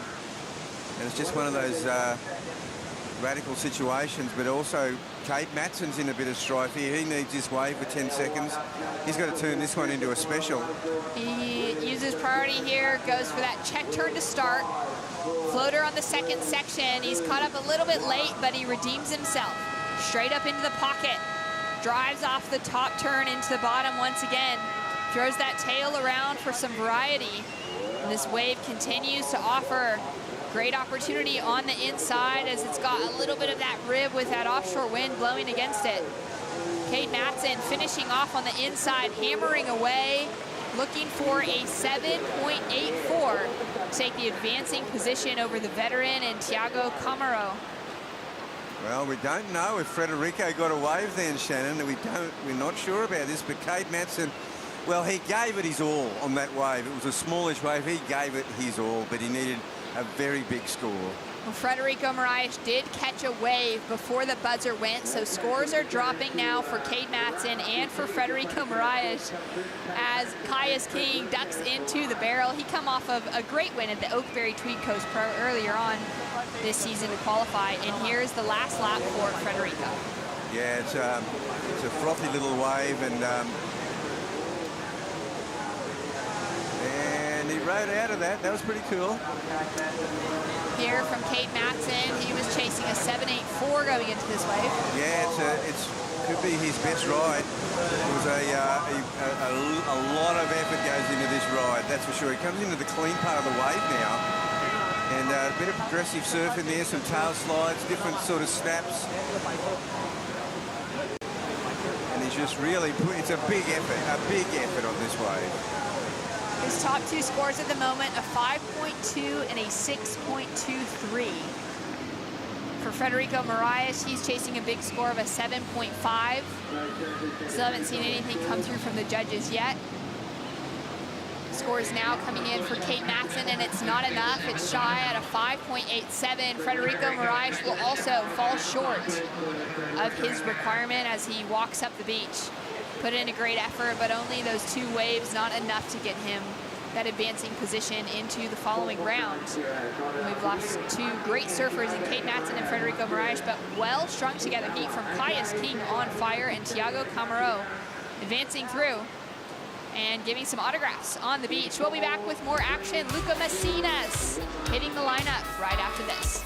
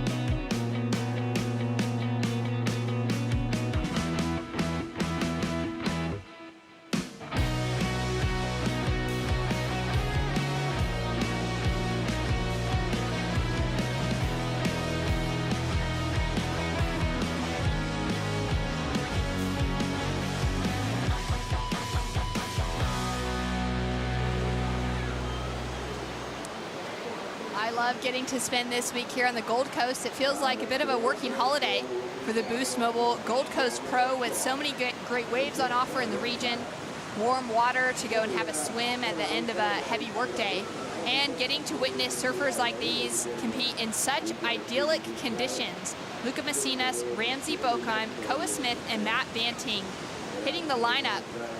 Surfers with so much experience, championship tour experience, wildcard opportunities, and one of the standouts from the Ultimate Surfer in the lineup right now, Bugs. Yeah, it's going to be, this is a pretty classic situation. Now we saw this just behind us as we went to break, an amazing set that rolled through, and Ramsey got the first of the look. Yeah, well, Ramsey, to me, is another veteran of the qualifying series. He's been thereabouts for so many years, Shannon. He's been so close to making it onto the championship tour. And this is the kind of heavy surfing, the power surfing that we would love to see. Amazing to see him throwing that sort of power around in just small, fast-running waves here at Snapper. Yeah, this was a really good set. We saw here's Koa Smith, and Koa looking for a bit of a backdoor barrel there on his backhand. And he just stalled and got himself into a nice rhythm. So he's got a little bit of a foam ball taking him off the bank, but now he'll wind onto the bank. This was a pretty good sized wave when I saw it happen live. This is a replay of it. And Koa Smith just winding it up on his backhand. Massive effort. How many turns could one person do in a wave, Shannon? Very many here at Snapper. Getting up into 10 turns, 12 turns. How will they have any strength in their legs left at the end of that? And then we saw this from Matt Banting. Great to see Matt back in the jersey and sliding the tail out on that first turn. Yeah, we haven't seen Matty Banting for a while. He's been dogged by injuries for a long time. And this wave was a bigger wave. As you can see, that foam ball, sometimes the bigger ones can take it off the bank. And now, look at Messinas. So all 4 surfers at least getting their feet wet in this one. Great exchange between all 4, and Luca flying down the line. Oh my God, look at the speed. Ultra speed. He's going to make this connection. and it's growing this way. Incredible wrapping cutback. Wow, this is a performance right here. This is putting a wave together from go to woe at Snapper Rocks. He's down well past the Little Marley now. He'll paddle back out. Impressive opening ride from Luca Messinas. We do have scores now dropping through from all 4 surfers. And I just have to note that for me, Luca Messinas is one of those surfers that was so exciting to see in that first half of the championship tour this year. The first Peruvian man to ever qualify for the CT and get that opportunity to compete at that level consistently. For Luca, he grew up surfing left-hand point breaks. Coming from Peru, growing up in Mancora, he had some of the best left points on offer. So it's actually his backhand that's his strong suit. And to see him come out flying, I feel like it's been really great to see him put in the hard yards the last couple of years to really improve his forehand surfing for moments like these. Yeah, his forehand's not too shabby. I tell you, I mean, he might be incredible backhand, but that was some ride. He seemed like he got the pick of the waves as far as having that Marley section, but the Koa Smith wave on the takeoff was like, wow, it was way overhead. That was a bombing set. That was a solid looking set, and scores are starting to come through now. Ramzi Bokheim from Morocco opens up with an 8.33. He's already out the back with priority. Koa Smith answers back with a 6.17. Matt Banting has dropped in a 4.67 for his first wave with another score to come that will improve on his situation. And now waiting for first of Luca Messinas. Wow, that's amazing. Ramzi Bokheim, that was kind of like the smallest wave of the set, and he surfed it super well on his backhand. 8.33, that's a monster score. That's so true, because it was those turns of the finishing section were in a small size wave, nearly waist high for him, but the amount of power and water displacement was incredible. Yeah, and the judges rewarded him for that. They definitely saw excellence in that ride. Caius King walking away with a great victory. He took out the win at the QS 5000, the Oakberry Tweed Coast Pro, just a few weeks ago to gain qualification into the Challenger Series. And a tough chat going on there between Richard Dogmarsh and Federico. Gosh, I wonder if Richard, I mean, I know he would have picked up on that situation with the start of the heat and going, go, go, and he just missed that wave. I sort of keep harking back to it, but it is those situations that can just turn it into from an incredible situation into a disaster, and it ended up being a disaster for Federico. No more sets came for quite a while in that one. Caius King got that little grower, and then he got the wide one, and that was the heat done for first place. That was it. Well, talking about first place, Caius King with a great heat. Let's catch up with him now. Caius King, the evolution of Caius King, childhood prodigy, free surfer, now competitor, well-surfed heat. What's your attention this year on the Challenger Series? Thanks, Kaipo. Man, that was so fun out there. It was pretty dreamy to surf a comp at Snapper. I've been coming up here since I was a micro-grom, watching it, wagon days off school just to come and watch my heroes out here. So surfer heat was pretty mental. And yeah, my challenge, I don't know, I'm just looking forward to competing, and had a pretty good little Oz run here, and just happy to get back on the road again and get some good boards under my feet and travel around with mates surfing sick waves. What about your boards, DHD? Yeah, Darren Hanley's looking after me. Perfect in the backyard. This guy knows these waves like no one else, so showed me the magic craft. One last question. You know, Rob Machado, it's not in the judging criteria, Rob Machado, yourself. I actually think aesthetically, the hair helps with style. What do you think? Oh, totally. I grew up on Wave Warriors, and it was all about the hair flick, so let's bring it back. Look at that. You got some fans, too. Let's hear it for Caius King.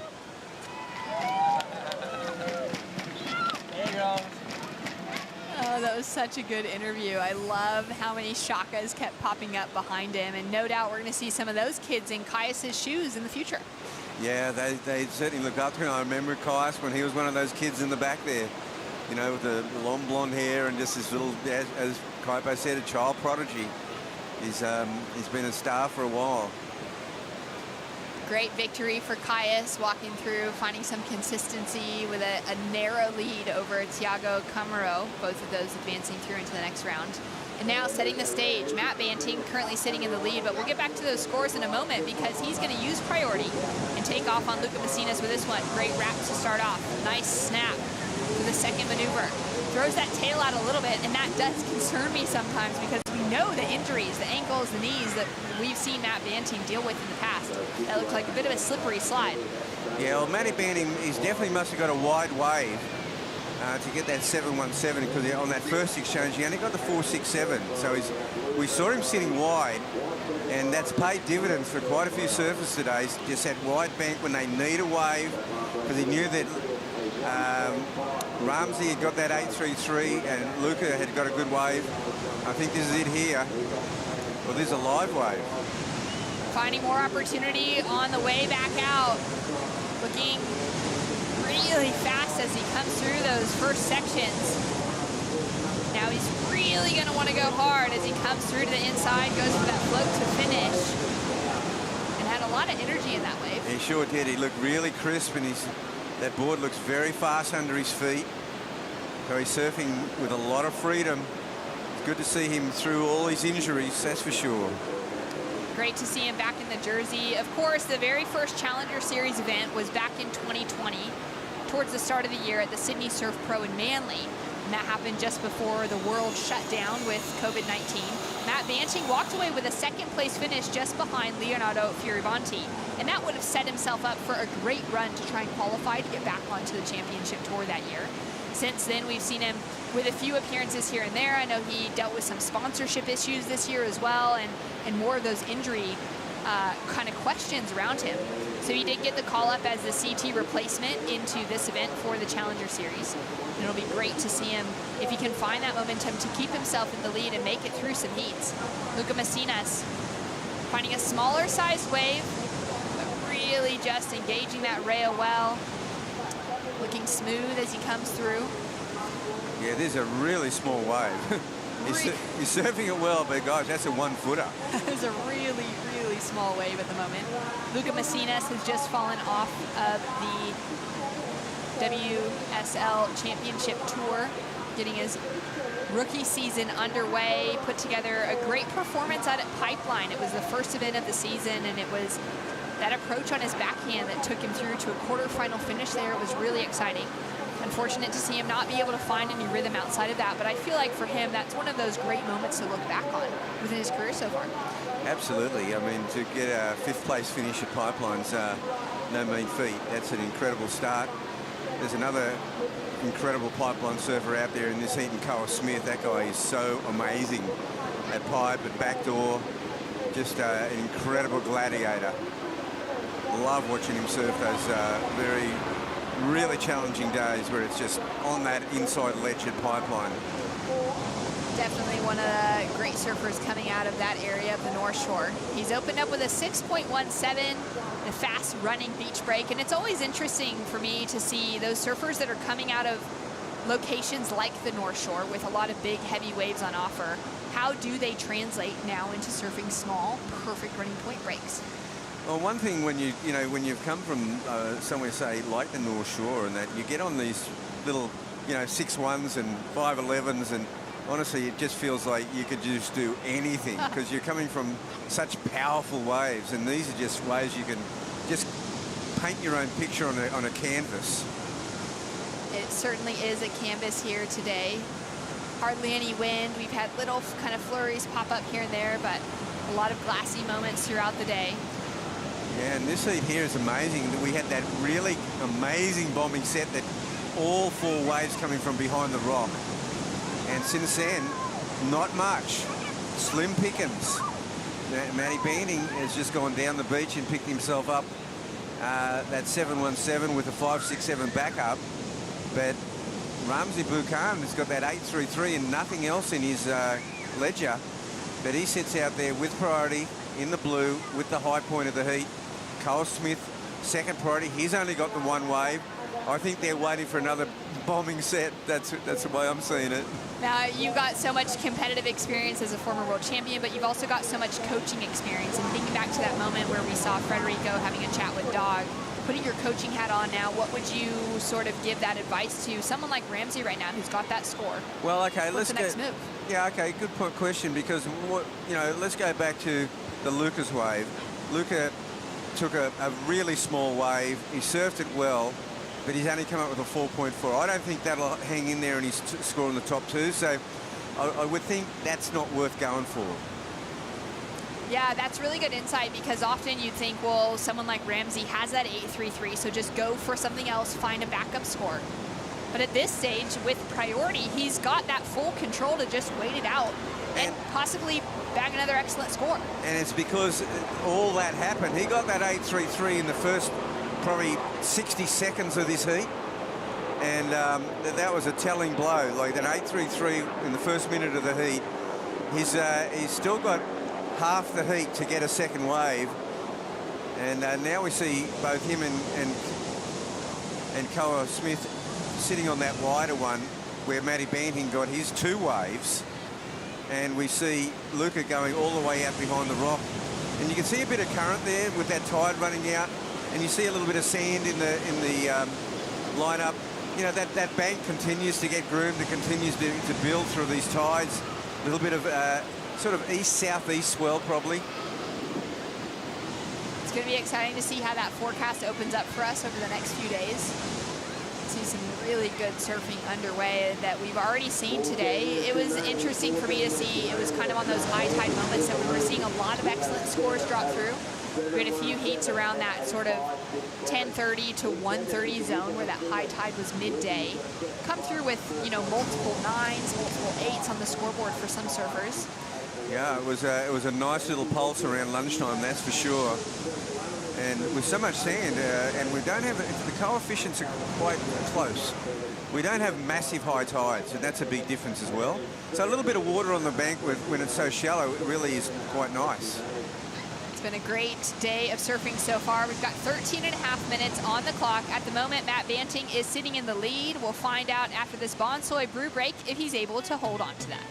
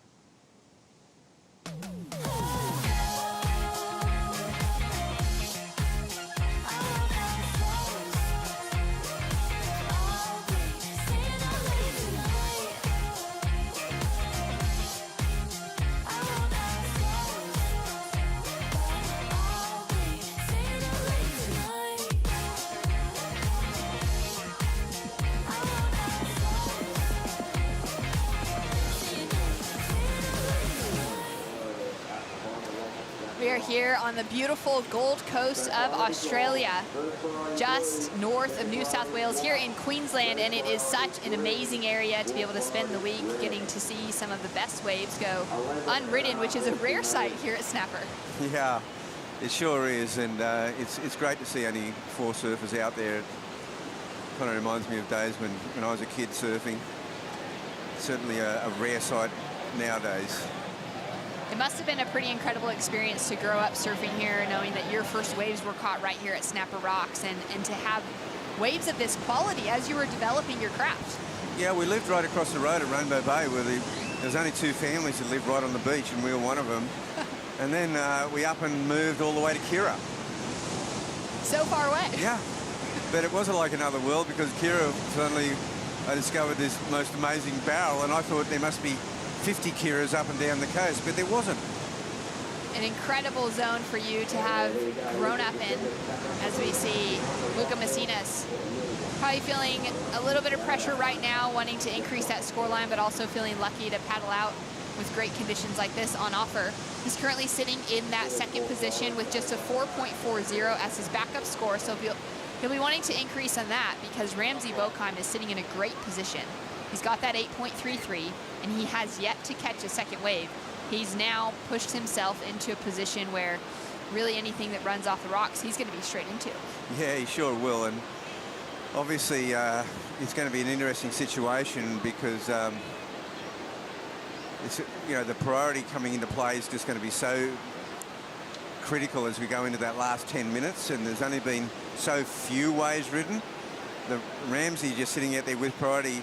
He would have known, he would have watched Federico Moraes in the last year. Totally different situation because he's got the 8.33, but time will become a factor. Like if we get down that 5-minute mark and there's still been no sets, then he might have to consider like riding, you know, a smaller wave. And it's always a risk because do you give up your positioning? Do you give up that right to get if a great set comes? Down to 9 minutes on the clock. Little set rolling through here. Ramsey with priority and trying to decide, should he put that backup score on? Luca Messinas is going to have an opportunity. Drops in as that wave is spitting out behind him. Great snap to start. Wraps it through with a big carve on his forehand. And puts on a big layback to finish. Now Ramsey up and riding down the line. Goes for the floater. He's got one of the best backhand attacks, the most powerful in the business. And linking together some really solid maneuvers as he's putting that backup score on for the 8.33 and executes perfectly. Yeah, he sure did. He got it back up there, absolutely. So it ended up, will probably be a good move because now with 8.5 minutes, he's still got time to get out there and get into a priority rotation if there's a little flurry of sets. And, you know, you can always pick one up wide there paddling out as well, but he's going to put himself, I'd say, he's going to shoot into the lead with that one. As we have a look at it here. Yeah, he floats over this section. I love this turn here, Shannon. Just really good timing. Then he goes into a series of turns. Look, it's not going to be a monster score, but when you've got an 8.33, it was time to move. And certainly the manoeuvres were there. Smallish wave, but solid manoeuvres. Judges taking their time with it here as we take a look at that very well-timed turn straight in the pocket. Yeah, he loves it in the pocket. I've seen him out here surfing at trials when it was back in the Quicksilver Pro days. Luca had this one on offer right off the rocks. Yeah, well, this is the same wave. This is the wave that Ramsey sort of didn't take it off him. There was a big section between these guys because he's really deep. Then Ramsey takes off on the same wave down the line. So scores through for Luca. It comes through as a 4.50 for the start of that wave. We're now waiting to see what the judges will reward Ramsey for the back end of that wave. And okay. Luca moves into second place momentarily. Luca in second. He has increased that backup score just narrowly at 4.40. Ramsey just chasing a 3.17 to take the lead away from Luca. 6 minutes, 45 seconds on the clock. And still waiting for Koa Smith to get a second wave now. I think Koa might be waiting for a set. He's going to have, obviously, he'll have priority. Kaipo, you're out in the back. Whereabouts are you on the contest site? I want to thank Bailey Ladder. They're sturdy. They keep me up high so I can start working on our brackets over here as we advance through competition today. Thanks to Bailey Ladder. And as we talk about the advancement, you know where you want to end up? You want to end up right over there on finals day. Love it. Rabbit, my very first job in professional surfing was at the 2012 J-Bay Open, and I was a runner who had to take the scores from Richie Portes, the head judge. At the end of every heat, it was a QS that year, so it was about 25-minute heats running. And I had to run across the contest site and write up the scores and the results. That's classic. Had the 6 or 8 different spots around the contest site, and then by the time I'd finish that, the next heat would be done. And I'd be right back at Richie Porter's office. As we see Ramsey, now he dropped in a 6.03. He's now linking together some great looking turns, all looking very similar, turn after turn, but he is just displacing so much water. Powerful goofy footer out of Morocco. Yeah, it really looks to me like he's got a bit more volume in that board. It looks like a wider board. He's a big guy. Matt Banting finding some rhythm as he comes down the line. Slides out there. He's going to put himself right back into the pocket again, though. Really just trying to push on the tail, get those fins released, add that little bit of difference to his surfing. Yeah, he's in a pretty good position. He's in second now, but he's still pretty solid. Luca Messinas is probably in a position to challenge. Koa Smith with a bomb can challenge. He's got a 6.17. He only needs a 6.68. Luca with a good-looking face opening up in front of him. Oh, he had to give it over to Matty Banting. See, that's the thing about Luca taking that little one before. He's taken too many small waves, I think. It's just set him up in a bad priority rotation, but Matt really needed this score to keep himself in that advancing conversation. Yeah, he waited for this one, Matty Banting. He did have priority for a higher priority for quite a while, and it's a solid ride. Another good one for the surfing green, Matt Banting. Scores to come through now. As we saw him finish off well through the inside. His dad Lenny by his side here once again. Matt's never without Lenny by his side at a contest. Ah, that's right, and he's looking to improve on that 5.67 and really make a big difference. That'll make Luca and Koa really probably get something up there in that, maybe in that 7 range. 3 minutes, 45 seconds on the clock. Ramsey has jumped into the lead with his second scoring wave of a 6.03, but we may see that even change, maybe increase on there. Matt Banting sitting in second at the moment with a score to come through that could possibly increase his situation. Luca Messinas and Koa Smith both sitting in third and fourth place with no scores to come through. So the situation will remain the same for the two of them, aside from maybe requirement changes. Koa Smith has been really patient in this heat, Rabbit. He's got priority, but he's just got a single 6.17 on the scoreboard. Yeah, he's determined to just get a set. And the thing is, Koa got a wave in that first flurry. He got probably one of the biggest waves we've seen in the last few hours, and he's still not interested in that one, or is he? Yes, he is. Koa Smith with the paddle. A clean-looking wall opening up in front of him. He's already going for speed now off the bottom, off the top. Great cards to start off with. Now he's going to race around this section, use that float to project. Continue moving forward with speed. Get caught behind. Now scores to come, and scores are in for both Ramsey and Matt. It's a 6.63, does increase Ramsey's lead. Matt Banting also increases his second place position with a 6.47. Luca Messinas in second, now chasing a 6.65. And Koa Smith currently chasing a 7.47. Yeah, I thought that wave of Banting would make it so that Koa and Luca needed fairly big scores. So that was it was a well-written wave by Koa Smith, but it didn't quite have the finish. I think he would have liked a bit more out of that one. Luca now feeling the stress of the moment, sitting with priority, having just fallen short at the Margaret River Pro to advance past that mid-season cut. And we could be looking at a similar situation unfolding that we just saw from Federico Moraes. We could too. We could have two of the CT guys out, but he's got priority and there is still time. Looks like there's a good sized wave here. It's a wide one and he's looking at it. It's a grower. He's going to have to get going down the line, Shannon. He's taking that high line to start off. Now driving off the bottom. Nice drawn out first turn. Extends out of the second turn. Making the most of this, connecting 3 smooth turns together. Nice snap in the lip, and he gets that speedy section as it comes through for the finish. Projects forward, connects with the lip again. And this wave has so much to offer him as he floats to the inside. He's chasing a 6.65 to move now from 4th into second above Matt Banting with just 50 seconds on the clock. What are your thoughts? A serious challenge. That was a serious challenge. It was such a well-served wave. I mean, he really showed his CT credentials on that wave.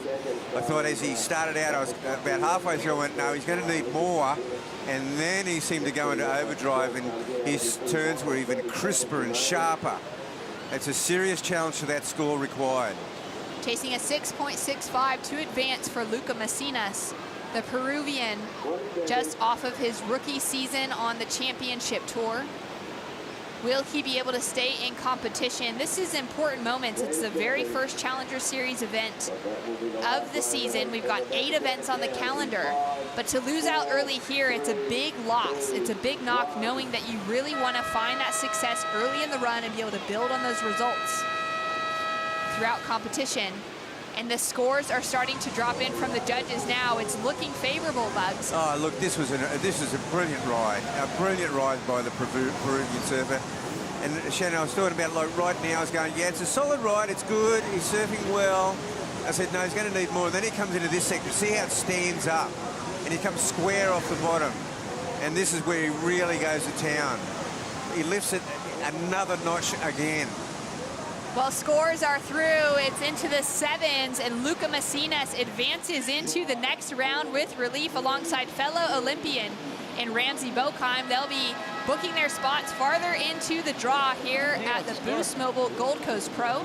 Nail-biting finish, Matt Banting and Koa Smith going down. Huge loss for both of them, but we'll see them return just down the coast at Manly. More action. Jackson Baker heading out right after this.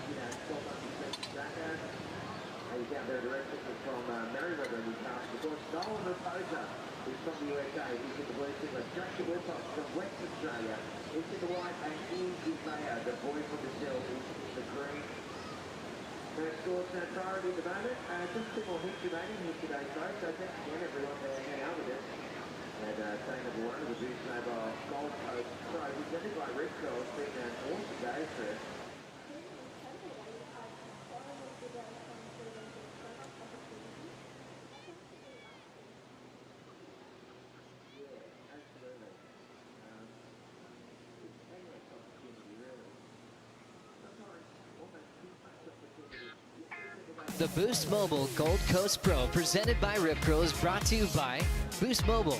Stay connected with Boost Mobile on the full Telstra 4G mobile network. By Rip Curl, the ultimate surfing company. By Harvey Norman, official lifestyle destination of the World Surf League Australia. By Oakley, official eyewear of the World Surf League Australia. And by Cooper's Brewery, official beer of the World Surf League Australia. Welcome back to the Boost Mobile Gold Coast Pro presented by Rip Curl.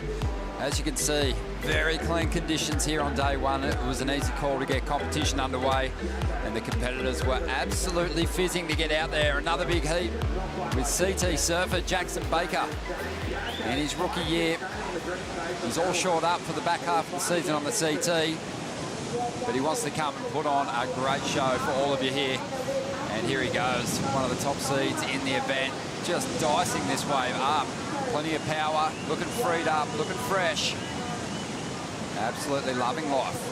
Speaking of fresh, what about the freshly shorn noggin of Ian Gouveia, a CT surfer from years gone by, spent a couple of years on the championship tour, even had a semi-final finish at the Pipe Masters, but he has taken it back to the bone there.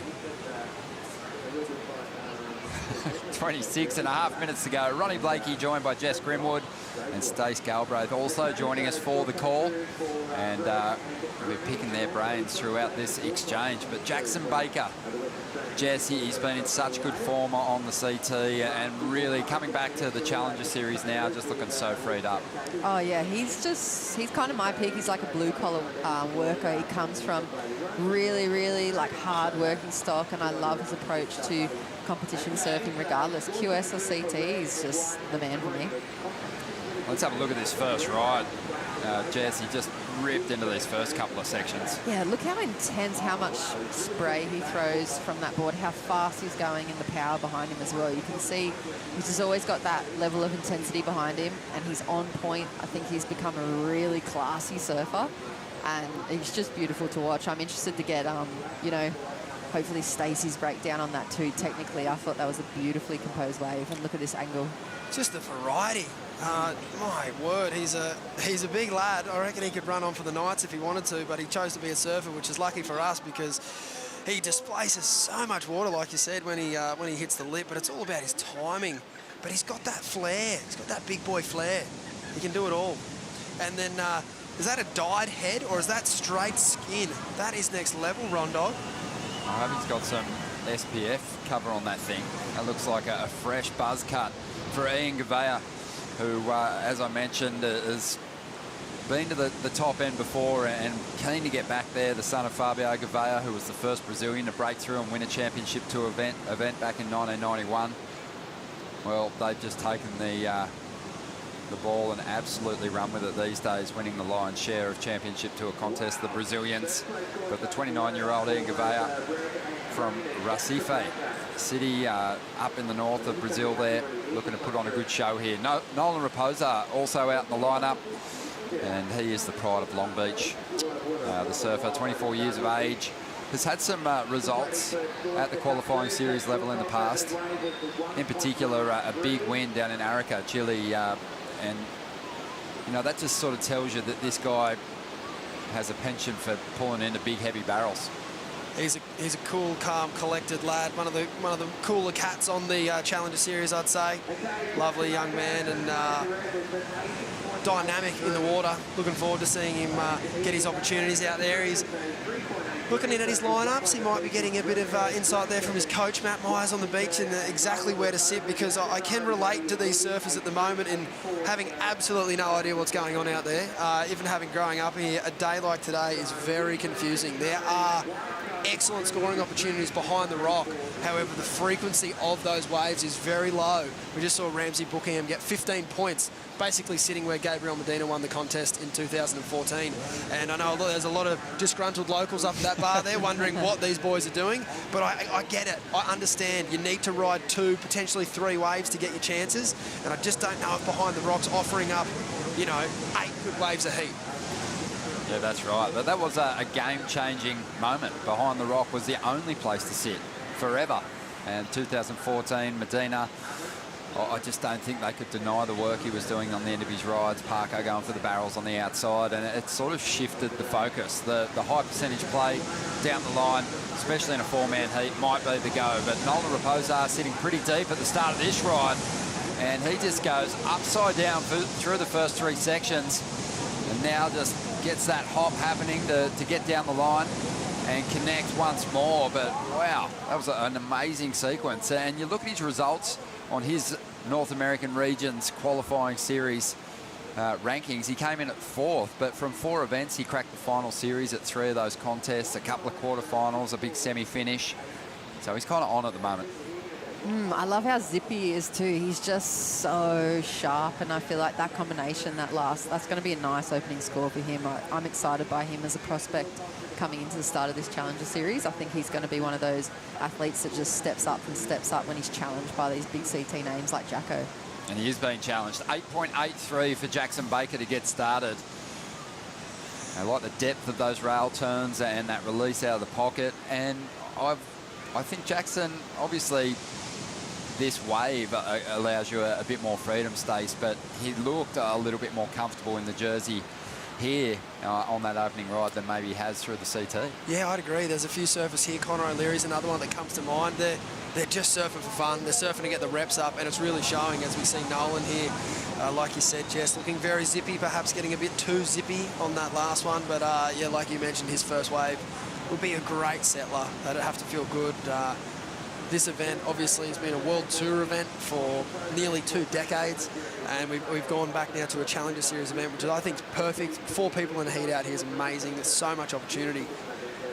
The bummer with that is, though, pretty much none of these men and women, well, the majority of them would have never surfed a heat out here. No, probably in the last few years, you know, there's a lot of youngsters in the draw, haven't had the opportunity to travel here even. So it is an awesome opportunity, but, you know, again, it's one of those events with a promising forecast that if you bow out early on, it's just going to be punishing sitting back and watching the rest of it unfold in waves like this, Jess. Oh, that second turn for me from Nolan was the money right there, and just a nice 3-turn combo, keeps zippy like we've been saying, and just really consolidates on it. Drifts the tail out a little bit and subtle kind of straight dive off. Look at this angle right here. Gets so above the lip on that, really tight and really rotated, and I love his surfing. I think he's another one of those goofy footers that stood out for me all day, and look at that. I mean, beautiful. Like, it's just such beautiful surfing to watch. Much like Jacko, you can't help but love it. Yeah, 7-point ride for Nolan Raposa. Didn't get as much room to move down the line. You know, I think when you're faced with a steep section, you basically got to fight the attack, that vertical approach. You know, it's just too easy to rip into, and he didn't really even have the opportunity to kind of mix it up on the backhand. So the repetition was sort of forced. It was just lucky that he could make all those turns look super powerful. The maximum score for that wave, I think, is 7. He did really well there. You know, that wasn't that classic wave that went off into the sunset and you could rattle off 1,000 turns. So he'd have to be feeling really, really good about that start. And now what we have here has been happening all day. We've got second priority now paddling up behind the rock. And first priority, obviously, Jacob Wilcox is sitting a bit wider. And probably the most unique situation I've seen like this consistently happening all day. I really do wonder if the boys upstairs are going to have to make some decisions tomorrow about where they set priority, because we had the conversation this morning with Richie and Bugs, and they nearly put the gloves on and went toe-to-toe, and I love it. But I do think there needs to be some constructive talk here about what we are going to do with priority, because it's getting a bit awkward for my liking. Look at this distance here. Yeah, you can see that there's quite a distance between that, I guess, what has been Where famously is he? He's round at Froggies. The takeoff zone. There he is. It's that little green speck there. Niangavea posted up. But yeah, everyone else opting to sit way down the line. But it's awesome to see Jacob Wilcox back in the lineup. He's been a little quiet in this one. Jacob had the opportunity to surf in his 8th Championship Tour event over there at Margaret River. Didn't get the result he was after at home, but he's an exceptional talent. He did really well on the regional qualifying series here and took a win last year. Yeah, I find him such a resilient competitor. I think it's like that WA boy in him. He just seems to fight and fight and fight, and he's not he doesn't come across very phased about anything.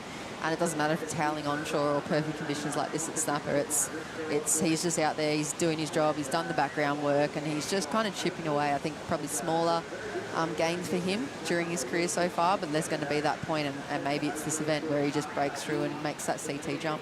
You're right, he's due. He's got the talent. I definitely think he would want to have a few more W's next to his name. He certainly is one of the best prospects coming out of Australia. Incredible in the tube, which kind of gets me thinking, if anyone was going to sit behind the rock in this heat, I would definitely back Jacob in to knife into a few backhand barrels, as we see Joao Chianca here getting ready for his heat. Very, very interested to see how he performs. He was, you know, obviously really, really disappointed, upset not to make the cut. And he alluded to in one of his interviews that he would prefer to be going home. He had a couple of rough events where he had massive performances but just couldn't get over John Florence at Pipeline and Bells Beach.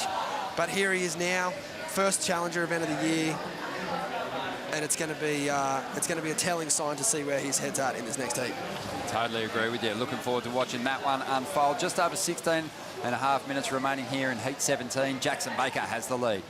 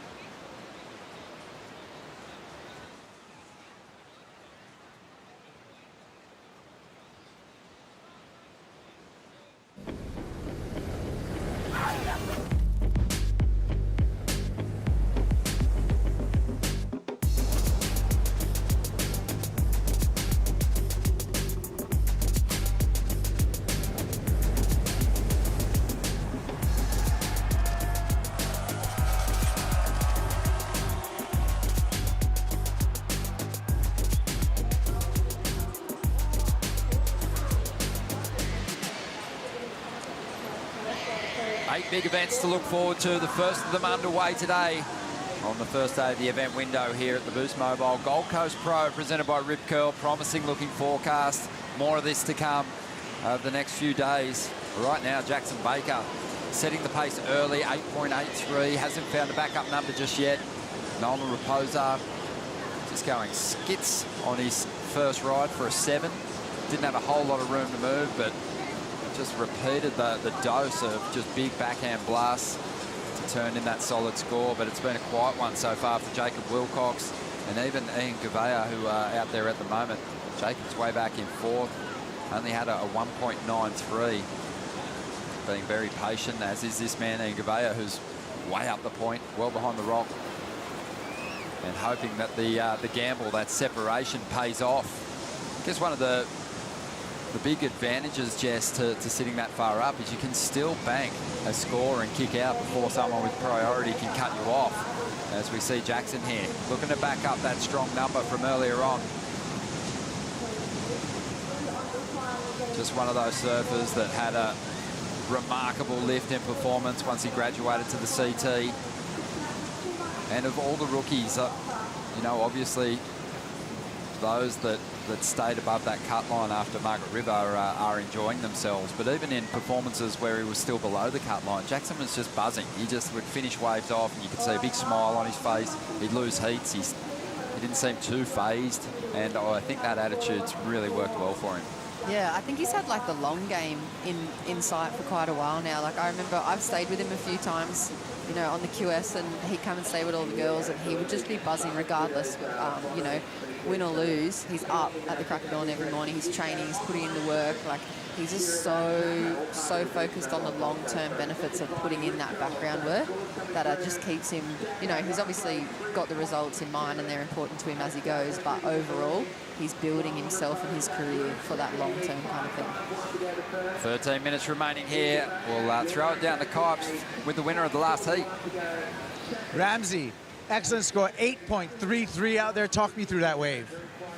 Well, it was starting to get low tide, you know, so the takeoff zone was kind of like pushing, like almost behind the rock, and I knew they were going to take the inside. So I kind of like sat next to them, but then I knew I was going to sneak wide at the end, and I just started well. They were all too deep, and I didn't push too hard. I just wanted to get, you know, warmed up, and ended up having a 8.33. So that was a good start.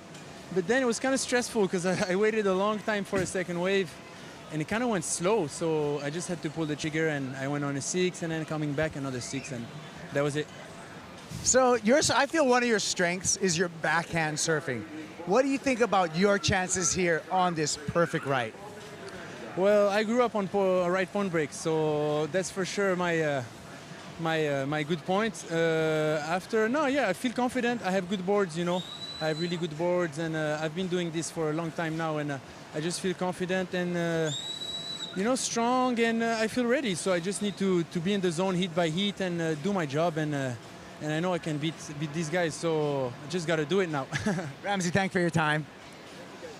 Thank you, Kipes. Yeah, Ramsey, we were touching on Jacob Wilcox being those guys that could make the jump to the CT. As we see on the outside, Ian Gouveia, tall wall standing up. Nice belt to get started.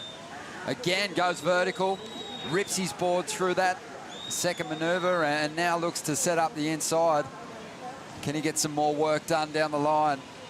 This wave might connect to this little Marley section and go again here.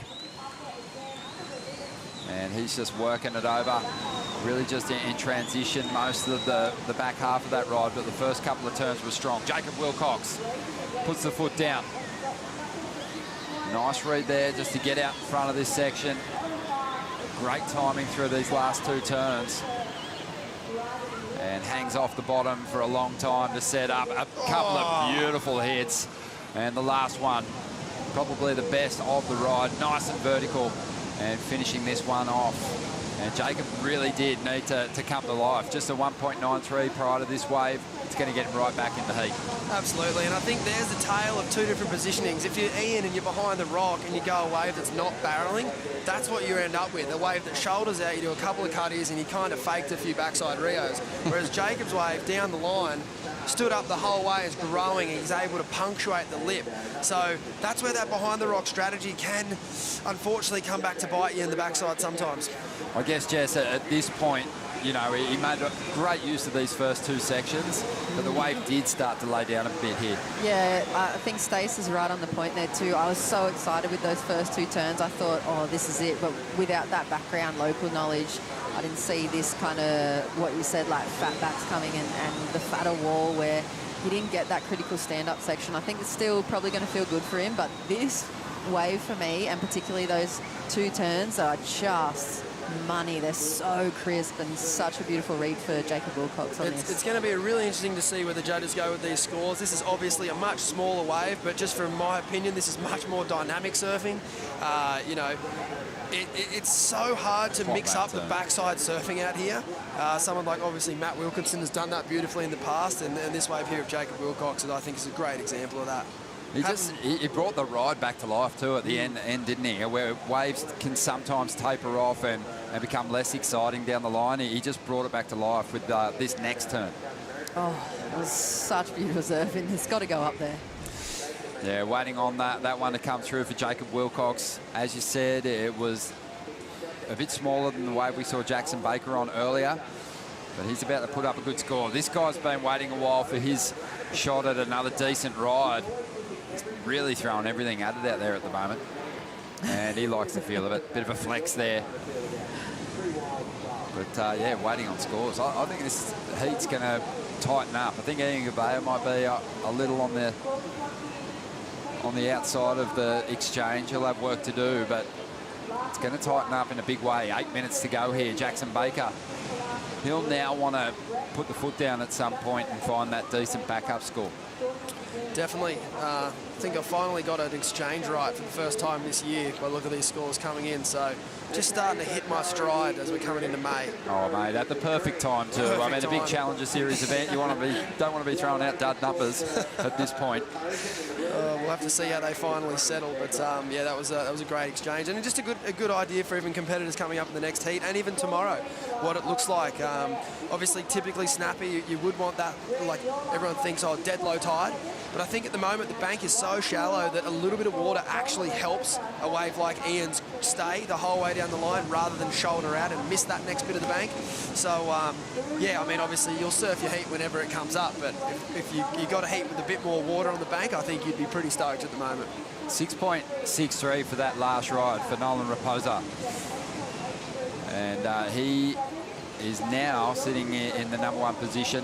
We are still, I believe, no, I think that's it, where all the scores are in. Ian Gabay got a 6.17. Jacob Wilcox had a 7.33. So Jackson Baker's still hanging on to that second spot and really is in the driver's seat in a lot of ways, Jess, because he's only looking to improve on a 3.67. Yeah, you think that'd be pretty easy work for Jacko, and he's pretty used to holding down that priority and just kind of breathing through the pressure, and you know what he's looking for. If that first wave of his was a warm-up, an 8.83, where he really wasn't pushing it way up into 5th or 6th gear, then he's probably going to be dropping something huge if he picks the right wave. It's always been in Jackson Baker's basically within his ability to shut out events and get victories, but most of the time, the last few years, he was kind of getting the job done in those minor qualifying series events. There was a big breakthrough for him at Newcastle, becoming the first Novocastrian to actually win Surfairs, but it was a stacked field and something clicked for him, I think. He just looks so confident now when he's in this kind of company.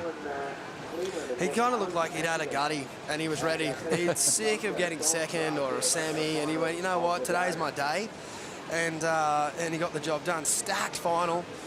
Fellow Novocastrian Ryan Callanan in there as well, placing 3rd, I believe. So, you know, plenty of CT quality in that whole event with a few other internationals. But as we see Jacob here looking to get that back up, Ron. Well, he needs a 5.18 to make the jump in a second at the moment, but he's actually going to need a lot more. And he's on his way here, has to get moving now. Going to get a little caught behind here. It's not just that the requirement for Nolan Raposa and Jacob Wilcox, it's not real at the moment. It's kind of they have to bank a really big score because he's got priority. He's going to make a move at some point in the next 5 minutes. Yeah, they can't be lulled into that false sense of security. Although I feel like Nolan's surfing, like what you were saying earlier, Stacey, he's creating points on a wave that's probably not that last wave. That probably wasn't a 6-3 or... Yeah, and even the 7-point ride, like he created that. His surfing is pretty on point here. If he gets onto a set wave, he's going to be looking good. Well, to Ronnie's point, he needs to. Look, he's definitely synthetically in first. If you look at Jacob's requirement there, the 5.18 is, I totally agree, not the number he's looking for. He's looking for a 6.33. That would give him the lead right now. If he can get himself in first place in 5 minutes to go, it doesn't matter what Jacko does after that. This is the Harvey Norman heat recap. And it was Jackson Baker starting with a bang, 8.83, great variation. And Stace, it just sort of came easy for him. I mean, I don't think I've seen anyone get a near 9 points today by missing 2/3 of the wave. And then when he finally did get around that section, woof, didn't he go to town? He made up for it, didn't he? A bit of downtime there, but you can save those rides on a wave this long. Nolan Raposa, as you mentioned, Jess, has just been going upside down on those outer sections. Yeah, he kind of has that point of difference for me in comparison to the other goofy footers that have been blowing up, and I just love his approach. He's got a lot of variety and he's got a bit of style too. Jacob Wilcox, really clean read, Stace, on this one from start to finish. Yeah, it was a great wave, and we'll try and get you an update on his situation because he does have a score to come in. He's chasing a 5.18 currently for second. It's looking like he will get that, but the number he really would have wanted to hear was a 6.33, and that's not the case. It was a 6.03. So he's in second, but only just. And as you mentioned, Ron, the big fella, Jackson Baker, he's poised and ready to strike. He has been poised. He's been sitting out there dead still, just in full zen mode. And we'll just see. We'll see if the pressure gets to him because he did start well, and sometimes we've seen it before, Jess, a competitor will unravel if they get that great start and can't back up that score. Yeah, I feel like I don't know, I feel like it won't happen with Jacko. Maybe that's just wishful thinking because he's got to be one of my favourite surfers to watch. But I think that I've seen a little snippet, I think it might have been on Make or Break, the WSL series, of his kind of intention behind surfing, why he's doing it. He's talking about the losses he's experienced and transforming those kind of adversities in his life to help refocus and do it for himself and to really elevate, and that's what gave him the difference. So I don't know, I guess I have a bit of a blind belief in him, and I really appreciate his kind of salt to the earth approach to pro surfing. I love that story too. You know, lost his mum sadly, and then actually started trying to compete for her, and it just added to the emotion of those results, and he worked out that he had to do it for himself. And it's been all positive since then, and yeah, he's just looking very comfortable as a competitor. But that comfort factor is going to be tested here. 1 minute and 50 seconds to go, and even though he only had to drop a 3.67 to increase his lead, Jacob Wilcox strong enough to put up a good score in his last wave, 6.03. It's grown that requirement just a little bit. It's now got to improve on a 4.53. This is why a surfer like Jackson Baker enters these events. They don't want to walk up, start into a quarterfinal and, oh, that was easy. They want to be tested from the get-go because ultimately he's got a massive back half of the year coming up.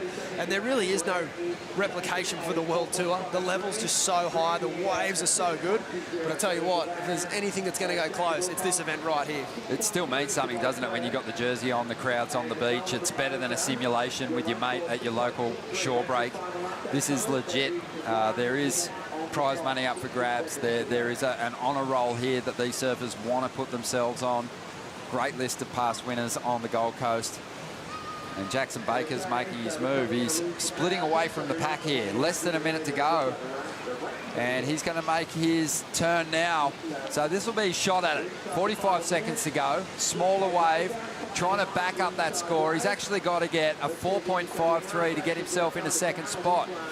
And when you compare the surfing he's doing now to some of the explosive stuff we've seen from Nolan Raposa, then you've got to be thinking, is it enough? That last turn's certainly going to help. Still chipping away at this one. So far, he has shown that composure and patience. But right behind him, Raposa's up again. He's got the lead, though, so he's in a pretty good position here. Jackson's really only looking to overtake Jacob Wilcox. Did he do enough on that ride? 4.53. I feel like that last turn towards the end of the wave was really important. A lot of power unloaded in it. As Jacob slaps the water there. It's not really going to matter, like you said, Ron Dog.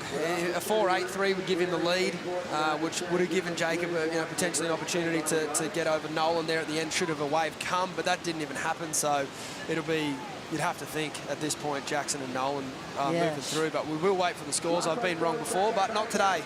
A 5.03, Jacko Baker to the lead. 5.83. Oh, my bad. 5.83, and he's up into first. Nolan hangs on to second spot.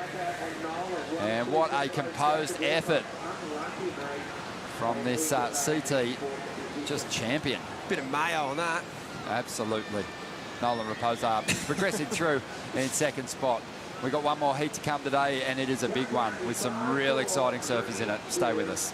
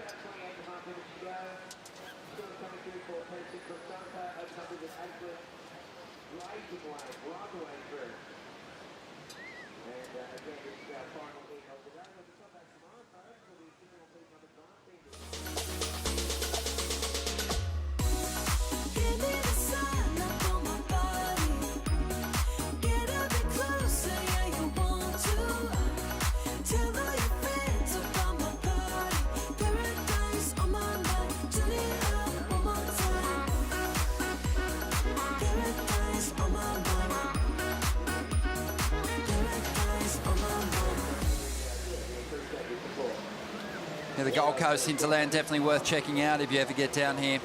And the wind is offshore. Don't waste your time with it if the wind's offshore, though. The wind's onshore. Go and check out some of the waterfalls out there. The back of Currumbin, absolutely beautiful. But today it's all about snapper rocks here for the Boost Mobile Gold Coast Pro, presented by Rip Curl. And the last heat of the day, it's going to be a good one. Joao Chianca. Oh, I think this guy's going to bring a lot of eyeballs to the Challenger Series.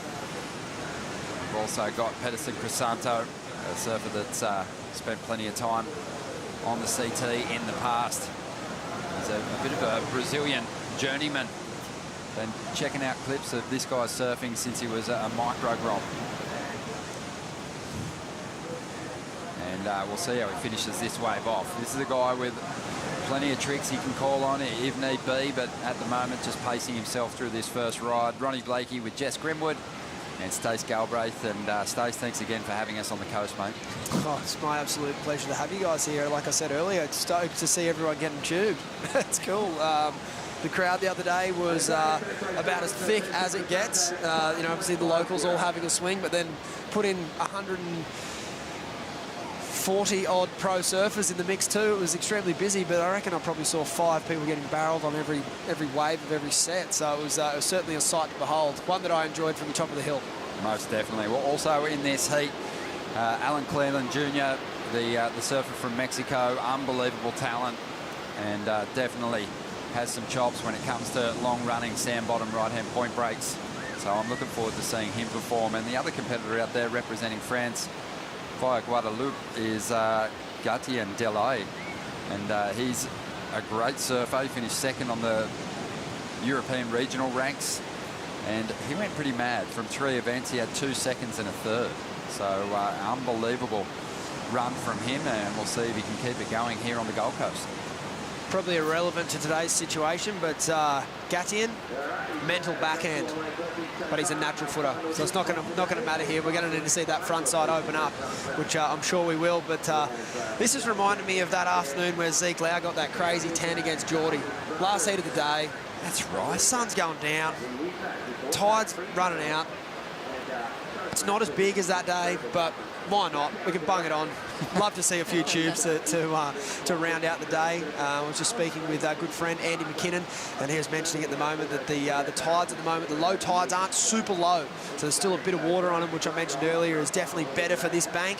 And there's a couple of tube hounds in this heat, so we'll see how it all plays out.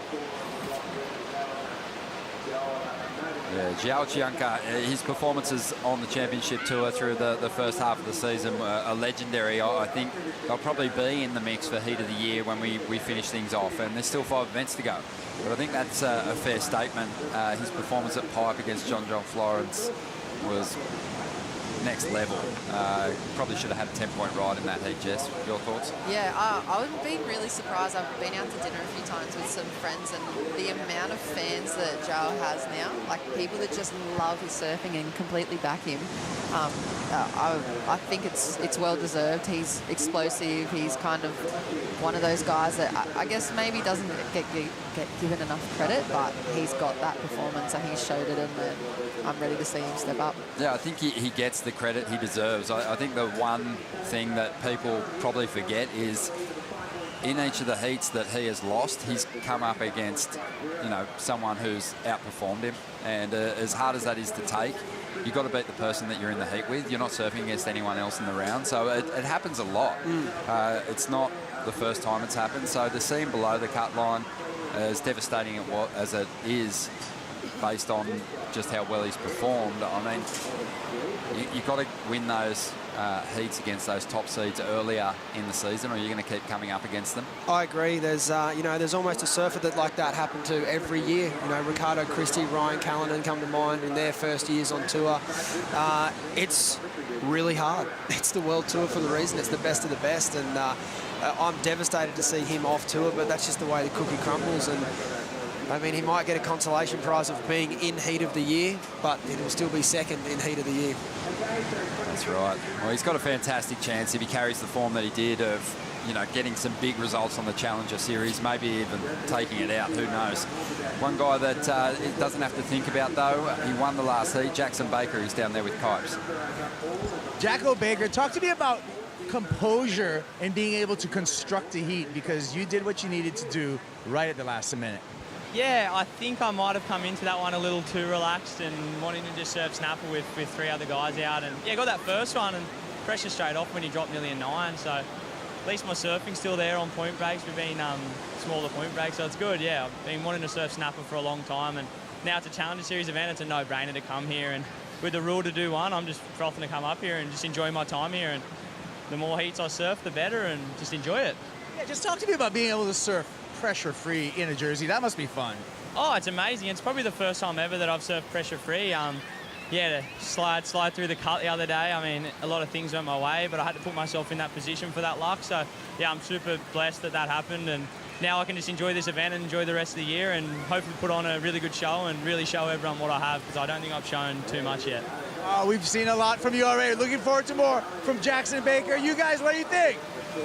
I think the local Groms are loving it, the opportunity to watch some of the best surfers in the world take to Snapper Rocks once again. Pedersen Crisanto out there. He had a 5.5 on his first wave. Been a little quiet for the other competitors. But yeah, that was an interesting point from Jackson. I hadn't actually thought about it like that. That's probably one of the first pressure-free heats he surfed, because he'd only realised his dream of making the championship tour recently, and then it's been the pressure to get through those first 5 events and survive the mid-year cut. And this is really the first time that he's put the jersey on at any stage in his career, and he's at a level above, and he's coming back, the pressure's off, and he wants to free himself up a bit. Exciting. Do you know what comes to mind straight away for Jacko for me there is danger. I feel like we've never seen that before. Danger for the rest of the field, because if we haven't seen what he's got completely, then he's going to be a dangerous guy to come up against. Shout out to the Gold Coast City Council lifeguards there, doing a fantastic job. Dill Karma taking care of everyone today. Tough job these boys have. So yeah, doing a good job there, Dill. As we have another just gorgeous afternoon on the Gold Coast. Take it in, would you? I haven't wanted to watch too much, actually. It's kind of my job, but this is like just dream surf for anyone. Long running, chest high, right-hand point break for a regular footer, or I don't think it matters which way you stand. Parallel stance. Exactly. But it is, it's been magic, and really a great opportunity. It's for everyone to kind of just let go and flare up. I think some people went out there with that, you know, attacking mindset more than others. Some people did go out here and try and coast through the first round. I think you'll learn pretty quickly on the Challenger Series, there's no time in this draw to really pace yourself through heats. It was really obvious who did that, and it's a shame to say it, but it happens. The jersey goes on, and you know that pressure kicks in, and some people couldn't harness it today, and it showed in the performances. But then you get a surfer like Morgan Sabilik or Imai Kalani to Vault. They've just got the front foot on the gas, and they're not letting up. And if you don't have that attitude, particularly a wave like Snapper, you're going to get your opportunities. And if you don't maximise them, it is going to show. So, you know, the good thing about this year is there's 8 events. So if you had a bit of a slip up today, you can go back to the drawing board and figure it out, and hopefully that pain will be a reminder to never want to do that again, and go hell for leather for the rest of the year. Yeah, well, you want to make it through this round, make it through the next round of 24, 3 people out there in the lineup, and then obviously from then on it's head-to-head. So I think that's got to be the goal. Get yourself into those positions where you're going to have a bit more choice out there and get those extra opportunities, which should result in elevated performances, really, because in the back of your mind there's no fear. You know, you might get another shot, so you can really throw it up there above the lip. These events really are 2 events. That's how a lot of the competitors look at them, as like you just said. You mongrel up and battle through these first couple, get the job done, and try and do your best surfing in 30 minutes against 3 other competitors. But once you get to that man-on-man round, the 9th onwards, it is much more like a World Tour event. You can be a bit more selective with your waves. You've got your boards dialed in, and like you said, that performance is going to be elevated. But I know a lot of people, once they do get through those first rounds, they can kind of relax the shoulders a little bit and get out of the neck. 18 minutes to go here, Jess, and I think, you know, often in the past with the old structure of the qualifying series, we talk about rounds like this and say, oh, the CT surfers, you know, they maybe don't have as much recent experience competing in these heats with 3 other competitors. But they've shown today that they haven't forgotten those 4-man heats that they've surfed in the past. The other thing is, all the surfers on the qualifying series and who've taken part in their regional qualifiers, they've had head-to-head experience too now for a few years. You know, it's been the case. So once you're usually in that round before the quarters, it's head-to-head. You've figured out the chess game that is priority, and yeah, I think everyone's sort of up to date in that aspect. Yeah, I think it's probably easy to try and throw the veterans or the CT guys under the bus a little and be like, well, they've been blessed or they've been really comfy in that safe 2-man zone. But you forget that, you know, 10 years before they're on tour, they did 10 years on the QX. Yeah, a lot of them did, for sure. As we see, Pedersen Crisanto kept busy. No one else has even had a wave out here yet. And Crisanto just drifts that tail. That was a really clean hit. Rolling through to the inside now. Great momentum, going to that rail, not getting bogged down as this wave slows up. Driving nicely through each of those turns. And behind him now, we're going to see Cleveland Jr. tapping into one, and the man in red, Joao Chianca. Really quick slices off the top here. This guy just has so much body torque. Sits down on that reverse, though, and doesn't get the completion. Gauthier, he's taking off at the moment. He's going to tap out of this one, though. That wave just slowing up big time. 16 minutes to go. And finally, everyone's joining Pedersen Crisanto in the wave catching contest. Yeah, beautiful wave from Pedersen as well. I feel like it's got to be, I don't know, it might be his best ride, I'd say. It's really nice, explosive kind of manoeuvres. And like you said, he just created a point of difference for himself. Have a look at the replay here. The start was a little slow, but he's just kind of setting it up, I guess. Bit of row work. And this turn right here, beautiful little release through the lip, and then again back to the rail. So much busier than the rest of the pack at the moment, and just getting it done. Going back to that QS kind of grind we're talking about. He's got both levels of experience, and Cleland Jr. coming in with the next wave. Yeah. It's the first time I've seen Al Cleland out on the open face. I'm a huge fan of him in the barrel. He's from Pascuales in Mexico, and he's an incredible tube rider. He got a phenomenal barrel at Newcastle a couple of years ago in the QS. And I'm like what I'm seeing. He looks really composed, and he put this wave together really well. He liked it. He loved it. Could be a few pennies in the claim jar, but that's all good. Noel knows a couple as well. As we got Joao here, like you said, Ronnie, so much body torque. He's all over this wave. Board looks incredible under his feet. Lovely carve there, but maybe just pushing a bit too hard on this little reverse. Snapper, as fun as the wave is, can get a little soft towards the end of the ride.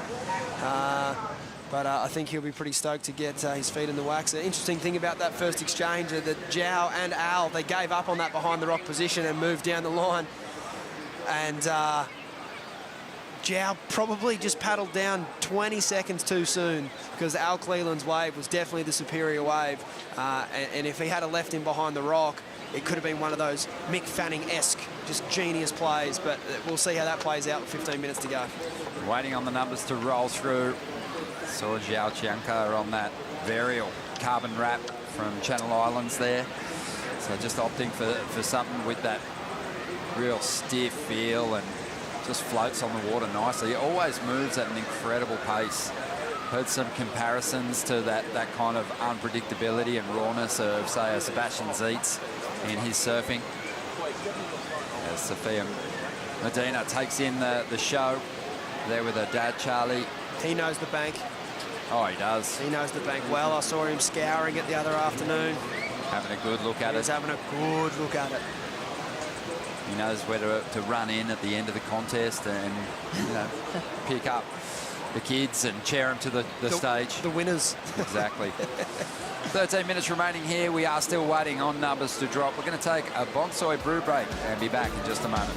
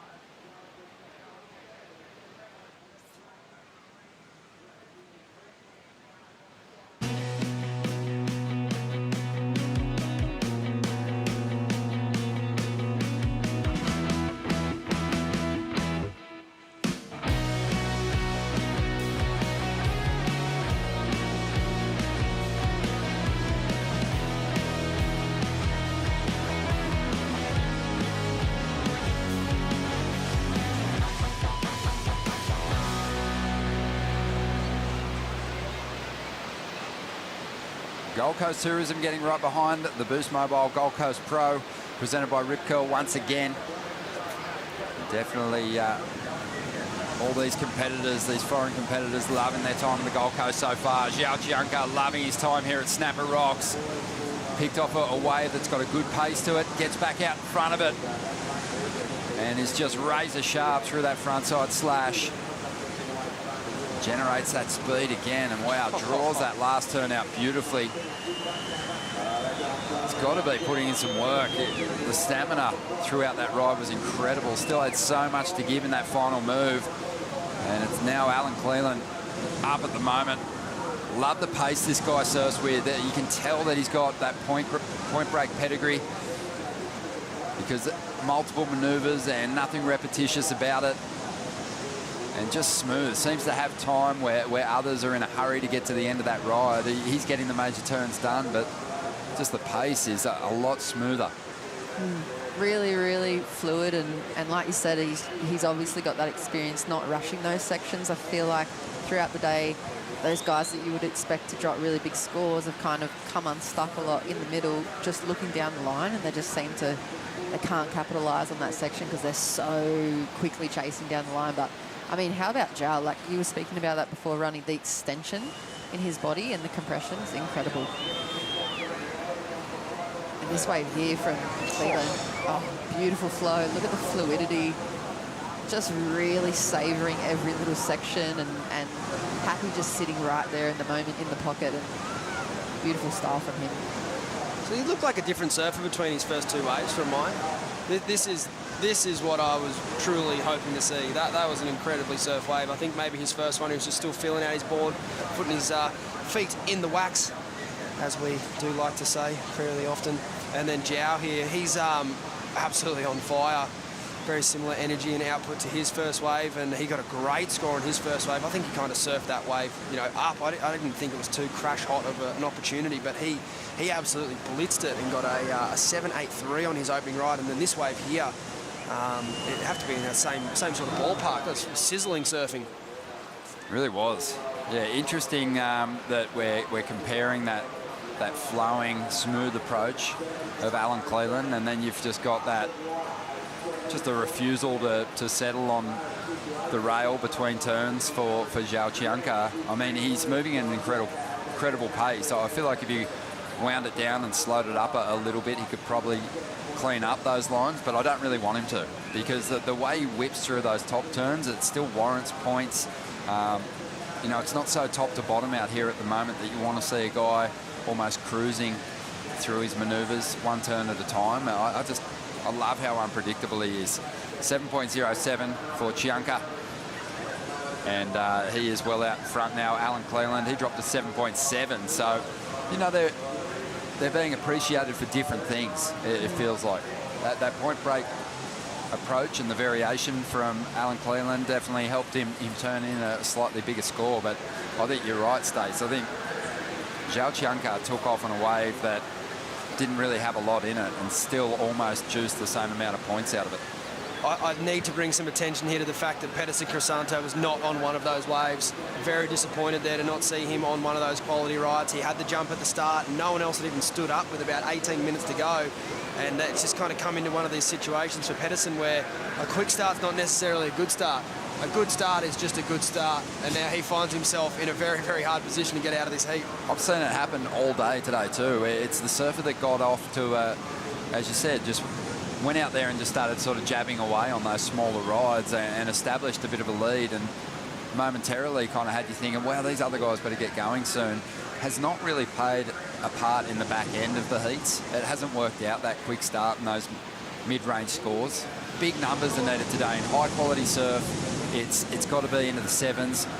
We've seen a lot of surfers go into the excellent range. It just feels like that is, on average, what you need to progress through to this next round. Those mid-range fives and stuff, maybe competitors should almost be forgetting even taking those waves. I feel like that's like perfectly on the money, Ronnie, and I saw that. I mean, we saw it with Alistair Reginato's heat.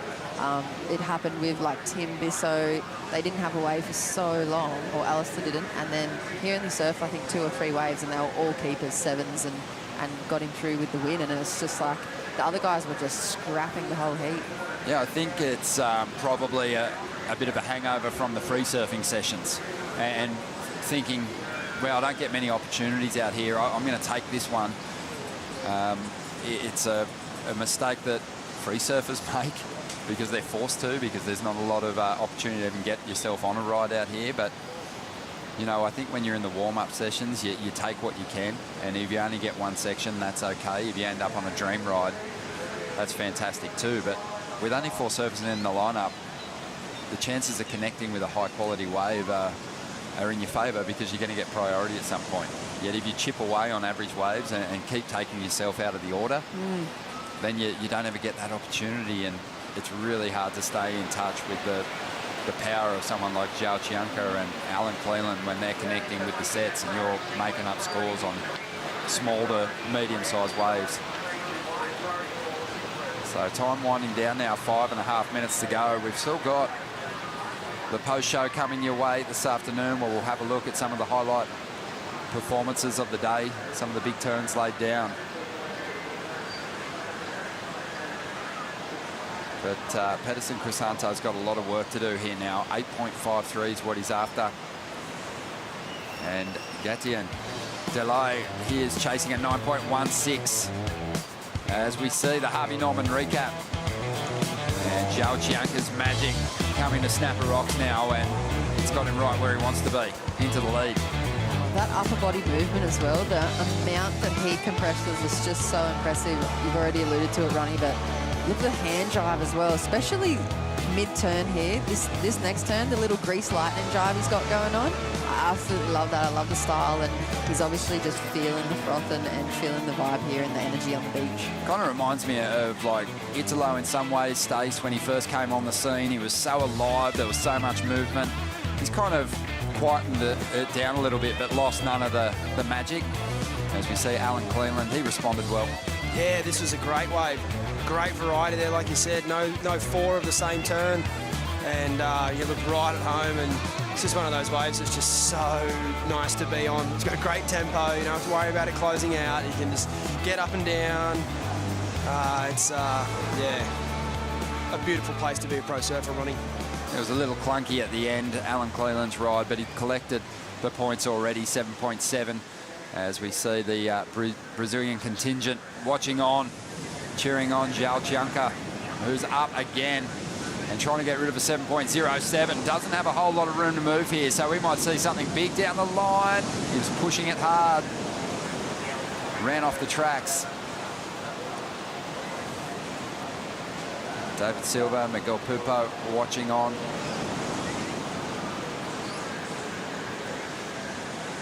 More waves coming our way here. It's an overcast day, but you know what? I haven't even been paying attention to what's going on in the sky. It's just been so fun just watching these little rights get taken apart in this round of 96. As we see Joao up again. Plenty of speed.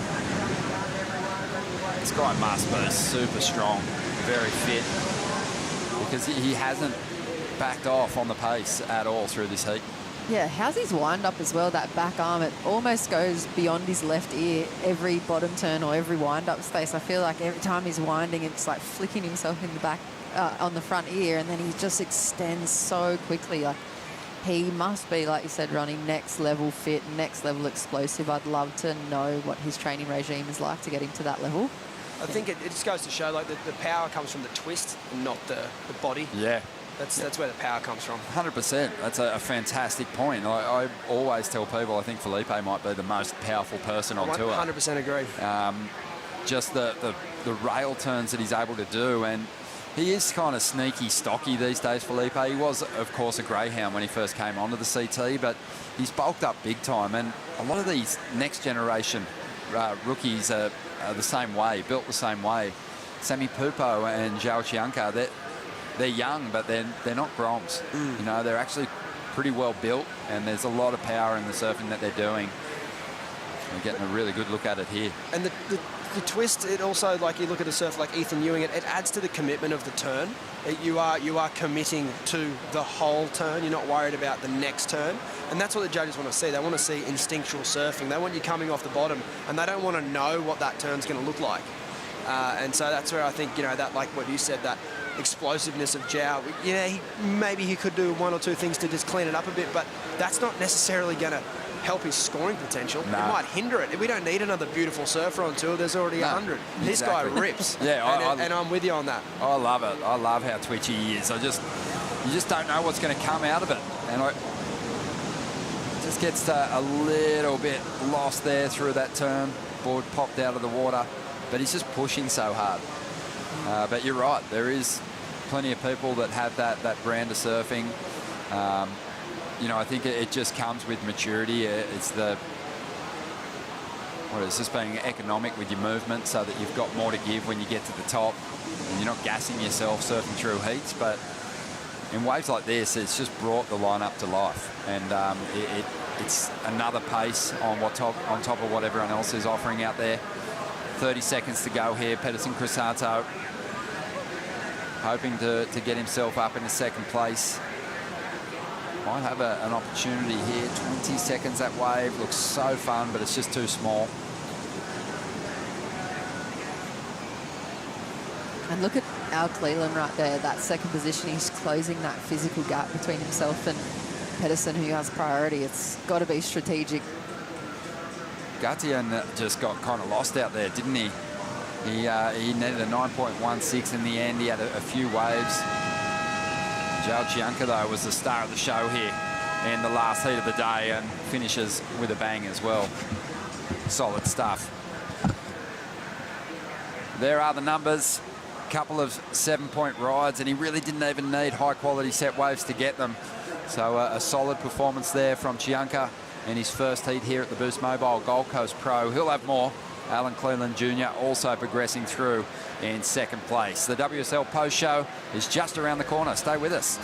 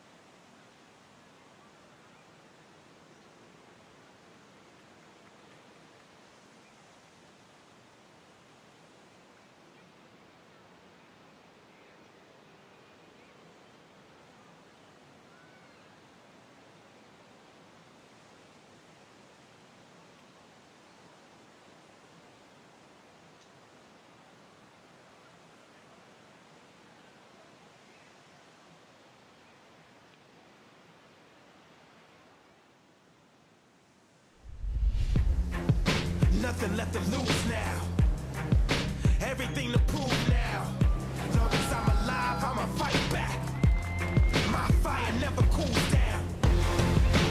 I'm about to catch fire. Yeah, I'm about to catch fire. Get ready for the new me. Get ready for the new me. Try to hold me down and I go wild. Try to put me out and I go wild. I'm a fighter, a survivor. Stand back while I catch fire.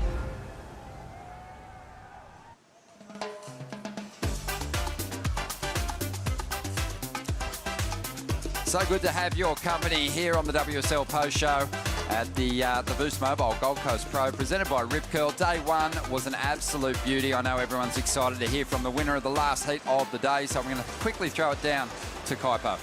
Thank you, Ron. Chambino, your first surf at Snapper and a first victory at Snapper. How are you feeling? Yeah, feeling good. Never really got to surf before my heat, you know. Just a quick session yesterday. Just got like from a fly and like was feeling tired, so like saved my energy.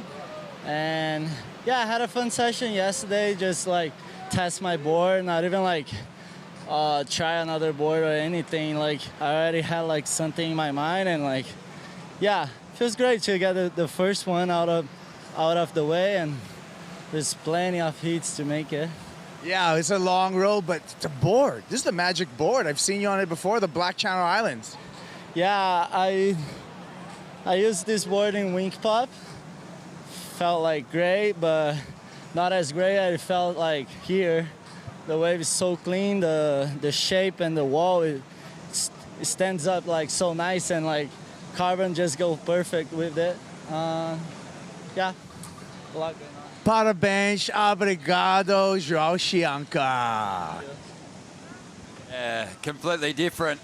Just vibe to Joao Chianca there after a big heat win, an important heat win, and his board did look remarkable on those big clean faces. But the first day of the Challenger Series is in the bag. Ronnie Blakey, Jess Grimwood, Wayne Rabbit Bartholomew. What are your thoughts, Bugs? Was it a success? Well, absolutely. The launch of this series, the Challenger Series, has just been so amazing. We saw 18 of the 24 heats, so the bulk of the 96 we saw out here at Snapper today, and it promised a lot, and it delivered.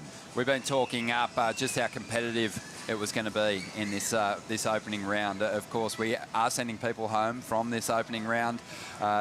What about you, Jess? Do you think that they turned up? Oh, absolutely. I mean, there was a few slower heats right at the start of the morning, and there was some 3s and 4s, and then as soon as we went into that third heat of the day, the gears just changed, and it was just like 6, 7s, and then we went right up into the 9s, so it was a good day. Yeah, and the top seeds were tested in those 18 heats, but for the most part, they were very strong. 11 of those red jerseys progressing directly through with a victory.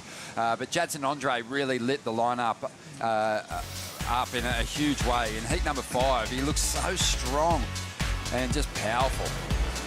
Yeah, he just a really impressive backhand. He really set the bar here for the scoring, and for the rest of the guys, it's kind of, they're on notice here because the composure, the combination of maneuvers, the wave choice, everything about this performance was just really beautiful. And Jadson in a glorious position, Bugs. You know, usually at the end of a full championship tour year, he's doing double duty on the qualifying series to get himself back onto the CT. The mid-year cut kind of working in his favour. He's already qualified for 2023. Which is a very unusual place for Jadson to be, and he said this is the first time he surfed without any pressure whatsoever, and look how loose and free he was. Billy Stammen was the other surfer that really stood up in this heat, Jess. The Kiwi. He had a great run on the regional qualifying series and looks set to go for a big run at qualification. Yeah, he's been a massive standout for us over here in Australia regionally over the last couple of years. He just comes across from NZ and he does stuff like this. Even on little, you know, onshore beach breaks, he's got the full repertoire. He's a little pocket rocket, and it's really well suited to those conditions today. He was up against it too in the final stages of that heat. Levi Slauson had a pretty good heat score total, so it was a good clash, and we saw plenty of them today. So for those two guys to stand up and drop solid numbers like that was impressive. I not once walked out of the booth and thought, oh, you know what, that wasn't that good of a wave. It seems like every single wave that's been happening today or this afternoon has been incredible. Yeah, well, heat 11 was another standout. Maxine Husino, a former world junior champ. He's so strong, but here today, I think it's the best I've seen him look in a long time. He's coming off the back of some big results over there in Europe.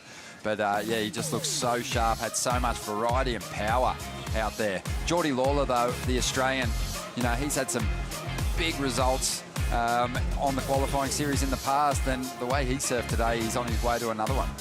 Yeah, this is a huge heat. All the combinations, all the heat totals for all 4 guys in this heat were huge. Any other heat, pretty much first, second, third and fourth would have won everything else today. And Maxime, that was his performance on one of his waves, and this is Geordie's. He had the highest wave score all day today, Bugs.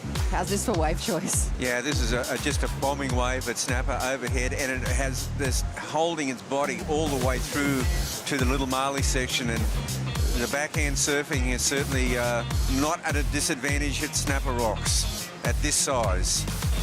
You know, it was the turns, but also the style, just so silky smooth and just incredibly well put together each of his rides. Absolutely hammered that wave. And both those guys pretty happy with their effort here in the round of 96. Really solid stuff from them.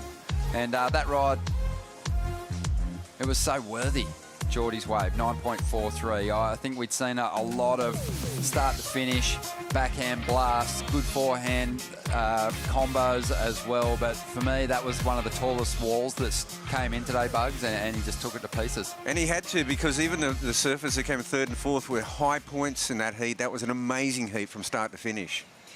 We've kind of already spoiled this one, but we're going to have another look at it now. The Boost Mobile wave of the day does belong to Geordie Lawler, 9.43, and I'm glad we're getting another look at it.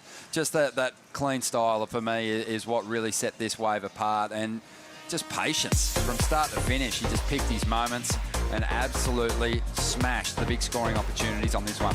Yeah, so here we go. Boost Mobile Pro wave of the day. I was calling it, saying that he had just so much more extra to give in every part of his surfing. Bottom turn, out through the top of the turn, and then all of the lines he drew. Just so dynamic, a little bit more electric than everyone else, and that's what's put him above the pack today. Yeah, we love it when a surfer takes off here at Snapper Rocks, Bugs, and their first priority is getting as much speed as they can for down the line. Yeah, well, I'd have to say I've never seen the alley Wrights at North Narrabeen looking like snapper. But Geordie Lawler looked like he's born here.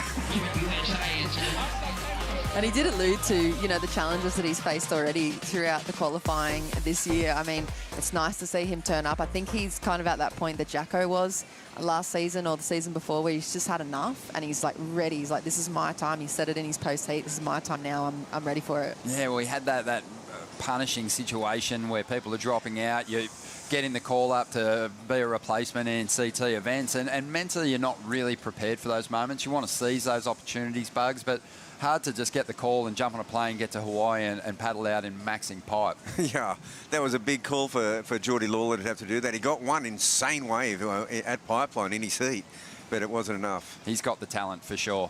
So we'll see how he fares in this contest. There's still more to come on the WSL Post Show. After the break, we're going to have a look at today's top 5.